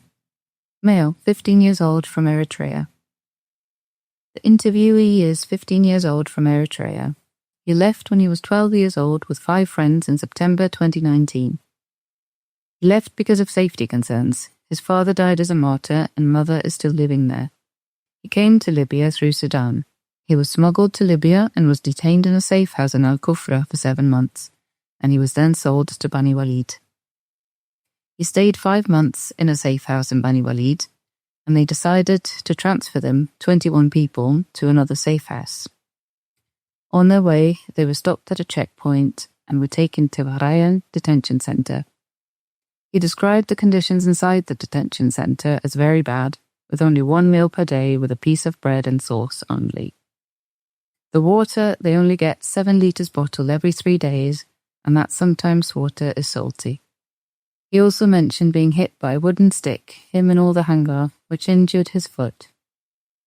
They beat them because they asked for more food, as what they're giving them is not enough, and also they beat them to ask for money to release them. They asked for 4,500 USD, but no one paid. There were 50 inside the hangar, Eritrean and Somalian. They all escaped on 6 September 2021 by breaking the door. He saw some people being caught, but he ran away and cannot recall any number. He walked for 2 days until reaching a farm with a Sudanese person who helps by washing his swollen foot with salty water and paid for a taxi which brought him alone to the daily worker bridge in Gargaresh, Tripoli, because he's been told there are Eritreans here. Currently, he lives in Egadesh with some people who are offering him shelter and he eats from whatever they bring. He's not registered with UNHCR, but is trying to, as returning to Eritrea is not an option, because if he returns there, he will die.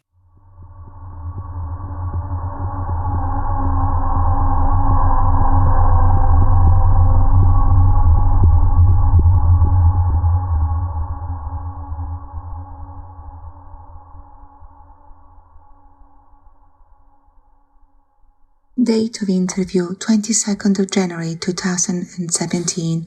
Place of interview Detention Center, Libya. Age in years 29. Sex male. Origin Gambia. Interviewer. The conversation takes place outside a cell and was interrupted when the ambassador from Sudan came up and spoke with me. When the conversation is over, the interviewees are not there anymore. It's been 27 days that I've been here. Our child is at home. You know our situation. Interviewer. I previously spoke with the interviewee about her case. The head of the center, Vadi, spoke with us and says he's working on it.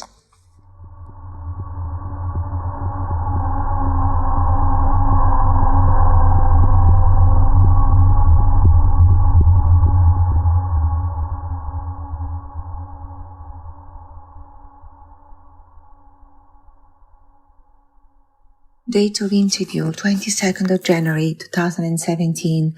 Place of interview Detention Center, Libya. Age in years 19. Sex male. Origin Ethiopia. Interviewer. Interview takes place outside of the medical clinic in Arabic with a medical translator. I left Ethiopia 1 year and 2 months ago. I have been in Salah al-Din detention center for 3 months. The situation in the previous place was horrible. We didn't get any food, no water. We were hit often. People died there. I was traveling from Ethiopia with 3 friends. We were all detained together. One of my friends had a broken leg. He fell sick and died. They didn't let him see a doctor. My other friend also fell sick. And that's when the guards thought there was an epidemic. So they let everyone go. We went to Tripoli. I fled from Ethiopia because I'm Muslim. We are persecuted.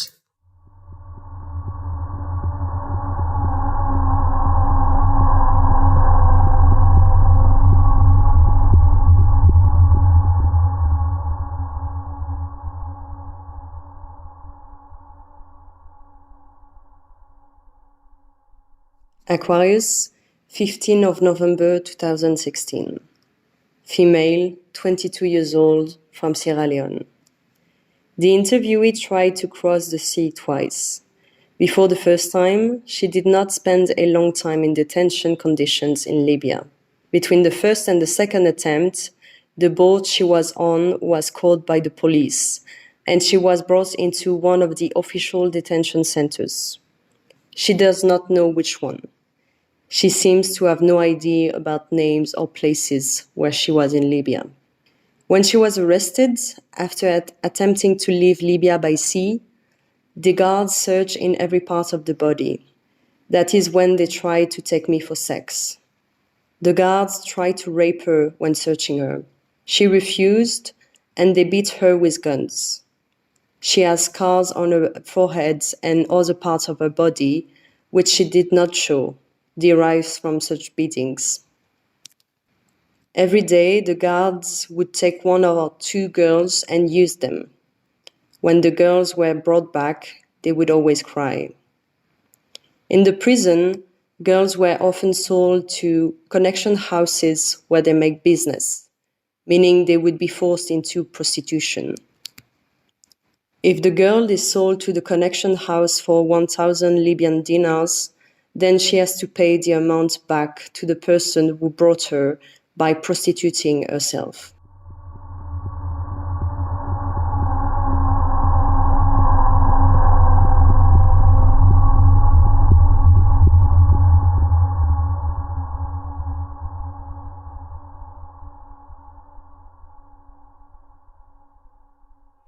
Date of the interview, 3rd of June 2016. Place of the interview, Aquarius. Age in years, 23. Sex, male. Origin, Eritrean nationality, living in Ethiopia and Nairobi. I was born in Ethiopia, but I'm Eritrean nationality. We call such people Amike. I was born in Ethiopia, but my father is Eritrean. I was born in Addis Ababa. I left Ethiopia 6 years ago. First, I left for Sudan because I wanted to get into Eritrea to find my father. My father was deported when I was a child because of the war between Eritrea and Ethiopia. Because of the war, they forced people to go back to their country, and he wasn't forced to go back to Eritrea. So I grew up with my mother.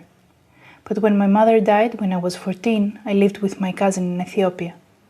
Then 6 years ago, I decided I wanted to find my father, so I went to Sudan to get into Eritrea. I didn't feel like Ethiopia was my home, so I decided that I wanted to find my father. When I got into Sudan, I found some Eritreans on the border of Sudan and Eritrea, an area called Kassala. When I got there, people told me that lots of people were leaving Eritrea. I found out that it was not good for someone of my age at that time. I was 17. They told me that if I went into Eritrea, they would arrest me, persecute me, torture me, and because my father is Eritrean, they would send me to the military. I was afraid. I was a kid then, and I was doing that because I was not emotionally mature. I was missing my family after my mother had died. I was eager to meet my father, and that's why I went there. To try and get into Eritrea illegally because I didn't have a passport. I got into Sudan, then illegally too, with smugglers, 5 days walking across the border. But once I got to Kassala, and they warned me against it, they told me that when you are 18, you have to be a soldier, whether you liked it or not. And they told me I might be tortured or even killed by the Eritrean government. I decided to stay in Sudan and work, but I didn't like it there. I got some information about the chance to go and work in South Africa. So I tried to go and work in South Africa, but unfortunately, it didn't work out, and I stayed in Nairobi for 5 years working. It then took me 6 months to get from Khartoum to Libya.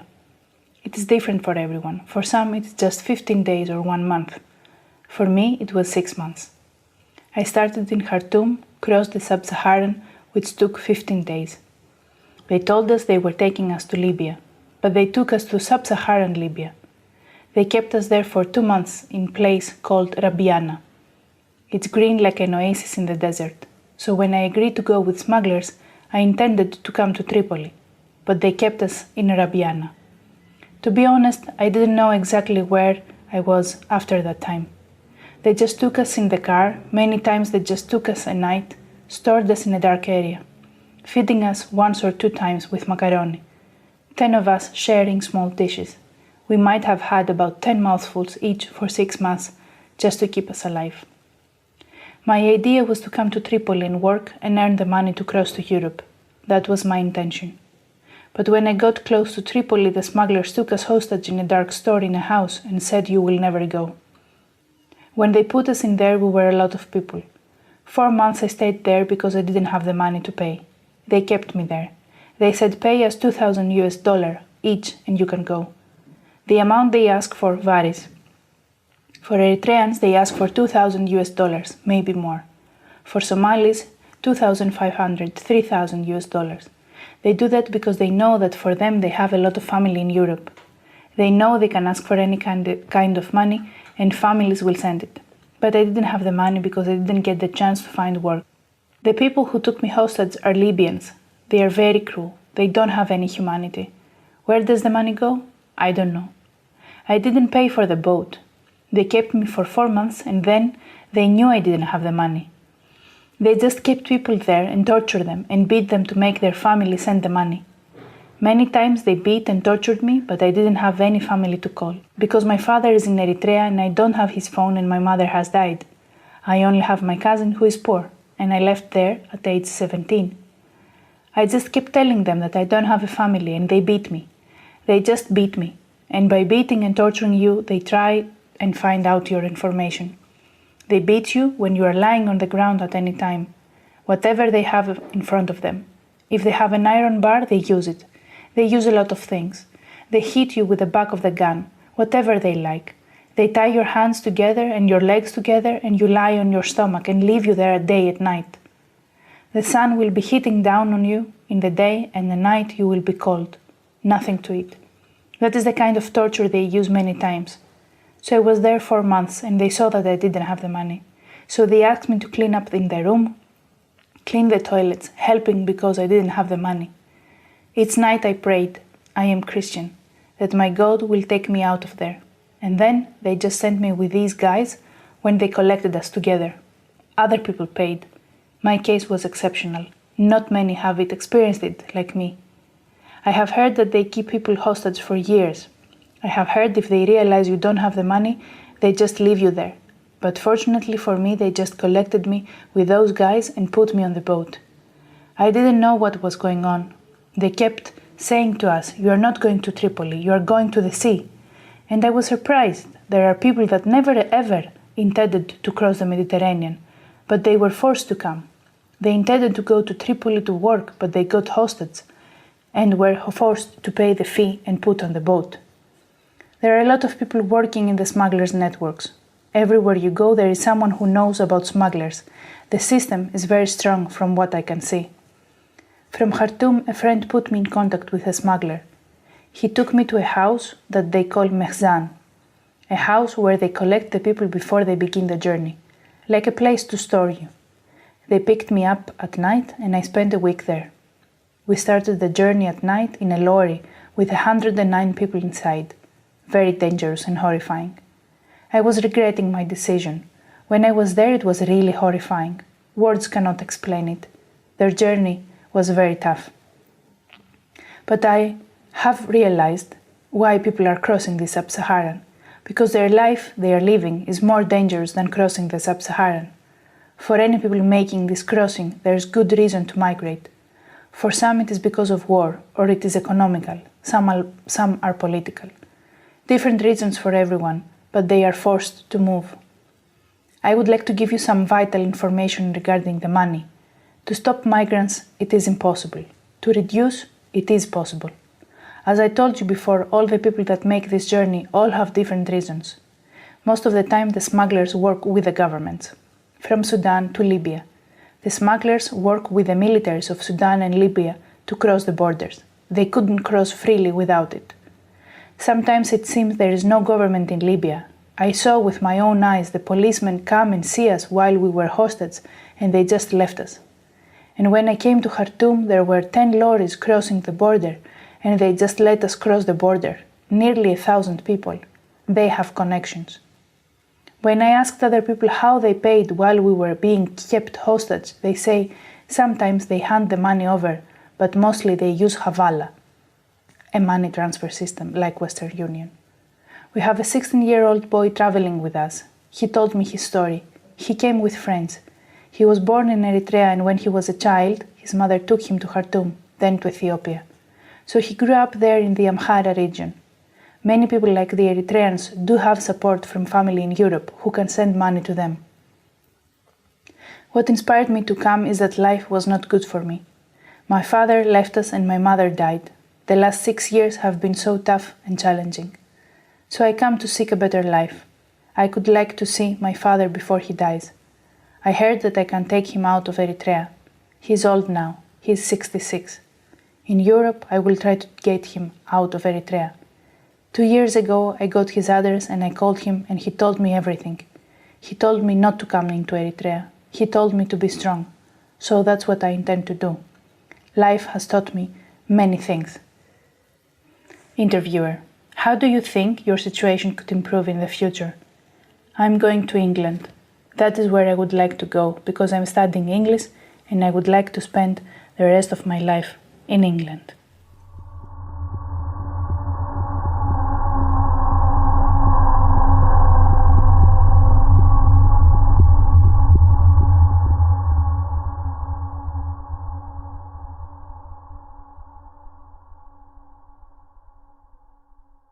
Aquarius, 21st of August 2016.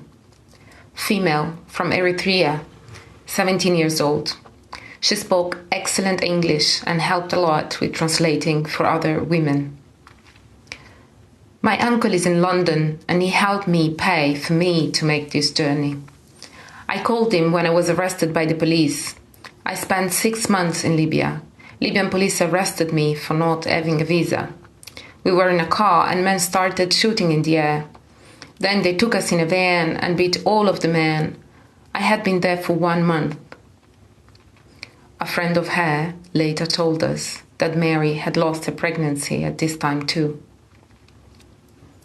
Over my time in Libya, I stayed in 2 different prisons, one called Tarona and one in Tripoli. They would beat men and women for money. They would ask for $500 to stop beating you. I told them I had no money. Libyan police are heartless. They still beat us. In Tarona, we saw people from NGOs come. They came and looked. They gave us water and bread. I asked them to take me, but he explained that they can only help with distributing water and bread. They were wearing a white t-shirt. It was UNHCR. This prison was better than the one in Tripoli. They offer no medical treatment. Children and babies were there too. People of many different nationalities. Police would call in at night and touch the women. One morning they came and took an Eritrean woman away to rape her. We were all crying for her. In this first prison, they asked for money and asked us to work, but I refused, and they said that I am underage. In the prison, they asked if you're a Christian or Muslim. They made me remove my Madonna and chain. If you're a Christian like me, then it's a big problem. And they beat you and call you with very bad words. Then they moved us to a second prison in Tripoli. Here they were so heartless. No food, no water.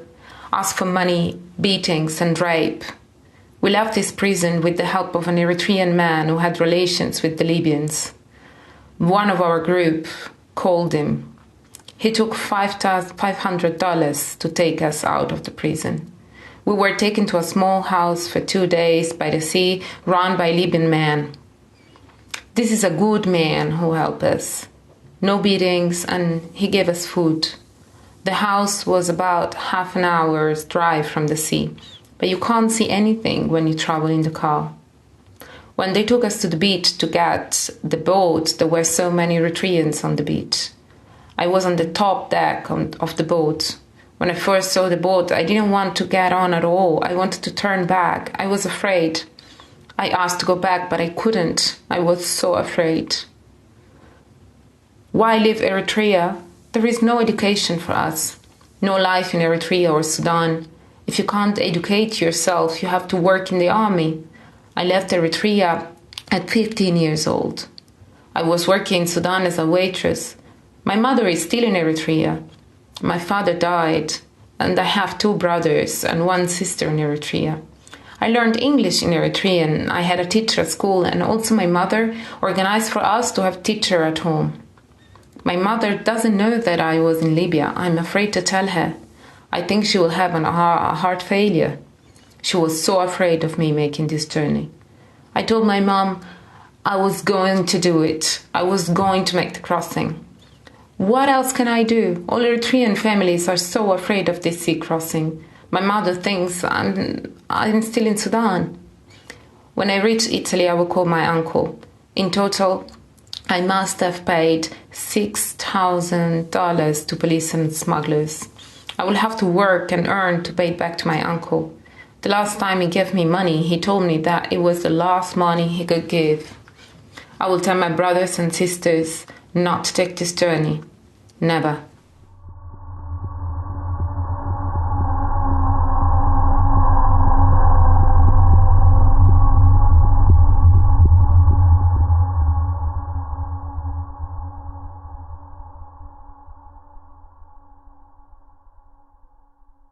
Aquarius, 17th November 2016. Female, 24 years old, from Nigeria. She worked as a house help in an Arab home, where she was paid $16,000 monthly. So she sent money home to her mom and siblings. She was originally brought to Libya and promised a good life and job there, but then told she'd have to work in prostitution upon getting there. She refused, cried, and was beaten severely. Her mother kept pleading for mercy until the person that took her there finally placed her in an Arab home to work as a maid. She couldn't go out for fear of abduction and hostage demands. All the Nigerians I've met who came through Libya affirm this. So she worked, stayed where she worked, then went away for a 3-day weekend monthly. She was taken hostage when she went home for the weekend. She would usually go with her fellow Nigerian co-workers to the place they called home and rest at the end of the month. On the 30th of October, while she was resting at work, due to be back at work on November 1st, some armed Libyan men raided their home and took them all hostage.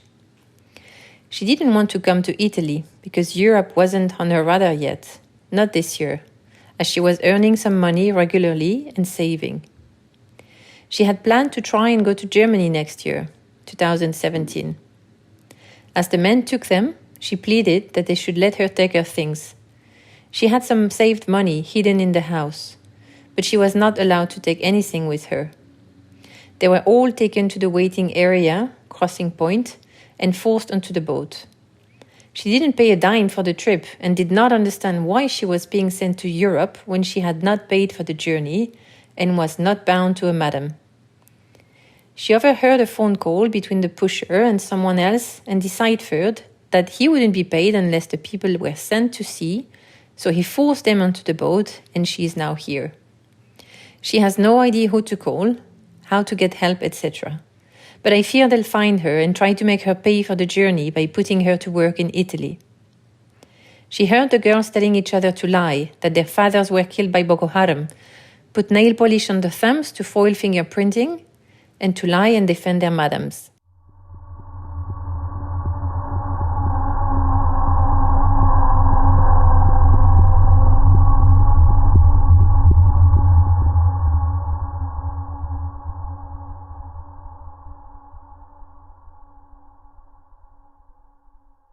Aquarius, 17th of November 2016.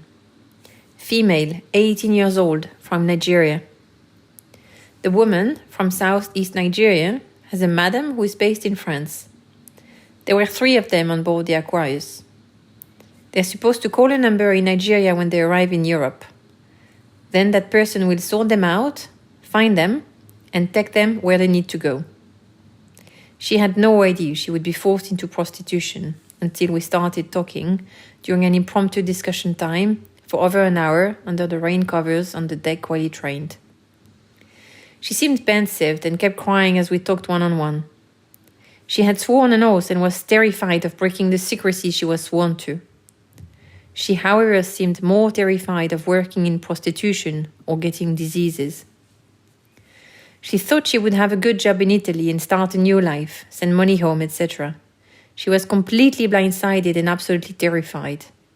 Unfortunately, I didn't have more time with her because all the other girls wanted to talk and ask questions as well. Female, 18 years old, from Nigeria. Her brother paid for her to make the journey. The agreement was that he would pick her up in Italy and take her to Germany. She was worried about her brother, but she also didn't seem to trust that he had the best of intentions for her after we had a talk. Female, 18 years old, from Nigeria. She came here as a result of economic hardship, found the smugglers and paid her way to come. She wants to study, start a new life, and be able to send money home. Group of women, unknown ages, from Nigeria. There were about 6 other young ladies who said they had madams and they were too scared to talk much. They did not want to go to the madam and they agreed to cooperate with the NGOs on ground. They were all from Edo State and had sworn the blood oath to secrecy. We spent a long time talking about the oath, if it would affect them or not, what they could, should share, etc. They had all been told to increase their age and make sure they stayed together, to try and botch the fingerprint exercise, etc. There was another underage girl whose sister kept yelling at her to get up and come now, while they were being processed by the Italian authorities.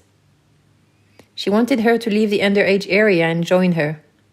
She kept insisting they were sisters, but the girl, when asked alone, said she did not want to go with her because she was scared.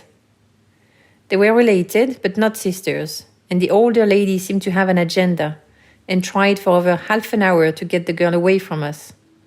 Thankfully, that did not work. There was also a guy who claimed that his sister was among the underage girls and tried to find her. He protested and kept coming back for almost an hour. At the end, we told him to mention it to the police and they would sort it out. Save the Children and the others, however, noted this and made sure he did not take any young girl away.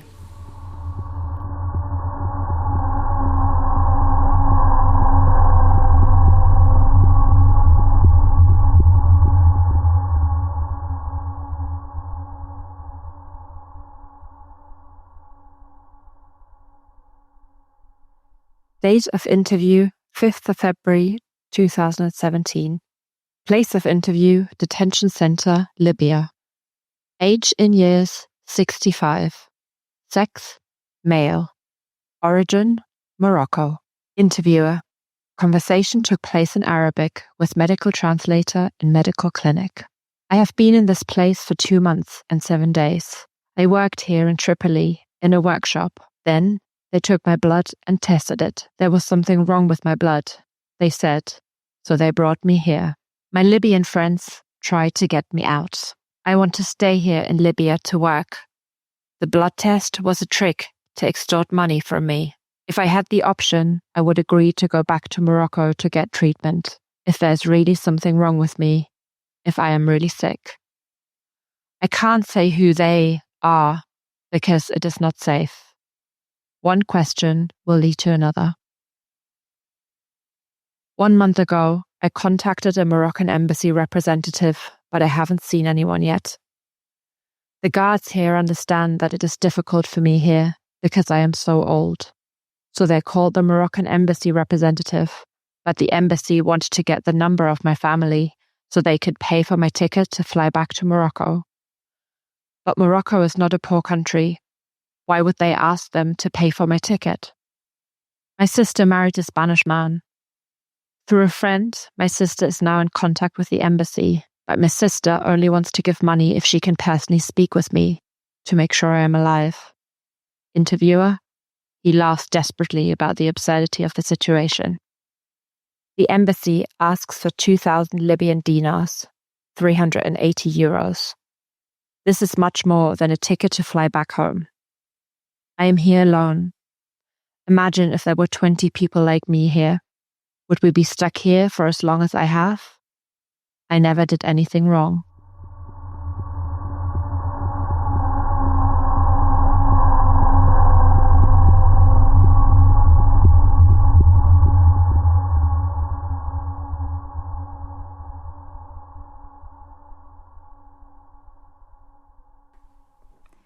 Gargaresh, 23rd August 2021. Male, 19 years old, from Mali. Interviewer, if possible, can you say your name and where you're from? My name is blank. Interviewer, he mentions his name, from Mali. Interviewer, why did you come to Libya? To be able to cross the sea. Interviewer, how long have you been here in Libya? A year and some? Interviewer, how many times have you tried crossing the sea? Once. Interviewer, can you tell me more about this? What happened exactly? In addition, why are you still here in Libya? You have already crossed. Well, now things.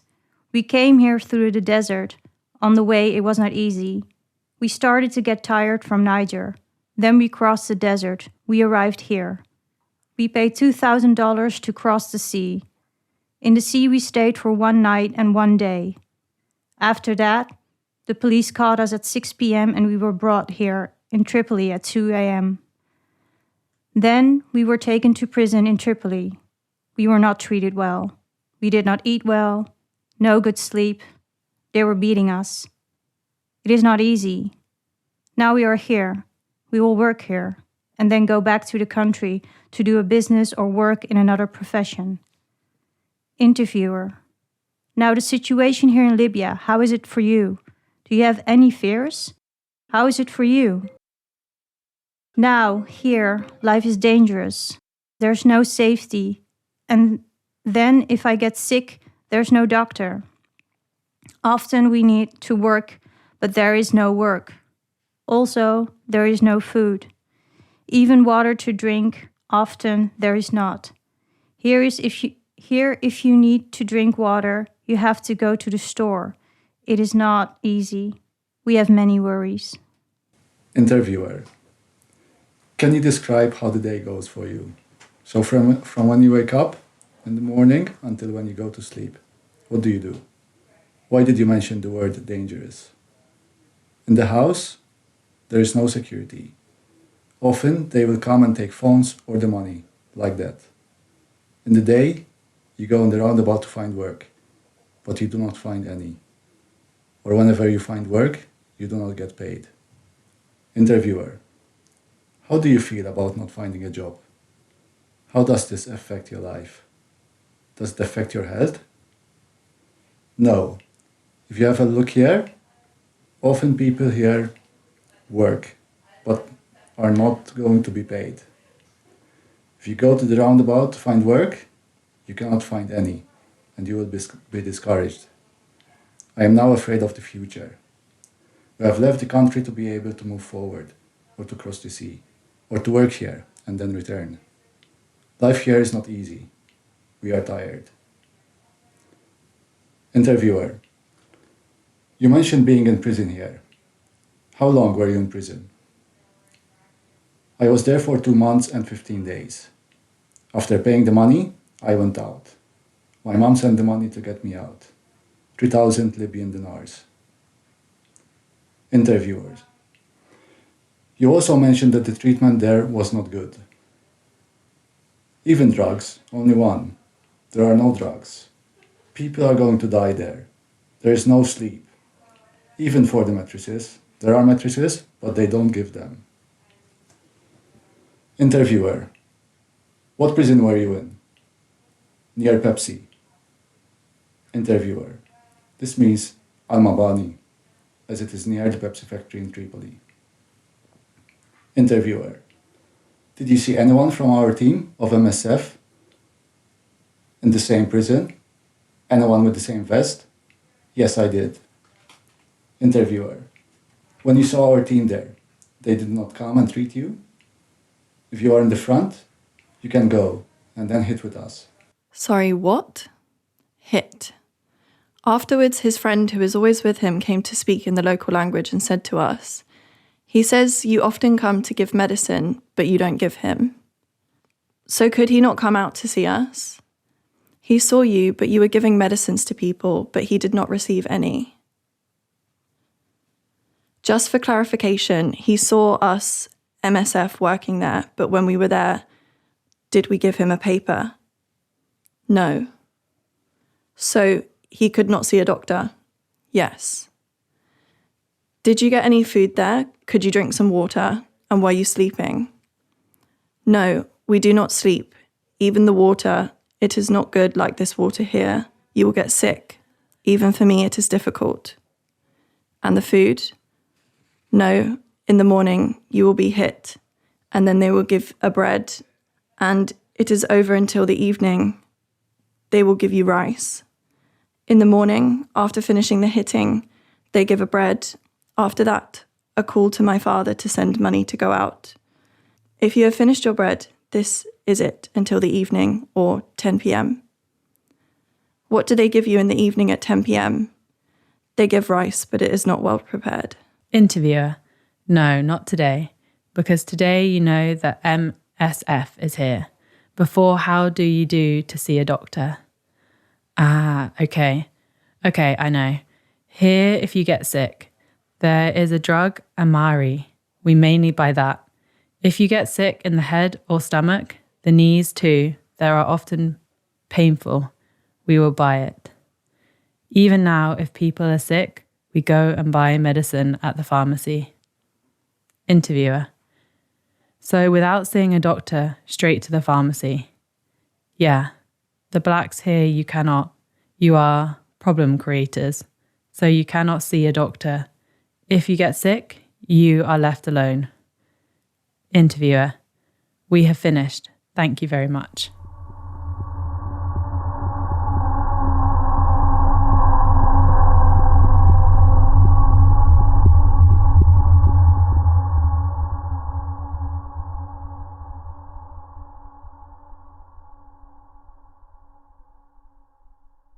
Al Rayyan Clinic, Libya, 10 April 2022. Female, 33 years old, from Nigeria. Can you please present yourself? My name is... She mentions her name. I am 33 from Nigeria. I married a Ghanaian and I met my husband in Nigeria 3 years back. I had one girl and I'm pregnant now. We decided to leave Nigeria because of poverty. How was your journey? What route did you take? I do not really know. They just take you in a truck. Maybe my husband knows more about it. Maybe he knew that we were coming to Libya because I didn't. Me, I just wanted to go to Europe. I do not want to go back to my country, Nigeria. How was the life in Tripoli? We used to live in Tripoli, Ras al-Sal. We rented a house, and my husband worked in Malacca, and I worked as a housekeeper. I had to work to pay the rent. Can you give more details about the journey at sea? I do not know what happened exactly. My husband took us, my daughter, and myself, and we found ourselves in a boat in the middle of night. We were like 30 persons from different nationalities. All of us were brought in trucks to the beach, and we embarked Friday at middle of night. After we embarked in 1 hour, there was a ship chasing us in the sea, so we had to stop. They were Libyan coast guards. Then what happened? Then we arrived to the port. For me, they directly took me here, to the clinic. Me and other women and kids. And they took my husband to the prison, as they said. Please, if you can, just help me in getting my husband out of the prison. Anything else? I cannot add anything else.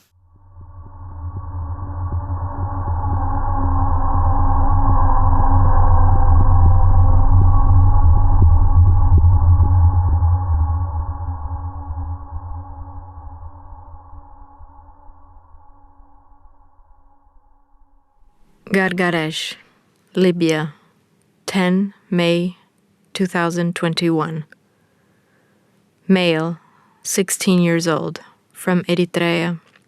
Interviewer: the first thing I would like to ask you is, do you agree that MSF uses your testimony? Yes.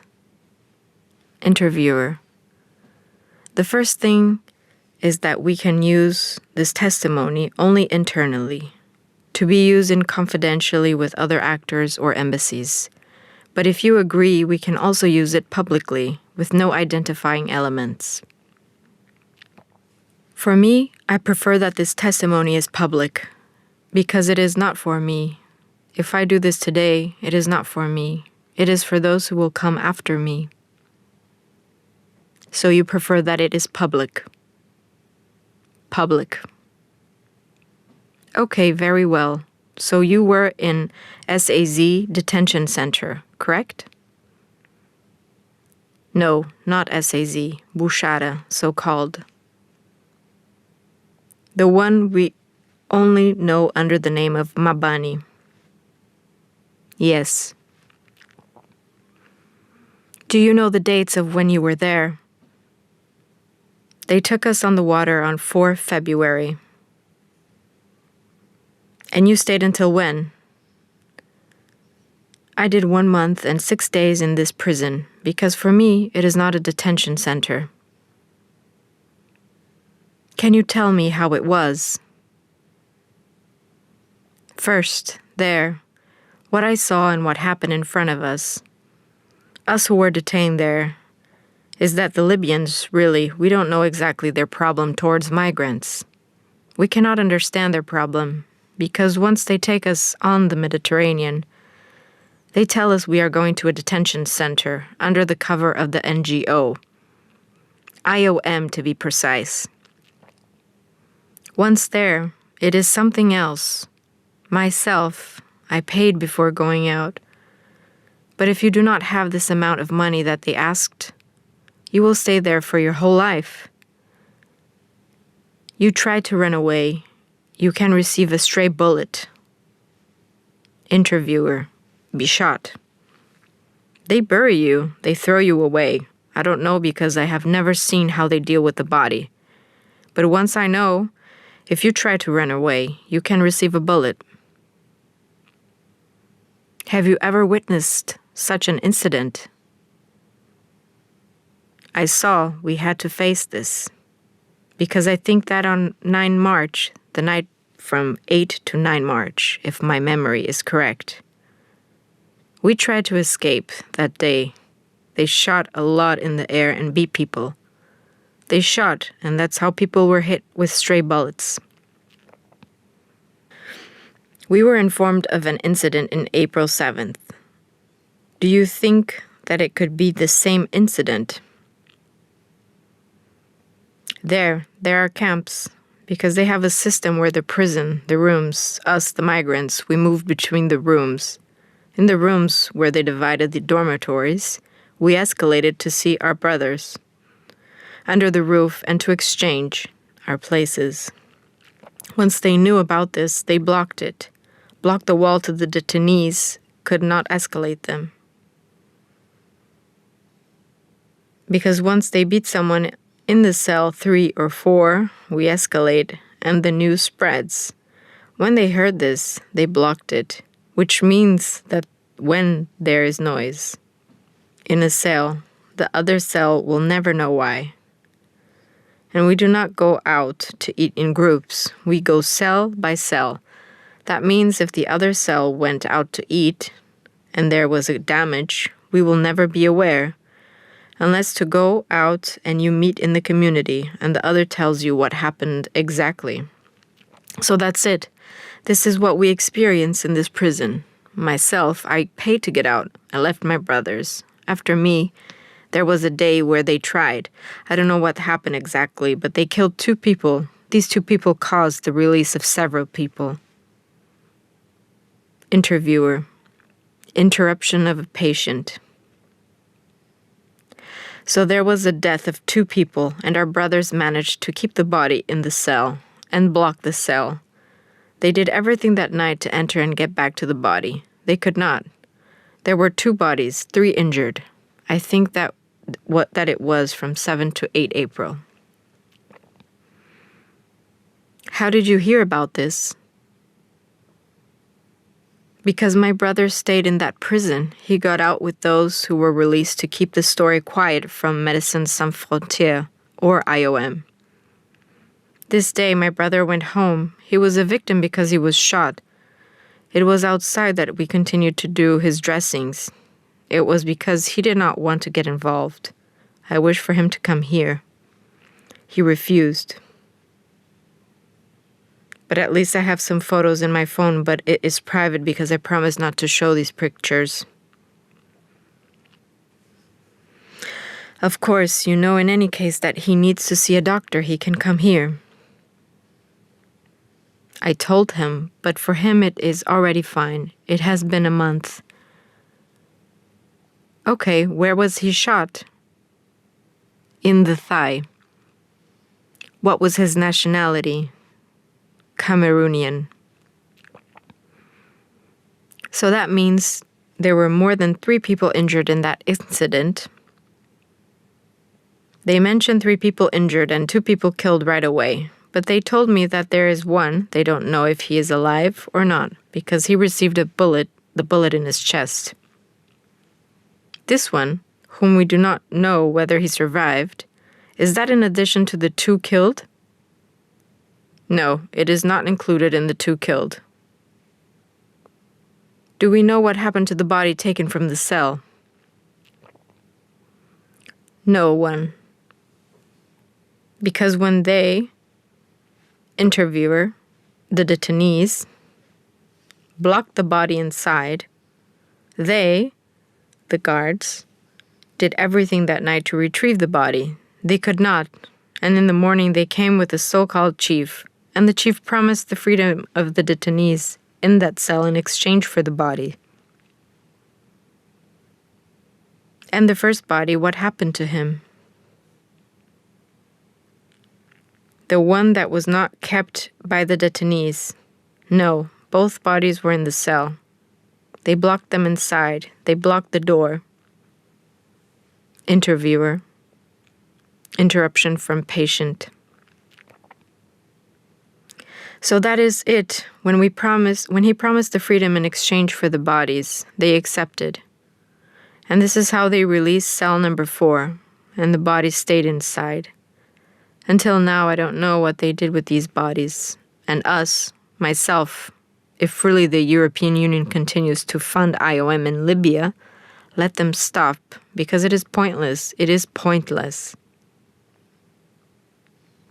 These bodies, do you know their nationalities? There was a Nigerian from Niger and a Guinean from Guinea-Conakry. Can you tell me a bit more about the incident that you witnessed in March? Yes. In March, first we were in a prison where there is not even a garbage bin. All the trash, we slept with it. Sometimes our back hurts, and for the nutrition it is very difficult because we eat 500 people per plate. We are so many that I don't even know what to say. With all the risks in the world, we eat with our hand, and if you ask for 1 minute to wash your hands, this is a problem. They will beat you, until maybe you will not even eat anymore. You will not even eat, so only it is after we came out to eat in the courtyard. They changed again to keep us locked in the cell, so we had to eat inside. Once you do something, talk with them, they don't want to hear. They will only hit you. And once they have injured you, they will drag you to take to a place kind of secret for them. When there is Médecins Sans Frontières, they present the cases that are not severe. If they broke the foot or the arm or broke the head, they don't present this person. And where do they keep them? We don't know, but not in the cell. Not in the cell. Because they have a secret cell inside the camp. And we could not know the place. And every time they will take away our brother, when they take him, he will do maybe 2 weeks or 1 month. They will torture him and they will bring him back to the cell. And he will inform us that he was somewhere in the camp. But where he was taken, that is very, very serious. They eat sometimes 1 piece of bread per day. The whole day they will serve them with 1 piece of bread. And you were saying that when you were there, were also people who were shot. There were people who, they killed people even, not wounded. Can you tell me about it? There was one day, I cannot recall the day, the cell number 3 got out to eat. Some of them started running and tried to escalate the wall. They shot at one of them. He fell on the roof. Interviewer. To escape in Mabani, people escalate the wall, which leads to the roof above the cell and then to over the fence to get out of the compound. We were in our cell and we heard a gunshot. At the time, they had not blocked the wall inside. Interviewer. The partition in between the 2 cells. It is later that one of these cells went above the wall to inform us in our cell. Did they see it, the person who shot? That I don't know, but they said that they were shooting at them on the roof, and we could follow the noise, the gunshot. They fired and a migrant fell on the roof. After that, not even 2 weeks later, they shot and hit 2 people and left them in the courtyard. It is on the courtyard that one lost his life after the departure of MSF. Because I think it was on Wednesday, it was in March, but the date, because we were not very informed of the calendar and all of that. How did you see what happened? There are black people, migrants like us, who bring us the food. They work with them. They are the ones who wrapped in the body of that young man, because he was in the courtyard. He contorted in pain and lost his life in the courtyard. It is 2 Sudanese who worked with them who wrapped the body. But they refused to tell us where he was taken. And the second person? The second person, they said that he was taken to the hospital, but they heard that before he arrived, he was already dead. He died on the road. How did you learn about this? Still, the 2 Sudanese, because it is them who wrapped the body of the first person and put the second in the ambulance. Okay, the ambulance of MSF? No, because in general, when they have severe cases, they don't present them to MSF. I am thinking maybe about IOM. There was an ambulance that came and took the person to take him to the hospital. This is how they knew. Did other incidents happen? There are incidents on which I cannot testify because I did not see. But in our cell, we sometimes asked for games from MSF, and they gave them to us because we preferred to sleep during the day. And in the night, we tried to sing or dance to try and entertain ourselves. But they will come in at 1 a.m., 2 a.m., 3 a.m., and beat us. I was whipped. You were whipped? With which object? They have batons. One will come in with a shovel, another will take on the way either an iron stick or a shovel, or if they have batons, they will come inside with them. They will beat you. Sometimes, if you have left water or shampoo on the ground, they will come, then you will sleep and your mattress is all wet. The last time, IOM came to distribute clothes, and after they left, the guards came and told us to take a blanket and come out. When we were out, they took all of the blankets, because when IOM came to distribute the blankets, our room was overcrowded. We were many inside, which meant that there were other people before us. They received, I don't know how they got out. They left as well their blankets behind. When we arrived, the mattress where we slept is dirty. There is sweat. You don't know, so sometimes you take a blanket and you put it over before lying down. When IOM distributed the blankets, that meant some people were lucky to have 2 blankets and some people who did not have blankets received 1. After IOM left, they told us to take 1 blanket. We did not know why they asked this. We took 1 blanket, and when we got out, they gathered the blankets left in the room and put them in a truck and took them away. You said that you had to pay to get out? Yes, I paid to get out. How did that go? For the release, they don't want that Arab brothers are informed. For instance, if you have an Arab outside with whom you work, if he comes to get you out, they will say no. When they take people on the sea, it is for deportation. There is no negotiation. But if you have a black brother, you give his number, they call him and they will arrange the price. Once they agree, they call you and they make you speak to the person. The person can confirm that it is you. They will put you in the car and go out with you and take you to their meeting point. This is how it happens. There are those that sign the deportation in front of the embassy representatives, but nothing changed. And how do they get out of the cell?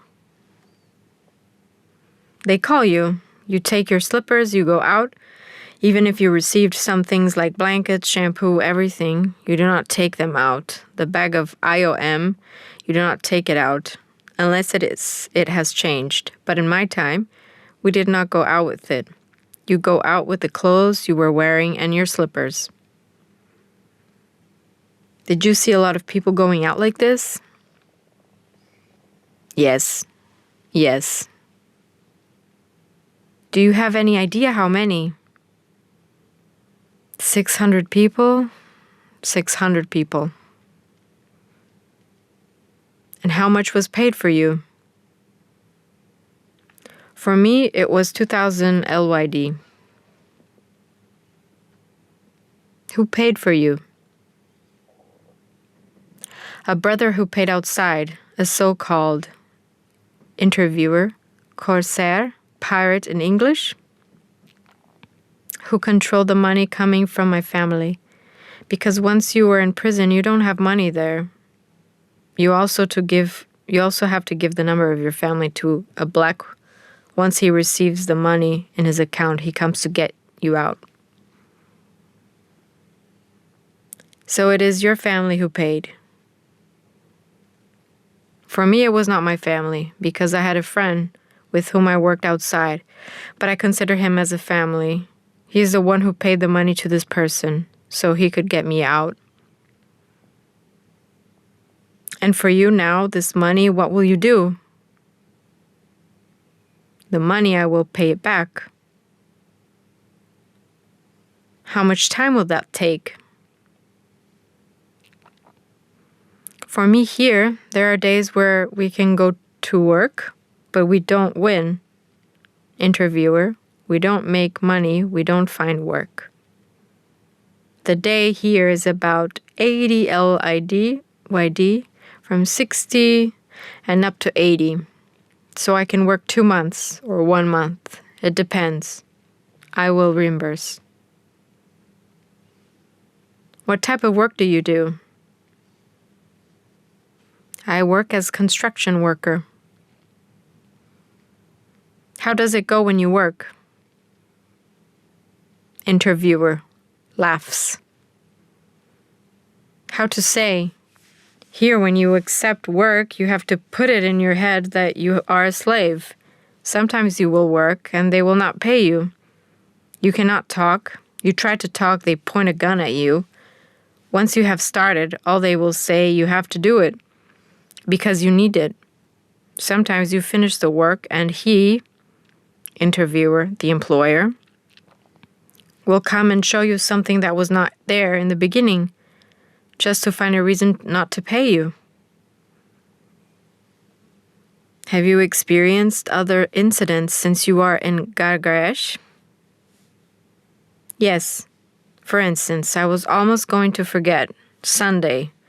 On Sunday, we were attacked. Military people entered our house. Sunday? Yesterday? Yes, yesterday. Can you start over? Sunday, in our house, the military people broke into our house at around midnight, 1 a.m. They wounded people, took the phones, the money, but they did not take anyone with them.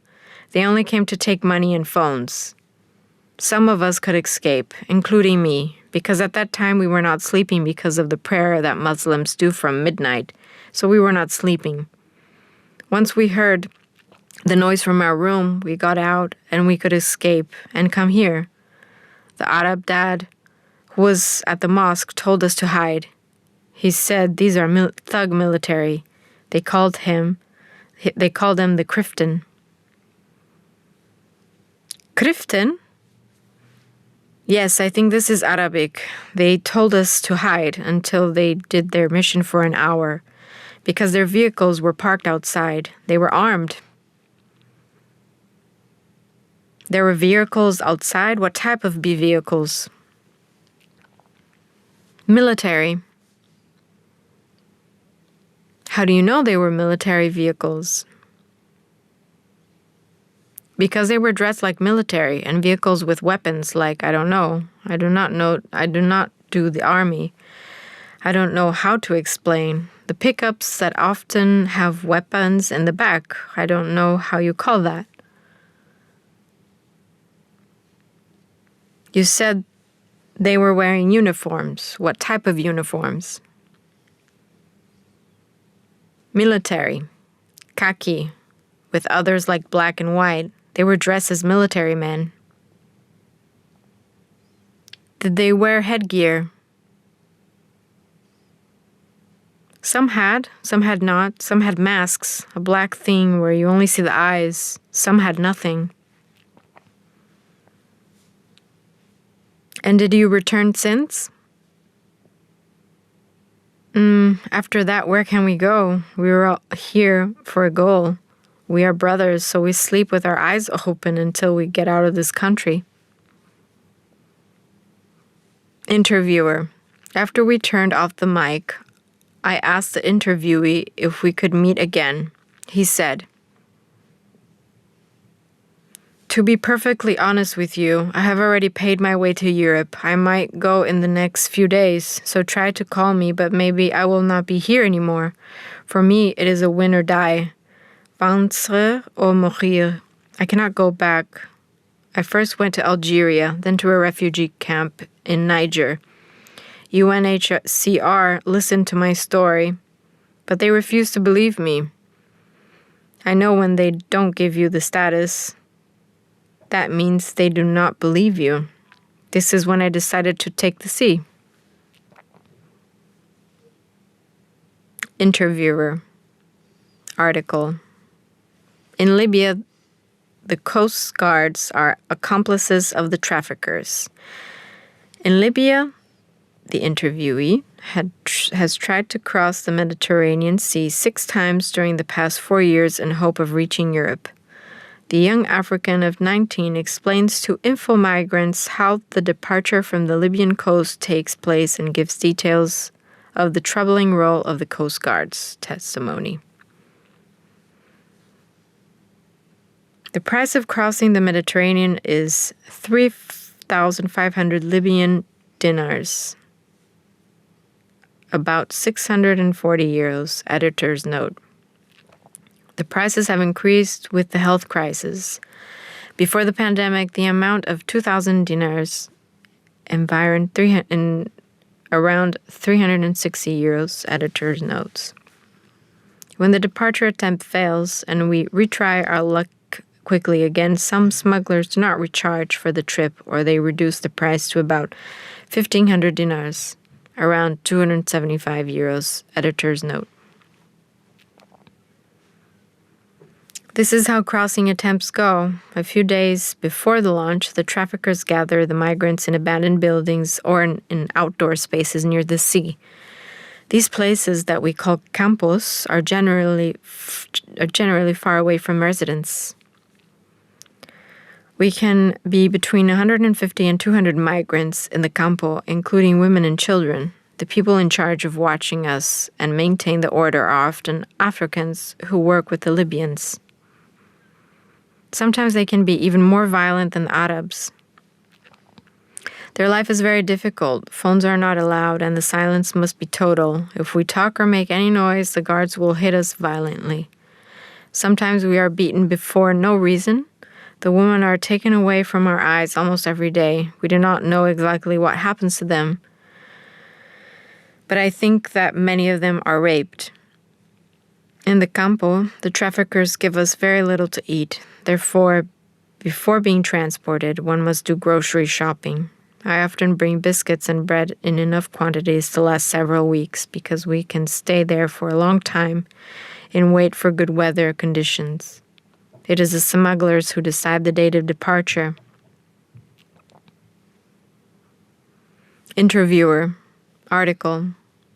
On the boat, the migrants have a well-defined role.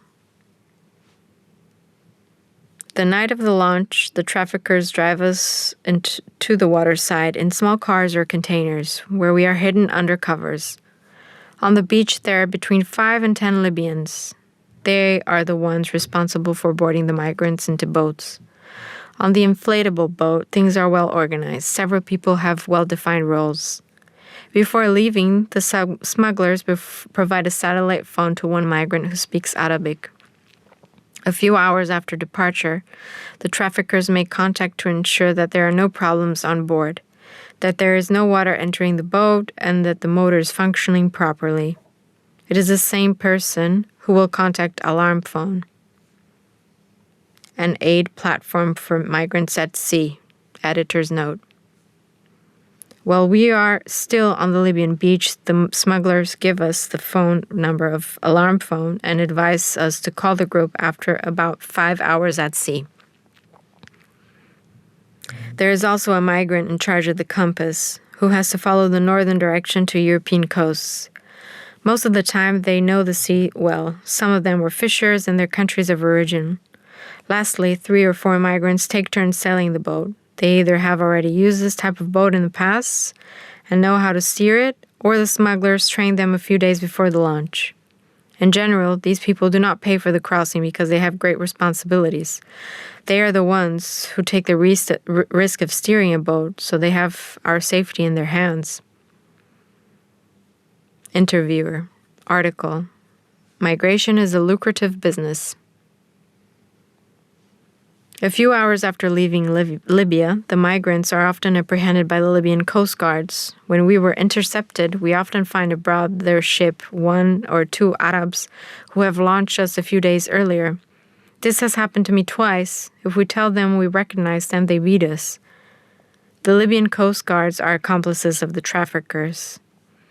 Some directly work with them. They know that by intercepting us at sea, they will get back money through the prisons. As when the migrants are sent to a Libyan port, they are transferred to a detention center. There as well, one must pay to leave. The amount is 3,000 Libyan dinars, about 500 euros, editor's note. Moreover, the first thing that the guards ask us when we arrive is, who has money to leave prison? The problem is that we do not have cash with us because the moment of crossing, we leave without nothing. Those who can anticipate their arrest before sailing give money to friends in Libya just in case. They write their phone numbers on their clothes or on a piece of paper. Once in prison, the guards lend us their phones and we can contact our friends, other migrants present in Libya. The latter give the requested amount of money to a Libyan they know, usually their lessor, or a member of his family. It is him who gives the money to the guard of the prison in exchange for a commission of 250 dinars, 45 euros, editor's note. Migration is a lucrative business. All is very well organized in Libya. Since I came to Libya, I must have spent about 10,000 euros in total between the amounts paid to smugglers and guards for my release from prison.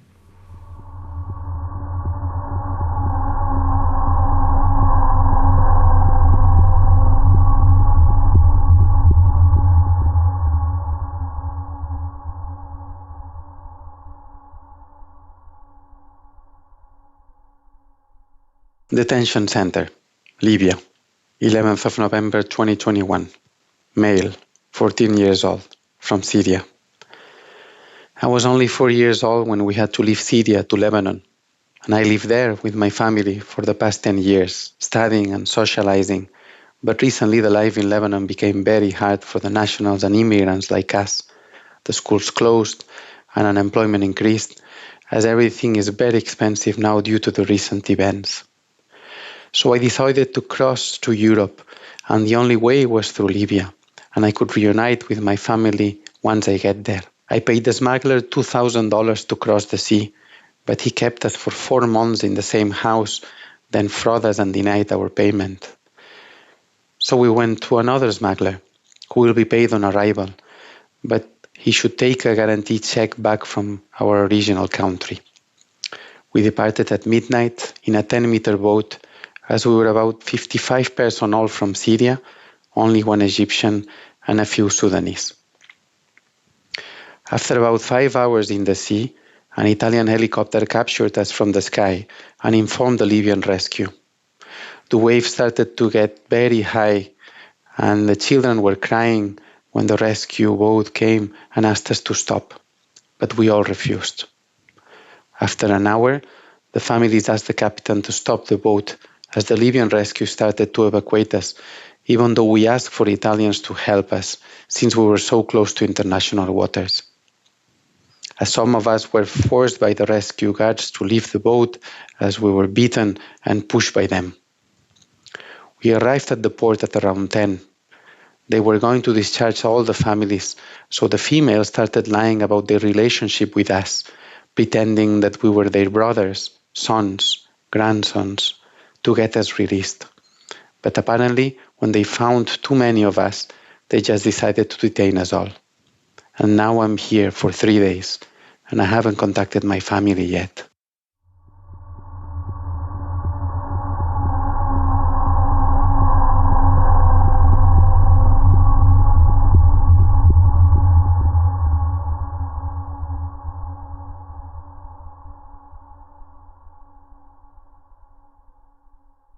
Date of the interview, 20th of December 2016. Place of the interview, Detention Center, Libya. Age in years, 27. Sex, male. Origin, Gambia. Interviewer. The interviewee speaks some Dutch. He discovered I have Dutch roots after asking about country of origin, and he had previously had small conversations with me in the detention center. Now that he was registered and had the prospect of going home, he was willing to tell the entire story. We sat down outside, with the guards walking around but not disturbing us. He confirmed throughout the conversation that he felt free to speak. The conversation took place in English. The day of the high-level visit, 24th of November, when MSF came in the morning for consultations, I was beaten very badly. I had taken some bread and they gave me serious beatings. I fainted because of the beatings, and they put me in the clinic after that. I slept in the clinic that night. Interviewer. This is common practice. The sick and weak are often put by the guards in the room that is also used by MSF for medical consultations. As he explains this, the guard who hit him walks by, and he says, "That's the one who beat me." The guard is young, tanned, not very tall, and pretty slim. He is around often when MSF visits. We don't get enough food here, so people fight for it. They fight for the bread every day. There is not enough food. They beat you when they hand out food. You have to eat your meal within 5 minutes, but it is very hot. It comes straight out of the kitchen. We eat inside. We don't go outside when they give us the food. They hit people, so they go and sit down. The guards fire bullets into our cell at night, on the wall over our head, to scare people and so that we go to sleep. The guards sold detainees for 1,200 dinars and 1,500 dinars, 800 to 1,000 euros. They have you call your people, the people you know here in Tripoli and who have money for your release. The people don't come here with the money, but they meet in town. The guards meet the people who can pay for your release in Tripoli. The guards from here go to town to get the money. This happens around 3 times a week. They sell everyone. It doesn't matter if you have money or not. The IOM, International Organization for Migration, gave us clothes when they registered us. Interviewer refers to his new clothes, grey jogging pants and a sweater. The guards treat us like animals. The money they should spend on us isn't spent on us. There is no water in the toilets, so I can't brush my teeth in the morning. Today is day 37 here, in the detention center. It's been 25 days since I was last able to go to the toilet. That's how bad the food is, and because we don't have enough water. For the repatriation, my Gambian embassy came here to register people. Now I am waiting for my TC, my travel paper. Interviewer, clearly happy with this prospect of repatriation. All the embassies came here: Nigeria, Gambia, Mali, Senegal, Côte d'Ivoire, Burkina Faso, Niger. In my case, it wasn't the IOM, the International Organization for Migration. It was the embassy who came to do the registration. Interviewer, when asked when the embassy came, he says a couple weeks ago, but it remained a bit unclear because he kept on talking about something else, likely because of excitement. I was hit that day when the DCIM, Libya's Directorate for Combating Illegal Migration, came here. Interviewer, 24th of November, when he was beaten for taking some bread. My hand still hurts. Interviewer shows his left hand, still a little bit swollen on the side. I fainted when the guard beat me. I fainted after 5 minutes. My body hurt for the entire week. I took ibuprofen to end the pain, and MSF gave me the medication. At night, I couldn't sleep. It hurt so much. I am looking forward to go home to Gambia. I am a sportsman, I run on the beach and I love to move. I will continue with my foundation Gambia tour. It has run for 11 years. I work together with Ita Fischer and her sister Elsbeth. They are both from the Netherlands. I'm going to continue that work. I give tours in Gambia. When I get back, I want to buy my own car and do tours. I used to rent a car from a friend to do tours, but I would earn money if I have my own car. I have a Gambian friend here in Libya. We met in Mauritania and we talked a lot. He told me the Libyan dinar is powerful and that you can earn a lot of money. This is why I came to Libya. He told me good stories about this place. After I got here, one day I got arrested and I was brought to Tajura. In Tajura, they took my blood, the Libyans, and told me it wasn't good. They said I would be deported. They told me I had to pay for my own ticket to go back home to Gambia. This was 1,150 dinars, but I didn't have the money to pay for this ticket. We were with 10 people and we stayed in Tajura for 29 days. We weren't allowed to go outside. The food was not good. The water was not good. It was very salty. The room where we stayed, it was very small. One time the guards shot me and a bullet went straight past my leg. This happened after they asked me and 2 or 3 other detainees to sweep the place, but we didn't pick up the broom fast enough. They started shooting at us. After this, they locked us inside. They threw our bread into the cell through the window. The guards wore white masks over their mouths. They told us we smell and that we are bad people. They treated us bad. I saw 2 people getting shot. One Gambian boy was shot in his leg. He was 20 years old. I don't know exactly what happened, but it was some sort of an incident, and the guards shot him in the leg. He died. They didn't call for a doctor to see him. He was lying on the ground and bleeding for about an hour and a half, and then he died. They didn't allow us to try and help him. We couldn't touch him. They took him in the car, and we don't know what happened after that. We never saw him again. One other boy tried to escape. He was shot in his leg also and sent to a hospital. He never came back. There was 12 rooms in Tajura, all small ones. I think we were with about 200 people in total. We received bread in the morning, rice in the afternoon, wet macaroni in the evening. The food is the same everywhere. 2 women died here. This was 1 month ago. They were sick because of the food. That's what I heard. 3 men also died because of the food as well. I heard that when you die, they throw your body in the sea, or they bury you in the desert. Is that true? Before being moved to the large hangar, I lived in the female cell. We used to hear them at night, the guards who went to have sex with the girls. We peeked through the cracks in the door. If they found out, they would beat us. One Nigerian girl told us this. We are all in the same trouble here, you know. We have to stand together. We have to help each other. So the women tell us their stories, what's going on. The guards go to the women's cell at night. Not every night. I think 3 or 4 times a week. They are usually with 2 or 3 men. I don't know where they take them. They bring the girls out of the cells and they go out of sight. We don't hear anything, but we know what is happening. The men's cell, next to the women's cell, is where the people who said they don't want to go home are. The men's hangar is where all of the people who want to go home are. I was arrested after 3 months in Libya. I left the Gambia on the 28th of June 2016. I travelled overland. I crossed Senegal, Mali, Burkina Faso, and then Niger. I went through Agadez. It took me 1 month and 2 weeks in total. I spent 1 week in the desert after Agadez. I saw a lot of horrible things. One time in the desert, on our way to Sabha, we witnessed an accident. The car driving next to us turned over, and a lot of people fell out. They lost their legs, their body parts. It was horrible to see. I saw people with very bad injuries. The ones who fell out of the car were not treated. I wouldn't even advise my enemies to go to Libya. It's one of the worst things I've seen. In the desert, there is no water, and it is very warm. When you fall out of the car, the driver leaves you there. I hope to reach my country safely. I dream about what I've seen in Libya. I can see the people dying when I am asleep at night. The water we drank was disgusting. It was from the wells in the desert. I've never seen that kind of hardship in my life. I was traveling to Libya with a friend, but I had to leave him in Agadez. He was still waiting for money to continue his trip.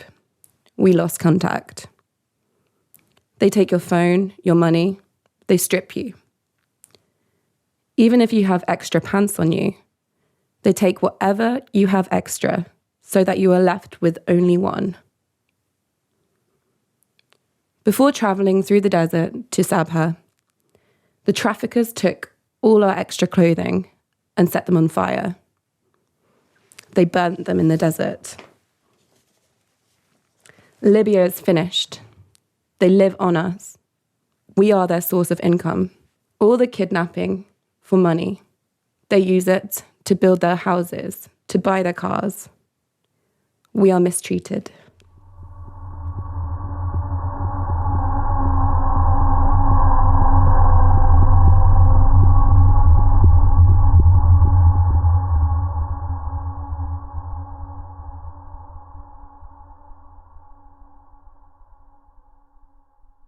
Al Rayyan Clinic, Libya, 14th of February 2022. Male, 25 years old, and female, 18 years old, from Somalia. Interviewer, good morning. Can you please introduce yourself? My name is... He mentions his name. I am 25 and from Somalia. This is my wife. She is 18 and from Somalia too. She's been in Libya for 3 years and a half, and I have been in Libya for 9 months. The woman. I was in a safe house in Al-Kufra for 1 year. They asked me to pay money. I was beaten daily to pay, but I did not have any money. So in the end, they took me to another safe house in Bani Walid, where I had been treated badly for 2 years. One day, a problem happened, and there were bullets shot, so we escaped. I came here to Tripoli. I stayed in Gargaresh until the mass arrest in October. I was then taken to a prison named Shari Azawiya. I stayed there for 1 month until we escaped. I then had nowhere to go, so I slept in the street, and it is at this moment that I met my husband. I also registered with UNHCR as an asylum seeker and had added him with me. Man. Yes, I was moving in Tripoli and I saw her in the street having nowhere to go, so I helped her, and we loved each other's, and we married 2 months ago. I came to Libya only 9 months back. In Somalia, there were Al-Shabaab in my region, so I had to leave. I went to Sudan, and in Sudan I was kidnapped and taken to Libya, to Al-Kufra specifically, where I was hit daily, and in the end my mother paid $15,500 USD for them to release me. I then came to Tripoli and lived in Al-Medina. Interviewer. You were both brought from disembarkation to the clinic, right? How was the journey? We did not want to cross and go to Europe. I just met a person who is a family friend. He is from the same district in Somalia. I talked to him and told him about my situation in Tripoli. He said to me that he has a place for me and my wife that is better and is secured. He got us a taxi, so we took it, but turns out my friend set us up. We were asked to put our heads down and were taken to a place near the coast. I was threatened and beaten with the back of a gun twice on my shoulder and my back. We were taken by force to the sea. They asked us to pay $2,000 USD for both of us. I had no choice. I called my sister who lives in Nairobi, Kenya, to pay. We were then taken to a campo. They took everything from us, even our phones. I don't know the name of the place. I just know it is near the coast. After 1 week in the campo, they took us all during the night and put us in a car. We had to lay down in the car. It was Saturday night. We were taken to the beach to embark. Interviewer. Can you give more details that you recall, like how many were you, what other nationalities, what happened to you in the sea, etc.? Was everyone with you on the boat forced to cross the sea like you? In total, we were around 40 people, 3 from Somalia, the others are Syrians and Egyptians. I honestly don't know if the others were forced or not, as we don't know them, and you can't ask them such a question, as it can be dangerous.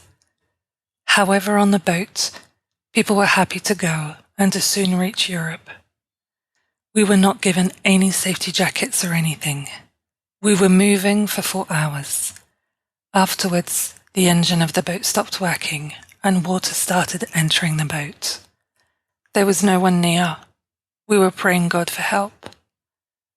The captain had a satellite phone, so he called someone to ask for an engine to repair it.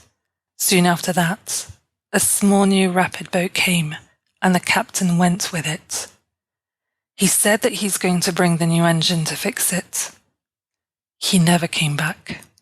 Interviewer: can you describe the captain, his nationality? No, it is difficult. It was night and very dark. The captain had a mask covering his face. I don't know his nationality, but he is a white person, as it was white around his eyes. Interviewer: and then, what happened? After the captain left, we kept waiting. Then, an airplane came and was doing rounds above us and was taking photos. There was also a boat far away from us. I think it is European. I'm not sure. After that, when the plane left, Libyan boats came and took us back to Libya.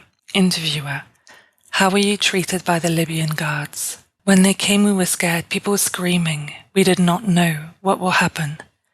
They took us on board of their boat and took us back to the port.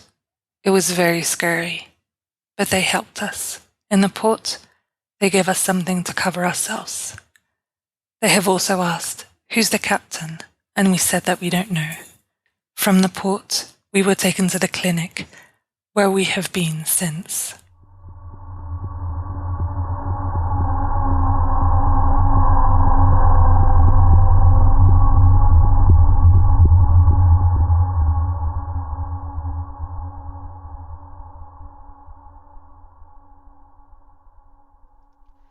Detention Center, Libya, 11th of March 2018.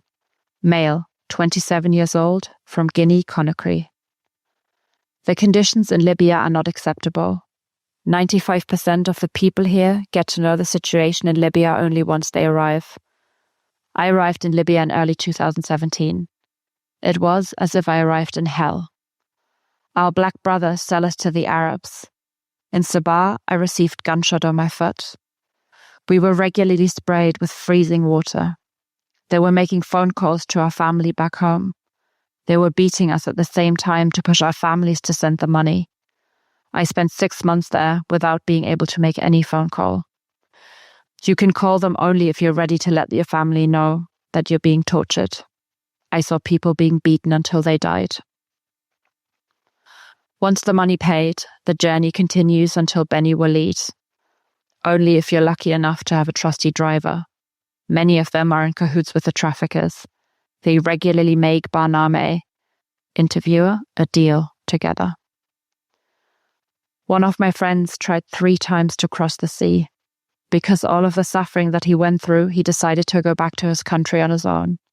At that time, there were no repatriations taking place. From Sabratha, he went first to Beni Walid. Unfortunately, he was kidnapped there. This is a very dangerous place. He spent 7 months there.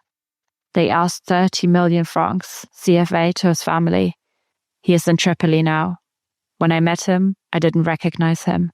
He looks like a skeleton. From Beni Walid, I went then to Sabratha. A rubber boat could normally fit 50 persons, but they put up to 150 persons on it. We couldn't say anything. They were armed. I tried to cross the sea, but I was taken back to Libya only a few hours after having left. They put all the people who were arrested at sea in a big houses. The Arabs come there to buy black people in order for them to work in their plantations. As if you were in the market looking for bullocks. You look at the bullocks, you point out the one that you like, and you take it home. Black people are as bullocks in Libya. One time, I was even exchanged against oil. I was working more than 12 hours a day. I couldn't even escape. I didn't know where to go. I was in the middle of nowhere, and there's always the risk that they will shoot at you if they see you trying to escape. The second time, I spent 24 hours in the water. A fisher boat finally found us. The fisherman transferred us to the marine of Zuwara. Then the marine requested us 500 dinars to get freed. Some of the people had the money. I didn't. We were put in a truck. We were told that we will have to pay 2,000 dinars to be freed. I jumped out of the truck and fell on the tar. My skin has been scratched. I got injured, but I didn't care. It was the only way out to avoid being tortured again. Together with two brothers, we spent 3 to 4 days in the wood. We tried to walk at night in order not to be seen. We tried to avoid all the civilians because of the Asma boys. Interviewer, term used for those in the business of holding migrants for ransom in Libya. These guys don't have any military outfit. They are potentially everywhere. They are the bandits. They are all armed. We spent 3 days without eating anything. We didn't have a phone to call for help. We finally found a mosque. When you meet an imam, your life is saved.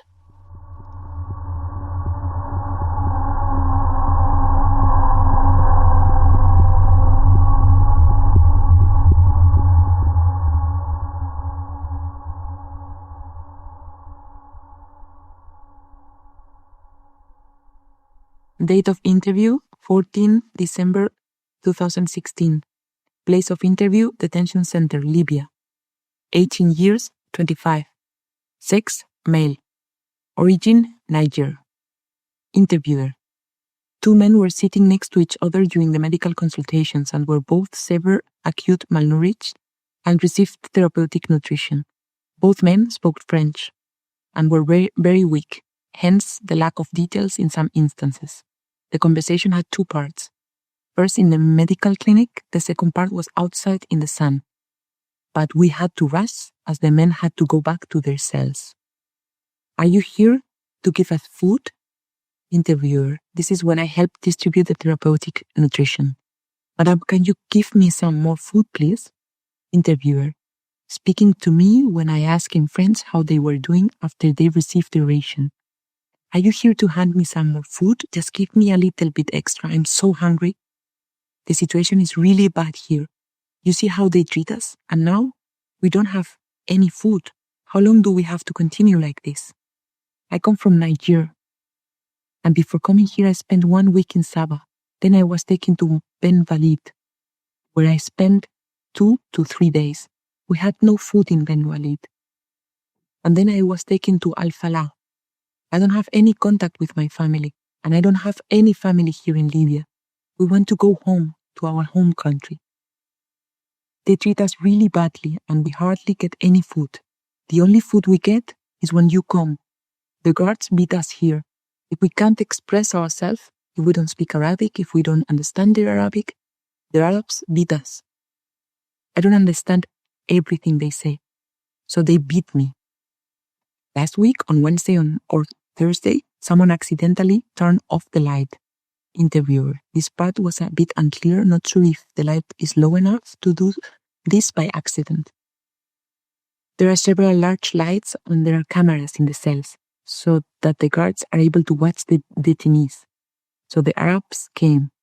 The guards thought that we wanted to escape, so they beat us. They didn't even ask us what happened or who turned off the lights and why. They just beat us. I was hurt. Someone kicked me in the throat with their boots. Interviewer points to his throat. I couldn't sleep that night. I could hardly breathe.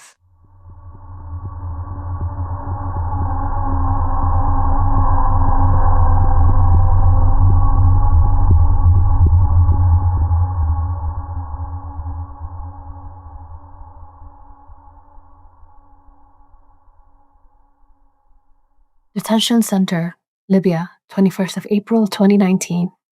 Male, 50 years old, from Syria. Interviewer: this is a will from a Syrian to his children in Germany. I am registered with the UNHCR. I love you, my children. Take care of yourselves. I tried to go to Germany to meet you there, but the destiny prevents me from reaching you. I have a secret bank account in Belgium for you and your sister. To my son, 14 years old. To my daughter, 11 years old.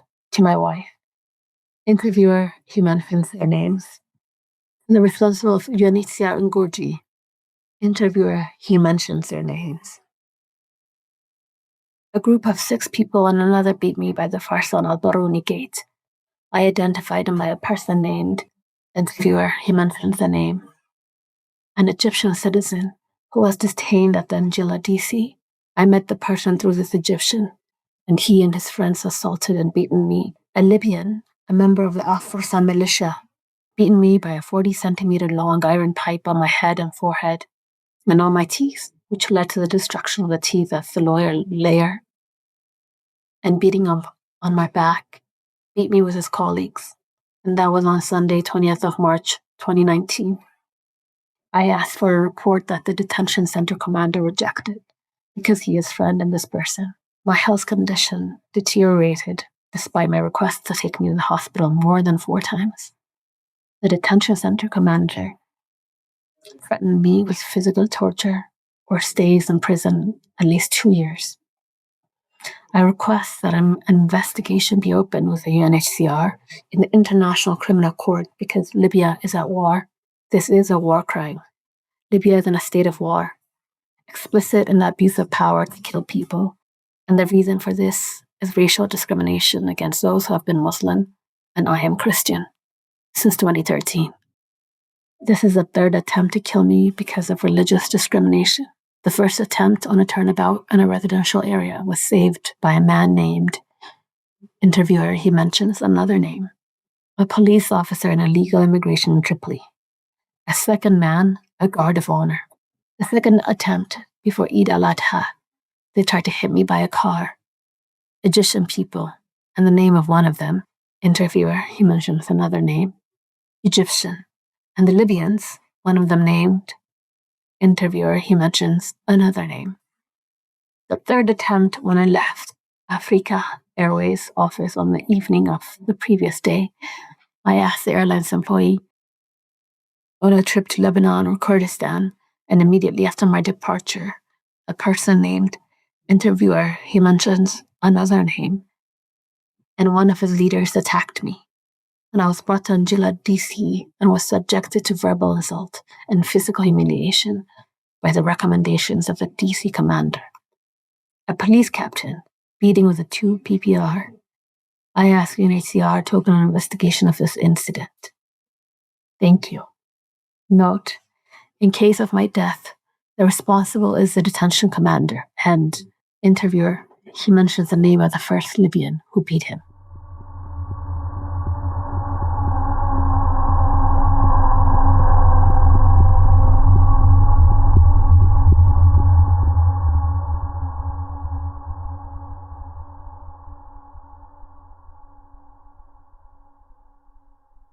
Date of the interview: 7 February 2017. Place of the interview: outside detention center, Libya. Age and years: B21 and A30. Sex: male. Origin: Niger. Interviewer: this conversation takes place at the MSF office. B and A are day workers who are contracted to help out compiling non-food item kits and work in our warehouse. A medical translator translated the little Arabic that the men spoke, and the conversation sometimes turned to French. B is much more talkative than A. It seems he's better at expressing himself in both Arabic and French. They speak a local language between each other. Our friends were living in this big house, but then everyone was arrested. We saw the police at their house when this was happening. They, the authorities, police, asked for 1,000 Libyan dinars. Interviewer: about 190 euros, for the release of each person.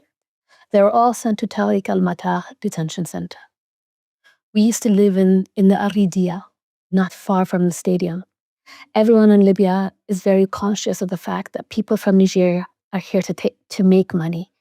People from Niger are arrested because they have money. Everyone knows. We're very scared. It doesn't matter if you have a passport. We live in Gurji now. We're very scared that one day we'll be stopped and robbed of our money, or worse, get arrested. We wouldn't know what to do if we get arrested. We walk to work, but it is dangerous for us to walk on the streets. A couple of days ago, there was an incident. I walked on the street and a big car stopped next to me. A Toyota 4x4. It had tinted windows. There were 2 young men inside. Asthma boys. Interviewer. Term used for those in the business of holding migrants for ransom in Libya, but also sometimes for the Libyan Coast Guard. And they wore regular civilian clothes. They pointed a gun on my head and they told me to get in the car. I was able to run away. We are scared even in our own home. 1 year ago, there was a house raid in the previous place they lived. They arrested everyone and took everything.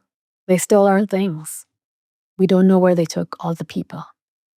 We face a lot of problems here. What to do? What do we do when we are arrested? Can you write us a piece of paper? Can you help us with housing?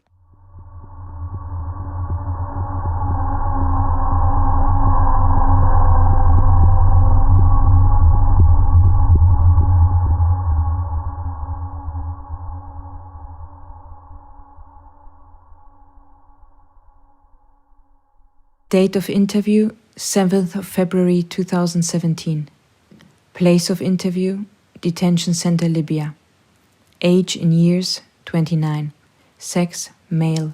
Origin, Eritrea. Interviewer. Conversation took place in open area where medical clinic takes place. Conversation was in Arabic. First with assistance of translator, then with assistance of medical doctor. The conversation was short due to security concerns and short time to visit the center.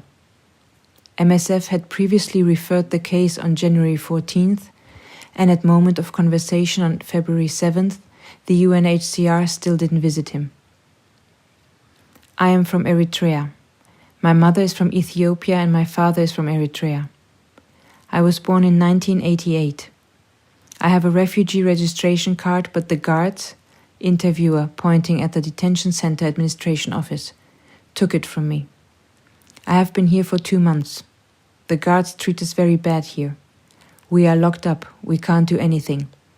Right now, food is not our main concern, but it is used to be different.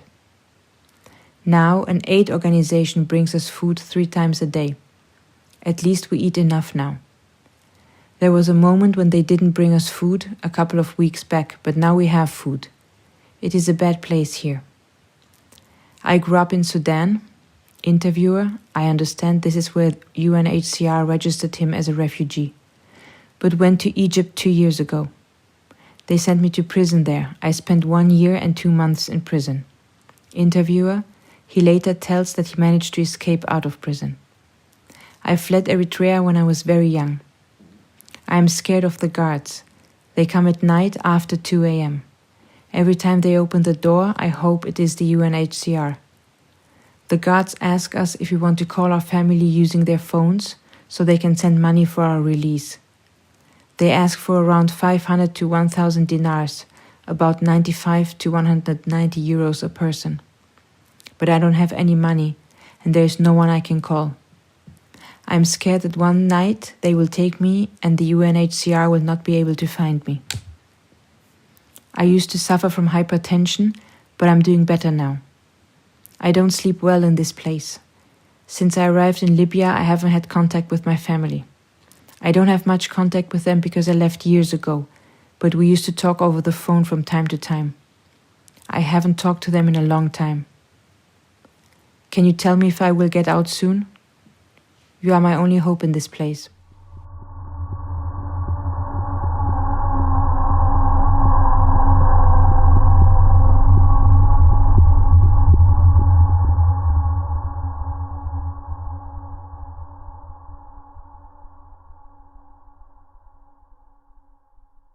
Date of interview, 1st January 2017.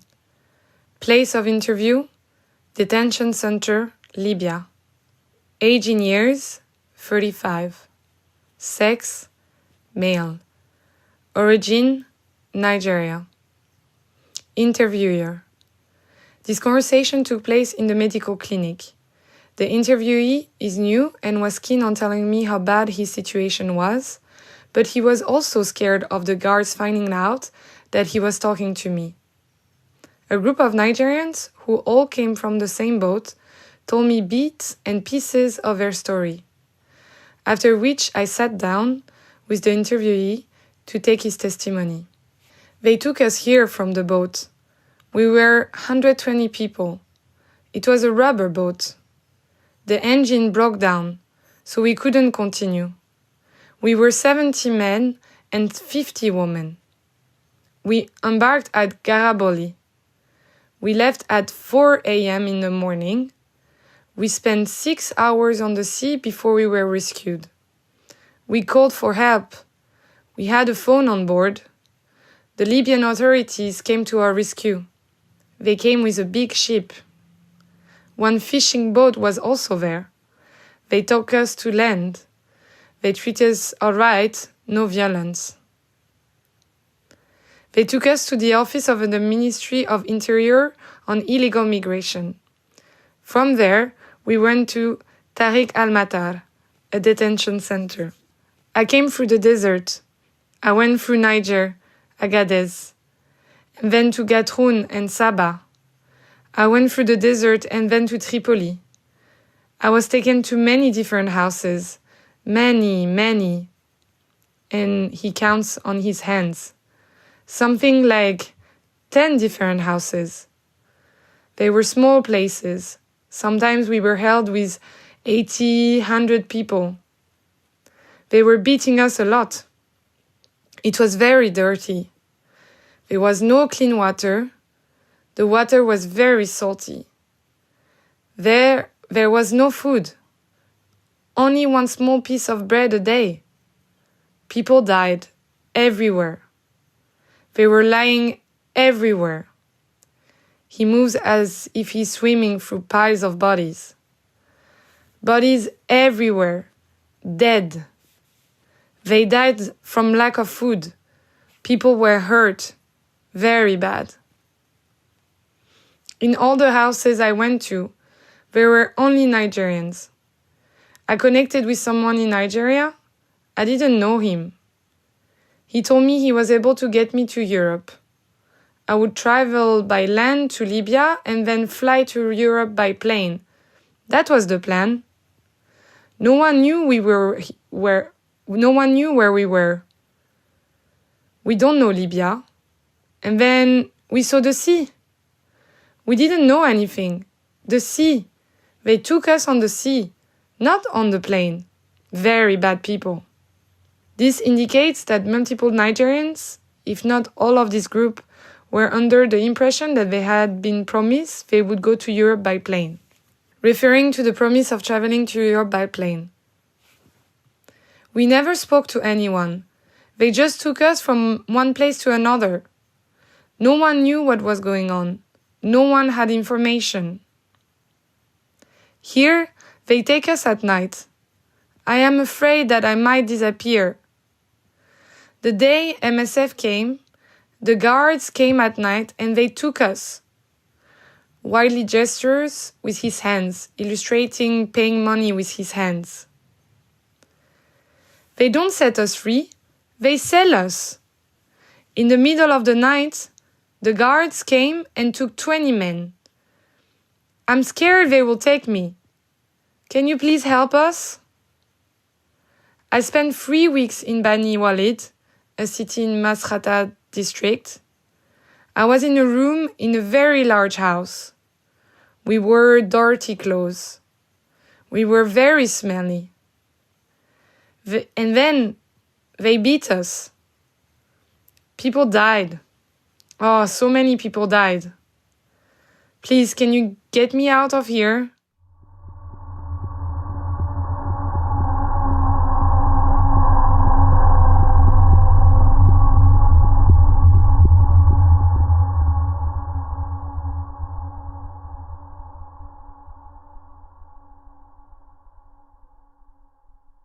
Date of the interview 18th of December 2016.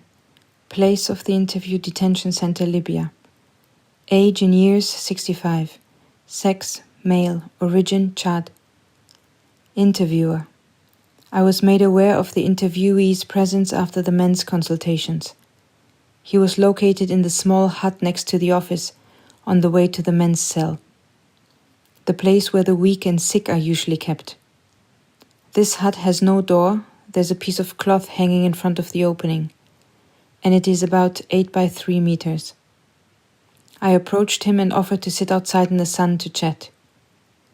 The conversation was in French. He has very poor vision and is practically blind. They took me from the street on Friday at a checkpoint. They asked me for my documents. I have a visa and a passport, but I was already robbed by armed men. Luckily, I had a photocopy of my passport with me, and I still have my old passport and a copy of my medical certificate and my residence permit. They took everything, the people who arrested me. It was very hard for me when this happened. Now that you are here, they treat us with respect. When MSF comes, they change their attitude to show MSF a better picture. Interviewer, when asked who they are, he said he couldn't identify details because he can't say much, but he said it was armed men, Arabs, they could be the police. When we were arrested, they took us to a camp. The checkpoint is in Al-Falah, on the way to Crimea.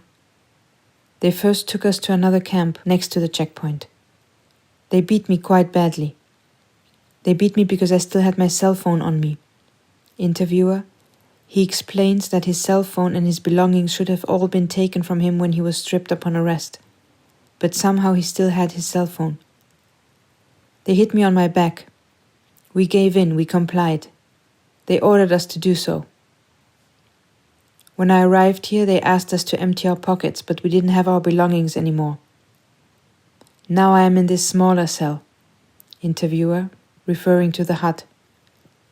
But they put me in the large cell with the other men first. At home here in Tripoli, the people help me get by. They give me some money each time. People are friendly, I am supported. Here, now that I am stuck in this dark hut inside, I can't see. It is cold and humid, which makes my condition even worse. It is important for me to have light, so that I can see a little bit. I have a sister, she is 45 years old and we live together. She doesn't know that I am here, she doesn't know that I got arrested. She has been in Libya for 10 years. I have been in Libya for 20 years.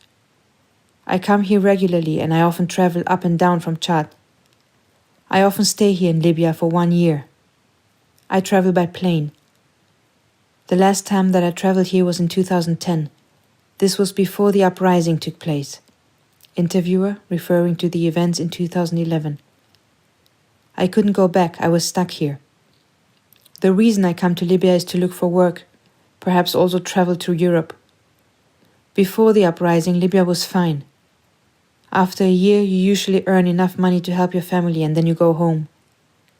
I have a big family in Chad and my wife is a nurse. We have 4 kids.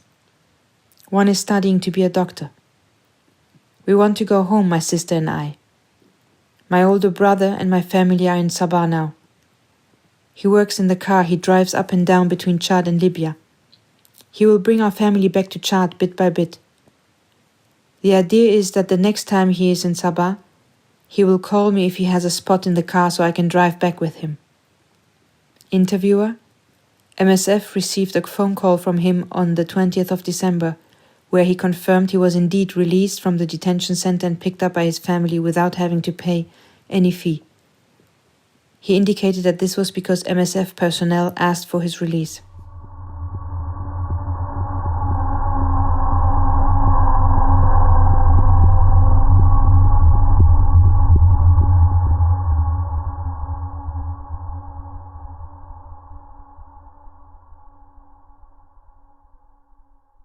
Date of the interview, 18 December 2016.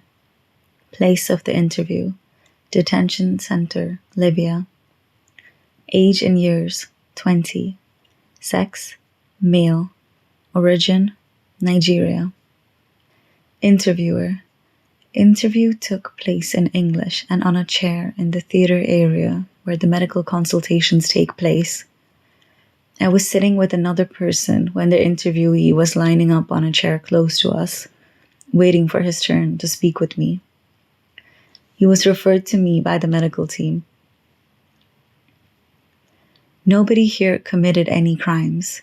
We don't want to be here, and we don't know why we are here. I was working in Libya, and then they arrested me. They didn't say anything. They asked for my passport, so I gave it. They took everything. They got me on Sunday last week. I work in the city. I had to deliver some material for my Libyan boss. They arrested me at another station at a checkpoint. They asked me for my passport. I used to move around with my work permit, but they took it from me. They gave me a phone to call my people. I called my boss, and he said he would come and pick me up, but they didn't even give me a chance. My boss said he would come and pick me up on the Monday, the day after the arrest. They transferred me here on Monday morning, before my boss was able to pick me up.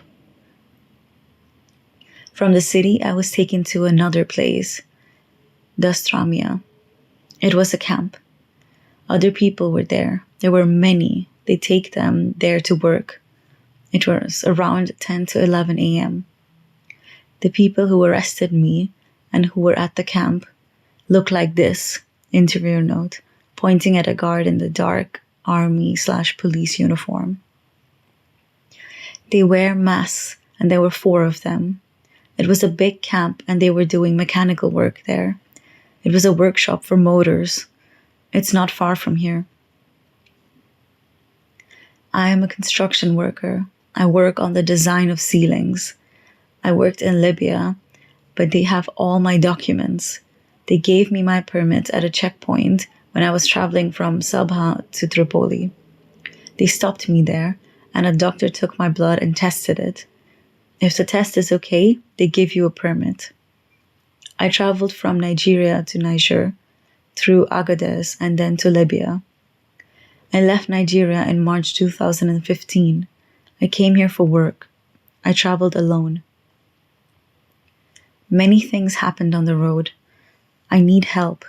I have money outside. My boss can help me. There is no food now. They gave us food yesterday, 3 meals. Today, they gave us breakfast. The conversation took place at 11:30 a.m. How long do I have to stay here? Some of us have been here for 11 months. We are wasting our future.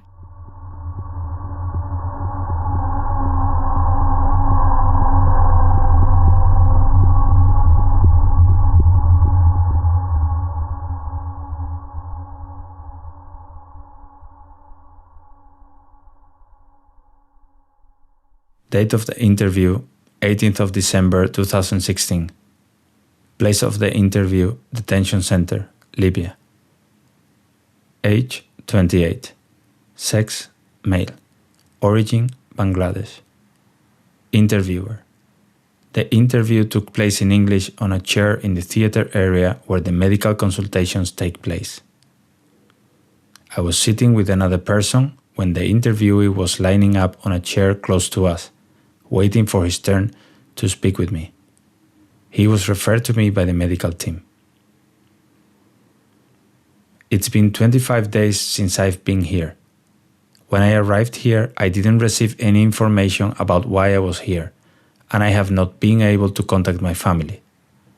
I am from Dhaka. I live there with my wife and daughter, who is 9 years old. For 4.5 years, I've been in Libya. I was arrested on the 17th of November of 2016, around the corner from here, at the corner of the gas station. Interviewer points towards the west, towards García Road. Background: other detainees earlier also indicated having been arrested in the area. I was in the car. I was with my boss. He is an Arab. He was driving. I am a cleaner. I have worked with him for 3 years.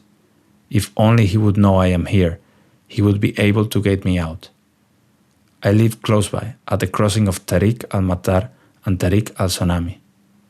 When our car was stopped, I was asked to show them my passport, so I gave them my passport. I have an analog passport and a digital passport. The digital one had all the documentation ready for my departure. I was supposed to fly back home to Dhaka on the 15th of December 2016. I was supposed to go back home to Bangladesh. I paid 2,300 dinars for my ticket. I was arrested when I went to the city for shopping, but instead I ended up here. I was finished with Libya. I didn't want to stay here or come back again. I wanted to go home. It's been 25 days now since I had contact with my family. They might be dead, I wouldn't even know. I regret coming to Libya. Before this, I was working in Saudi Arabia in a hotel. I worked there for about 10 years. It was good there. Here in Libya, my boss is an Egyptian. My wife has problems. She has breast cancer and was diagnosed in 2009.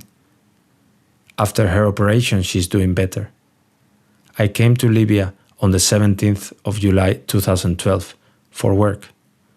I did not have any money at home. I couldn't do anything to get work, so I went away. The other Bangladeshis with me were here before I arrived. In the beginning, I spent 15 days in other cell.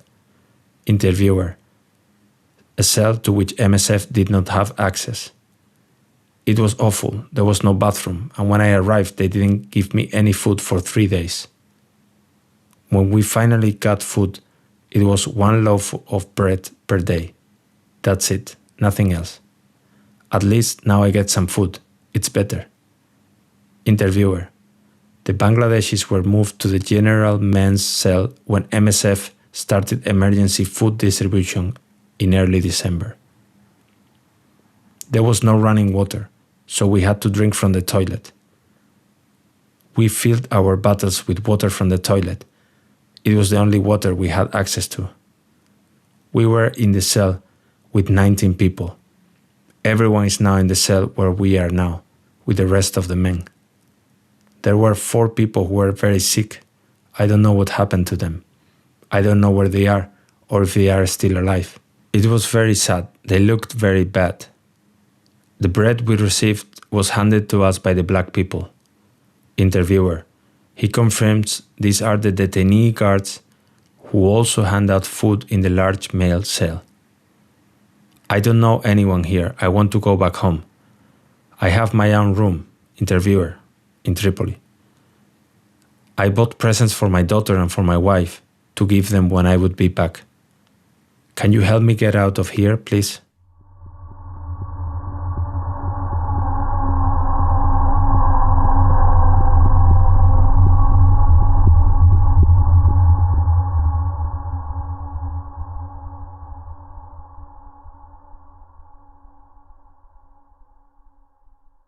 Aquarius, 21st of August 2016. Female from Nigeria, single female traveler with 3-month-old baby. My mom died when I was 13 years old, and I went to live with my mom's sister.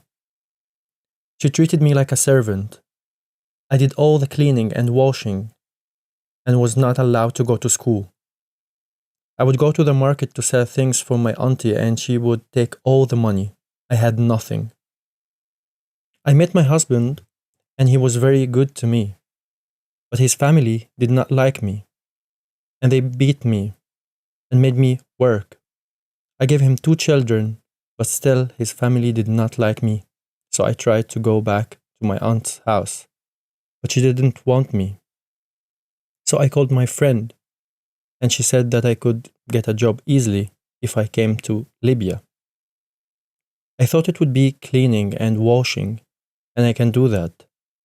So I left my babies, even though one was very young, only 2 months, with their daddy.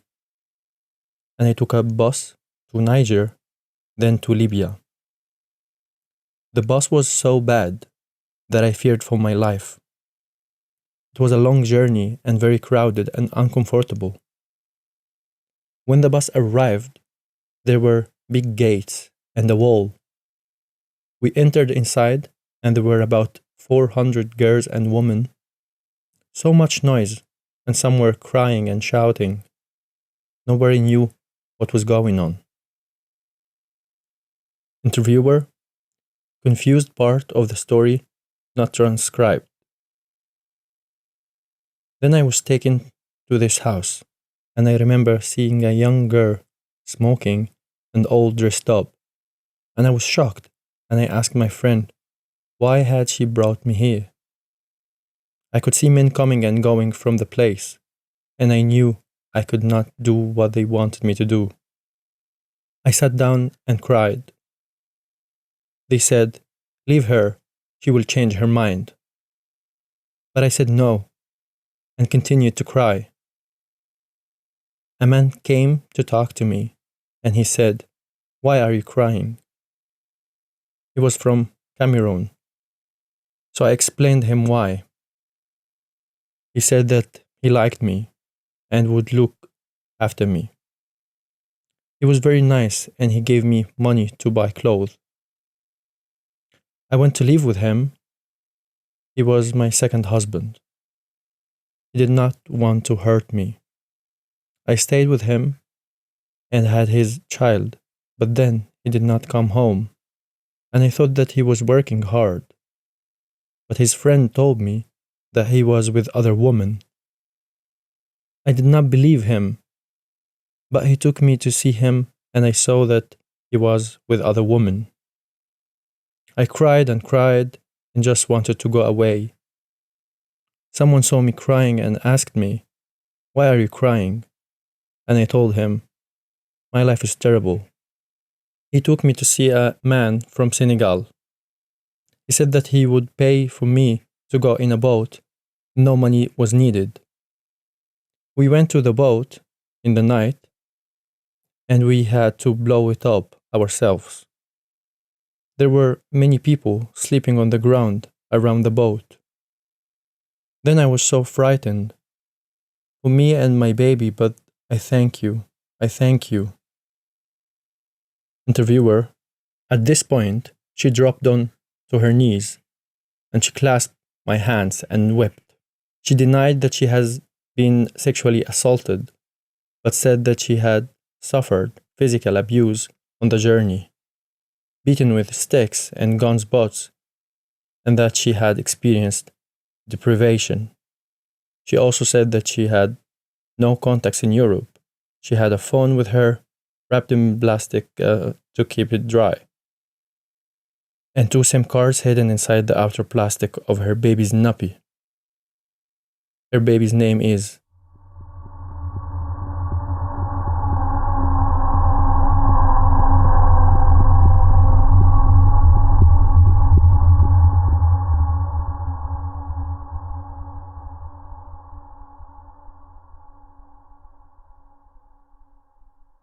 Date of interview, 7 February 2017. Place of interview, Detention Center, Libya. Age in years, 30. Sex, female. Origin, Cameroon. Interviewer, conversation takes place in French. After another interviewee had a consultation with the medical doctor, the doctor called me to speak with her for a social consultation. I've been here for 6 months, and it has now been 1 year since I left Cameroon.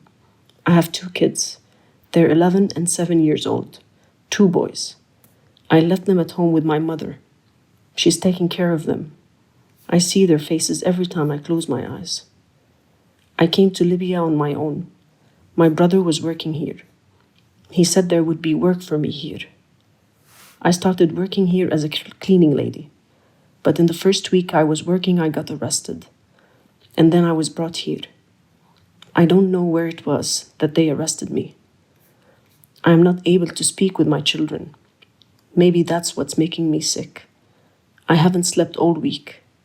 If I would have known how it would be here in Libya, I would never have left home. The guards exploit us for services. If we want to use their phone to call someone, they ask for sexual favors. Interviewer: there's a silence, and she looks sad. It is unclear whether she is talking from her own experience. Because of the setting, out in the open, I choose not to ask whether this has happened to her as well. They also follow us to the bathroom. Interviewer. The women's bathroom in the detention center is outside the cell. Women need to go out and into a separate building to go to the washroom. Male guards often stand and wait outside, and they are able to enter into the washroom. It happened 3 times. The men came into the toilet and violated women. It happened to 2 women one time, and another time it was with 1 woman. They wait outside. They are the ones letting us outside. They don't have the time to bother us that much anymore. Since the last time we tried to escape. Interviewer. From the women's cell, escapes happened end of December and/or beginning of January. Unclear how many women had escaped. They have locked us inside all day long. When they open the door in the morning, they follow us to the washroom. They make comments. They talk like they always talk, but we are used to it. I am scared. The guards are the ones who lock the door, but they are also the ones who can open the door when they please. I'm scared that something will happen to me. I want to talk with my family so badly. I miss my children. I would go back home if I could. I know you can't help me get out of here, but this place is not a good place to be. My mother's my only friend. If you hold hands with someone here, if you make a friend and you tell them something, everyone will know about it right away.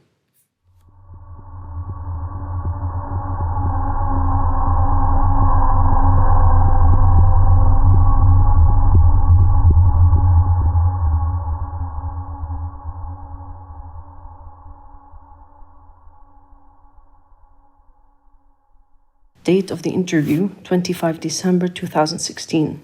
Place of the interview, Detention Center, Libya. Age in years, 18. Sex, female. Origin, Democratic Republic of Congo, DRC. Sister of testimony previously recorded. Interviewer, I was socializing and playing with another interviewee when she joined. I started speaking with her and indicated that it would be possible to find a quiet space to talk a bit more. The interview was cut short because the men were coming back from the playing field and there was no more place for us to talk outside. She didn't feel comfortable speaking when the guards were around. We have been here for almost 4 months. We traveled from Kinshasa to Cameroon with interviewer. She mentions name. And our older brother. It is very hard for us. My mother does not know that we are here. The last time I had contact with her was in Sabha, 5 months ago.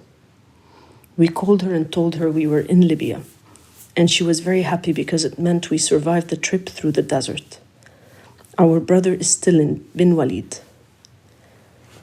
We arrived in Sabha in a car with 24 people. There were 2 women. When the car arrived in Sabha, we heard stories of the others. It was horrible. There are people who didn't make the trip. They didn't survive. A male detainee walks by. She later explains he's from DRC. They exchange a few words before the guard comes around. Between us detainees, we try to exchange numbers so that when people get out, they can call our families and help get us out as well. I see people go outside, people who have paid the guards. They call your name when you have paid and they let you go. Interviewer. Update 28 December 2016. It appeared that she and her companion were unexpectedly released from the detention center.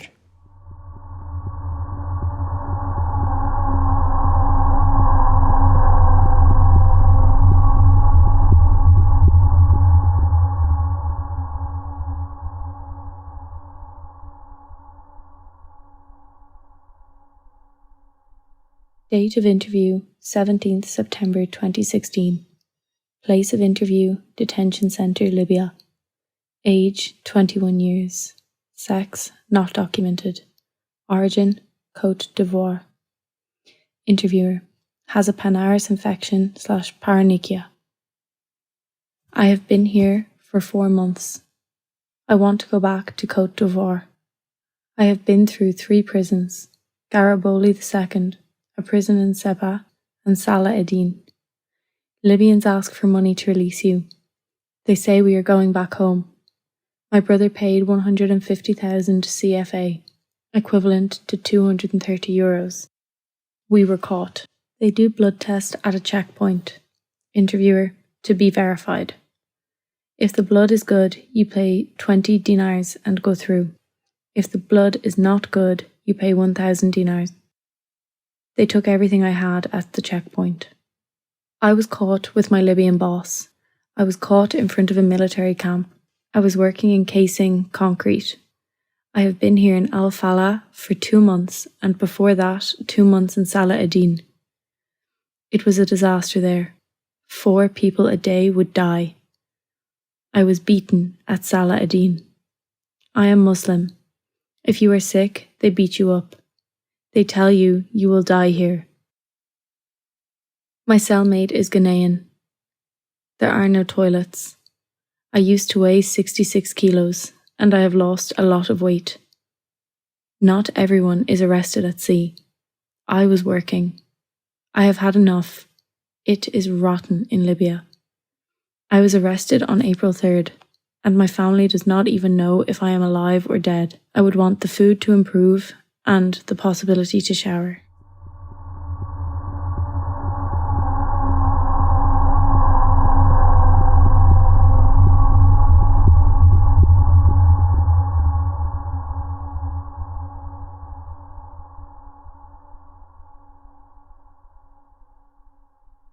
Date of interview, 17th September 2016.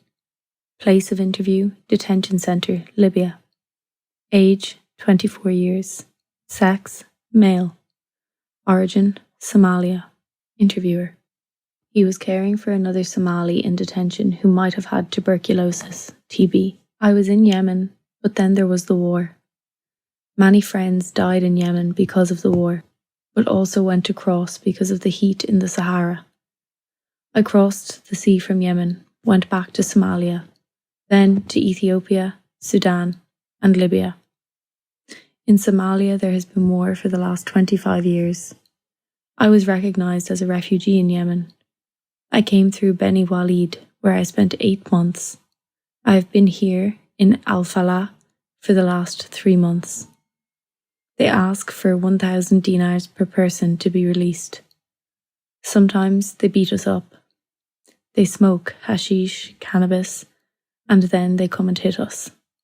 They hit you in the head or in your intimate parts. I have witnessed people dying.